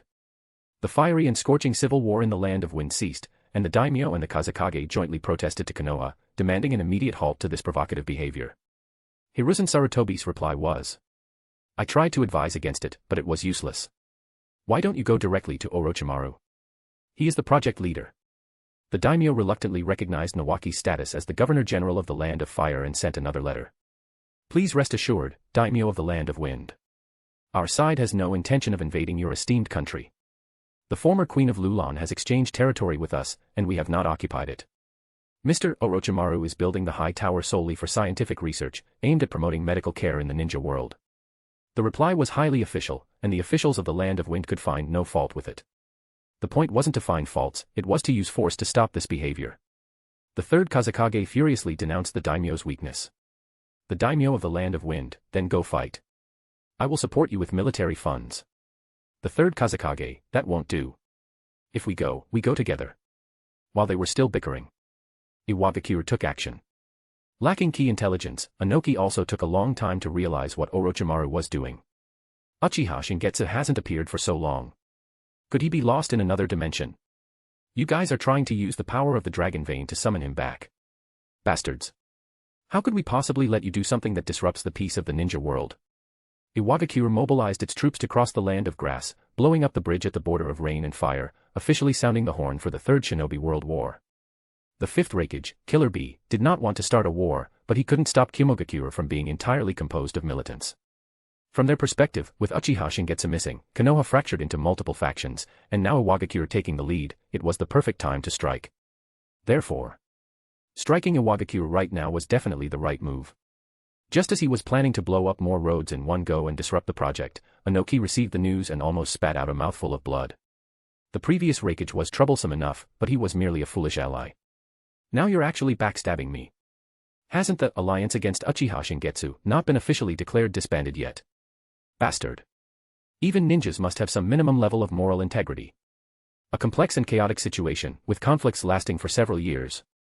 In any case, no matter how a shinobi world war began, it would eventually develop into all the other hidden villages teaming up to fight Konoha. The difference this time was that the Land of Fire was no longer fighting alone. Hanzo of the Salamander of the Land of Rain was invited to the Lulan front to combat Sunagakure. Sunagakure naturally dispatched Hanzo's old rival, Chiyo. Having lost the geographical advantage of the land of rain, Hanzo's highly proficient water release was useless. Chiyo had the confidence to at least hold Hanzo at bay, if not defeat him. But she was not facing Hanzo, she was facing Uchiha Mikoto. It feels just like yesterday. Chapter 127, Unstoppable. My battle with him back then is still fresh in my memory. This old woman really has an inexplicable fate with the Uchiha. In the wind and sand. Chiyo deployed her puppets, her lips curling slightly, deepening the wrinkles at the corners of her eyes. The other of the twins. If you don't like being addressed that way, I'll make sure to call you by your name. After all, you are a powerhouse who has surpassed your brother, possessing the Mangekyo Sharingan just like Uchiha Madara. To be honest, when I found out my opponent was you, this old woman was actually a bit afraid. Mikoto had her long hair tied in a low ponytail at the back of her head, with her side bangs draping down to her chest, also wearing a smile. My brother mentioned you, senior. When it comes to puppet manipulation, you should be second only to him. As for the matter you're concerned about, I actually quite like being called that. That's good then. Let's begin. Chiyo's fingers twitched, and Chikamatsu's 10 puppets rushed out with a howl. I don't sense any hatred from you. This is just a conflict of stances, doing this much is enough. Amidst the wind and sand, puppet fragments littered the ground. Chiyo remained silent as her 2 severed arms fell to the ground, wounds slowly dripping blood. Clang. Mikoto sheathed her blade, the Mangekyo patterns in her eyes spinning silently. The blade she held was the Kusanagi sword gifted by Orochimaru, a guardless straight blade, thin, sharp, and possessing a durability rarely seen in the world. In addition to her primary fire affinity and the Yin release represented by her Sharingan, Mikoto also possessed the lightning release chakra nature. Channeling it into the blade further enhanced its sharpness. It was the very same sword that Orochimaru gave to Sasuke in the original timeline. With the insight of the Mangekyo Sharingan, being in her 20s with both experience and physical stamina, and Shingetsu having left her the ninjutsu and swordsmanship from the records of Uchiha Madara. Without a doubt, Uchiha Mikoto possessed Kage-level combat power. Facing an opponent whose traits countered hers and who suppressed her in every aspect, Chiyo's defeat was inevitable. A puppet master stood no chance against an Uchiha of the same level. No. To be precise, those who could defeat an Uchiha of the same level were few and far between in the entire ninja world. Having both arms severed did not make Chiyo cry out in pain, she maintained the calm composure of the older generation. I heard them say you are building that thing to bring him back. Mikoto's hand on the hilt trembled slightly as she paused. Ah. It's to tell him the location of the ninja world. Haha, revealing the world's location. That sounds a bit terrifying. What if you summon some other terrifying entities? You don't need to worry about that. The crimson faded from her pupils as Mikoto said calmly, Senior, it's time for you to exit the stage. Indeed. It's already the era of the young. I have a grandson, and when I think about him having to face enemies like you guys. Hee, but who knows, my grandson is actually very strong. No longer listening to Chiyo's rambling, Mikoto turned and walked toward Lulan. That giant tower was already several hundred meters high. Lord Hanzo, if you face the Kazekage, what are your chances of winning? On the other side, Yahiko watched the troops led by the Kazekage approaching through the wind and sand, speaking in a light tone. The 3 of them had shed their childishness, wearing matching dark-colored high-collared robes with lighter-toned wide bandages around their waists to store ninja tools. The entire outfit was designed and made by Conan. Because of its simplicity and aesthetic appeal, it had created a trend in the capital of fire, with many nobles and wealthy merchants scrambling to buy it. Hanzo glanced at Yahiko and sneered, you should ask how much of a chance the Kazekage has of escaping from my hands. My opponent is a man like Uchiha Shingetsu. A mere 3rd Kazekage, a cowardly and battle-shy guy who doesn't even dare to face me directly, is he even worthy? As the ninja army pressed down, there was not a trace of anxiety on Hanzo's face. From the corner of his eye, he saw many young people behind them wearing the same outfits, choosing to follow Yahiko. An outstanding leader's demeanor, such that even the Rinnegan was willing to submit to him. Yahiko, you are people of the land of rain. Do not forget your roots. When will you return to inherit my position as leader? Yahiko was slightly taken aback, then grinned. That kind of thing will have to wait until our teacher returns. We haven't even graduated yet. Hee, is that so? Hanzo looked at the people of Sunagakure and said, I'll leave the Kazekage to you. Let me see what you're made of. Smack. Yahiko clapped his fist into his palm. Oh, just what I wanted. Let's go. Akatsuki. A small emerald green snake with red eyeshadow slithered out of Yahiko's collar, its pink tongue flicking. You act too much like a hot-blooded idiot. Guys like you die the fastest on the battlefield. Haha, I won't. Because I have my comrades backing me up, and you, Lady Ichikishima. TCH, idiot. I'll help you gather natural energy. You haven't forgotten how to form hand signs, have you? Of course. Salamander Hanzo doesn't dare to fight me, so he sent you brats instead. The third Kazekage smiled coldly, raising countless black iron cubes with a wave of his hand. If it were Hanzo, he would still have the patience to fight a war of attrition, waiting for an opportunity to strike a fatal blow. But a mere bunch of brats. Boom. The iron pillar constructed by the magnet release was shattered by a single punch. Amidst the flying debris, the third Kazekage's expression froze. What on earth is this? On Yahiko's knuckles, faint green scales were visible, and crimson lines of blood surged between his fingers, giving off a ghostly and eerie feeling. By entering Sage Mode with the help of Lady Ichikishima, my control over my own blood can reach a much higher level. Third Kazekage, you must have heard of it. This is my teacher's blood manipulation. Idiot. Who reveals their own information to the enemy right off the bat. The green snake opened its mouth wide, emitting a crisp, girlish voice. It's called stealing the initiative. Didn't you see those Sunagakure guys turning pale with fright? Humph, it's just hardened blood coding. To dare call it blood manipulation, nothing but child's play. That man doesn't even know ninjutsu himself. He's an insulator to chakra. What could he possibly teach you? With a wave of his hand, the third Kazekage was about to manipulate more iron cubes to attack. An unprecedented feeling of sluggishness washed over him. I can't just let those words slide. Though our time together was short, teacher Shingetsu taught us a great deal. Chakra surged as Nagato's bright red hair fluttered, his Rinnegan blooming with a purple glow. Magnetic force clashed with gravitational force. Bearing the title of his disciples, we absolutely cannot lose. Crack! The third Kazekage's pupils shrank abruptly as he lost control over the black iron cubes. How could this be? Those were created by my magnet release. Those eyes. He felt like he had heard of them somewhere. Whoosh! The black iron cubes turned around, pointing directly at the third Kazekage. Without him realizing it, they had been covered in exploding tags. Boom boom boom boom boom boom boom boom. In just one day, the offensive that Sunagakure had spent 3 years preparing was declared a failure. On the northern battlefield. A yellow flash flickering across the battlefield overturned people's understanding of a ninja's killing speed. Ignoring the limits of distance, wherever the battle line collapsed, that figure would appear, instantly turning the tide of the battle. Minato Namikaze. This man forced both Iwagakure and Kimogakure to issue an order that any encounter with him allowed for the immediate abandonment of the mission without any punishment. Anoki stood on the cliff, gazing into the distance, the rising tower in the faraway land seemingly reflected in his eyes. He knew he would never have another chance to stop the tower from being built, unable to prevent the future where that man returned. When that time came, what would become of the ninja world? Chapter 128, Lighthouse. The Northern Battlefield. Uchiha Fugaku was in charge of the front line against Kimogakure. Having just finished a battle, Minato Namikaze and Fugaku sat facing each other. Since Fugaku had moved to the capital of fire with a portion of his clan years ago, he rarely had the chance to return to the village. The two had known each other since the Second Shinobi World War, and having teamed up for missions multiple times in recent years, they had grown closer. With no one else around, they could discuss some adult topics. Fugaku-kun, I recall you're almost 30. It's rare for a ninja to still be unmarried at your age. Saying this, Minato raised his hand to show off a bracelet of crystal shards on his wrist, smiling radiantly. Kushina and I have already promised each other that we'll get married once the war is over. Hee, you must come when the time comes. Fugaku rolled his eyes at him. No wonder you're working so hard. Well, congratulations then. Hey, I heard from Kushina that you're waiting for Sister Mikoto. Is that true? Minato nudged closer, bumping Fugaku's shoulder. Since when did you start caring about such things? Kushina asked me too. She often visits Mikoto at your clan compound and heard about it from your clansmen. The name Kushina is coming up way too often. Is it? Haha, sorry. I've just been doing that unconsciously lately.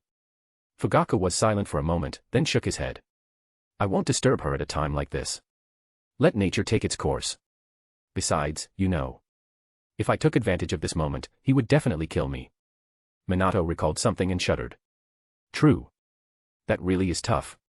I'll be off then. They still need me over there. Is that the child? Just like Lord Shingetsu, his Sharingan manifested a special ability before the Mangekyo. In the dense forests of the land of grass, a half-black, half-white aloe-like head, Zetsu, peeked out from a branch. White Zetsu actually didn't want to call him Lord Shingetsu, nor did he really want to carry out the plan. After all, hadn't Shingetsu said he wanted to destroy the Eye of the Moon plan? What if he kills me when the time comes? But the black side is Lord Madara's will. How troublesome. Black Zetsu stared at the three-man squad in the distance, his gaze locked onto an Uchiha youth. He didn't want to execute the plan left behind by Uchiha Madara at all, planning to lay low for at least 100 years. He would wait until he was sure Uchiha Shingetsu wouldn't suddenly pop up, and retrieve the eyes when the Rinnegan's vessel was close to dying of old age. Capturing the tailed beasts could be done anytime, as long as the Uchiha didn't go extinct. Mother wouldn't mind waiting another 100 years for me. But before his death, Uchiha Madara had also told White Zetsu about the plan, and this idiot wouldn't agree to a delay. Forget it. While Uchiha Shingetsu is currently missing, I'd better get to work. With that full of loopholes plan, Uchiha Obito could drop dead at any moment, and then it wouldn't be blamed on me. This situation was like two employees who both wanted to slack off, but because they were afraid the other would snitch to the boss, they had to act diligent. Alright, let's manufacture a minor accident and take away our proxy successor. Lulan. Jiraiya put down the manuscript in his hand, which was 10 times thicker than a single volume of Makeout Paradise, looking completely exhausted. Alright, it's done. Seriously, if it weren't for the fact that Orochimaru had played the bad guy to help him pursue Tsunade when they were kids, only to take a critical punch from Tsunade, he would never have helped Orochimaru. The time and effort spent on this thing would have been enough for me to publish 20 books in the Makeout Paradise series. And this was during wartime, when Jiraiya still had to go on missions frequently. He was truly burnt out. Just continue building according to the design above. These annular diversion channels need to have a chakra crystal embedded every 10 floors. TSK, a total of 9 crystals. Even if their quality isn't as good as the one Tsunade has. Be honest, Orochimaru. How much money did you embezzle from the Land of Fire? Orochimaru ignored him and picked up the manuscript to examine it carefully. Merely stabilizing the dragon vein's energy isn't enough. Since it involves an alternate dimension, projecting the signal is even harder than locating it. You said you could solve this, so I didn't calculate it in. And at the end, Jiraiya grinned. By the way, since you're paying those people such a high reward, how much do you plan to give me? Of course, the entire design scheme wasn't something Jiraiya could solve alone. Orochimaru had also hired a group of top scholars from various countries.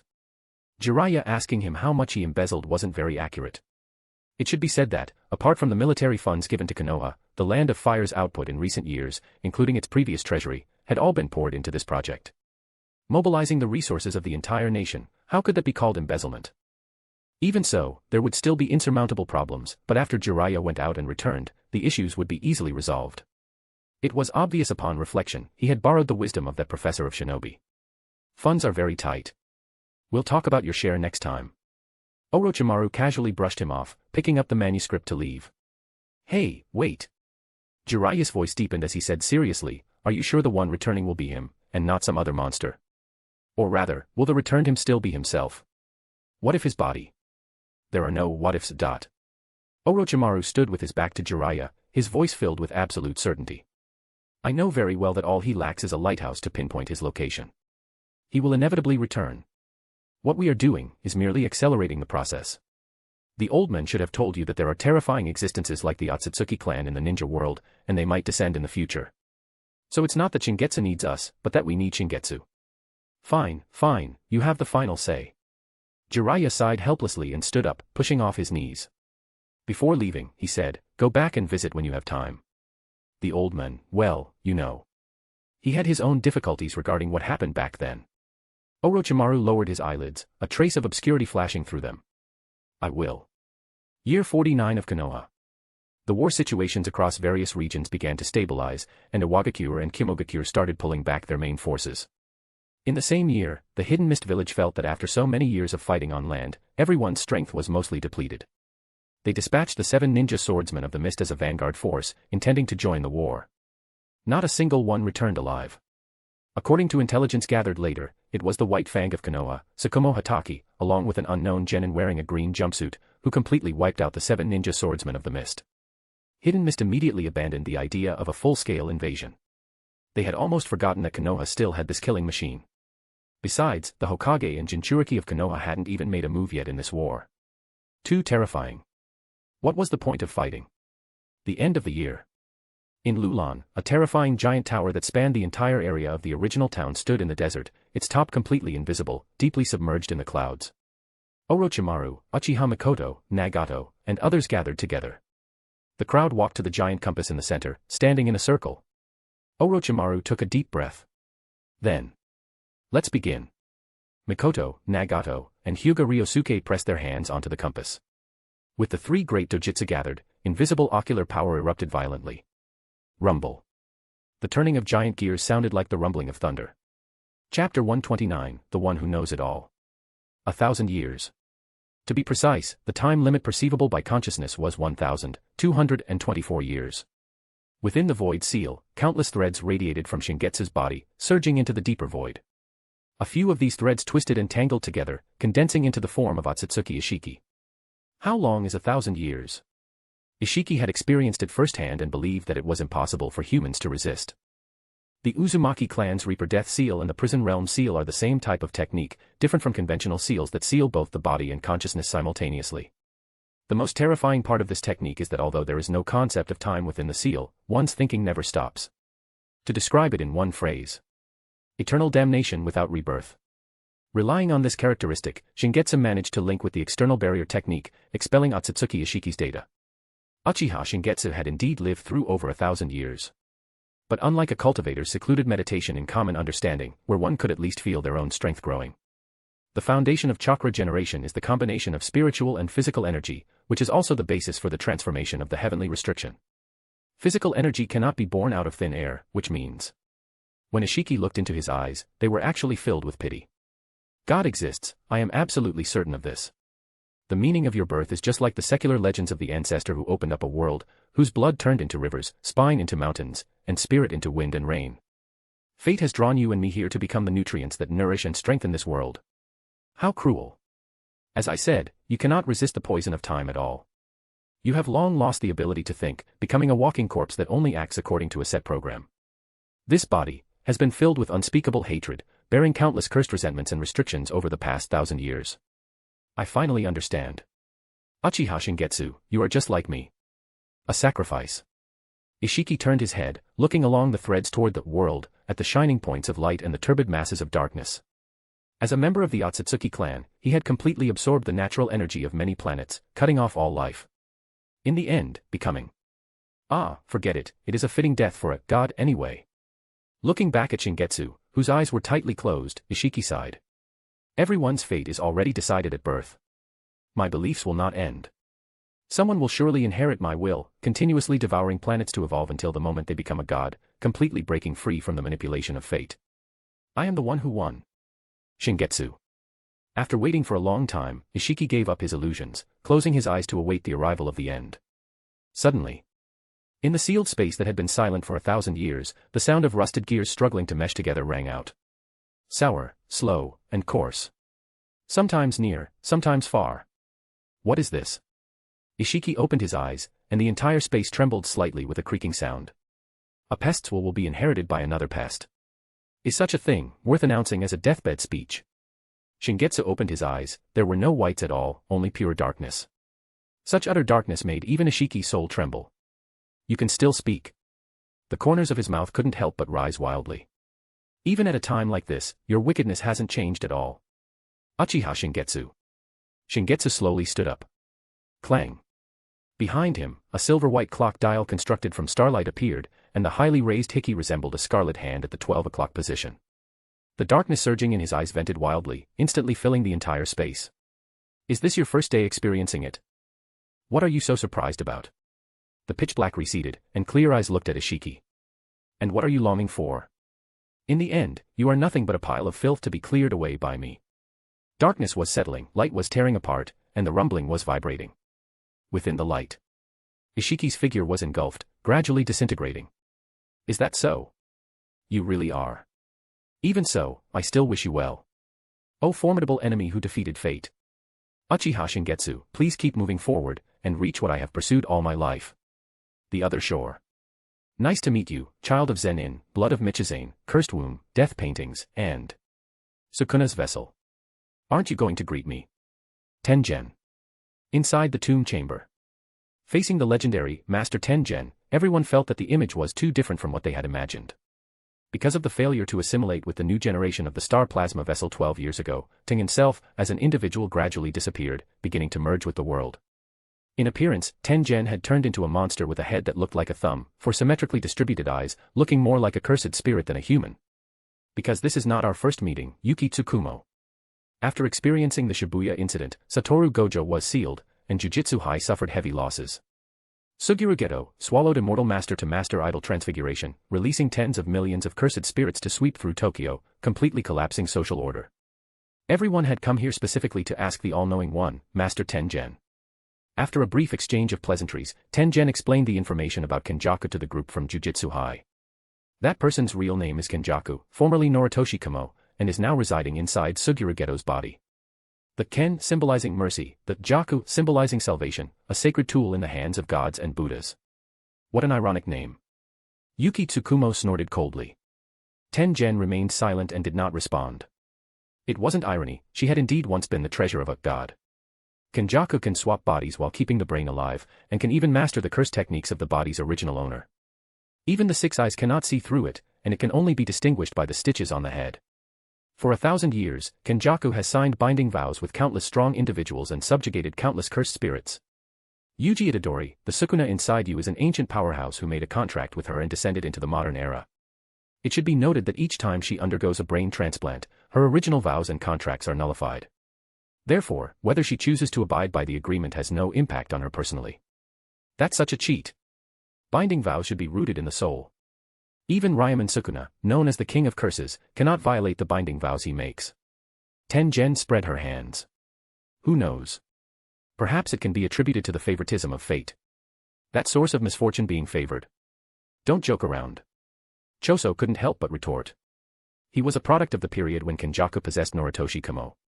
At that time, Kenjaku imprisoned a cursed woman who could give birth to children related to cursed spirits. Kenjaku made her get pregnant and abort repeatedly, producing 9 stillborns. And mixed her own blood into the 9 stillborns, creating cursed objects. This is the cursed womb, death paintings incident in history that made the Kamo family infamous. Don't change the subject, that's not what we came to ask. What exactly is Geto? Kenjaku's goal. As a star plasma vessel candidate from an earlier period, Yuki Tsukumo was the most familiar with Tengen and showed her no respect. Just a monster who relied on assimilating others to maintain immortality. Chapter 130, Echoes of Fate. Her ultimate goal is to carry out the Great Merger. And to achieve this goal, my existence is indispensable. Since I began to evolve 12 years ago, my soul has become omnipresent. The barrier covering all of Japan can connect me with everyone. Once she succeeds, the boundaries between individuals will disappear, and then, if even one person goes out of control, malice will instantly spread to 100 million people. Their accumulated resentment will condense into an unknown, terrifying cursed spirit that will submerge the entire world. Since he has lived for over 1,000 years, why is he only acting now? Yuki Tsukumo frowned and asked. You weren't listening carefully. Because I have only just begun to evolve now. Tengen paused for a moment and said slowly, there is a karmic relationship between myself, the star plasma vessel, and the six eyes. Whenever the time comes for my assimilation with the star plasma vessel, a six eyes user will be born to safeguard the assimilation. Kenjaku was defeated twice by six eyes jujutsu sorcerers. The second time, she was very thorough, killing both the star plasma vessel and the six eyes within a month of their birth. But on the day of the assimilation, a new six eyes and star plasma vessel appeared anyway, and she still failed. After that, she changed her plan from killing to sealing, because only one six eyes jujutsu sorcerer can exist at any given time. But 12 years ago, something unexpected happened. Zenin Toji appeared. He possessed the heavenly restriction, completely free from the shackles of cursed energy, a truly unique existence. Tengen's voice grew louder, but the others couldn't grasp the complexity within. This human, who leaped outside of karma, shattered our entangled destinies and succeeded in killing the star plasma vessel on the day of the assimilation. I know whose ability this is. Lord Shingetsu. Are you dissatisfied with the current state of affairs, and disappointed in me? In the end, you still chose Kenjaku. Was my 1,000-year wait meaningless? Among those present, only Itadori Yuji felt the deep sorrow hidden within Tengen's passionate words. Before he could say anything, Tengen continued. There was also a boy with cursed spirit manipulation, Geto Suguru, and the prison realm that can seal the six eyes, which she also found 6 years ago. With that, all the puzzle pieces to execute the plan were assembled. So, what is the culling game?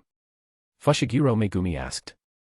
It can be seen as the preparation before the merger, a ritual for the descent of a god. Ordinary people are forced to awaken through idle transfiguration. Their slaughter of one another will release high-density pure cursed energy. This cursed energy will be stored through the barriers to serve as the energy source for the merger of 100 million people. Ancient powerhouses who signed contracts over the past 1,000 years will also enter, accelerating the pace of the slaughter and speeding up the accumulation of cursed energy. At the same time, it wears down the fighting strength of modern Jujutsu sorcerers, reducing obstacles to the plan. Why is he doing this? To go through such painstaking efforts, could it really be purely for the merger experiment between all of humanity and Tengen? What benefit does he get from this? Is it just for fun? I don't know. Even though I have lived for many years, I still cannot understand the human heart. That child, Kenjaku, probably doesn't even know the reason for doing this. Lord Shingetsu, you underestimated Kenjaku's obsession with you. Even without her memories, she, just like me, has been waiting all this time. Why didn't I stop Lord Shingetsu back then? Was I afraid? No. It was for insurance. If I failed, Kenjaku could carry on. It doesn't matter if my existence is meaningless. The Culling Game. Core Rules. 1. Forced participation. Ordinary people who awaken cursed energy become players. They must enter one of the 10 barriers across the country to participate in the battle within 19 days. Failure to do so will result in the direct deprivation of their curse technique, equivalent to death. 2. Point-based killing mechanism. Killing other players awards points. Killing an existing Jujutsu sorcerer awards 5 points, while killing an ordinary awakened person awards 1 point. Upon killing an opponent, all of their accumulated points are transferred to oneself. 3. Anti-inactivity penalty. If a player's points do not change for 19 days, they will likewise be deprived of their curse technique, resulting in instant death. 4. 100-point rule addition. By spending 100 points, excluding their base points, a player can add a completely new rule, with the exception of ending the game. 5. Perpetuity. The game runs indefinitely. The initiator, Kenjaku, cannot act as the game master, and killing Kenjaku will not end the game. Countdown to the forced participation deadline, 10 days. Ninja World. Lord Orochimaru, you should know about Izanagi, right? After the battle in the Land of Whirlpools, Orochimaru realized that Mikoto's Dōjutsu was the key to bringing back Shingetsu, so he sought her out to ask about it. Mangekyo Dōjutsu is a user's absolute secret, but since the one asking was Orochimaru, Mikoto was naturally willing to share. A forbidden technique that alters destiny by turning unfavorable realities, including death, into mere illusions. A hint of embarrassment appeared on Orochimaru's face. My apologies. Naidame-sama gathered a lot of intelligence on the Uchiha clan, and I happened to read about it. This is a technique that alters one's own destiny at the cost of blinding one Sharingan. Your left eye's Mangekyo Dōjutsu applies it to Shingetsu, so you won't go blind. Mikoto nodded. Yes. It is called Izanagi, return. The cooldown interval for using this Dōjutsu is calculated based on the severity of brother's damaged state. It will probably take. Mikoto did not go on, because this amount of time held too much significance for both her and Orochimaru. If her ocular power restored and her brother still hadn't returned. Orochimaru changed the subject at the right moment. Then what about your right eye? Can you tell me? After Shodai-sama passed away, internal conflict broke out within the Uchiha. Multiple clansmen used Izanagi to alter the course of battles against each other, leading to endless internal strife and heavy casualties. This shouldn't have anything to do with Naidame-sama. At least, I haven't seen any records of it. Mikoto smiled bitterly and shook her head. I didn't mean to imply Naidame-sama was involved. In fact, I know, most of our clansmen aren't very easy to get along with, so fighting is quite normal. In the records of the Uchiha, similar events had occurred many times. To name a recent example, Uchiha Madara taking away the gunbai and the sacred texts, which prevented subsequent Uchiha from learning Izanagi, was also considered one of the schisms. My right eye's Dōjutsu is related to that incident. Mikoto continued, to restrain the clansmen who abused Izanagi, one of our ancestors created a counter Dōjutsu, Izanami. Even if they use Izanagi, they will still be trapped by this Dōjutsu, unable to break free until they are willing to accept their destiny. I accepted my own destiny, awakening the corresponding Dōjutsu, named Izanami, Echo. Echo. Hearing this word, Orochimaru's eyes lit up. You can determine Shingetsu's location. Before. I could. The light in Orochimaru's eyes dimmed slightly. As long as I activate my Mangekyo, I can determine brother's general condition and location. This is an echo embedded within my bloodline. If I push it with all my might, as long as brother is willing to respond on his end, he can appear by my side. To be fair. There really was no Mangekyo Dojutsu more useless than Mikoto's. It existed entirely because of someone else, offering almost no benefit to herself, something others could achieve with just a summoning technique. But when connected to the other half of the twins, no one would dare think that way. This dojutsu was also the premise of Orochimaru's plan. The pillar of light pierced through the clouds, supported by an almost infinite amount of Ryumayuko energy and amplified by the giant tower, carrying the echo of fate across time and space. Orochimaru's hands couldn't stop trembling. Looking at the figure gradually manifesting within the pillar of light, his eyes welled up with tears. Finally, we did it. Chapter 131, Heaven Falls. Time: October 31, 2018. Shibuya Incident. During this incident, the Jujutsu High teacher, the contemporary Six-Eye sorcerer, and head of the Gojo family, Satoru Gojo, fought alone, exorcising the special grade cursed spirit Hanami, only to be permanently sealed by the prison realm. According to a pact from a millennium ago, after Ryomen Sukuna died, he was divided into 20 fingers and made into special grade cursed objects to ensure Ryomen Sukuna's soul would not completely dissipate. In this incident, Ryomen Sukuna obtained 11 fingers at once, briefly gaining control of the physical body of his vessel, Yuji Itadori. Possessing the power of 15 fingers, Ryomen Sukuna engaged in fierce battles in Shibuya against the special grade cursed spirit, Jogo, and the strongest Shikigami, Maharaga, resulting in the deaths of numerous civilians. Kenjaku devoured the special grade cursed spirit, Immortal Master, seized the cursed technique capable of modifying the shape of the soul, Idle Transfiguration, and obtained the conditions to initiate the culling game. Above is the prologue. November 1st, the culling game begins. The nationwide barriers were activated, totaling 10 locations. Special grade sorcerer Yudo Katsu returned from abroad, feigned the execution of Yuji Itadori before reviving him, and formed a secret alliance. Upon learning that Fushiguro Megumi's sister was trapped in a barrier, the group set their goal: accumulate 100 points to add a rule, allowing sorcerers outside the barrier to swap out Tsumaki. November 2nd, Kenjaku deployed ancient players into each barrier. November 3rd, Kenjaku controlled the Kamo family among the big three families, taking over the Jujutsu Higher UPS as the command point for the plan. On the same day, players nationwide were forced into the barriers, and a large number of ordinary people died tragically. November 4th to November 8th, the Jujutsu High group was in the preparation and information gathering stage. November 9th, they arrived at the tomb chamber to meet Tengen. In addition to intelligence regarding Kenjaku, they learned from Tengen that an ancient sorcerer known as Angel was also within the barriers. She possesses the ability to make the effects of any curse technique disappear and is the key to unlocking the prison realm. After deliberation, Yuki Tsukumo and Choso remained at the tomb chamber to guard Tengen, while the others split up to enter the barriers to accumulate points and save people. Time: November 12th, everyone is ready to enter. In the blank time period, a certain family skilled in internal bullying was wiped out, with only Maki Zenin remaining, along with the unaware head of the Zenin family, Fushiguro Megumi. As for why the head of the Zenin family does not have the surname Zenin, it involves the previous generation's family ethics, which is not important, let's forget it. Sendai Barrier. This barrier had the highest number and highest quality of ancient players deployed by Kenjaku. The highest difficulty dungeon naturally had to be left to the current strongest on the Jujutsu High side, the only special grade sorcerer capable of acting freely, Yudo Katsu. After several days of slaughter within the Sendai Barrier, there was no room for the weak to survive, and 4 powerhouses rivaling special grade were in a stalemate due to conflicting attributes. First, the ancient sorcerer, Dhruv Laktawala. Currently the highest points, 91 points. Curse technique, Trajectory Domain. Possesses 2 autonomous Shikigami that orbit and fly around him, turning the trajectory they move along into a personal domain. Ordinary people die upon touching it. An extremely terrifying large-scale destructive ability, he once suppressed ancient turmoil with his own strength and dominated a region. Countered by the sorcerer from 400 years ago, Ishigori Ryu. Ishigori Ryu, 77 points. Curse technique, Cursed Energy Discharge. Simply put, it is a high-intensity cursed energy cannon blast, capable of directly blasting apart Shikigami trajectories and dismantling domains. He held a prominent status during his lifetime and lived a life of perfection, only lacking the thrill of an ultimate deathmatch. He agreed to Kenjaku's reincarnation specifically to find an opponent who could satisfy him. The one who counters him is the sorcerer from the Heian era a millennium ago, Yuro Takako.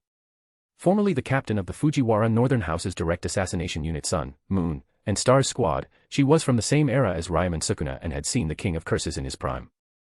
Born as an assassination tool, she didn't even deserve a name, only being granted the name, Yuro Takako, when taking the fall for the main family. Because, sinners need names, weapons do not. She deeply detests those with bloodlines and agreed to Kenjaku's offer because she wanted to live a life of her own for once. Curse technique, Sky, Space Manipulation. Can pull and fold the entire space, turning it into a plane that can be manipulated at will, reflecting Ishigori Ryu's cursed energy cannons. Her ability is countered by the special grade cursed spirit Kururushi. Born from humanity's fear of cockroaches, a giant black-armored cockroach with ferocious mouthparts, wielding a rusty blade, its appearance is so ugly that anyone afraid of cockroaches would want to die just from a glance. Its power consists of cockroach manipulation and the festering life sword. As long as a sliver of its main body remains, it can regenerate infinitely, controlling billions of cursed cockroaches, enough to break through Yuro Takako's range of ability and bite from within. Drew's trajectory domain has no blind spots, so the cockroach swarm cannot enter, making it countered by him. The 4 top powerhouses would be pincer attacked by the other 2 if anyone made the first move, keeping each other in check for several days. Time. 11:28, the balance was broken.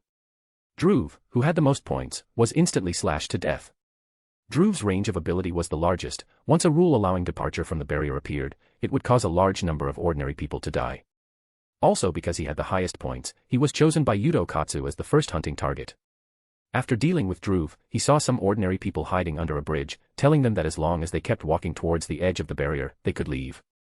Before he even finished speaking, Yuda heard screams behind him and turned to look. It was a flood of cockroaches chasing 2 humans. One of them was unfortunately caught by the swarm and fell silent in an instant, while the other was also partially engulfed. Yuda immediately flew out, but by the time he grabbed the person's hand, the lower half of their body had already been devoured, and dense swarms of cockroaches were pouring in from their mouth, nose, and eye sockets. Damn it. Rose-colored cursed energy enveloped his katana, and Yuda swung it in anger, but the cockroach swarm had no intention of fighting him and turned to rush toward the fleeing crowd. Rika. Strike it down. Okay. A pale giant hand appeared out of thin air and slammed down, scattering the cockroach swarm. Yuta then followed up with an attack, swinging his blade to eliminate the cockroach swarm in one blow. Turning his gaze, Yuta noticed a shadow standing under the bridge. Is it Kururushi? Whoosh. The giant cockroach with human hands and feet held the special grade curse tool, festering life sword, and slashed over. Slash. With a flash of the blade, Yuta struck first despite reacting later, severing Kururushi's arm and slapping it away with one palm. Kururushi, discovering its physical combat was inferior after a brief exchange, immediately dispersed its body, turning into a swarm of cockroaches to maneuver and attack. There are 2 others. During the skirmish, Yuta sensed the gaze watching from the shadows. Kururushi is a cursed spirit. For Yuta, who has mastered the reverse curse technique and can even project it to heal others, it is the easiest enemy to deal with. Cursed spirits are aggregates of negative energy. Projecting positive energy derived from reversed cursed energy can kill Kururushi upon contact. But considering the spying of the other 2, Yuta decided to temporarily not use reverse curse technique, projection and Rika, killing Kururushi while retaining information. Quite a strong amount of cursed energy. You must be delicious. On a tall building in the distance, a burly man with a pompadour and a wild air watched both sides of the battle, unable to help but lick his lips. That kid. In midair, Yuro Takako, hidden within the curved space, revealed only one eye, also focusing on the battle. It's a bit troublesome. If I don't use Rika and the reverse curse technique, it seems difficult for me to finish it off. Yuta fell into a stalemate, and just as he was thinking. Suddenly. Kururushi stopped attacking. Suddenly. Yuro Takako looked toward the higher sky. Suddenly. Without warning, all living things, including ordinary people, stopped moving and stiffly raised their heads. Hey hey hey.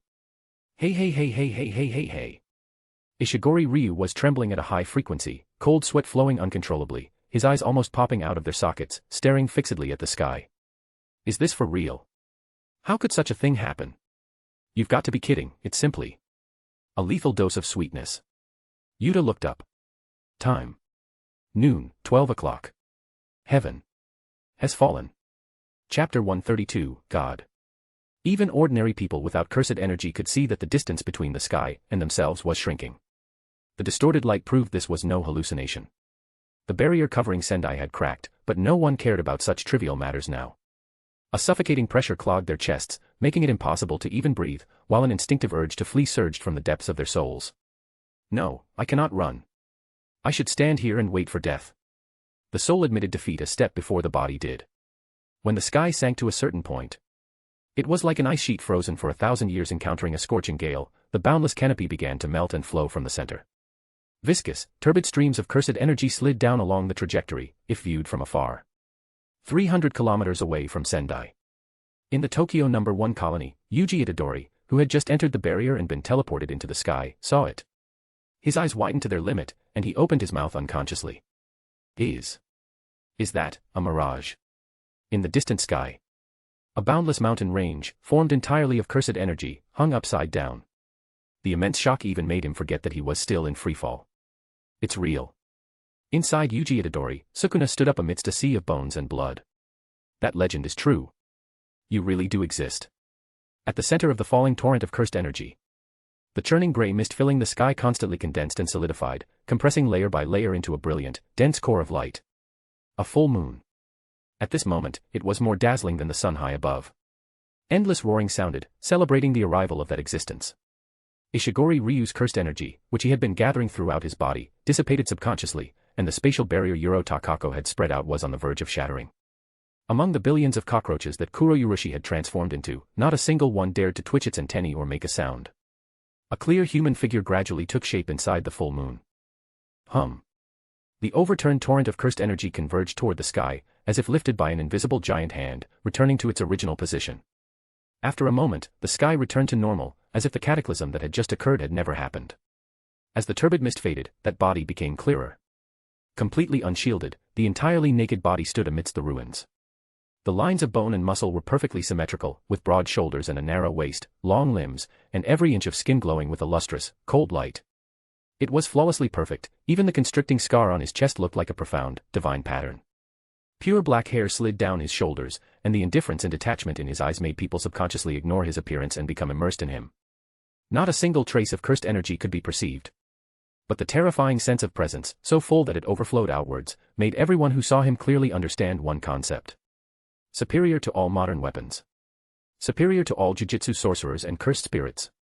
This man is the very form of combat itself. His unfocused pupils slowly converged. Having not seen light for so many years, it took him several seconds to regain his senses. What time is it now? Hey, do I also think like these people who experienced rebirth? Ah.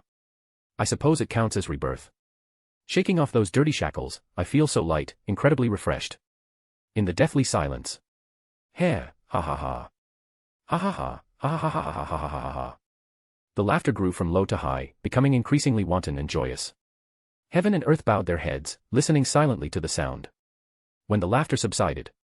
So, I'm unlike a god such as you can laugh too. I am truly sorry. Ishigori Ryu's legs were trembling, but he still walked forward firmly. I am very clear, very, very clear.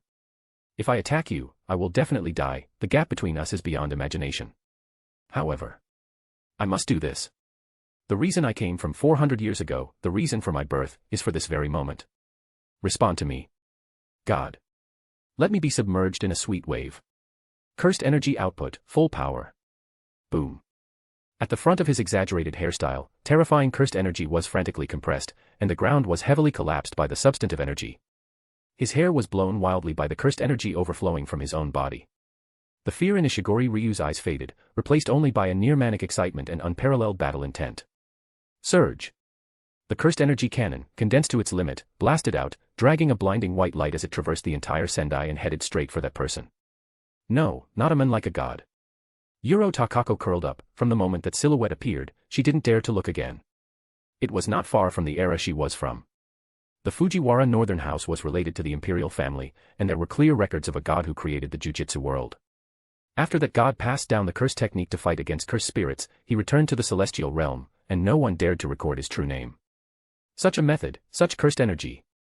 God has descended to the human world once again. Is he here to cleanse us filthy things? Is this some kind of special plot? Why do I have to take a hit every time I reappear? Shingetsu tilted his head, slightly puzzled. Noticing the rising battle intent in Ishigori Ryu's eyes, his lips curled slightly. Well. You're not an unlikable guy. It's good to relax for a change. Shingetsu raised his hand, his palm facing the oncoming torrent of cursed energy. He waited until it was less than half a meter away before a single drop of blood seeped from Shingetsu's palm. Boom. The form of the blood drop changed instantly, turning into a scarlet, turbulent flow of fire. Boom boom boom boom boom boom boom. The immense roar echoed throughout Sendai. The smoke and dust dissipated. Ishigori Ryu was covered in burn scars, lying on his back with his limbs spread out. There was no surprise. What was unexpected was, he hadn't died. In 0.1 seconds, or even less, he had failed in the clash. Full power. Don't joke. That person was even able to control his power to the extent of defeating me without killing me. Not only did he respond to my expectations, but he also mercifully spared the life of a weakling like me, allowing me to properly savor the lingering aftertaste of swimming in a sea of sweets. How gentle. Shingetsu turned his head and saw Yuro Takako curled up and shivering. Hey, the one with pink hair, your ability is very convenient. Help me pull over a piece of cloth to cover up, my clothes were destroyed by force majeure, and I'm not an exhibitionist like you. Hearing that the person's words were specifically directed at her, Yuro Takako dared to raise her head. The whites of her eyes were different from normal people, they were pure black, with dark pink pupils in the center. Because her clothes would be torn apart by her cursed technique of the sky, she wore no clothes, relying on the curtain of the sky she pulled out to cover her body. Her experiences from 1,000 years ago made her extremely abhorrent of clans that possessed bloodline traits. She also hated such condescending, frivolous commands, especially since it also implied belittling her. Even if he is the legendary god. I have already decided that I will never live that kind of life again, I want to have a free life that belongs to myself. Ishigori Ryu has the courage to uphold his convictions, and so do I. Don't look down on me. A glance. The next second, Yuro Takako bowed and stood by Shingetsu's side, pulling over a piece of the sky to cover his body. I have not betrayed my convictions. I still hate the blood clans, and I hate others ordering me around. But I just didn't want others to see his body. Chapter 133, Backup Hidden Energy. Rip, he zipped up his jacket and stretched his body. It had been a long time since he wore a tracksuit, it was quite comfortable. Yuro Takako no longer used her sky manipulation. She had picked out a matching tracksuit at the clothing store and was following Shingetsu cautiously, her hands making small movements behind her back. This woman is in love.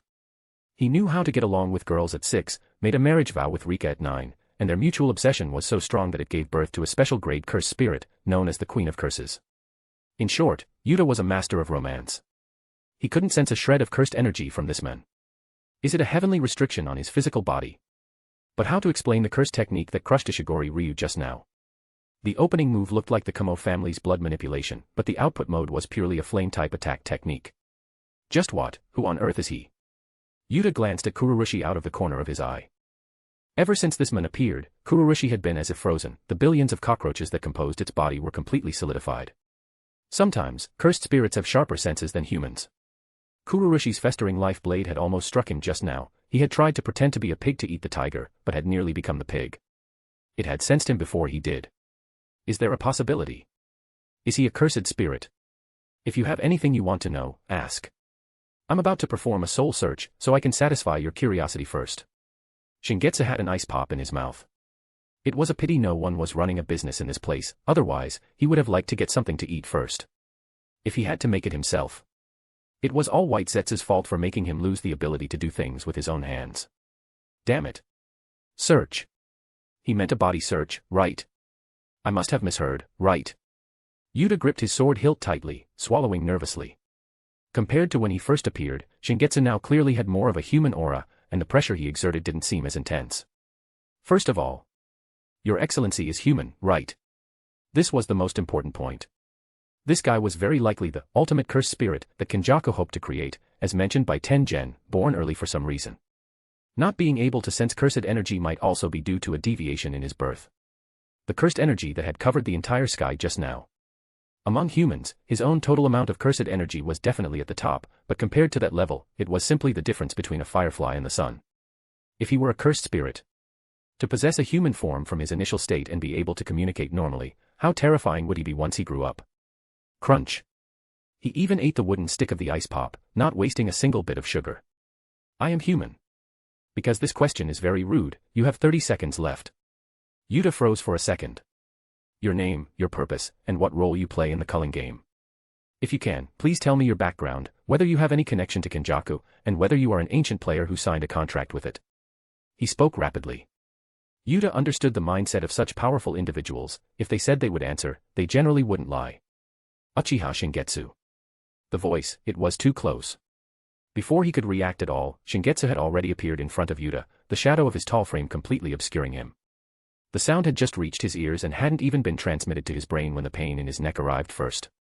Yuta.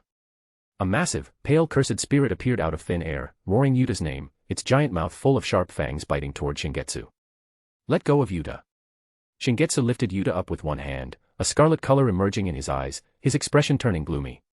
Whoosh! A crimson rainbow light descended from the sky, piercing Rika, and pinning her in place. Rika. Yuta clawed at the air with one hand while the other desperately gripped Shingetsu's arm, trying to break free from the restraint. How could this be? This person's strength was too great, he couldn't be shaken. I have no interest in answering other questions. You mentioned a name that shouldn't still exist. After all, over 1,000 years have passed, right? 3 pure black tomo appeared in his eyes, slowly rotating. Sharingan.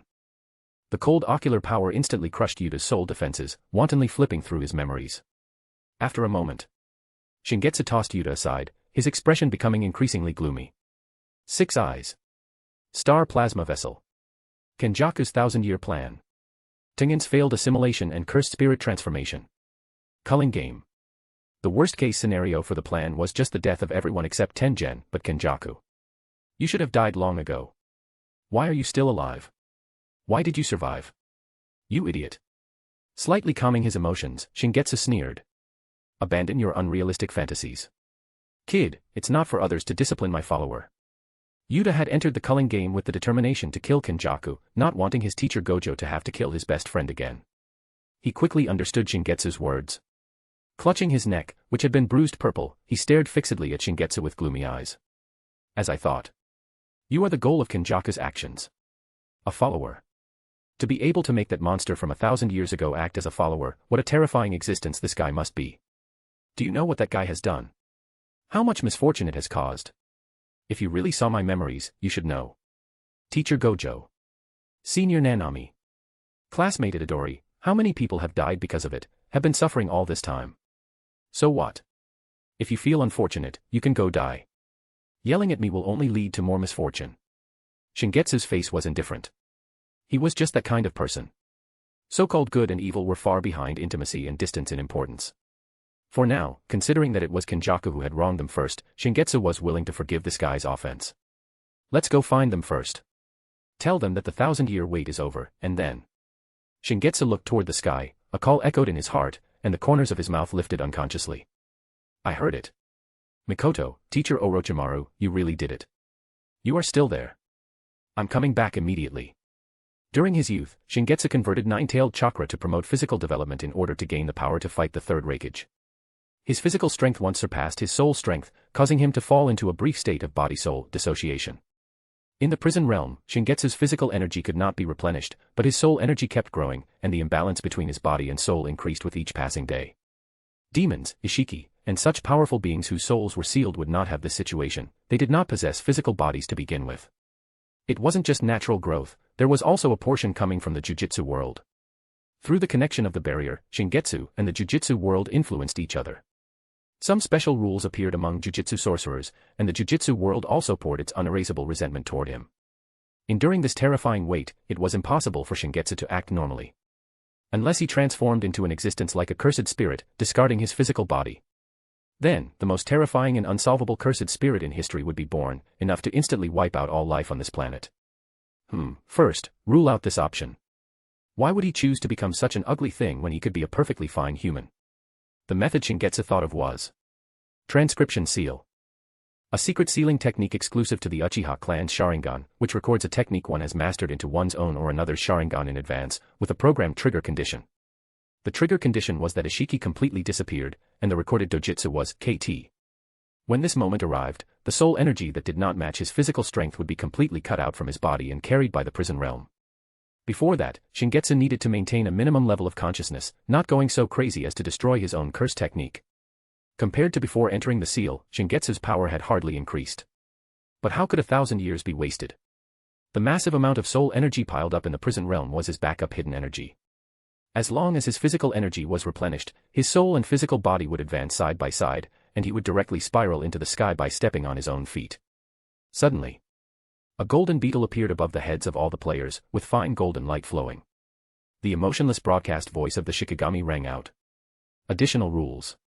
All players may freely travel between the 10 barriers without limitation, there are no spatial barriers between them, and passage consumes no energy. Effective immediately. Chapter 134, Meeting. Tokyo No. 1 Barrier. Brat. Forget about everything else, go find Megumi Fushiguro first. Yuji Itadori had just landed when Sukuna's mouth grew on his face. It was the first time he had heard the King of Curses sound so urgent. Itadori frowned slightly. You've always had designs on Fushiguro, why would I go find him based on what you say? That was why he had specifically asked Yuto Katsu to kill him immediately if Sukuna ever took over his body again. Sukuna let out a cold laugh. You guessed right, I do think highly of that kid. That's why I don't want anyone else to get to him first. What does that mean? One of Sukuna's eyes grew on Itadori's face, looking into the distance. You saw it too, just now. That guy is an ancient Jujutsu sorcerer from an era before mine, known as the Demon Tamer, the original user of the Ten Shadows technique, the first person to tame Mahoraga. I didn't expect Kenjaku to have found even him. You know. Sukuna smirked evilly, he will definitely reclaim the Ten Shadows technique. You know very well what it means for a Jujutsu sorcerer to have their innate curse technique stripped away.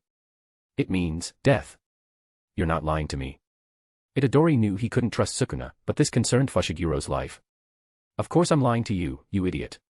I have no idea what that guy's name is, but in order to oppose him, I must first acquire the Ten Shadows technique and escape from this vessel. Sukuna said, with rare seriousness, it's true that I've taken over your body and killed many people before, but have I ever harmed Megumi Fushiguro? No, it should be said that it was because I was trying to save Megumi Fushiguro that my battle with Mahoraga resulted in those people dying.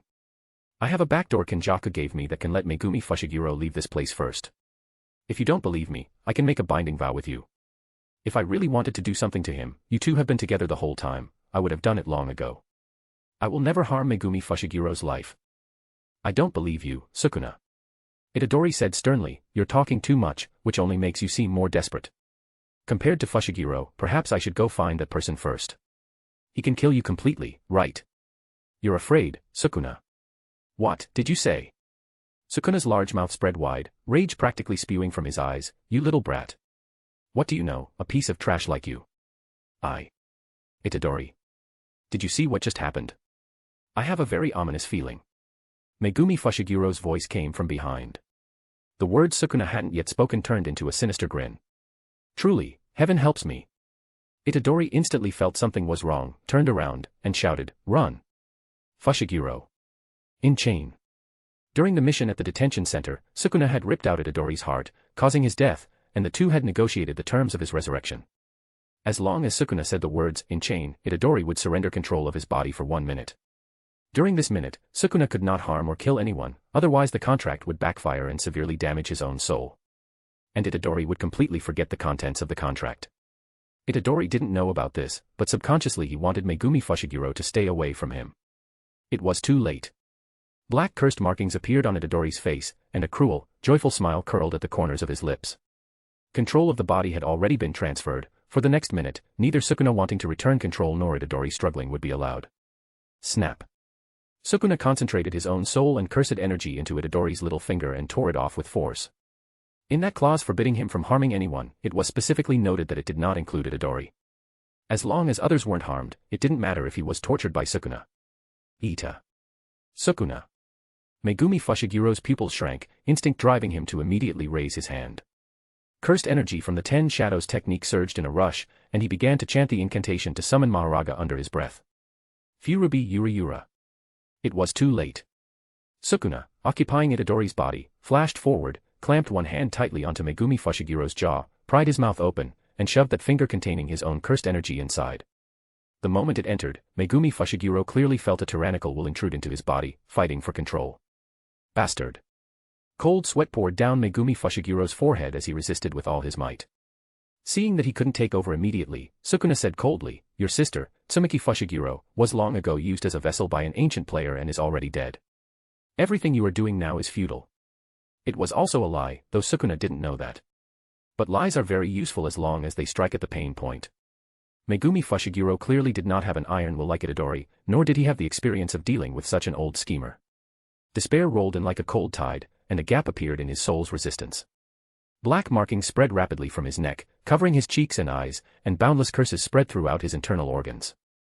Megumi Fushigiro's vision blurred, and his clear gaze was replaced by boundless coldness. I told you, didn't I?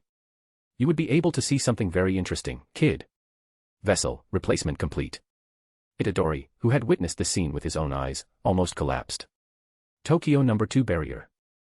At the port filled with shipping containers, Hajime Kashimo and a panda stood on top of a container, looking into the distance. Hajime Kashimo, a top-tier Jujutsu sorcerer from 400 years ago, whose lifelong obsession was to fight the legendary Ryoman Sukuna, for which he agreed to Kenjaku's offer of reincarnation as a vessel. He pursued the ultimate life-or-death struggle and had absolutely no interest in the weak or trivial disputes. In the 10 days since entering the barrier, he had hunted down over 40 orthodox Jujutsu sorcerer players, accumulating over 200 points, making him the highest scorer in all the barriers. Not long ago, he spent 100 points to add a rule to disclose all player information throughout the region, with the goal of locating Ryoman Sukuna. But for unknown reasons, or perhaps because Sukuna hadn't entered the barrier yet, he hadn't received any information. As for that panda, it was a mutated cursed corpse created by Jujutsu High Principal Masamichi Yaga, which could be understood as a living puppet with its own consciousness. Its body was composed of 3 cores, and it would only truly perish if all of them were destroyed. Looking closely, it was embedded into the shipping container, with a large dent in its abdomen. Hajime Kashimo had originally intended to force the location of Sukuna out of it, intending to kill it if it didn't speak, but after punching it. No one could miss that, right? That cursed energy covering the entire sky. Hajime Kashimo was thinking. Whether to continue searching for Sukuna, or to immediately head there and challenge the unknown existence. Boom. Kinji Hikari landed with a thud. Hey! What did you do to Panda? Hajime Kashimo ignored him, even though the cursed energy fluctuation behind him was very strong. He silently called out to the game master in his heart, and a golden beetle hovered beside him. Add a rule: all players are not restricted by the barriers and can freely travel between the 10 major barriers, with no spatial passage restrictions. The patterns on Kogane's body flowed as it verified whether the proposal touched upon the 2 red lines of reducing the intensity of the slaughter and terminating the culling game. It did not, on the contrary, it would intensify the slaughter. A very good proposal. New general rule added. Crackle. Shingetsu looked up slightly, the flowing lightning illuminating the sky, making it deathly pale and blinding. Hey! You strong one. Fight me. You might be even stronger than Sukuna. The roar was more intense than the lightning. Currently heading to Sendai. The absolute powerhouse from 400 years ago, the god of lightning, Hajime Kashimo. The violent, lightning-entwined staff smashed down, carrying a charge capable of tearing buildings apart. Not bad eyes. Shingetsu watched calmly and said indifferently, but I hate guys who play with electricity. He raised his hand nonchalantly. Boom. Hajime Kashimo's staff shattered, and he was sent flying horizontally, slamming heavily into the wall of a tall building.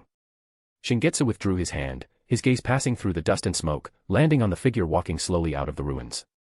You wouldn't believe that guy's delusions, would you, legendary person? The eyes that originally belonged to Megumi Fushiguro were full of arrogance and cruelty. The king of curses, Ryoman Sukuna. A faint smile curled at the corners of Shingetsu's lips, and he praised softly, quite a sharp blade. Chapter 135, This is a date. Sukuna. There was absolutely no mistake. Even if he had changed his vessel, this aura, this cursed energy. The king of curses who crushed the Heian era single-handedly, whom all Jujutsu sorcerers combined could not oppose. Ryoman Sukuna. Yuro Takako's body had just begun to tremble when she suddenly realized she was standing behind Shingetsu. There didn't seem to be any problem. I even picked out clothes with him and ate popsicles together. In modern terms, we are on a date, right? It's love, right? Damn Ryoman Sukuna, don't interfere with this lady's new life romance. Sukuna completely ignored Yuro Takako baring her teeth behind him, looking at Shingetsu with a faint smile. So, the very first Jujutsu sorcerer was actually a body of heavenly restriction. Jujutsu sorcerer? Shingetsu shook his head. I am an active-duty ninja, the occupation I'd rather have is Uchiha clan chief. I can just call you Sukuna, right? If it's you, of course. Then, whether you are worthy of the weight of the legend, we shall see after this strike. Dismantle. Having just taken over this body, Sukuna still needed to resist the resistance of Fushiguro Megumi's soul, but Megumi didn't know Shingetsu, so his current resistance wasn't very fierce. This slash could probably unleash the power of 13 fingers. The invisible slash condensed from cursed energy cut through the airflow, arriving with a boom. Lord Shingetsu. Dismantle is. Yuro Takako cried out in alarm, just about to warn him about Sukuna's curse technique. Sun, moon, and stars advance, sentiments of falling flowers. Shingetsu chanted softly, and that devastating slashing blade suddenly stopped. The incredibly dense cursed energy peeled away and dispersed bit by bit, completely transforming into a sky full of silver-white petals. Like cherry blossoms fluttering across the sky in late spring, they drifted down, gently swirling around Shingetsu's body. Those eyes. Sukuna stared at the crimson in Shingetsu's eyes, his lips curling into a wild grin, to completely capture the flow of cursed energy of dismantle and disperse it in an instant, the key to using cursed techniques with a body devoid of cursed energy. I see, this is the true, falling blossom emotion. The big three families didn't inherit your strength at all. I'm starting to believe that legend. You are the origin of the Jujutsu world, the very first curse. However. Sukuna changed his tone, his smile fading. Even the legendary god is no match for Lord Sukuna in his prime. Before he could speak, a young boy with white kappa-style hair stepped out from behind him and spoke with certainty. Yuram. A follower of Ryoman Sukuna from 1,000 years ago, an ice formation curse technique sorcerer. They also signed a contract with Kenjaku to reincarnate into the present world, and had been secretly following Sukuna's vessel ever since the Shinjuku incident. Just a mortal who received power by divine grace. Yuram, who do you think you are? A filthy piece of trash from the gutters. How dare you speak so arrogantly? Before Shingetsu could speak, Yuro Takako couldn't hold back anymore. She was still too afraid of Sukuna to curse him along with the other, so she specifically named Yuram. You.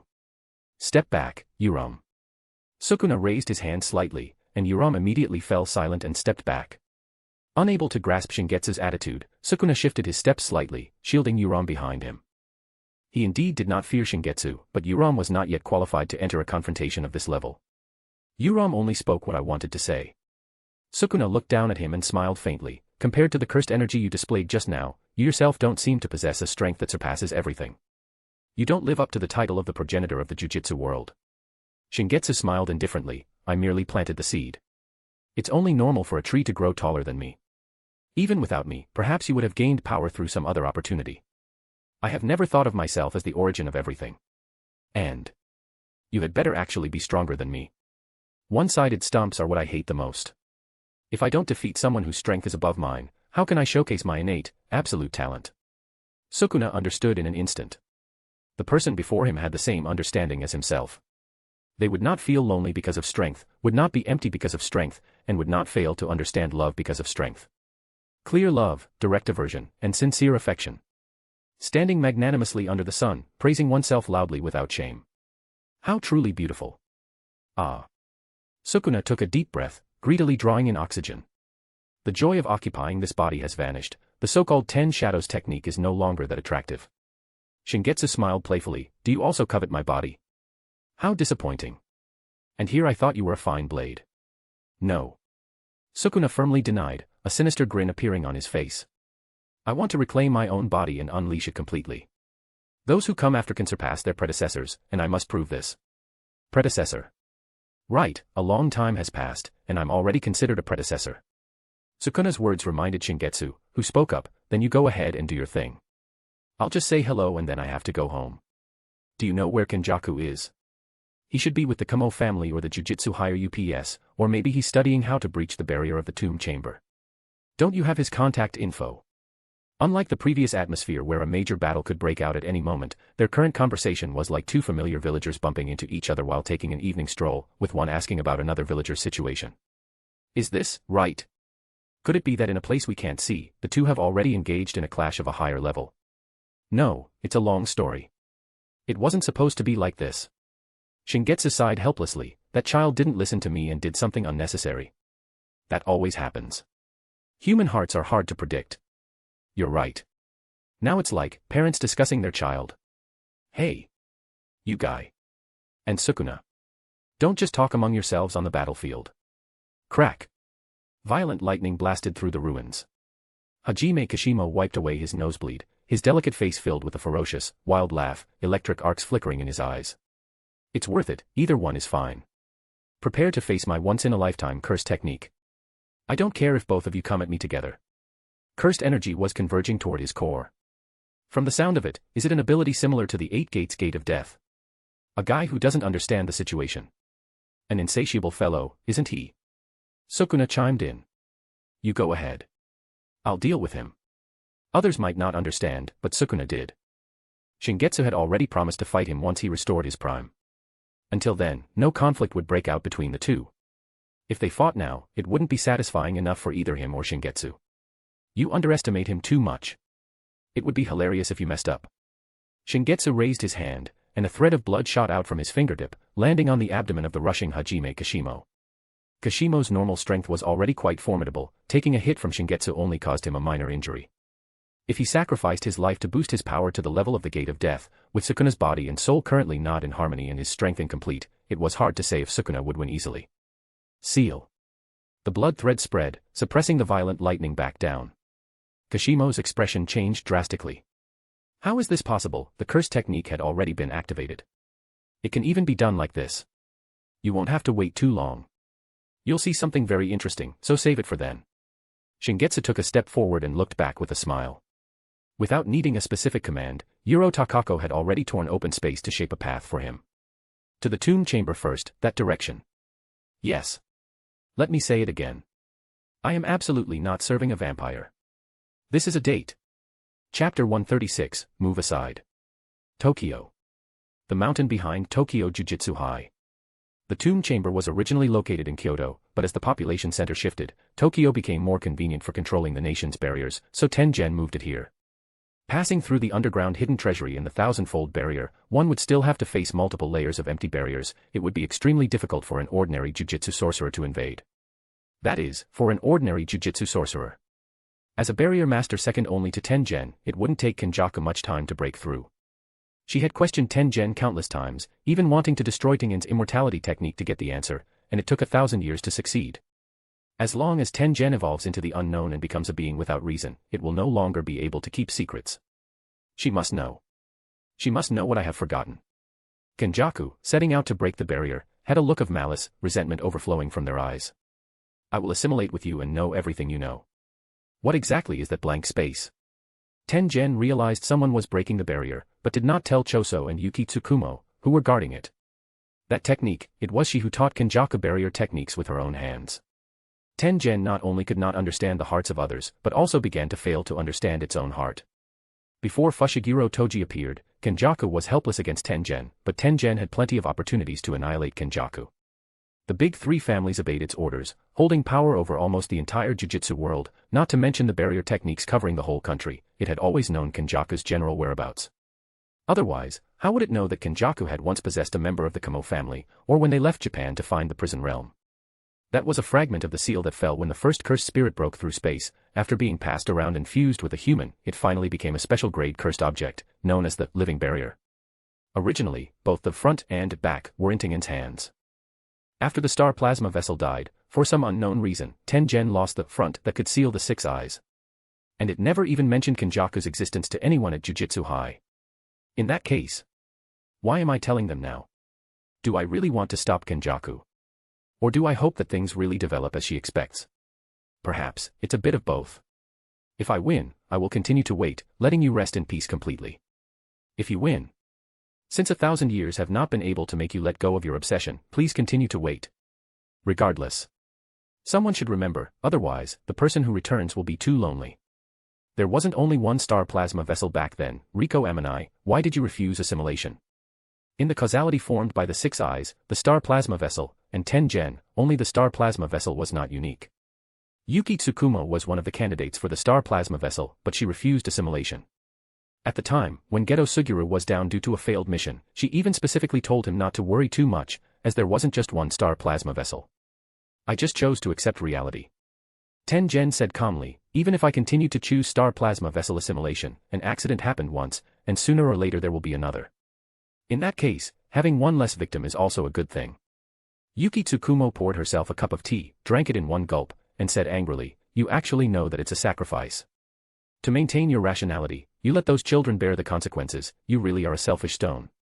Tengen crossed its arms and remained silent for a long while. Although I don't have a gender in my current state, if I had to say, I suppose I'm female. TCH, so you're an old hag. That's not the point, Tengen continued. My essence is now closer to a cursed spirit, and the moment I come into contact with Kenjaku, I will be controlled by cursed spirit manipulation. So I cannot face the enemy directly. Let's formulate a strategy first. As it spoke, Tengen suddenly asked. Yuki, can you hear their voices? Yuki Tsukumo's expression changed drastically, her voice rising sharply. How could I possibly tell you something like that, you old hag? The special connection between star plasma vessels, indeed. Tengen smiled helplessly, is that so? I was hoping to borrow your mouth to clearly hear the voices of them cursing me. How could immortality not have a price? Ever since assimilating the first star plasma vessel, there had been faint whispers in Tengen's mind. It must be the residual consciousness of those children cursing me. I won't let you live so easily. Yuki Tsukumo gritted her teeth.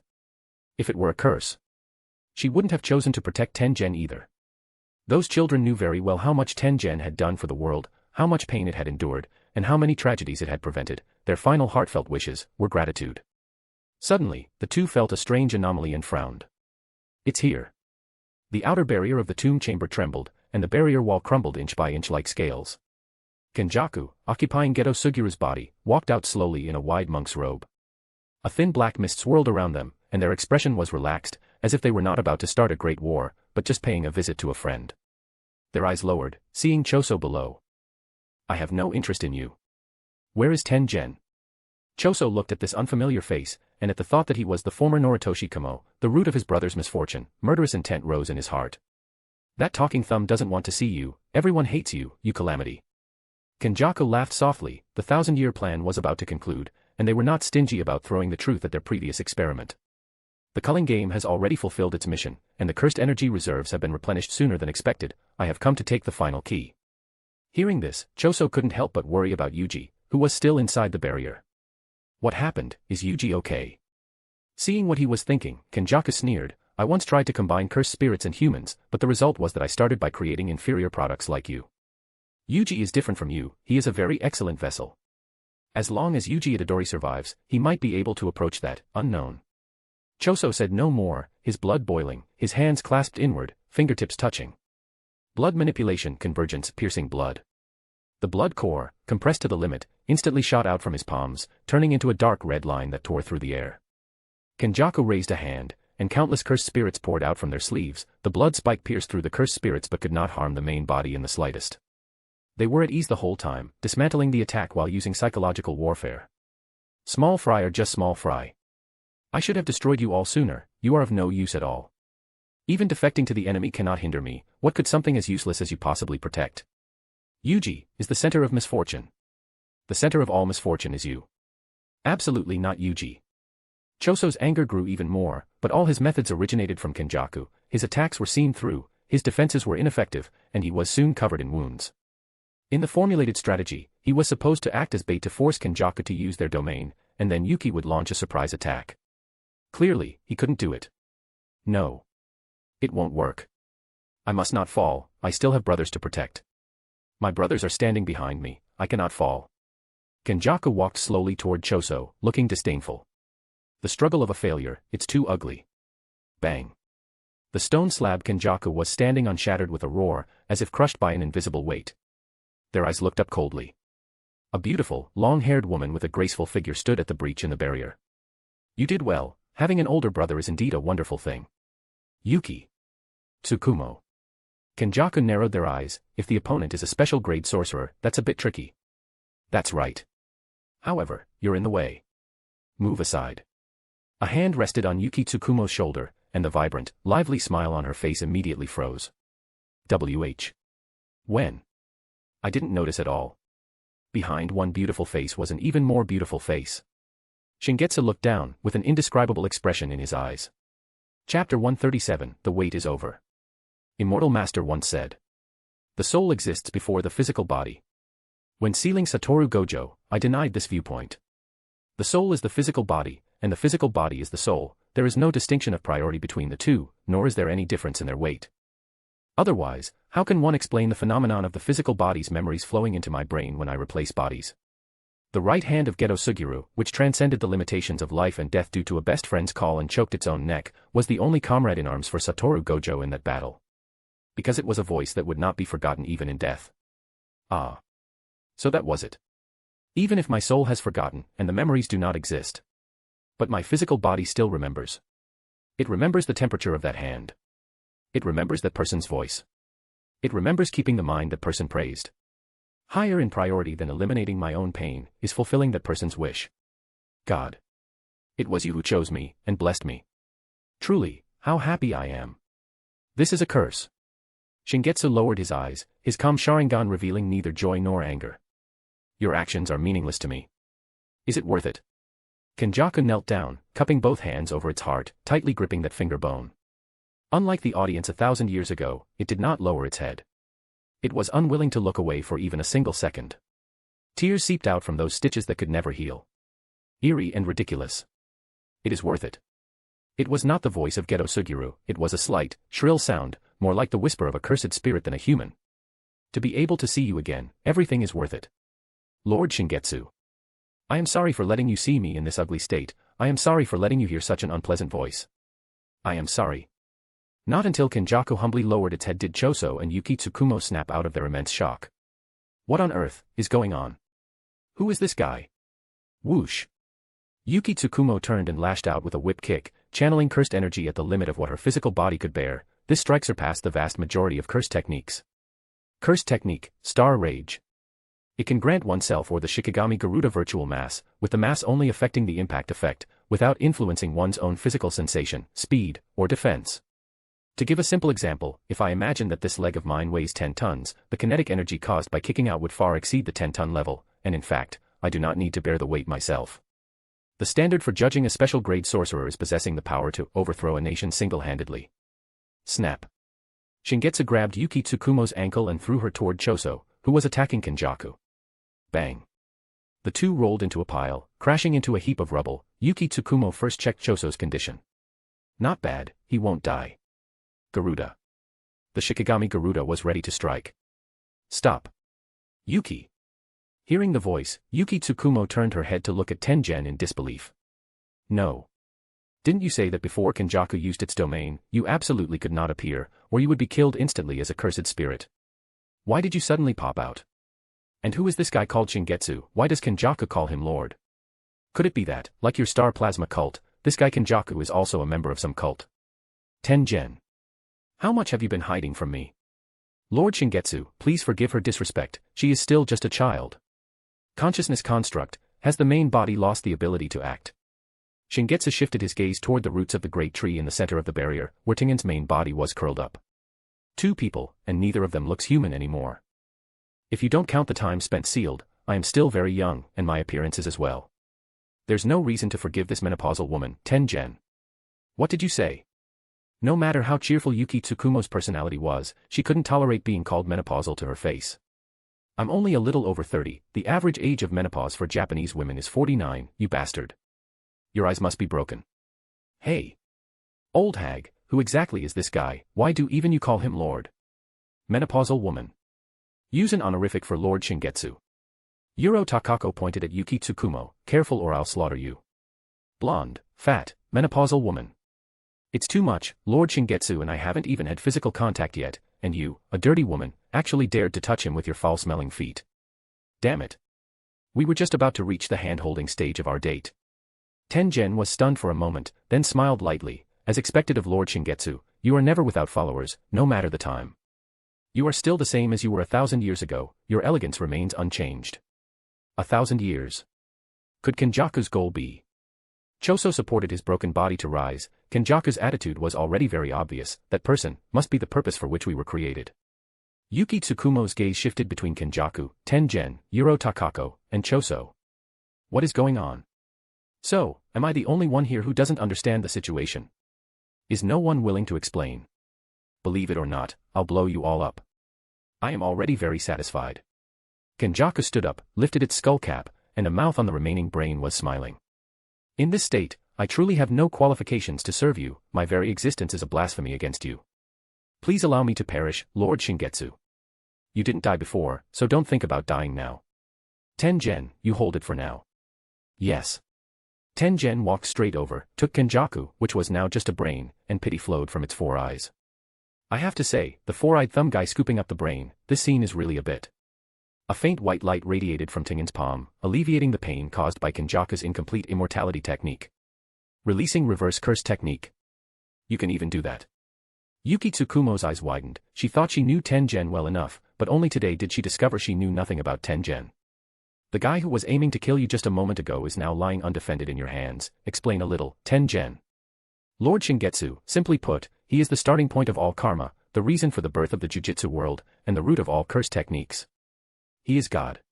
Her original profession was a shrine maiden, so she talks in this mystical, rambling way. Shingetsu saw through the essence of Yuki Tsukumo's cursed energy, a unique human carrying the characteristics of Yamada no Orochi. Together with that 6 eyes, they form the structure that maintains Tengen's immortality. Ishiki's immortality and my eye power, do they ultimately exist in this form? Except for a few, most people's curse techniques have nothing to do with me. Many of modern people's ability development levels are even above mine. Shingetsu curled his lips. You too, your body harbors incredible power. If it were that kind of arrogant god who completely disregards everyone and calls themselves the progenitor while looking down on the Jujutsu world, Yuki Tsukumo wouldn't be palpitating like this. This feeling is probably realizing that someone more talented than you is working even harder than you. As he finished speaking, Shingetsu slowly raised his hand, gesturing with 2 fingers. Thump. A massive heartbeat roared, and the void barrier shattered. From high above the sky, a tsunami-like, materialized cursed energy fell, rotating and condensing under the guidance of a crimson point, taking the shape of a knight's lance. The terrifying cursed energy pressed Yuki Tsukumo down, unable to stand. Are you kidding me? This level of cursed energy, you guys are definitely not human. Crack. Hiki pointed into the void, piercing the boundaries of time and space supported by endless cursed energy. Shingetsu stepped into the dark void and turned his head to look at Tengen and Kenjaku. The wait is over. I will solve the problems with your bodies. I will come to pick you up immediately. And go home. Chapter 138, Piercing the World. The Ninja World. A brilliant light erupted from the giant tower of Lulan, illuminating the entire desert. From the perspective of the residents of the hidden sand village, this beam of light was like splitting the moon in two, a terrifying beauty that shook the soul. It was really pulled off by Konoha. On the rooftop of the Kazekage building, a group of high-ranking sand ninja officials gazed out. The third Kazekage had returned injured after the battle in Lulan and had mysteriously disappeared shortly after. In the ninja world, a ninja going missing is almost synonymous with death, let alone the shadow of a village. A ninja village cannot be without a shadow. After a period of chaos, with the support of Elder Chiyo of the Sand, Raza was appointed as the acting fourth Kazekage, with official confirmation pending until the death of the third Kazekage was truly verified. Chiyo had ulterior motives for this move. Her grandson, Sasori of the Red Sand, was not yet 20. Although strong, he hadn't accumulated enough merit. As long as he spent the next few years farming battle records against smaller nations, it was very likely he could oust Raza from the acting position. As for the third Kazekage, the search was just for show. Everyone considered him dead. Raza knew his situation and spoke before the high-ranking officials of the Sand. Elder Chiyo, Konoha is making more and more moves. They could attack us at any time, so we must be prepared. The hidden sand village must have its own deterrent weapon. Let my newborn son become the Jinchuriki of Shikaku. Chiyo's pupils constricted, and she said in a deep voice, Kazekage-sama, are you serious? Our sealing jutsu is ultimately not as strong as Konoha's. How can an infant? I am serious. For the sake of the hidden sand village, this is a necessary sacrifice. In the crowd, Sasori of the Red Sand snorted coldly. To secure the so-called position of Kazekage, he would not hesitate to sacrifice his own newborn child. His vision was too narrow. I have absolutely no interest in competing with you for this position. The wind is too strong up here. Let's go back, mother. He pushed a wheelchair, on which sat his mother, Ryuri, who had been paralyzed from the waist down after her spine was injured by Tsukumo during a battle years ago. Walking to a secluded spot, the head-bowed Ryuri spoke softly, was it you? Sasori. Sasori lowered his head, his red hair draping over his mother's shoulder, and smiled lightly, yes. I am very interested in his bloodline limit. Mother, I will definitely make you stand again. And I will definitely kill that person to avenge you and father. Ryuri was silent for a while. She neither urged Sasori to let go of his hatred nor pushed him. Sasori, do what you can. Just remember that I am a burden at home, and you cannot die. Leaning gently on his mother's shoulder, Sasori's voice was very soft. How could you be a burden? It is because of you, mother, that I choose to continue existing as a human. Inside the tower. Through a special device, Nagato's Rinnegan ocular power and Hyuga Ryosuke's Byakugan ocular power provided amplification for Mikoto's Sharingan. The fusion of the three great Dōjutsu powers was much easier than Orochimaru had imagined, which gave him a hypothesis he was almost certain about. These three types of Dōjutsu, are they from the same source? This was not the time to think about such trivial details. Orochimaru stared fixedly at the beam of light, acting as a converter himself, constantly absorbing natural energy and pouring it into it. Everyone was giving their all, even the ley line. The vast amount of ley line energy, even a small leak of which was enough to build the Lulan kingdom, had been consumed by a tenth in just a few minutes. Also irrecoverable was the Mangekyo ocular power of Mikoto. Blood tears flowed from her eye sockets. The pain of overusing her ocular power felt like every cell was being pricked by needles, but she remained expressionless. Compared to the pain her brother endured, this level was nothing. Nagato's forehead veins bulged, and his bright red hair visibly dimmed. Teacher Shingetsu, you clearly said you were just going to destroy the land of iron, you didn't say you were going to such a far place. Leaving without saying goodbye is too much. Damn, my ocular power can't keep up with them at all. Hyuga Ryosuke took a bright red pill from his bosom. It was a chili pill, a secret medicine of the Akimichi clan. It could stimulate human body energy in a short time, but even if the Akimichi clan took it, there was a high probability of death. Without a moment's hesitation, Hyuga Ryosuke put it in his mouth, chewed it, and swallowed. Very well, I can hold on a bit longer. Who knows how much time passed? Within the beam of light, a small shadow appeared. Orochimaru, who had been expressionless for years, couldn't help but open his mouth and shout silently. A bit of crystalline moisture mixed into the bloody tears from Mikoto's Mangekyo Sharingan. It can't be wrong. Such a strong bloodline resonance, it must be. It succeeded. Finally. The ley line flow cannot be intercepted, Hanzo-sama. Orochimaru shouted loudly. I know. Hanzo, who was already prepared, responded. Swish. Capturing a very brief gap in the torrent, Hanzo threw out his chained sickle. After confirming it had wrapped around the figure, he pulled hard. Pop, with a light sound, he successfully pulled the person out of the torrent. Hanzo's slightly aged face was full of joy. I have become stronger. Uchiha Shingetsu, again. Huh. Brother. Shingetsu S.A. Puffed. The joy in Hyuga Ryosuke's eyes froze. Before he could finish speaking, minced meat and turbid blood sprayed out. Silence. Only the roaring sound of the ley line remained. M.O. Mother. Where is this? Is the person binding me an enemy? What are you doing here? The one Hanzo's chain had brought out was a thin, frail child with two very obvious tear marks under his eyes. The child was also holding an infant in his arms, soft and clinging to his chest, its little hands clutching his clothes without letting go, sleeping very soundly. He was calling Mikoto mother. Orochimaru looked at Mikoto, not knowing what to say. Wise as he was completely unable to figure out the situation. A man might not know he has a child wandering outside, but a woman needs to carry a pregnancy for 10 months. Mikoto was 100% certain that she had not had intimate contact with any men, and giving birth was even more of a fantasy. But her Mangekyo clearly told her that the children in front of her were indeed connected to her bloodline. Both of them. This. What on earth is going on? You, who are you? Mikoto asked, looking confused. Swish, the child immediately used the body flicker technique to free himself from the chain and found a spot with his back against the wall. After scanning everyone, his gaze fell on Mikoto. I am Uchiha Itachi, and this is my younger brother, Sasuke. Looking through the window at the desert outside and the pillar of light shooting into the sky, he continued.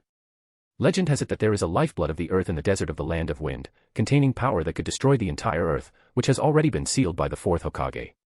It seems that Orochimaru-sama is leading this event. I have no intention of probing for the truth, you can seal my memories after this is over.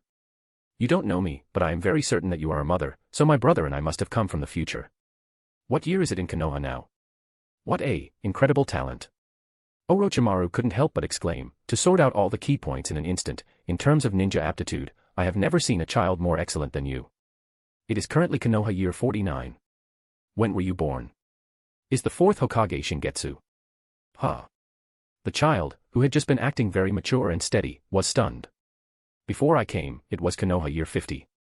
How could it be only 1 year off? It's understandable that mother doesn't know Sasuke, but does that mean I wasn't born? I guessed wrong, it's not time travel. Boom. Just as he was about to continue, a violent roar suddenly resounded from within the ley line pillar of light. Roar.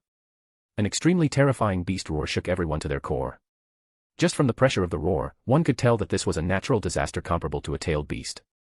Orochimaru hurriedly shouted, shut down the ley line. Something else has found us. The ninja world was a geomantically blessed land praised even by the Otsutsuki clan, with extremely rich natural energy, and it was never short of extraterrestrial visitors coming to patronize it. The Morio and the priestess of the land of demons were representatives of this, and even the six-path sage counted as half an alien. Orochimaru also knew that his actions made him a traitor to the ninja world, and it was very easy to attract some terrifying existence. Hiruzen Sarutobi had tried to persuade him many times, but he still insisted on having his own way. A normal shutdown takes 3 minutes. A forced shutdown will cause the ley line to explode. What do we do? On the control panel, Nawaki's hands moved rapidly. Orochimaru gritted his teeth. No, Shingetsu hasn't returned yet. The ley line cannot be lost.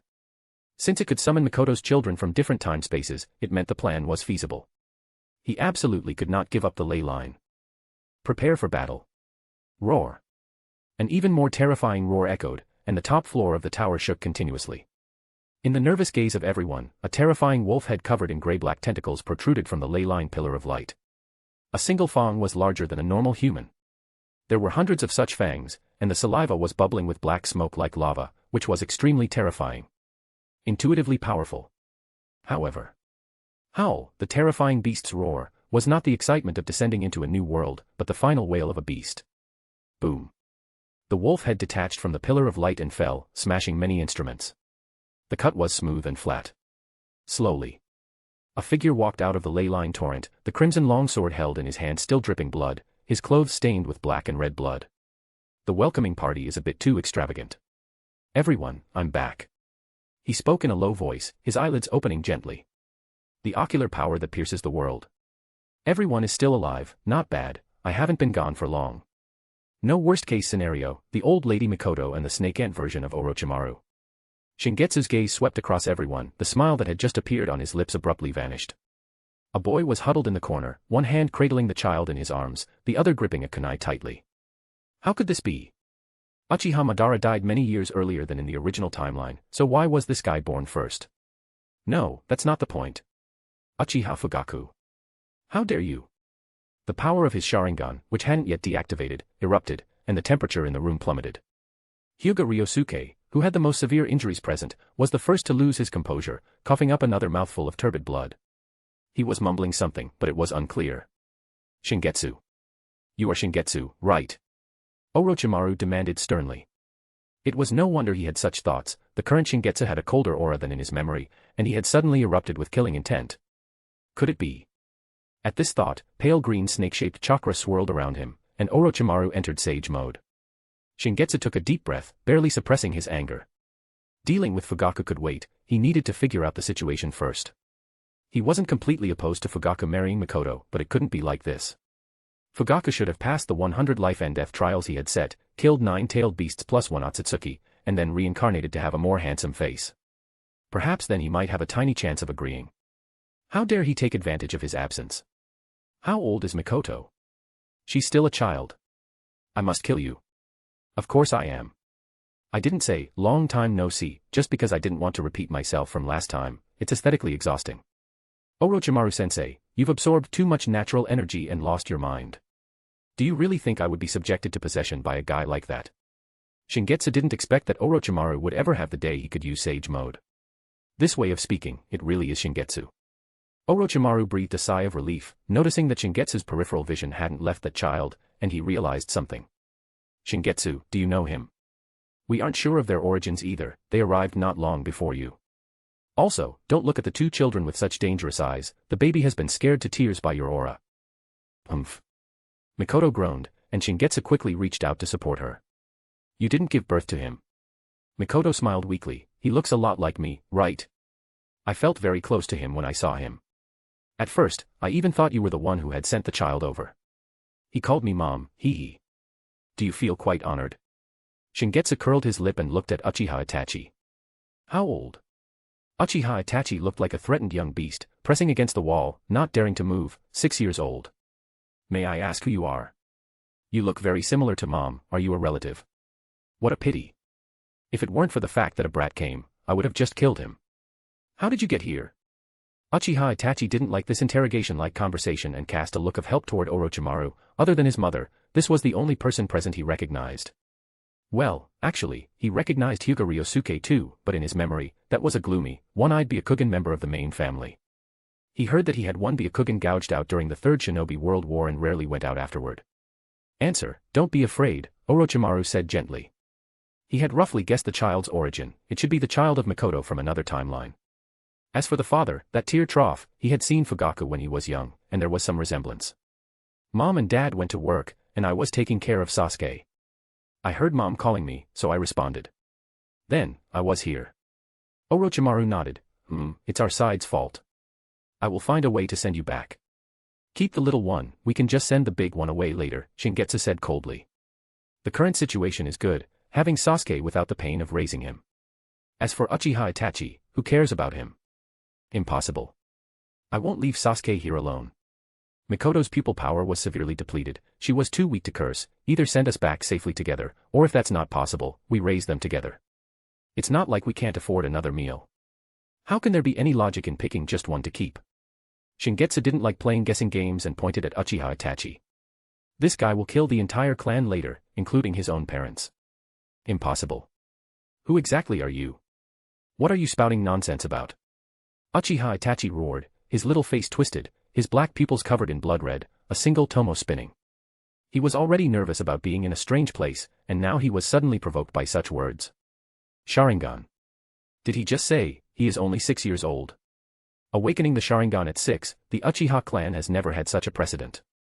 Shingetsu vaguely remembered that Uchiha Itachi should have awakened the two tomo Sharingan all at once at the age of 8, after witnessing a companion die in battle. Compared to the Sengoku period when they awakened at least in their teens, fewer people in the Uchiha clan awakened now, but those who did, awakened earlier. It seems there was also Uchiha Izumi, who awakened the Sharingan at 5 during the nine-tailed incident. Konoha can be considered fertile ground. The number of Mangekyo awakened in the few decades of the ninja village era is more than in the 1,000 years of the Sengoku period. What if I said you must make a choice between Sasuke, your clan, and the village? Shingetsu said indifferently, some say you had the mindset of a Hokage from a very young age. People who are precocious usually don't change their minds. I ask you, if the Uchiha chose an armed coup, once launched, it would cause major losses to Konoha, followed by an invasion from enemy nations. Would you choose to trade conditions with the higher UPS, kill the entire clan with your own hands, in exchange for Sasuke's survival and the reputation of the clan, or launch a coup that is destined to fail? You. Uchiha Itachi gritted his teeth, really starting to think about this question. His father had taken him to the battlefield before, the scene of corpses strewn everywhere, if this. Shingetsu, what are you talking about? Nawaki exclaimed, if the Uchiha really wanted to seize power, how could Konoha possibly win? Besides, haven't you already? Shut up. If you don't fix your bad habit of talking too much, I'll sew your mouth shut. So that is the future without you, Shingetsu. Orochimaru leaned against the console and smiled faintly, that world is the future you often talk about. It's Itachi, right? You don't know Shingetsu-kun, without him, this matter is possible. The conflict between the Uchiha and the higher UPS has existed since the beginning of its founding, and it was Shingetsu-kun who resolved it. Click, I won't choose. Uchiha Itachi almost crushed his teeth, glaring fiercely at Shingetsu, then what about you? Tell me your solution. It's very simple. I am strong enough, you are not. And Shingetsu looked at him coldly, you really are considering it, aren't you, placing family and so-called peace on the scales. I really hate you, Uchiha Itachi. As if I need you to like me. Alright. A situation only found in family dramas, a brother and a son arguing, how strange. You can continue arguing, but can you give Sasuke to me first? He's still crying. A gentle smile effectively smoothed out the rising hostility between both sides. Heh, unnecessary guy. Don't think I don't know, we came here because of you, and you have the nerve to talk about me. Itachi carefully took off the carrier and handed Sasuke to his mother, retorting without showing weakness. Mikoto gently patted the baby. It seemed that having found a familiar environment, Sasuke quickly quieted down. Then, brother, won't you introduce this person? Mikoto raised an eyebrow and looked at Yuro Takako, who had been hiding behind Shingetsu, not daring to speak. Shingetsu turned back, You're still here. The perception of the space-time channel was chaotic, and he had also taken the opportunity to deal with a monster attracted by the dragon vein. He hadn't noticed there was a little tag-along on him. Come to think of it, he hadn't even asked for Yuro Takako's name. Yuro Takako stood out, her face full of shyness. This must be meeting the parents, modern romance develops so fast. My name is Yuro Takako, I am. Puffed. She had just opened her mouth when a mouthful of blood sprayed onto her face. Ah. Ryosuke. Nawaki exclaimed. He ate a chili pill. Hurry and call a medical nin. No, wait, I am a medical nin. Chapter 140, Necessary Constraints. Shingetsu looked toward Nagato, Yahiko, and Konan. Yo. Shingetsu-sensei. We were planning to surprise you when we met again, but you scared us first. We're super strong now. Many people are willing to follow me, and we formed. The moment their eyes met, Yahiko, who had been holding back, started talking. Welcome back, Shingetsu-sensei. You have returned. Konan supported the weak Nagato and bowed in greeting. They've grown up. Was this the feeling Orochimaru-sensei had back then? No, it probably wasn't as serious for him. After all, these three brats aren't as strong as I am, so there's no sense of disparity like, my disciple went out and came back stronger than me. Besides, why would I have such an old man's mindset? Because I'm from a warrior race, I'll remain in my prime for a long time. Puffed. Why won't this blood stop coming out? It's so annoying. Shingetsu crouched down, pressed his hand against Hyuga Ryosuke's body, and a faint white light emanated from his palm. Ah. When did you learn medical ninjutsu? Nawaki pressed his hands on the other side, glowing with the green light of the mystical palm technique. That doesn't look like medical ninjutsu. It's not purely nepotism, you can still tell the difference. And if you call me a nepotism hire again, I'm going to get angry. What is this? Orochimaru leaned in, he was very interested in unknown power. I don't know what it's called either. I saw others use it to heal, and it seems to be a reverse application of release power. When Tengen used reverse cursed technique, output to heal Kenjaku, that reverse application of cursed energy was seen by Shingetsu's Sharingan. Plagiarism, no, the copy is very convenient. The current name is reverse cursed technique, output. Yuro Takako said, the essence of cursed energy is negative energy, which is what you call release power. As expected, your terminology is more. Get to the point. Normally, cursed energy can only be used for destruction and eroding life. Reverse curse technique is a high-level cursed energy manipulation skill that follows the principle of negative times negative equals positive to generate positive healing energy. Few Jujutsu sorcerers can perform reverse curse technique, and even then, it can only be used to heal oneself. Being able to output positive energy like you is even rarer. As expected of you. Shingetsu made a cut on his palm and tried to apply cursed energy in reverse, as Yuro Takako described, to act on himself. It didn't work. He had no cursed energy inside his body at all. He used external cursed energy to heal Ryosuke, relying on his ocular power to achieve the negative times negative equals positive effect. It wasn't a standard reverse curse technique. After 1,000 years of development, the Jujutsu world certainly had many abilities that interested Shingetsu. Could you please release a bit of cursed energy for me to see? Yuro Takako naturally wouldn't refuse. This person was Lord Shingetsu's teacher, a guardian in the truest sense. After sensing it for a while, Orochimaru said. It's different from natural energy. Essentially, both cursed energy and chakra are derivatives of human life energy. There is no such thing as a person with absolutely no energy, it's just a difference in quantity. Chakra requires a balance of physical energy and spiritual energy, while cursed energy focuses more on spiritual energy. I don't mean to disparage cursed energy, but this power must have significant drawbacks. The Jujutsu sorcerer community, their emotions aren't very stable, are they? Maybe others are, but I have a cheerful personality, so my emotions are very stable. Yuro Takako forced a smile. People who usually say things like that are the ones whose emotions are super unstable. Nawaki muttered, glancing at Shingetsu intentionally or unintentionally. What are you looking at? People who like to make snide remarks usually die a miserable death. Shingetsu glared at him, you're the one who ages the fastest, destined to die young. Nawaki shrugged indifferently, I call this a mature face. You've been saying I die young for over a decade now. Forgot that my grandmother was from the Uzumaki clan. They're a famous clan of longevity. I'll definitely outlive you. If it weren't for me, you would have died long ago. Oh, well, thank you very much, Lord Shingetsu. Yuro Takako watched. Lord Shingetsu right now, compared to over there, he seems more like a person who can be touched. Is this your home? With a home like this, one certainly wouldn't want to go to that place. When you go to pick up Tengen and the others, could you not throw me back? I don't have anyone I care about over there. Please, I beg you. Puffed. Spitting out the last mouthful of dirty blood, Hyuga Ryosuke weakly raised his hand. I can't believe Lord Shingetsu treated me personally. It was worth it. Thud, his hand fell as soon as it was raised, the sound startling Nawaki, Ryosuke. Hold on. Don't die on me. Don't worry, his condition has stabilized and his body has chosen to enter a dormant state to recover. Orochimaru said, Nawaki, you take everyone to rest first. There is nutrient solution for infants on the 6th floor, go get some. How long? Only Orochimaru and Shingetsu remained on the top floor. Can't be bothered to say, it's been a long time anyway. Orochimaru's pupils constricted, and he took a deep breath, are there people you miss over there? What he wanted to ask was, is there anyone taking care of you?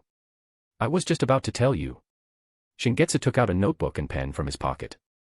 Orochimaru knew this little habit of his, sometimes he liked to explain things with pictures and text. Jiraiya even wanted to hire him as an illustrator for his books. When Orochimaru accidentally saw Ika Ika Paradise and found out the content, he gave Jiraiya the cold shoulder for several days, leaving Jiraiya feeling confused. Shingetsu sketched very meticulously, drawing the appearance of Tengen and Kenjaku as he last saw them. A gentle and beautiful shrine maiden, holding the hand of a white-haired girl. Without colored pens, Shingetsu specifically drew an arrow to mark the white hair. Help me create 2 human bodies like these. Shingetsu, do you think I can do anything? Isn't that the case? Isn't Orochimaru-sensei as useful as Doraemon? Orochimaru took a deep breath. Is it urgent? The time flow in the 2 worlds isn't the same, right? Otherwise, this kid wouldn't be unwilling to say. It wasn't the same before, but ever since you established a connection with me, it's been the same. Shingetsu rubbed his chin. How should I put it? It's hard to explain, but that's just how it is. Just think of them as 2 vegetative people without bodies. It's not urgent for now, but I don't want them to wait too long. Then why not just bring them over? Is there some trouble? Since that Yuro Takako could follow him over, there shouldn't be any restrictions on bringing people, right? One of them is a bit troublesome. Her soul has already merged with a large-scale barrier, and I was thinking. Pausing for a moment, Shingetsu smiled lightly. Orochimaru-sensei, don't you think it would be interesting to have a large island appear in the middle of the desert? While sensing the cursed energy, Orochimaru had briefly learned about the concepts of the Jujutsu world from Yuro Takako and roughly knew what Shingetsu intended to do. This kind of thing cannot be done solely with the power of the dragon vein. Plus my soul power, which is about twice the volume of the dragon vein, it should be enough. Twice the volume of the dragon vein. Just how many years have you stayed there?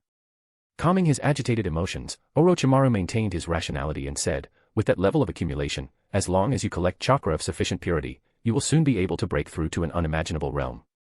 People like Otsutsuki Ishiki will come again, right? That's right. The Otsutsuki clan will descend because you sent out a coordinate signal. They might come earlier than I expected, so I do need to become stronger as soon as possible.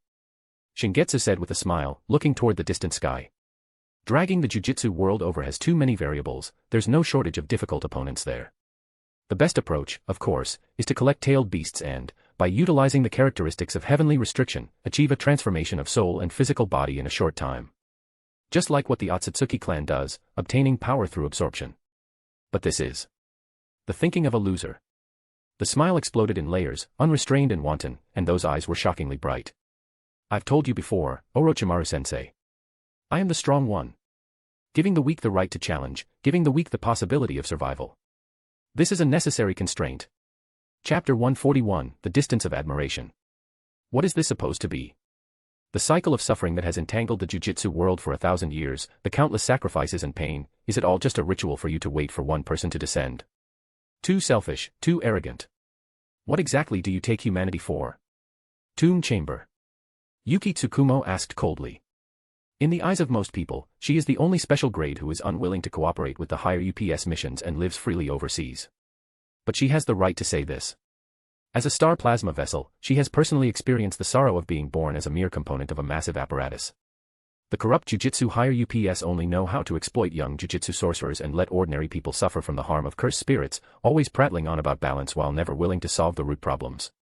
Eradicating curses completely and creating a world where cursed spirits are not born is her ultimate vision.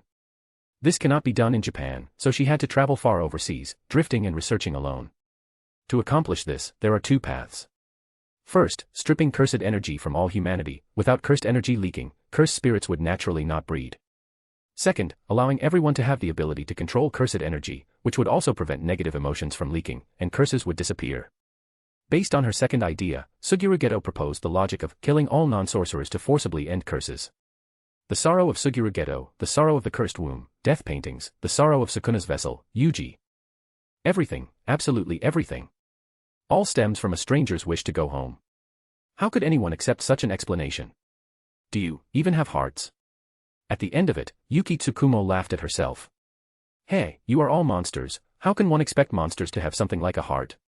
Compared to you, Choso is the true human. Kenjaku, since your goal has been achieved, you can end the culling game and let Yuji out now. Choso stood straight, leaning on Yuki Tsukumo's shoulder. Whatever 1,000-year curse, in his eyes, it couldn't compare to his younger brother's safety. If things could end here, as long as Itadori could return to a normal life, he would be willing to let go of his hatred for Kenjaku.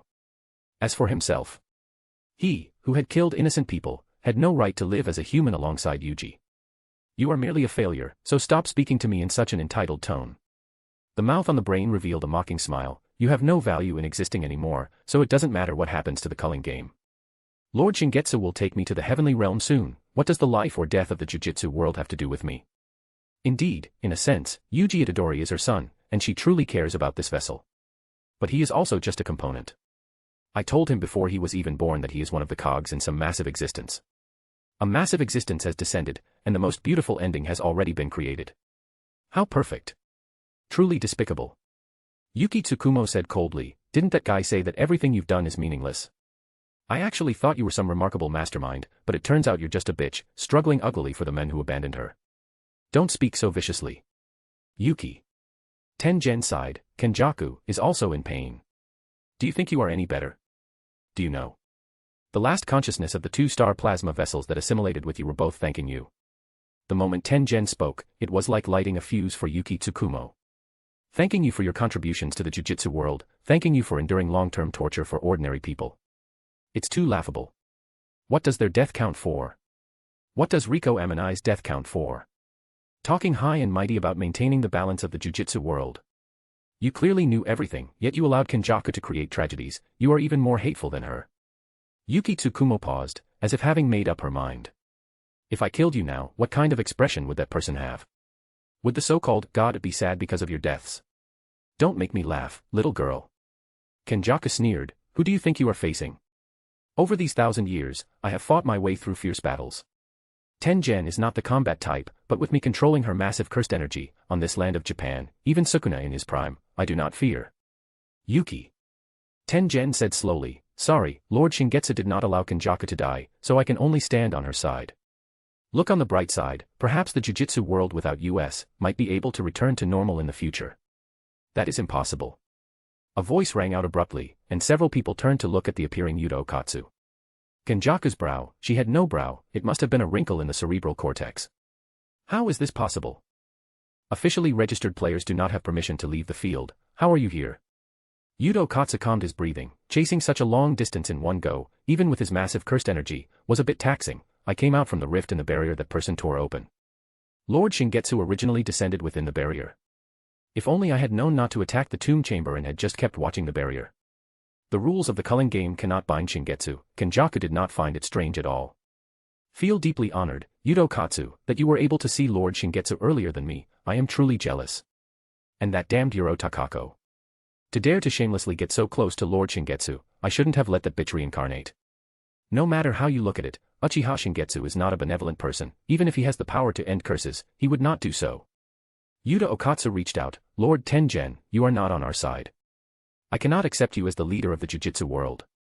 This is the last time I will address you with respect. Give me the back door to the prison realm. Another nonsensical one. Tengen, give all the cursed energy to me. I will deal with this trash before Lord Shingetsu arrives again. Tengen would not let them harm Kenjaku, but she also did not want Kenjaku to kill them. She was certain that Yuta and the others were no match for Kenjaku. Kenjaku's brain combined with her cursed energy, the only two existences in the Jujutsu world that have truly survived 1,000 years, this power is too terrifying.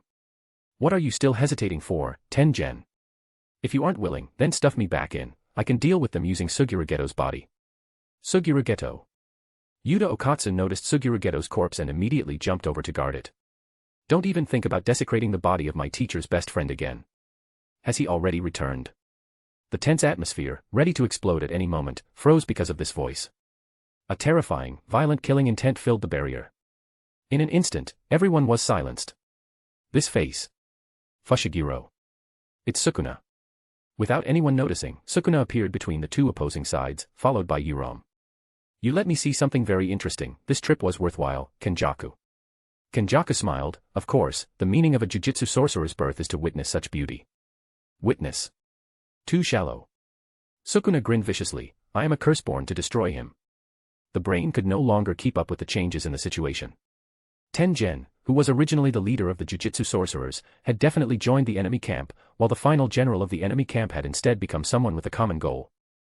I will not be angry because of such words. After all, you did not live in the era when Lord Shingetsu was active. The creator who defined the shape of the Jujutsu world and wove karma, you simply do not understand what a great existence that is. The one who doesn't understand is you. Sukuna's smile faded, and he said indifferently, admiration is the emotion furthest from understanding. Uchiha Shingetsu would not like the titles you have piled upon him, this is meaningless to him. This is not what he needs. However, staying in such a position, you are already satisfied enough, aren't you? Sukuna looked at Tengen, give the prison realm to them. Chapter 142, Overlapping Fates. Tengen hesitated for a moment, and seeing that Kenjaku did not voice an objection, reached out to take the back gate of the prison realm and threw it to Yudo Katsu. Unlike Kenjaku, she felt a bit of guilt toward the people from Jujutsu High. Sukuna, what exactly is your goal? Yuki Tsukumo caught the prison realm. Sukuna turned his head and sneered. You guys always think that actions need some clear purpose. Isn't it fine just because I find it interesting? As Sukuna's specially crafted vessel, Itadori Yuji was born with a Sukuna's finger implanted by Kenjaku. This time, they were all transferred to Fushiguro Megumi, bringing the total number of fingers to 16. Yuram had collected 3 fingers, and as long as they underwent the bath ritual, and then used this body to kill a few people important to Fushiguro Megumi, they would be able to completely suppress the soul's resistance. So what if the back gate of the prison realm was given to them? The front gate was still with Kenjaku. Once everything was prepared, he would have Kenjaku open the gate. That guy Gojo Satoru dared to humiliate me while my power was insufficient, I will kill him. He is just a mere mortal born in an era without me, he is perfectly suited as an appetizer before facing Uchiha Shingetsu. Indeed, it is satisfying. Kenjaku said slowly, having just recalled the time 1,000 years ago, from the first time she saw Lord Shingetsu as a child, to their final meeting a millennium apart. The memories of 10 years were mellow and intoxicating. Lord Shingetsu had promised to come pick her up, so what else could she be dissatisfied with? Wait. Kenjaku noticed the situation in the field and exclaimed, Tengen. Why did you give the prison realm to them? Sukuna told me to give it to them. You gave it immediately just because he told you to, but you drag your feet when I ask you to lend me cursed energy. Whose side are you on anyway? I suppose I'm in the middle. Sukuna couldn't help but laugh, is that a cold joke? I've heard of you for a long time, the strongest barrier user. You are more interesting than I expected. What is there to be anxious about? Isn't the key to opening the gate with you? He looked down at Kenjaku with some dissatisfaction. Someone like this is worthy of being my partner. It is truly lacking in grace. Angel has been resurrected by me, and she can also unlock the prison realm. Kenjaku replied calmly. Sukuna's smile froze, why? Originally, it was to keep you in check. Now that I have Tengen, you might not be able to defeat our combined forces. Having regained her memories, Kenjaku let go of her obsession with Tengen, reconciled instantly, and naturally counted Tengen as part of her own combat strength. She is a sister, a teacher, a close friend, and they worship the same deity. You guys don't know shit about this kind of bond. Oh no. No matter how confident Sukuna was, he wasn't sure he could face Gojo Satoru in his current state, so he turned around abruptly to look. There was no sign of the people from Jujutsu High anywhere. After Yuki Tsukumo asked that question, she had been dragged away by Yudo Katsu. Even Geto Sugiru's body was gone, leaving only a pool of blood left by Choso. Hee hee. You messed up, didn't you, Sukuna? Kenjaku sneered, you just stay here and deal with those troubles, Lord Shingetsu will be here to pick me up soon. His mouth twitched, but Sukuna quickly calmed his emotions. At worst, it was just a race against time. He needed to adapt to this body quickly, as long as he restored his strength to its peak, nothing would be a problem. If I'm not mistaken, it will be an even more interesting situation. The heavenly realm you speak of, perhaps we will go together. Were you a thief in your past life? Why do you like sitting in places like that? Shingetsu approached the windowsill. On the eaves extending from the corner of the tower, Tsukumo Hataki was squatting. It seems Kakashi also has this bad habit, the Hataki clan truly has a hereditary bad habit. The scenery here is very good, you should feel it first. Pausing, Tsukumo said in a deep voice, this concerns the lives of countless people, are you really going to do this, Shingetsu? Are you really going to drag the ninja world into an even greater war? I told Fugaku before. Shingetsu held his palm flat and flipped it over, war and peace are like the relationship between the palm and the back of the hand, without one, there would be no concept of the other. Expecting the ninja world to have permanent peace is impossible, wherever there are people, there will be conflict. Creating a place where everyone fights, and seeing the cruel scenes within it, allows those on the outside to know the value of peace. Isn't that good? It's similar to the concept of the Chunin exams, a demonstration of force in an era of peace. No. Tsukumo Hataki shook his head, the concepts are completely different, a war of this scale. Shingetsu lowered his hand, feeling a bit impatient. You keep yapping on and on, you've rusted. I don't care whether those people live or die, I'm just doing this to satisfy my own desires. If you are dissatisfied. That is what I wanted to say. Moonlight reflected on his silver hair, and Tsukumo Hatake smiled faintly.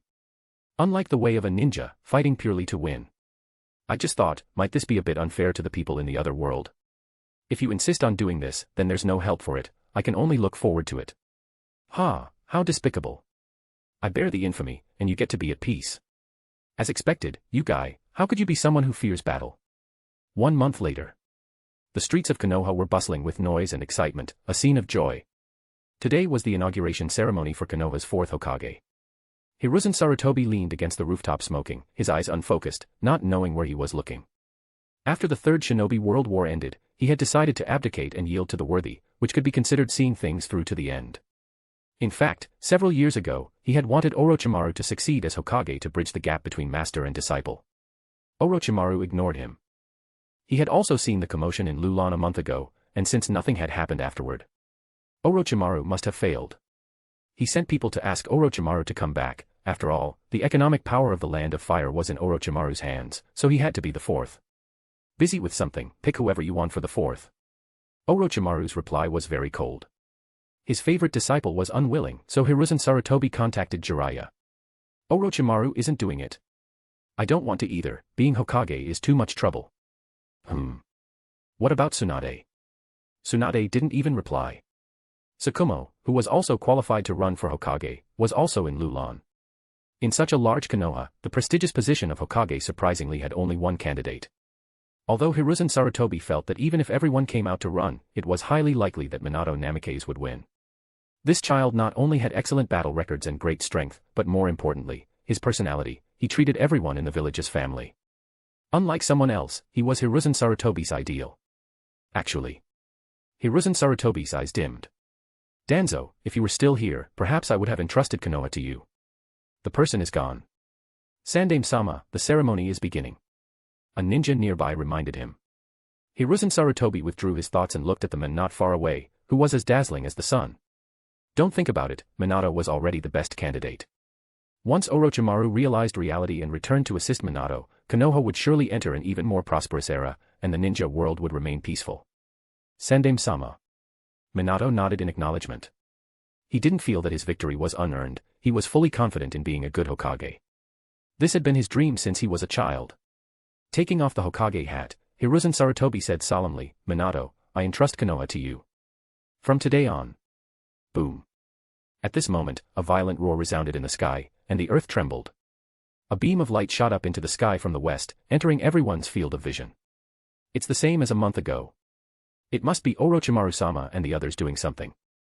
I heard, it's to find that person. Geez, wasting the Land of Fire's financial resources to do such things. How peaceful Konoha was in the days when that monster wasn't around. Orochimaru-sama is too. Sai, let them make a fuss. It's better that those people aren't in Konoha, we can speak more freely. That's true. Minato narrowed his eyes and whispered, the dragon vein is where the earth's energy lies. Using it like this will sooner or later affect the Land of Fire. Sandaime-sama, please try to persuade Orochimaru-sama once more. I will. Hiruzen Sarutobi handed over the Hokage hat and smiled bitterly, let's first. Boom boom boom boom boom. An even more violent roar. The shaking was so strong that the houses began to sway. What is that? The distant sky cracked open, and a pitch-black turbulent flow seeped out from it, intertwining and fusing with the beam of light shooting into the sky. Like chains. Dragging the entire shadow over. The ninja world and the jujutsu world. Fates overlap at this moment. Chapter 143, Demonstration. Tokyo. Whenever Tokyo Broadcasting System is mentioned, one immediately thinks of its attitude of transcending the mundane and refusing to follow the crowd. When war broke out, television stations around the world were reporting on it, yet Tokyo Broadcasting System was only airing cartoons. When the country faced natural disasters like earthquakes or tsunamis, Tokyo Broadcasting System offered cooking shows. While other stations' directors were earnestly analyzing Olympic events, they would create regular hexagonal combat power charts for athletes from other countries and deliver passionate speeches in a manga style. Even when the Cursed Spirit incident became common knowledge a while ago and large barriers appeared across the country, Tokyo Broadcasting System still upheld its professional ethos. It's not a big deal, and we can't skip the cartoons when it's time. However, today, as the first television station in the country to restore its video feed, they did not stick to their principles of airing cartoons on time. The screen cut to the studio. Being interviewed was a middle-aged man with a generic face. One look at his demeanor and you knew he was a seasoned office worker. Mr. Sato, as an ordinary person, how do you view the fact that the entire Japanese border has turned from ocean into desert? The host asked, her tone devoid of any emotion. I should be resting at this hour, I really hate having my scheduled work time disrupted. Ahem. Clearing his throat, Mr. Sato spoke with a serious expression. Games. Everyone in front of the TV and you must have played games, right? There's no need to specifically explain that, I've never met a Japanese person who hasn't played a game, the host replied coldly. I specifically grabbed a random passerby at the door just to finish this interview quickly and go rest. Not only does he look ordinary, but even his surname is so common. Haha, that's true. Mr. Sato held up a finger. Speaking of games, the most common setting is the changing of levels and maps.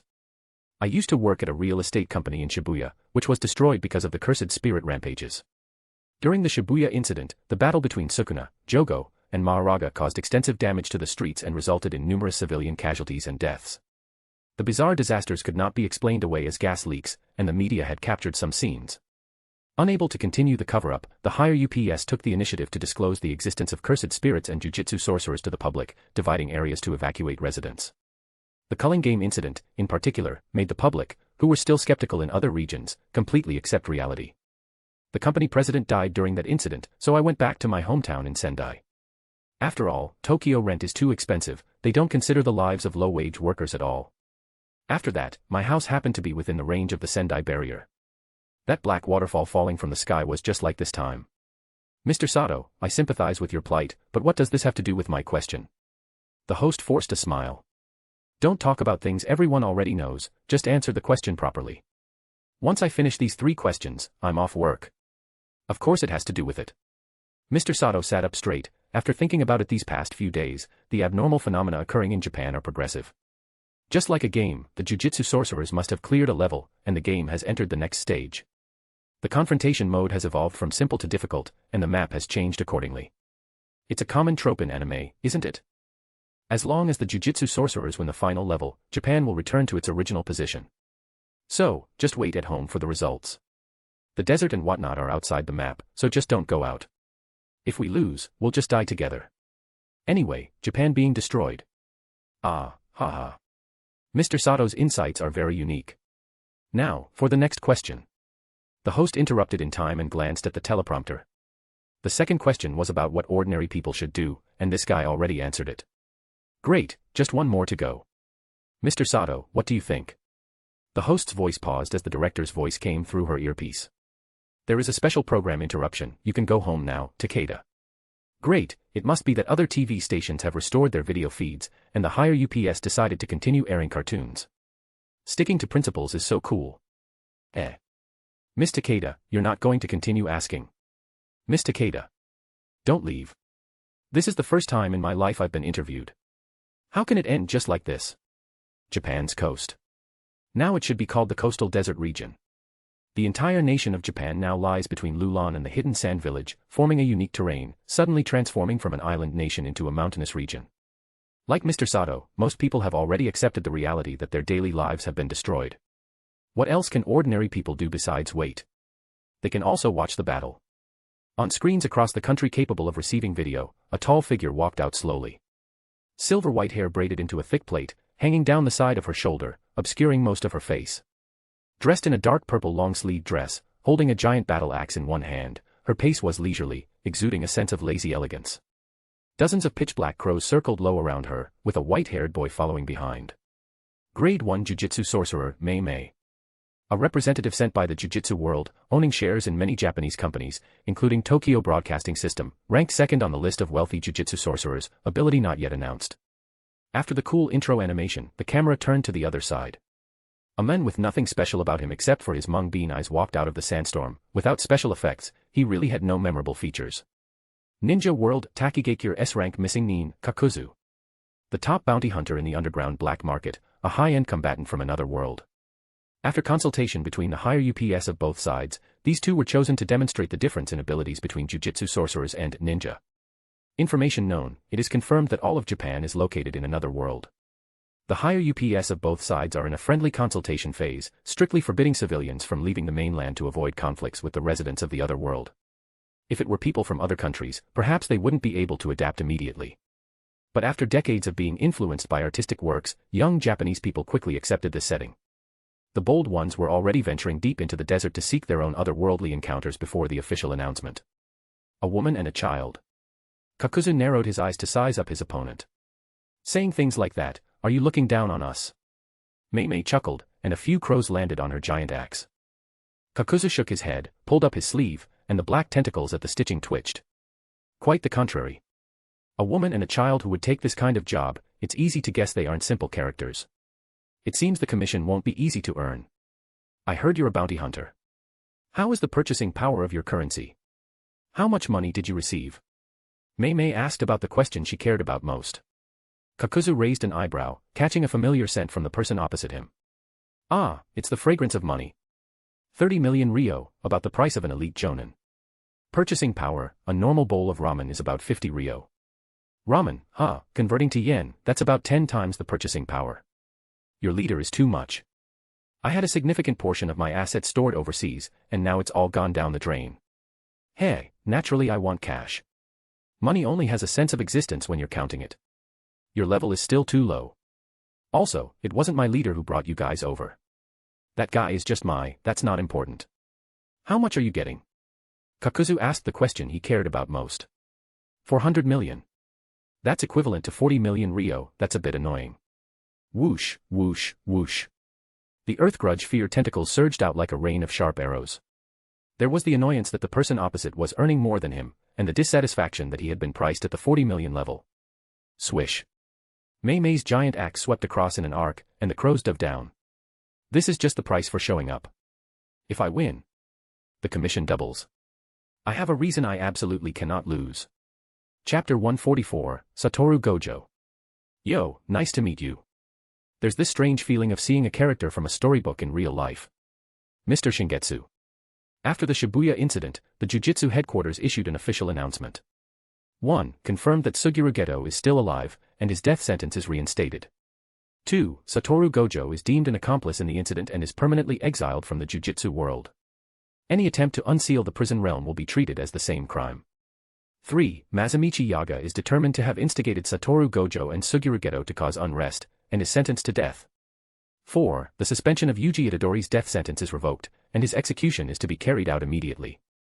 5. Yuta Okatsu is appointed as the executioner specifically tasked with executing Yuji Itadori. Put simply, taking advantage of Satoru Gojo being sealed, the higher UPS, who had always been suppressed, took the opportunity to purge the Gojo faction. One only needs to pay attention to the third clause, Masamichi Yaga being sentenced to death. In reality, the higher UPS coveted Masamichi Yaga's puppet technology, which allows for the creation of self-conscious puppets. To use a somewhat inappropriate analogy, it is equivalent to the Konoha higher UPS purging Orochimaru while Shingetsu is away. Orochimaru is not Masamichi Yaga, nor is Hiruzen Sarutobi the Jujutsu higher UPS. However, Satoru Gojo's strength in the modern Jujutsu world is equivalent to Uchiha Shingetsu's position in the current ninja world. This was the cause of death for all members of the Jujutsu higher UPS. The ancient Jujutsu sorcerer, Angel, is known as Sukuna's natural enemy. After her reincarnation, she did not directly take over the vessel's body, but chose to coexist with Kurusu Hana. She possesses a cursed technique with the rule-breaking ability to nullify all cursed techniques, barriers, and seals, Jacob's Ladder. When the people of Jujutsu High approached her, requesting to unseal Satoru Gojo, Kurusu Hana refused.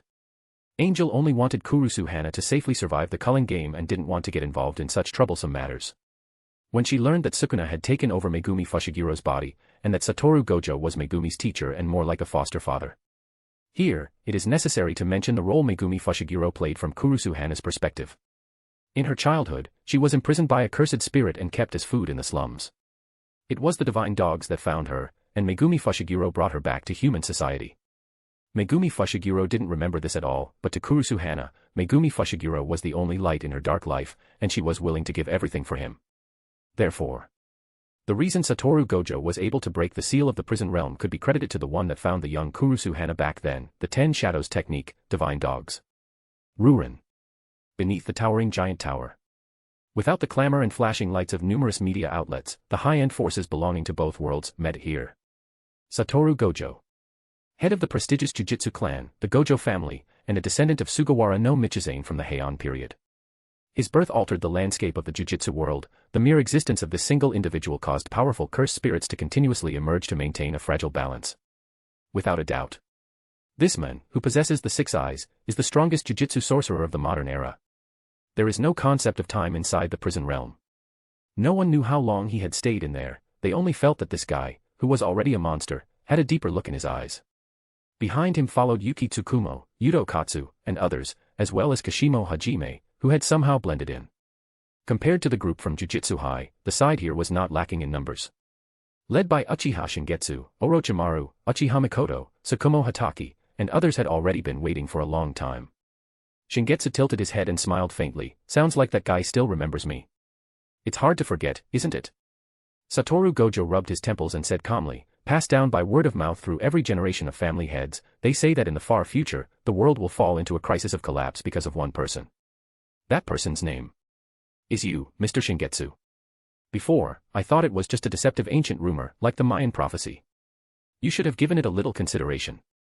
Satoru Gojo suddenly said, the teleportation of an entire nation isn't just rearranging dishes on a dining table. The people who died due to the tectonic shifts. Even the government doesn't dare to compile the statistics. Care a little about the lives of ordinary people, will you? Do you remember how many cursed spirits you've killed? Shingetsu asked back with a smile. Satoru Gojo frowned slightly. Are you trying to say that because cursed spirits are born from humans, they are the same in your eyes? No. Shingetsu shook his head. Cursed spirits and humans are clearly different species, I won't lump them together. My point is, your growth to your current level was also accompanied by the deaths of countless cursed spirits. Human evolution has led to the extinction of many species. Should we stop evolving and halt societal development just to protect them?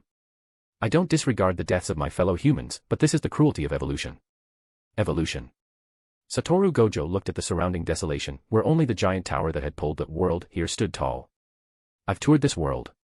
In terms of technology, what you've brought us is regression. Aside from fighting wars, you don't seem to have any form of entertainment. And by the way, the quality of your desserts is terrible. In a world where individuals possess extraordinary power, don't you find it laughable to say such a thing? Satoru Gojo. Shingetsu looked at those sky-like eyes, liking them more and more. The foundation of the Jujutsu world's existence is merely some evil filth, growing by feeding on the negative emotions of humans. The strength of a Jujutsu sorcerer depends on their awakened curse technique. No matter how hard an individual will strive, they cannot break through this barrier. The Jujutsu world is too narrow. Alright. No need to hide it, Satoru Gojo, this world makes you feel very pleased, doesn't it? Oh dear, have I been seen through? My students are watching, after all. I'd like to maintain a bit of reserve. Satoru Gojo covered his face with his hand, trying to hide the upward curve of his lips. 12 years ago.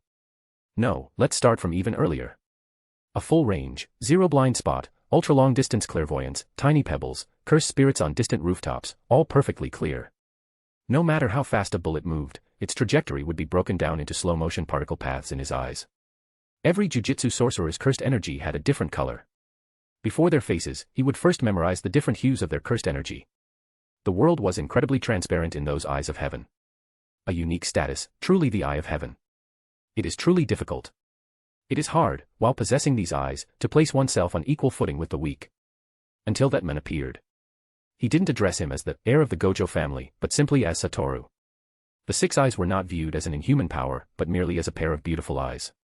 Suguru Geto. This man filled the greatest loneliness he was born with.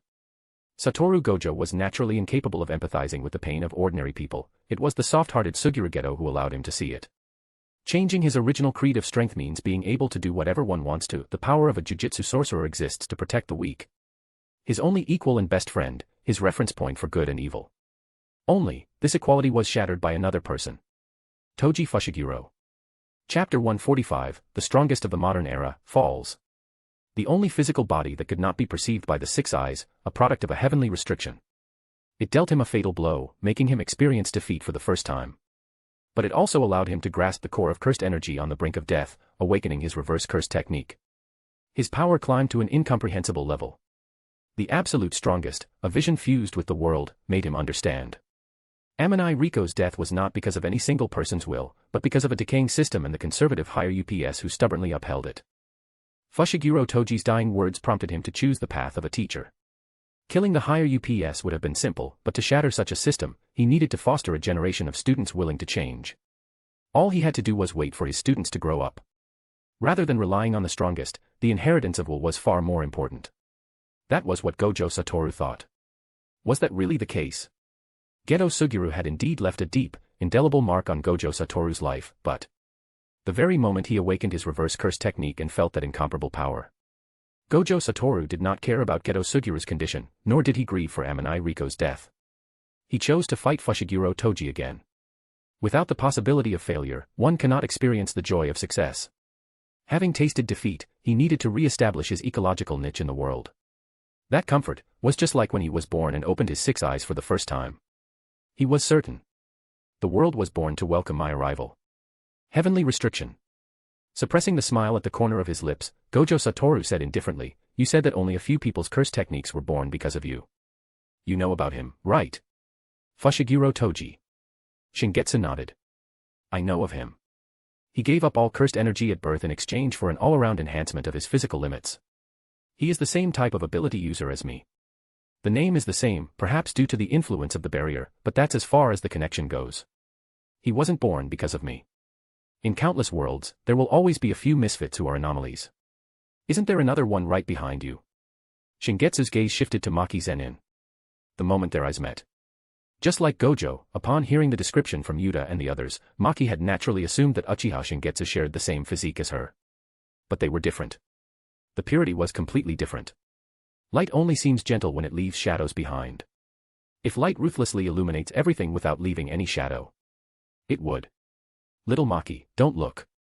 Gojo Satoru's voice snapped her back to reality. "If you keep looking, you'll go mad." Stepping in to block Shingetsu's line of sight, Gojo Satoru stared directly into those abyss-like eyes, the corners of his lips curling up again after just being suppressed. "In that case, if I'm not mistaken." His breathing gradually quickened. "I'm the one related to you, aren't I? Yuta said your way of moving is almost identical to mine. No, should I say I am the same as you? These eyes of mine are telling me so as well." Gojo Satoru pointed to his own eyes, his smile slightly distorted. "Am I just a replica you left in the Jujutsu world, a tool to protect that guy Tengen? From the favored child of heaven to a mere instrument to maintain operation, such a massive drop was enough to make anyone absolutely furious. That is a rather cold way of putting it. A 1 in a billion possibility." Shingetsu said indifferently, "My ocular power was originally meant only to suppress another force. I never expected it to persist in this manner. You are not me, and certainly not a tool. Gojo Satoru. Your birth is a miracle." If truth be told, the only things Shingetsu had intentionally left in the Jujutsu world were blood manipulation and the 10 Shadows technique. The moment he returned to the Jujutsu world, he had sensed Maharaga's location. Megumi Fushiguro's ominous premonition had not been a delusion. He had originally intended to take it back, but another soul had occupied that body, and combining that with Yuta Okatsu's memories.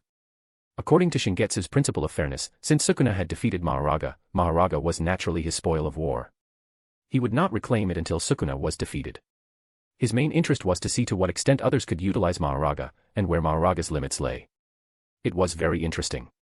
Hearing Shingetsu's words, Gojo Satoru's expression softened slightly. One more question. Was consuming such a massive amount of energy to move all of Japan here because of Tengen's special state of coexistence with the barriers? Performing a spatial transfer on an entire nation, Gojo Satoru, who had some understanding of space, knew all too well how difficult it was. That terrifying energy, which made even the Six Eyes tremble, had been completely depleted. The root of all the tragedies he had experienced was the star plasma vessel incident. That incident had altered the trajectory of his and Geto Suguru's lives. From the information gathered from Tsukumo and the others, the root cause of everything was Tengen and Kenjaku's one-sided, twisted feelings toward Uchiha Shingetsu. Yet Shingetsu's actions indicated that it was a mutual endeavor. "You seem to be thinking of something rather rude." Shingetsu sneered, lowering his head slightly. "Do you think that if it's explained as love, you'll be able to understand our actions? Because you feel I am not an utterly evil person, you've started suppressing your own desire to fight. Trying to empathize with my loneliness at the top. How arrogant." Asterisk whoosh. Asterisk. A tangible killing intent erupted, an aura that could only be possessed by someone whose hands were stained with the blood of countless of their own kind. Not to mention the Jujutsu high crowd who rarely killed, even the shinobi behind Shingetsu retreated step by step under this killing intent. Images of splattering flesh and blood uncontrollably flashed through the minds of everyone present. Gojo Satoru's pupils contracted, and he instinctively spread his arms to shield the people behind him. Unlike Fushiguro Toji, whose strength was completely imperceptible, Shingetsu possessed ocular power, allowing Gojo Satoru to gauge the gap between himself and Shingetsu. Judging by the information fed back by the Six Eyes, the power he possessed was above Shingetsu's. Such terrifying killing intent made him doubt the judgment of the Six Eyes for the second time. The first time was when he saw Geto Suguru possessed by Kenjaku. Shingetsu walked forward step by step, like a blood-red sky pressing down. You can't even understand such a simple truth, forcing me to explain it over and over. Evolution is always accompanied by sacrifice. The strong can only complete their evolution in life and death battles with other strong foes. The soul and the body are forced to adapt under the pressure of life and death. You clearly have had this kind of experience once before. Yet, it's still too little. Compared to that guy, you are nothing more than a fragile piece of beautiful porcelain. Is this guy trying to fight? Fighting now is too disadvantageous. We have absolutely no information on the others, while our own information has already been forced out of Yuta. Even if I'm confident I can win, the others aren't prepared for battle. Before coming, it was said to be a demonstration of the difference between Jujutsu sorcerers and shinobi. Wait. I naturally assumed we would be watching the battle between Mei and that shinobi. Exactly. At the same time the voice arrived, a massive fist that shattered the atmosphere struck. Our battle is the demonstration. Bang. With a thunderous explosion, Gojo Satoru crossed his arms, blocking Shingetsu's fist. There was no direct contact between the two. In the gap of about a few centimeters, space surged violently like waves. The violent shockwave blew the entire Jujutsu high crowd away. Hey. You're a senior after all. According to your rules, shouldn't we form the seal of confrontation first? Ah. I formed it when I raised my hand just now. You just didn't notice. Shingetsu pressed his fist down, his eyes indifferent. By the way, I only use the defensive function of this ability when I'm showing off. Trying to stop me with Limitless is absolutely impossible. Crack. Space shattered into pieces, and the fist swept aside Gojo Satoru's blocking arms, slamming solidly into his chest. Boom. The strongest Jujutsu sorcerer of the modern era fell into the sea of sand. Chapter 146, Grudge Blood of 1,000 Years. Before this, for the first time, I actually felt like I might lose. The dust drifted away. Satoru Gojo stood with a blue cursed energy swirling around him, taking a stance with a relaxed, upturned smile. He looked up at Shingetsu. Knowing that you were the original user of the Limitless Curse technique, how could I not prepare? I've known for a long time that the Limitless could be bypassed. Falling Blossom Emotion. Your Falling Blossom emotion is to dismantle your opponent's offensive, but the version developed by later generations coats the entire body in a layer of auto-countering cursed energy. But even that isn't enough. Faced with a guy like you who wears his aggressiveness on his sleeve, just this level of Falling Blossom emotion isn't enough. So, I infused blue into it. Using ultimate gravity as a defense, any attack will be dragged in and crushed. Pretty good, right? He spoke loudly, like an excited student who had just solved a difficult problem. Are you really that happy just because you blocked a greeting punch? Shingetsu's smile carried a hint of indulgence. Whoosh. Of course I'm happy. I'm fighting a legend here. Limitless, compressing space to achieve teleportation. The one just now was the gravitational blue, Falling Blossom. This is the repulsive red fist.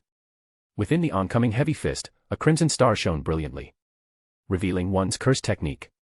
A self-imposed binding vow unique to Jujutsu sorcerers. By voluntarily explaining the mechanics of one's curse technique to the opponent, one discards the advantage of information in exchange for a boost in the technique's overall power, equivalent to doubling down on an open hand. The importance of information in combat goes without saying.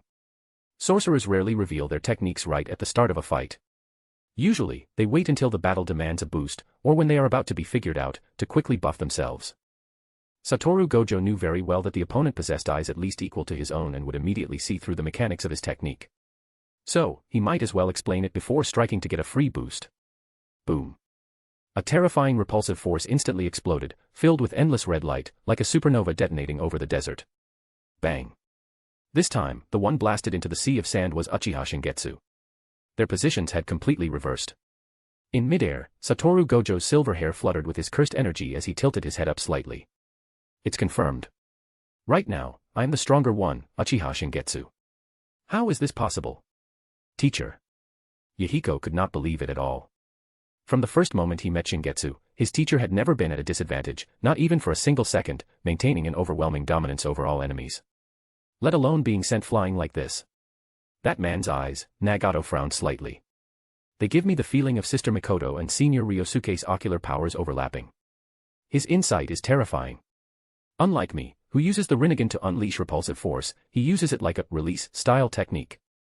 Based on what they said earlier, those eyes should be a fusion of the Otsutsuki and Shingetsu's ocular powers. Orochimaru said slowly, the Otsutsuki possess high-purity Byakugan. The 6 eyes, perhaps they can be seen as a hybrid fusion of the Byakugan and the Sharingan, inheriting the prominent traits of both. A miraculous pair of eyes. Lord Orochimaru, Conan asked with some concern, is what that man said true? Is he stronger than teacher Shingetsu? Orochimaru turned and smiled. At least at this moment, yes. Then what are we waiting for? Let's go together. Yahiko pulled a green snake from his collar. Wake up. Get ready to enter Sage mode. Orochimaru reached out to stop Yahiko. You've still had too little contact with him, no wonder you think that way. Look at Mikoto and Tsukumo. Do they look anxious? Yahiko looked over. Ryosuke, who was covered in bandages with an oxygen tube in his nose, let out a cold snort. To think you are Lord Shingetsu's disciples, yet you actually have the delusion that he needs help. Ridiculous. That guy, could it be that he only has that kind of power by borrowing the barrier, and isn't actually that strong himself? On the side of the Jujutsu world, Yuki Tsukumo stared at the thick cloud of dust. That was indeed his power, but there shouldn't be much left. Yuta Okatsu said in a deep voice, in order to transport the entirety of Japan here, Uchiha Shingetsu's terrifyingly vast cursed energy has already been depleted. That's why Gojo-sensei thinks it was because of Tengen. But, if he is in a weakened state, why did he invite us here and even strike first? Hey, of course you wouldn't understand. Kashimo Hajime stood with his arms crossed, his eyes fixed on the battlefield. To be strong is to be lonely. This is the punishment the strong must bear. Of course, it is to fill that unspeakable emptiness. Whoosh. Before the dust could settle, Satoru Gojo suddenly dove down, the airflow tearing into a piercing shriek. Bang. His fist was caught by a broad palm. Satoru Gojo's expression remained unchanged, though confusion lingered in his eyes. Is there really nothing left of that cursed energy that was strong enough to tear through time and space? With the 3 tomo silently spinning in his eyes, Shingetsu said indifferently, forget about that kind of thing. It's not important. Shingetsu's sleeve exploded as his arm exerted force, dragging Gojo close before driving a knee upward. With a dull thud. Cursed energy condensed precisely to protect his abdomen. Even though blue, falling blossom deflected most of the force, the immense impact still tore open Satoru Gojo's flesh. His raw strength is too absurd, far surpassing Toji Fushiguro. Reverse curse technique. Satoru Gojo instantly healed his wounds, condensing a red fist to strike Shingetsu's face. This time, he deliberately narrowed the range of the attack to achieve the ultimate concentrated explosive force. He had seen the previous strike, Uchiha Shingetsu had used no defensive measures, directly tanking the repulsive explosion with his physical body, yet not even a scratch was left. Swish. A long sword thrust out from an unexpected angle, its sheath striking Satoru Gojo's wrist and deflecting the direction of his attack. Bang. The miniature red explosion shredded a lock of Shingetsu's black hair. In an instant, their attacks, moving so fast they left only afterimages, blew the dust away as a series of sonic booms echoed out.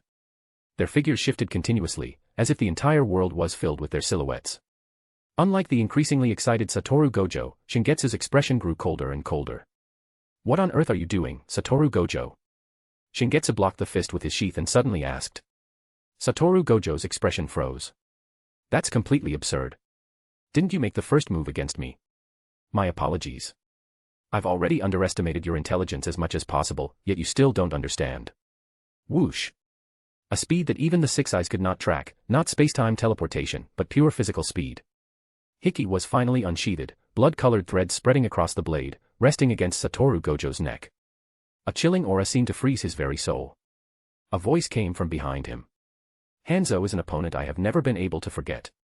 Upholding a will to protect, he possessed the courage to declare war on nations far stronger than his own, yet he could also discard the meaningless pride of the strong for the sake of the country he wished to protect. My battle with him remains the most satisfying fight I've had to this day. His will hasn't changed, but unfortunately, due to his physical limitations, he can no longer satisfy me. Satoru Gojo, you possess immense talent, and only talent. You wish to protect yet aren't thorough, you wish to fight wildly yet remain held back by worries. Do you know how hard I had to work just to maintain the situation where you are stronger than me? Regrettably. If you can't block this strike, then die.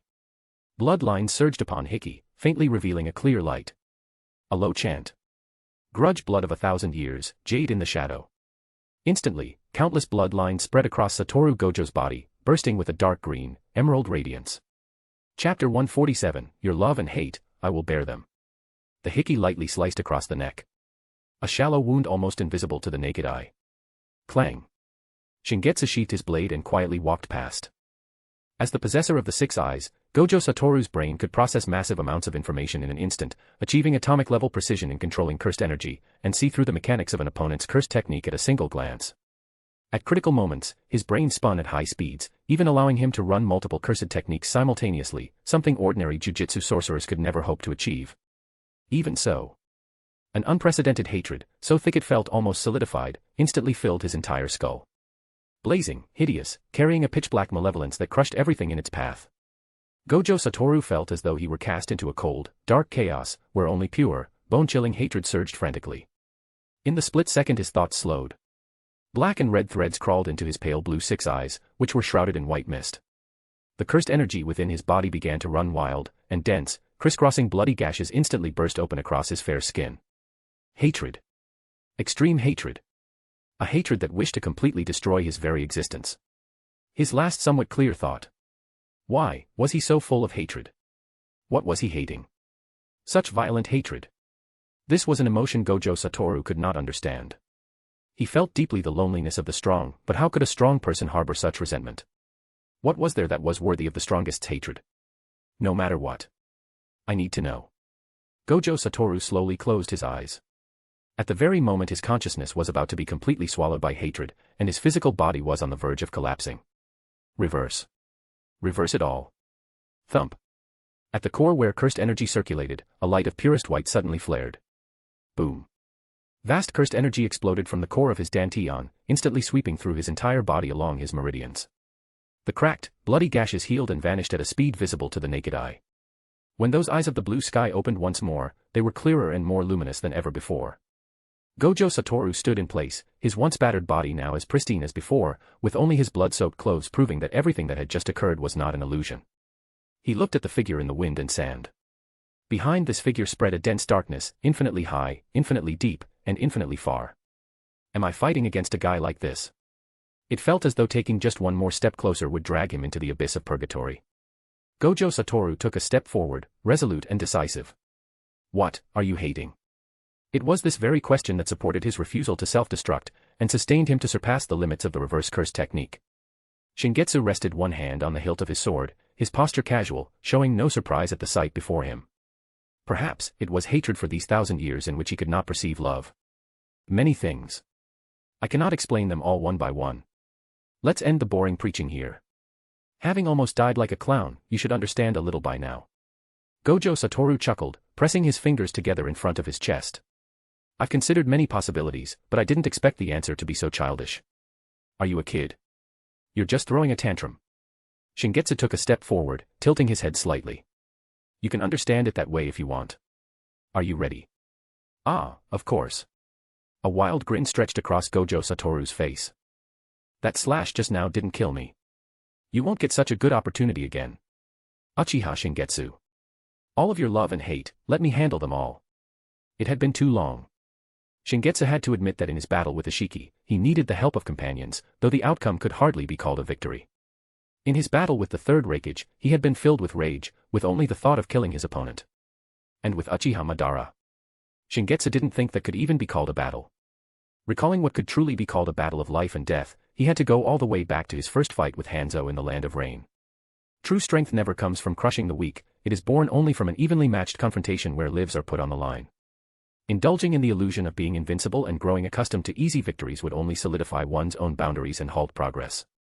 Just like Otsutsuki Kagaya, becoming a useless waste who possessed the power of a god but had no idea how to use it. Did he want to keep his feet on the ground and accumulate strength step by step? Not exactly. I admit it. Gojo Satoru. It's simply because by doing this, my unvented emotions can be released, and I feel immense joy. Boom. The terrifying reaction force created a massive vacuum in the desert. In an instant, Shingetsu broke the speed of sound, and the hiki slashed down diagonally. It seemed to be just a single slash, but in the vision of the six eyes, scarlet blade glows densely packed into a sea. Hizuki walk, Avicii. Red fist. Cursed energy condensed on his hands, and the azure luster in his eyes flickered slightly. Gojo Satoru abandoned all defense. As lines of blood sprayed from his body, he threw a punch at the spine of the long sword. Clang. The shockwave of the fist colliding with the blade whipped up a terrifying sandstorm. Clang. Clang. Clang. Clang. The continuous explosive booms sounded like thunder, making the eardrums of those far from the battlefield ache. Relying on the inside of the six eyes, Gojo Satoru forced himself to keep up with the high-speed offensive, maneuvering through a mountain of blades and a sea of blood to find an opportunity to counterattack. Scarlet Blade Light and Azure Cursed Energy intertwined frantically, causing the space of the entire battlefield to continuously warp and fracture. PSH. The Hiki penetrated layers of obstacles, its blade severing Gojo Satoru's raised hand and slicing off his entire shoulder. It was Shingetsu who found the opportunity first. These Sharingan possessed an insight that reigned supreme over the six eyes. Bang. Ignoring his bodily injuries, Gojo Satoru punched Shingetsu in the chest, his red fist unleashing a close-range blast. Boom, boom, boom, boom. Gojo Satoru instantly used the reverse curse technique to heal his body, raising both fists to smash down with the force of a collapsing mountain. Ha! Because of the wild boast you made earlier, you're unwilling to use Limitless for defense. Fighting like this won't last long before you are defeated. A clear fist print appeared on Shingetsu's chest, looking as if it had been branded by a hot iron, with wisps of smoke rising from it. Swish. His figure instantly vanished, impossible for even the six eyes to capture. Don't misunderstand. I just feel that using this eye power for offense is more worthwhile. After all, damage of this level is completely painless and itchless. Appearing like a ghost by Gojo Satoru's side, the Hiki drew a scarlet lunar arc Hizuki walk, traverse. The blade swept past, slicing through an afterimage. My speed isn't as fast as his. Just keeping up with his physical movement is already pushing it, and once he uses teleportation, it's completely impossible to capture. In that case, before he launches an attack, I need to seize this window of time to pull back first. High up in the sky, Gojo Satoru raised his hand to form a hand seal, his index and pinky fingers extending outward as terrifying cursed energy condensed and gathered. Curse technique lapse, blue. Curse technique reversal, red. The deep blue and bright red attracted each other, compressing layer by layer, intertwining and fusing. The resulting purple light outshone the sun. Hollow technique. Purple. The imaginary mass that annihilated everything fell from high in the sky, the space continuously emitting low rumbles on the verge of shattering. Shingetsu looked up, bent his knees slightly, and sheathed his sword. Click. The click of the sheath's closure was clear and sharp amidst the roaring world. Gathering momentum, concentrating intent. In the next instant. Clang. The moment the blade was drawn, a killing intent like a torrent of blood dyed the entire dark sky. Heaven weeps bloody rain. Sever. The blade swept from bottom to top in a thunderous upward slash. A perfect, chilling scarlet lunar arc, its edges scattered with the stardust of broken stars, rose from the ground and soared into the clouds. The purple sun and the blood moon met. Sound, time, and space lost all meaning. There was only infinite light. Chapter 148, Connecting. 4 Real. Hollow purple with virtual mass, how is it possible? A crimson crescent moon sliced through the deep purple sun, illusory energy spread like desperate, unfolding wings, going wild. Uchiha Shingetsu stepped on the fragmented cursed energy, flashing instantly in front of Gojo Satoru. His pure black hair danced wildly in the high-altitude gale, his eyes hollow and waveless, devoid of any emotion. With a twist of his wrist, that crimson arc closed in once more within the azure eyes. There was no time to be surprised. Gojo Satoru lowered his center of gravity, unleashing a dense barrage of short, straight punches. The wind from his fists piled up layer upon layer, while the ringing of blades and the sound of punches exploded in the high altitude. It should be Uchiha Shingetsu who wins, after all, he is the man recognized by you, Lord Sukuna. In the distance, Sukuna, dressed in a loose kimono, and his servant Yuram were also watching the battle. Win, you say? After a moment of contemplation, Sukuna's mouth twitched, and he sneered, Yuram, in your eyes, are these two having a duel? Yuram was stunned for a moment, then lowered his head and said, please enlighten your subordinate. Chakra. Sukuna said slowly, compared to that kind of energy, cursed energy is fundamentally abnormal. Hatred, anger, despair, and other such negative emotions ebb and flow, endless and ceaseless. The things you've investigated also point to a fact. Rather than saying Uchiha Shingetsu created the Jujutsu world, it's more accurate to say that the resentment of this world is the root, falling into our world to form the soil that nurtures sin. Gojo Satoru is special. On that soil of sin. To think something so clean could grow. His sinister smile stretched almost to his ears, and Sukuna's eyes flickered with a gloomy desire for destruction. During this time, in order to suppress the soul of Megumi Fushiguro, Sukuna wanted to kill his only spiritual pillar, his sister Tsumaki Fushiguro. To complete the next step of the plan, completely occupying this vessel was a crucial step. What surprised Sukuna was that, just as he had casually blurted out, Tsumiki had been reincarnated through the incarnation of an ancient Jujutsu sorcerer. Yorozu.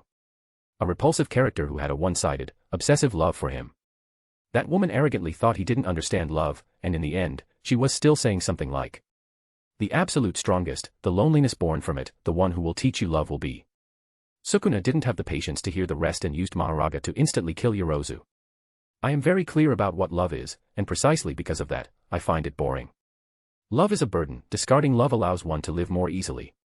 Just as he was thinking this, Sukuna's gaze shifted, and the space where his sight landed twisted. A figure wearing a dark yellow, single-eyed mask with patterns appeared from the twisted space. In an unknown corner, a certain Uchiha idiot had completed his evolution to the tiger-striped mask. In times of war, even if the third Kazekage went missing, the hidden sand village would continue to operate normally, let alone just missing a small chunin. To say no one cared.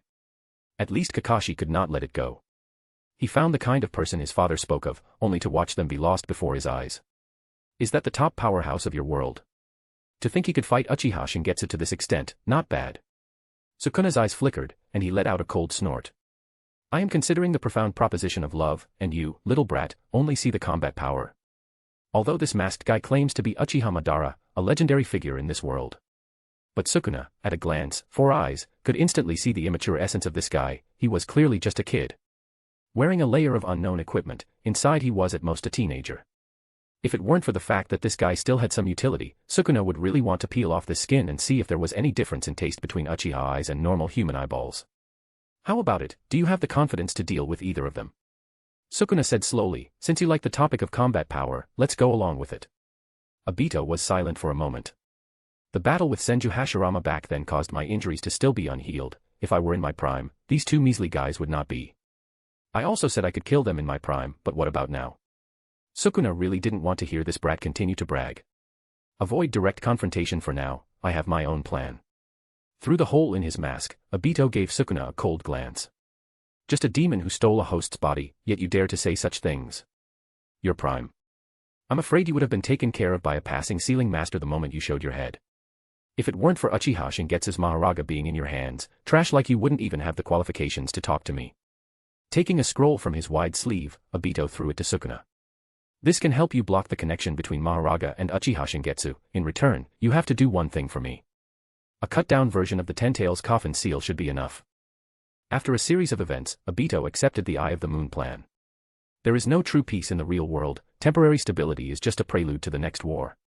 Only the Eye of the Moon plan can truly end war, save the world, and also let Rin live. When he was just about to strive for the stream, he learned from White Zetsu that there was a successor before him, but that person had betrayed Uchiha Madara and was unwilling to execute the Eye of the Moon plan. That person's name was Uchiha Shingetsu. For about a few seconds, Obito thought, forget it. White Zetsu's words implied the same thing. There was no rush to proceed with the Eye of the Moon plan, and if he clashed head-on with that man, he would die. This kind of thing. Do you need to tell me that? Uchiha Madara is a man who lives in legends, but Uchiha Shingetsu is a legend in reality. Madara. You didn't even say how to deal with this guy at all. You knew to put a cursed seal in my body after you died, but when you were alive, you didn't leave any countermeasures on him. You bastard. Damn it. Arrange the plan better for me. The key to the Eye of the Moon plan is the tailed beasts and the Rinnegan. The vessel for the Rinnegan is Nagato, who is currently Uchiha Shingetsu's disciple. This meant that Shingetsu was an unavoidable enemy for him.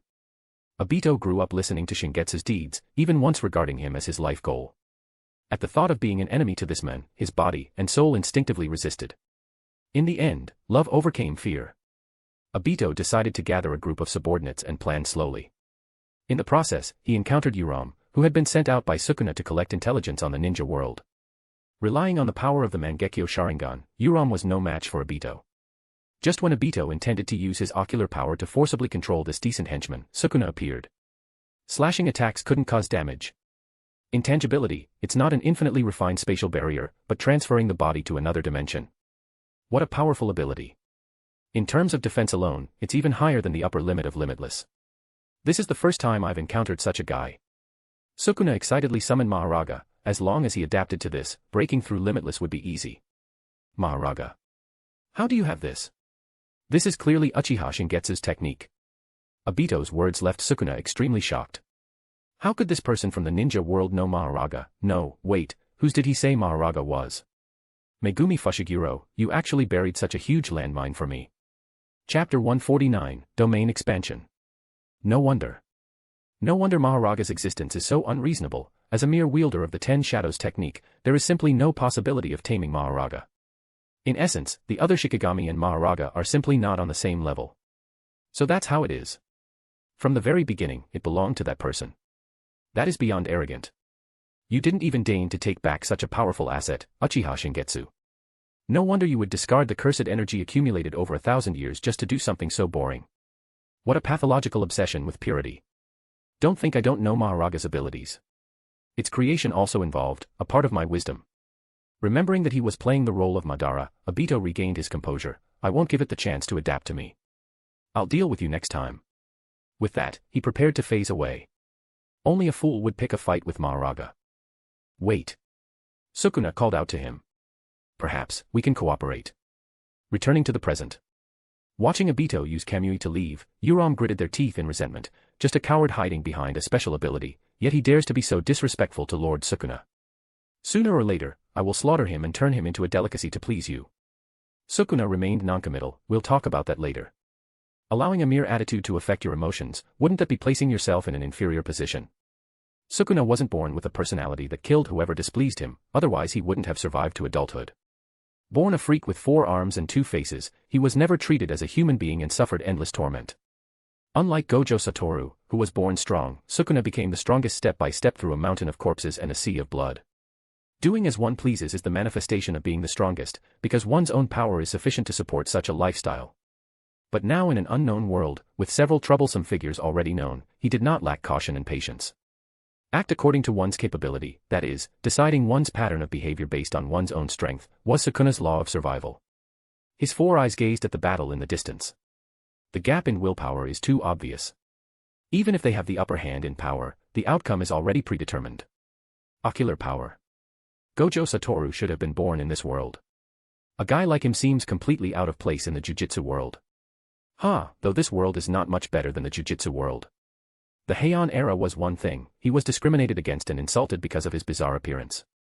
Just the day before yesterday, he went to visit that place in the desert called the Ninja Village, and just because of the markings on his body, those civilians actually dared to point fingers at him. He truly had a hearty meal. The chasing ninjas were of very average strength, though a red-haired puppet master was somewhat interesting. He seemed to be considering whether to use some forbidden power. Sukuna was still somewhat wary. If the opponent pulled out some ability specifically targeted against him, like angels, it would be bad, so he chose to retreat on his own initiative. Did you find my body? Sukuna asked. Yuram nodded. I found the mummy of your physical body. Kenjaku preserved it very well. Counting the 3 fingers Yuram found, Sukuna already possessed the power of 19 fingers. The last finger couldn't be found anywhere, likely sealed away by Jujutsu High. Originally, Sukuna wanted to consume his physical body to make up for the missing finger, but now, perhaps he could find a way to restore the vitality of his original body in this world. Chakra really is a wondrous energy. Megumi Fushiguro's body was deeply bound to the 10 Shadows technique. Even if Sukuna believed Uchiha Shingetsu wouldn't win by reclaiming Maharaga mid-battle, defeating him with this body was impossible. He had to retrieve his original body to restore his peak, no, to surpass his peak. He took one last gaze. Just wait a little. I will savor you well. Being consumed by the cursed world you created is the most fitting end for you. All Jujutsu sorcerers are mentally unstable. This is not an insult, but the inevitable consequence of using cursed energy. Utilizing human negative energy inevitably leads to being eroded by it, the only difference is the degree of madness. And among this pack of madmen, Gojo Satoru could be considered the only normal person. Sukuna, Ishigori Ryu, Kashimo Hajime, these guys who reached the pinnacle of a certain era or region had no room for ordinary people in their hearts. All they sought was to satisfy their own desire for battle. This is an emotion that every strong person possesses. Without the desire to ascend, one cannot become strong. Gojo Satoru was the only one in the Jujutsu world who possessed the strongest power yet completely retained his capacity for empathy. Geto Suguru, who told him to protect ordinary people, even before his defection, had an attitude toward ordinary people that carried a high and mighty pity from his very bones, never viewing them as equals. Yuji Itadori, who was kind to a fault, valued everyone except himself, whom he did not view as a normal human. This severe self-destructive tendency was what allowed Sukuna to exploit the loophole in their binding vow and reincarnate into Megumi Fushiguro's body. Taking youth away from young people, such an atrocious thing is simply not allowed. In the entire Jujutsu world, only Gojo Satoru realized this. Only he truly respected everyone. A world filled with curses, where all kinds of ominous forces blended together, could actually birth such a person, *SHHHK. Shingetsu pierced Gojo Satoru's heart with a single strike of his blade. Their eyes were extremely close, crimson and azure reflecting each other's colors. Gojo Satoru grabbed the blade with both hands, preventing it from slashing toward his core of cursed energy. If his abdomen were touched by this malevolent blade, even the reverse curse technique would be unable to heal him. Blood trickled from the corner of his mouth, yet Gojo Satoru's lips curled upward. Swinging such a dangerous thing around since a moment ago. A guy like you would be thrown into solitary confinement under modern laws. A condescending smile, then what a pity. In this world, I am the law. Is that so? Then I shall lock you away, you vicious beast. Stop using such bizarre descriptions. Shingetsu twisted the blade, severing Gojo Satoru's fingers as he attempted to pull it out. His fingers regenerated at extreme speed and grabbed the blade once more. Gojo Satoru raised one hand, his index finger curling to press against his erect middle finger. Clearly pronouncing. Domain expansion. Unlimited void. A hum exploded as pure, dense cursed energy collapsed and expanded like a black hole, instantly condensing into a massive, pitch-black barrier. It was as if falling into the boundless deep space, with countless fine star dust floating in the pitch-black void. In an instant, a massive influx of information washed over Shingetsu's consciousness. The subtle vibrations of cell division, the roar of collapsing galaxies, the thousands of trajectories of life and death, the truth of contradictory paradoxes, the overlapping of nothingness and existence. The torrent of information struck every single neuron simultaneously. Gojo Satoru noticed something unusual. When others were caught in the unlimited void, their outward manifestation would at least be dilated pupils and a loss of focus. These eyes did not have that. Extremely brief, roughly 0.2 seconds. The tomo of the Sharingan spun in reverse, and amidst the dark deep space, an even deeper darkness unfolded. Domain expansion. Chapter 150, Blood-blooming myriad flowers, formation, dwelling, decay, and emptiness. Domain expansion. An ability at the profound truth level of Jujutsu sorcerers, it constructs a barrier with a massive amount of cursed energy to materialize one's unique inner mental world. It can be seen as a projection of each person's inner world, like Gojo Satoru's pure white void realm, or Sukuna's ruined shrine littered with skeletons. Stripped of these metaphorical descriptions, the essence of a closed domain is simply establishing an independent space, completely isolating the inside from the outside. The earliest domains were like this as well. Things like the guaranteed hit effect and open-type domains were all derivatives based on this foundation, developed by later Jujutsu sorcerers to gain an edge in combat. In the battle with Ishiki, to prevent him from escaping with Dōjutsu, Shingetsu developed a similar application, though his technique back then was far inferior compared to the domains of modern Jujutsu sorcerers. Shingetsu knew very well that everyone had their own strengths. He wouldn't compete with Orochimaru in scientific research capabilities, nor would he think of challenging Tsunade's bad luck, and he was far from matching Tsukumo's thick skin. And these people? When it came to the talent for growing in battle, they were far inferior to Shingetsu. Just as a top mathematician from hundreds of years ago could not be stumped by modern math problems. Shingetsu would admit a temporary gap in strength. His strongest was not the present, but his conviction that he would inevitably become the strongest. Just like now. First, is to respond to yours. Shingetsu raised his hand to form a hand seal, a wicked smile curving on his lips. Domain expansion. Detached palace, blood-blooming myriad flowers. Dong. The dark deep space collapsed with a roar, and a scalding red sea of blood surged violently from the cracks in the ground, its crimson mist swallowing the starlight. The sea of blood instantly filled the entire space, pouring over the palaces. The dome and palace walls were all wrapped and secured by deep black chains, isolating reality from illusion. At the moment of formation, across the entire crimson dimension, countless Sharingan of various shapes unfolded layer upon layer. They were not 3 Tomo Sharingan, nor were they fixed Mangekyo patterns. The pupil of each eye flowed with distorted patterns, and thousands of cold, eerie gazes fell upon Gojo Satoru. The soul froze. This was not a figure of speech. Outside. When Gojo Satoru's barrier formed, everyone from Jujutsu High let out a sigh of relief.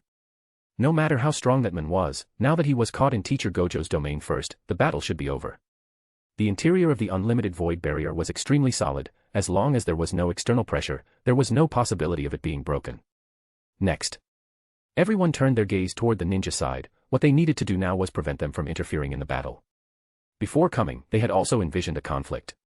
If Gojo Satoru won against the opponent, the condition proposed would be to return Japan to its original space-time. As for losing, they hadn't considered that. It wasn't because they were so confident that they couldn't lose, but rather because the loser has no right to negotiate terms. Heh, those guys are looking over. Nawaki put a pair of goggles on Hyuga Ryosuke. The wind and sand were too heavy, and he didn't have a free hand to shield himself. Even through the lenses, the disdain in his Byakugan was clearly visible. Are they afraid we'll join the fight? They are so ignorant that if my grandmother heard them, she'd crawl out of her grave laughing. Hoping for Lord Shingetsu to be defeated is like hoping for the moon to fall right now and destroy the ninja world. That's too exaggerated, Ryosuke. Having known him for several years, Orochimaru was still not used to Ryosuke's way of speaking. Shingetsu also has times when he needs companions, and you are one of those who helped him return. Ryosuke shook his head stubbornly, his neck bones popping. Lord Orochimaru, I respect you very much, but you cannot use the word help. Lord Shingetsu merely responded to our prayers.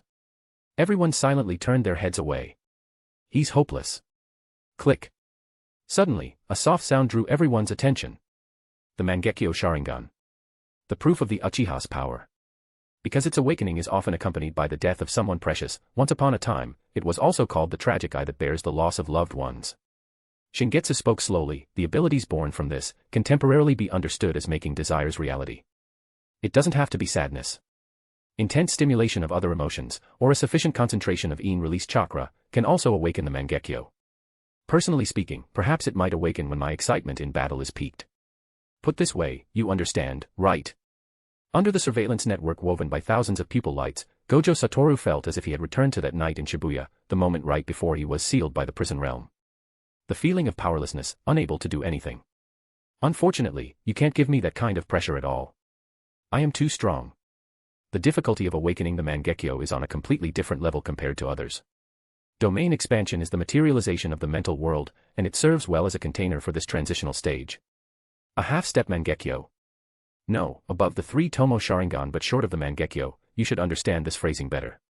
KT is my name for the 3-tomo Sharingan's Dōjutsu, which belongs to the space-time category. I don't need to explain the specific principles further, do I? Evolving based on this. Compressing space to construct a closed domain, this is the power of separation. Crack. As he spoke, the crimson color constantly expanded, forcing open the boundaries of Gojo Satoru's domain. The most intuitive comparison of closed domains. The one with higher purity directly devours the other. Bang. As the shell of the domain shattered, a rich crimson color filled everyone's vision.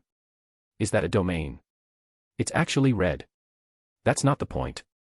In Kashimo Hajime's eyes, excitement could not be suppressed, the clash of domains. Gojo Satoru lost. The next second, the excitement in his eyes turned into horror. The crimson sphere unfolded like a peeled fruit. The viscous, heavy bright red spread out, instantly turning the desert into a sea of blood and purgatory. Before the Grand Palace, the two stood facing each other. The voice entered Gojo Satoru's ears clearly. Since there is a power of isolation, naturally, there is a corresponding power of attraction. Tide. The universal gravitation of the moon on the planet, combined with the centrifugal difference caused by the planet's rotation, together form the tidal force. Since there is a sea, then, there should be a moon. Shingetsu slowly sheathed his blade, reaching out to tilt Gojo Satoru's chin up. Let's admire the moon. The sea of blood rippled. A black moon rose into the sky. The sky, which was daylight not long ago, was now dark and gloomy. A pure black moon hung high, with 3 crimson tomos slowly rotating. The magnificent sight of interwoven black and red made people feel as if they were in another space-time, their very existence locked on, about to be slain the next second. To say slain isn't quite right. It was more like. Just by looking at it, one's body would fall into a state of inevitable destruction. I can't move. Are you kidding me? Just now, it was still a closed domain, right? Has it switched to an open one? No. That's not right. Many present possessed domains themselves, and they were certain that this was the superposition of 2 completely different domains. Is this a human? That's right, that guy was never human to begin with. Yuki Tsukumo stared intently at the moon, which resembled a strangely colored Sharingan, her teeth chattering. That thing. It's practically a black hole. Something I only dared to imagine, that person can actually shape it. Dark moon, formation, dwelling, decay, and emptiness.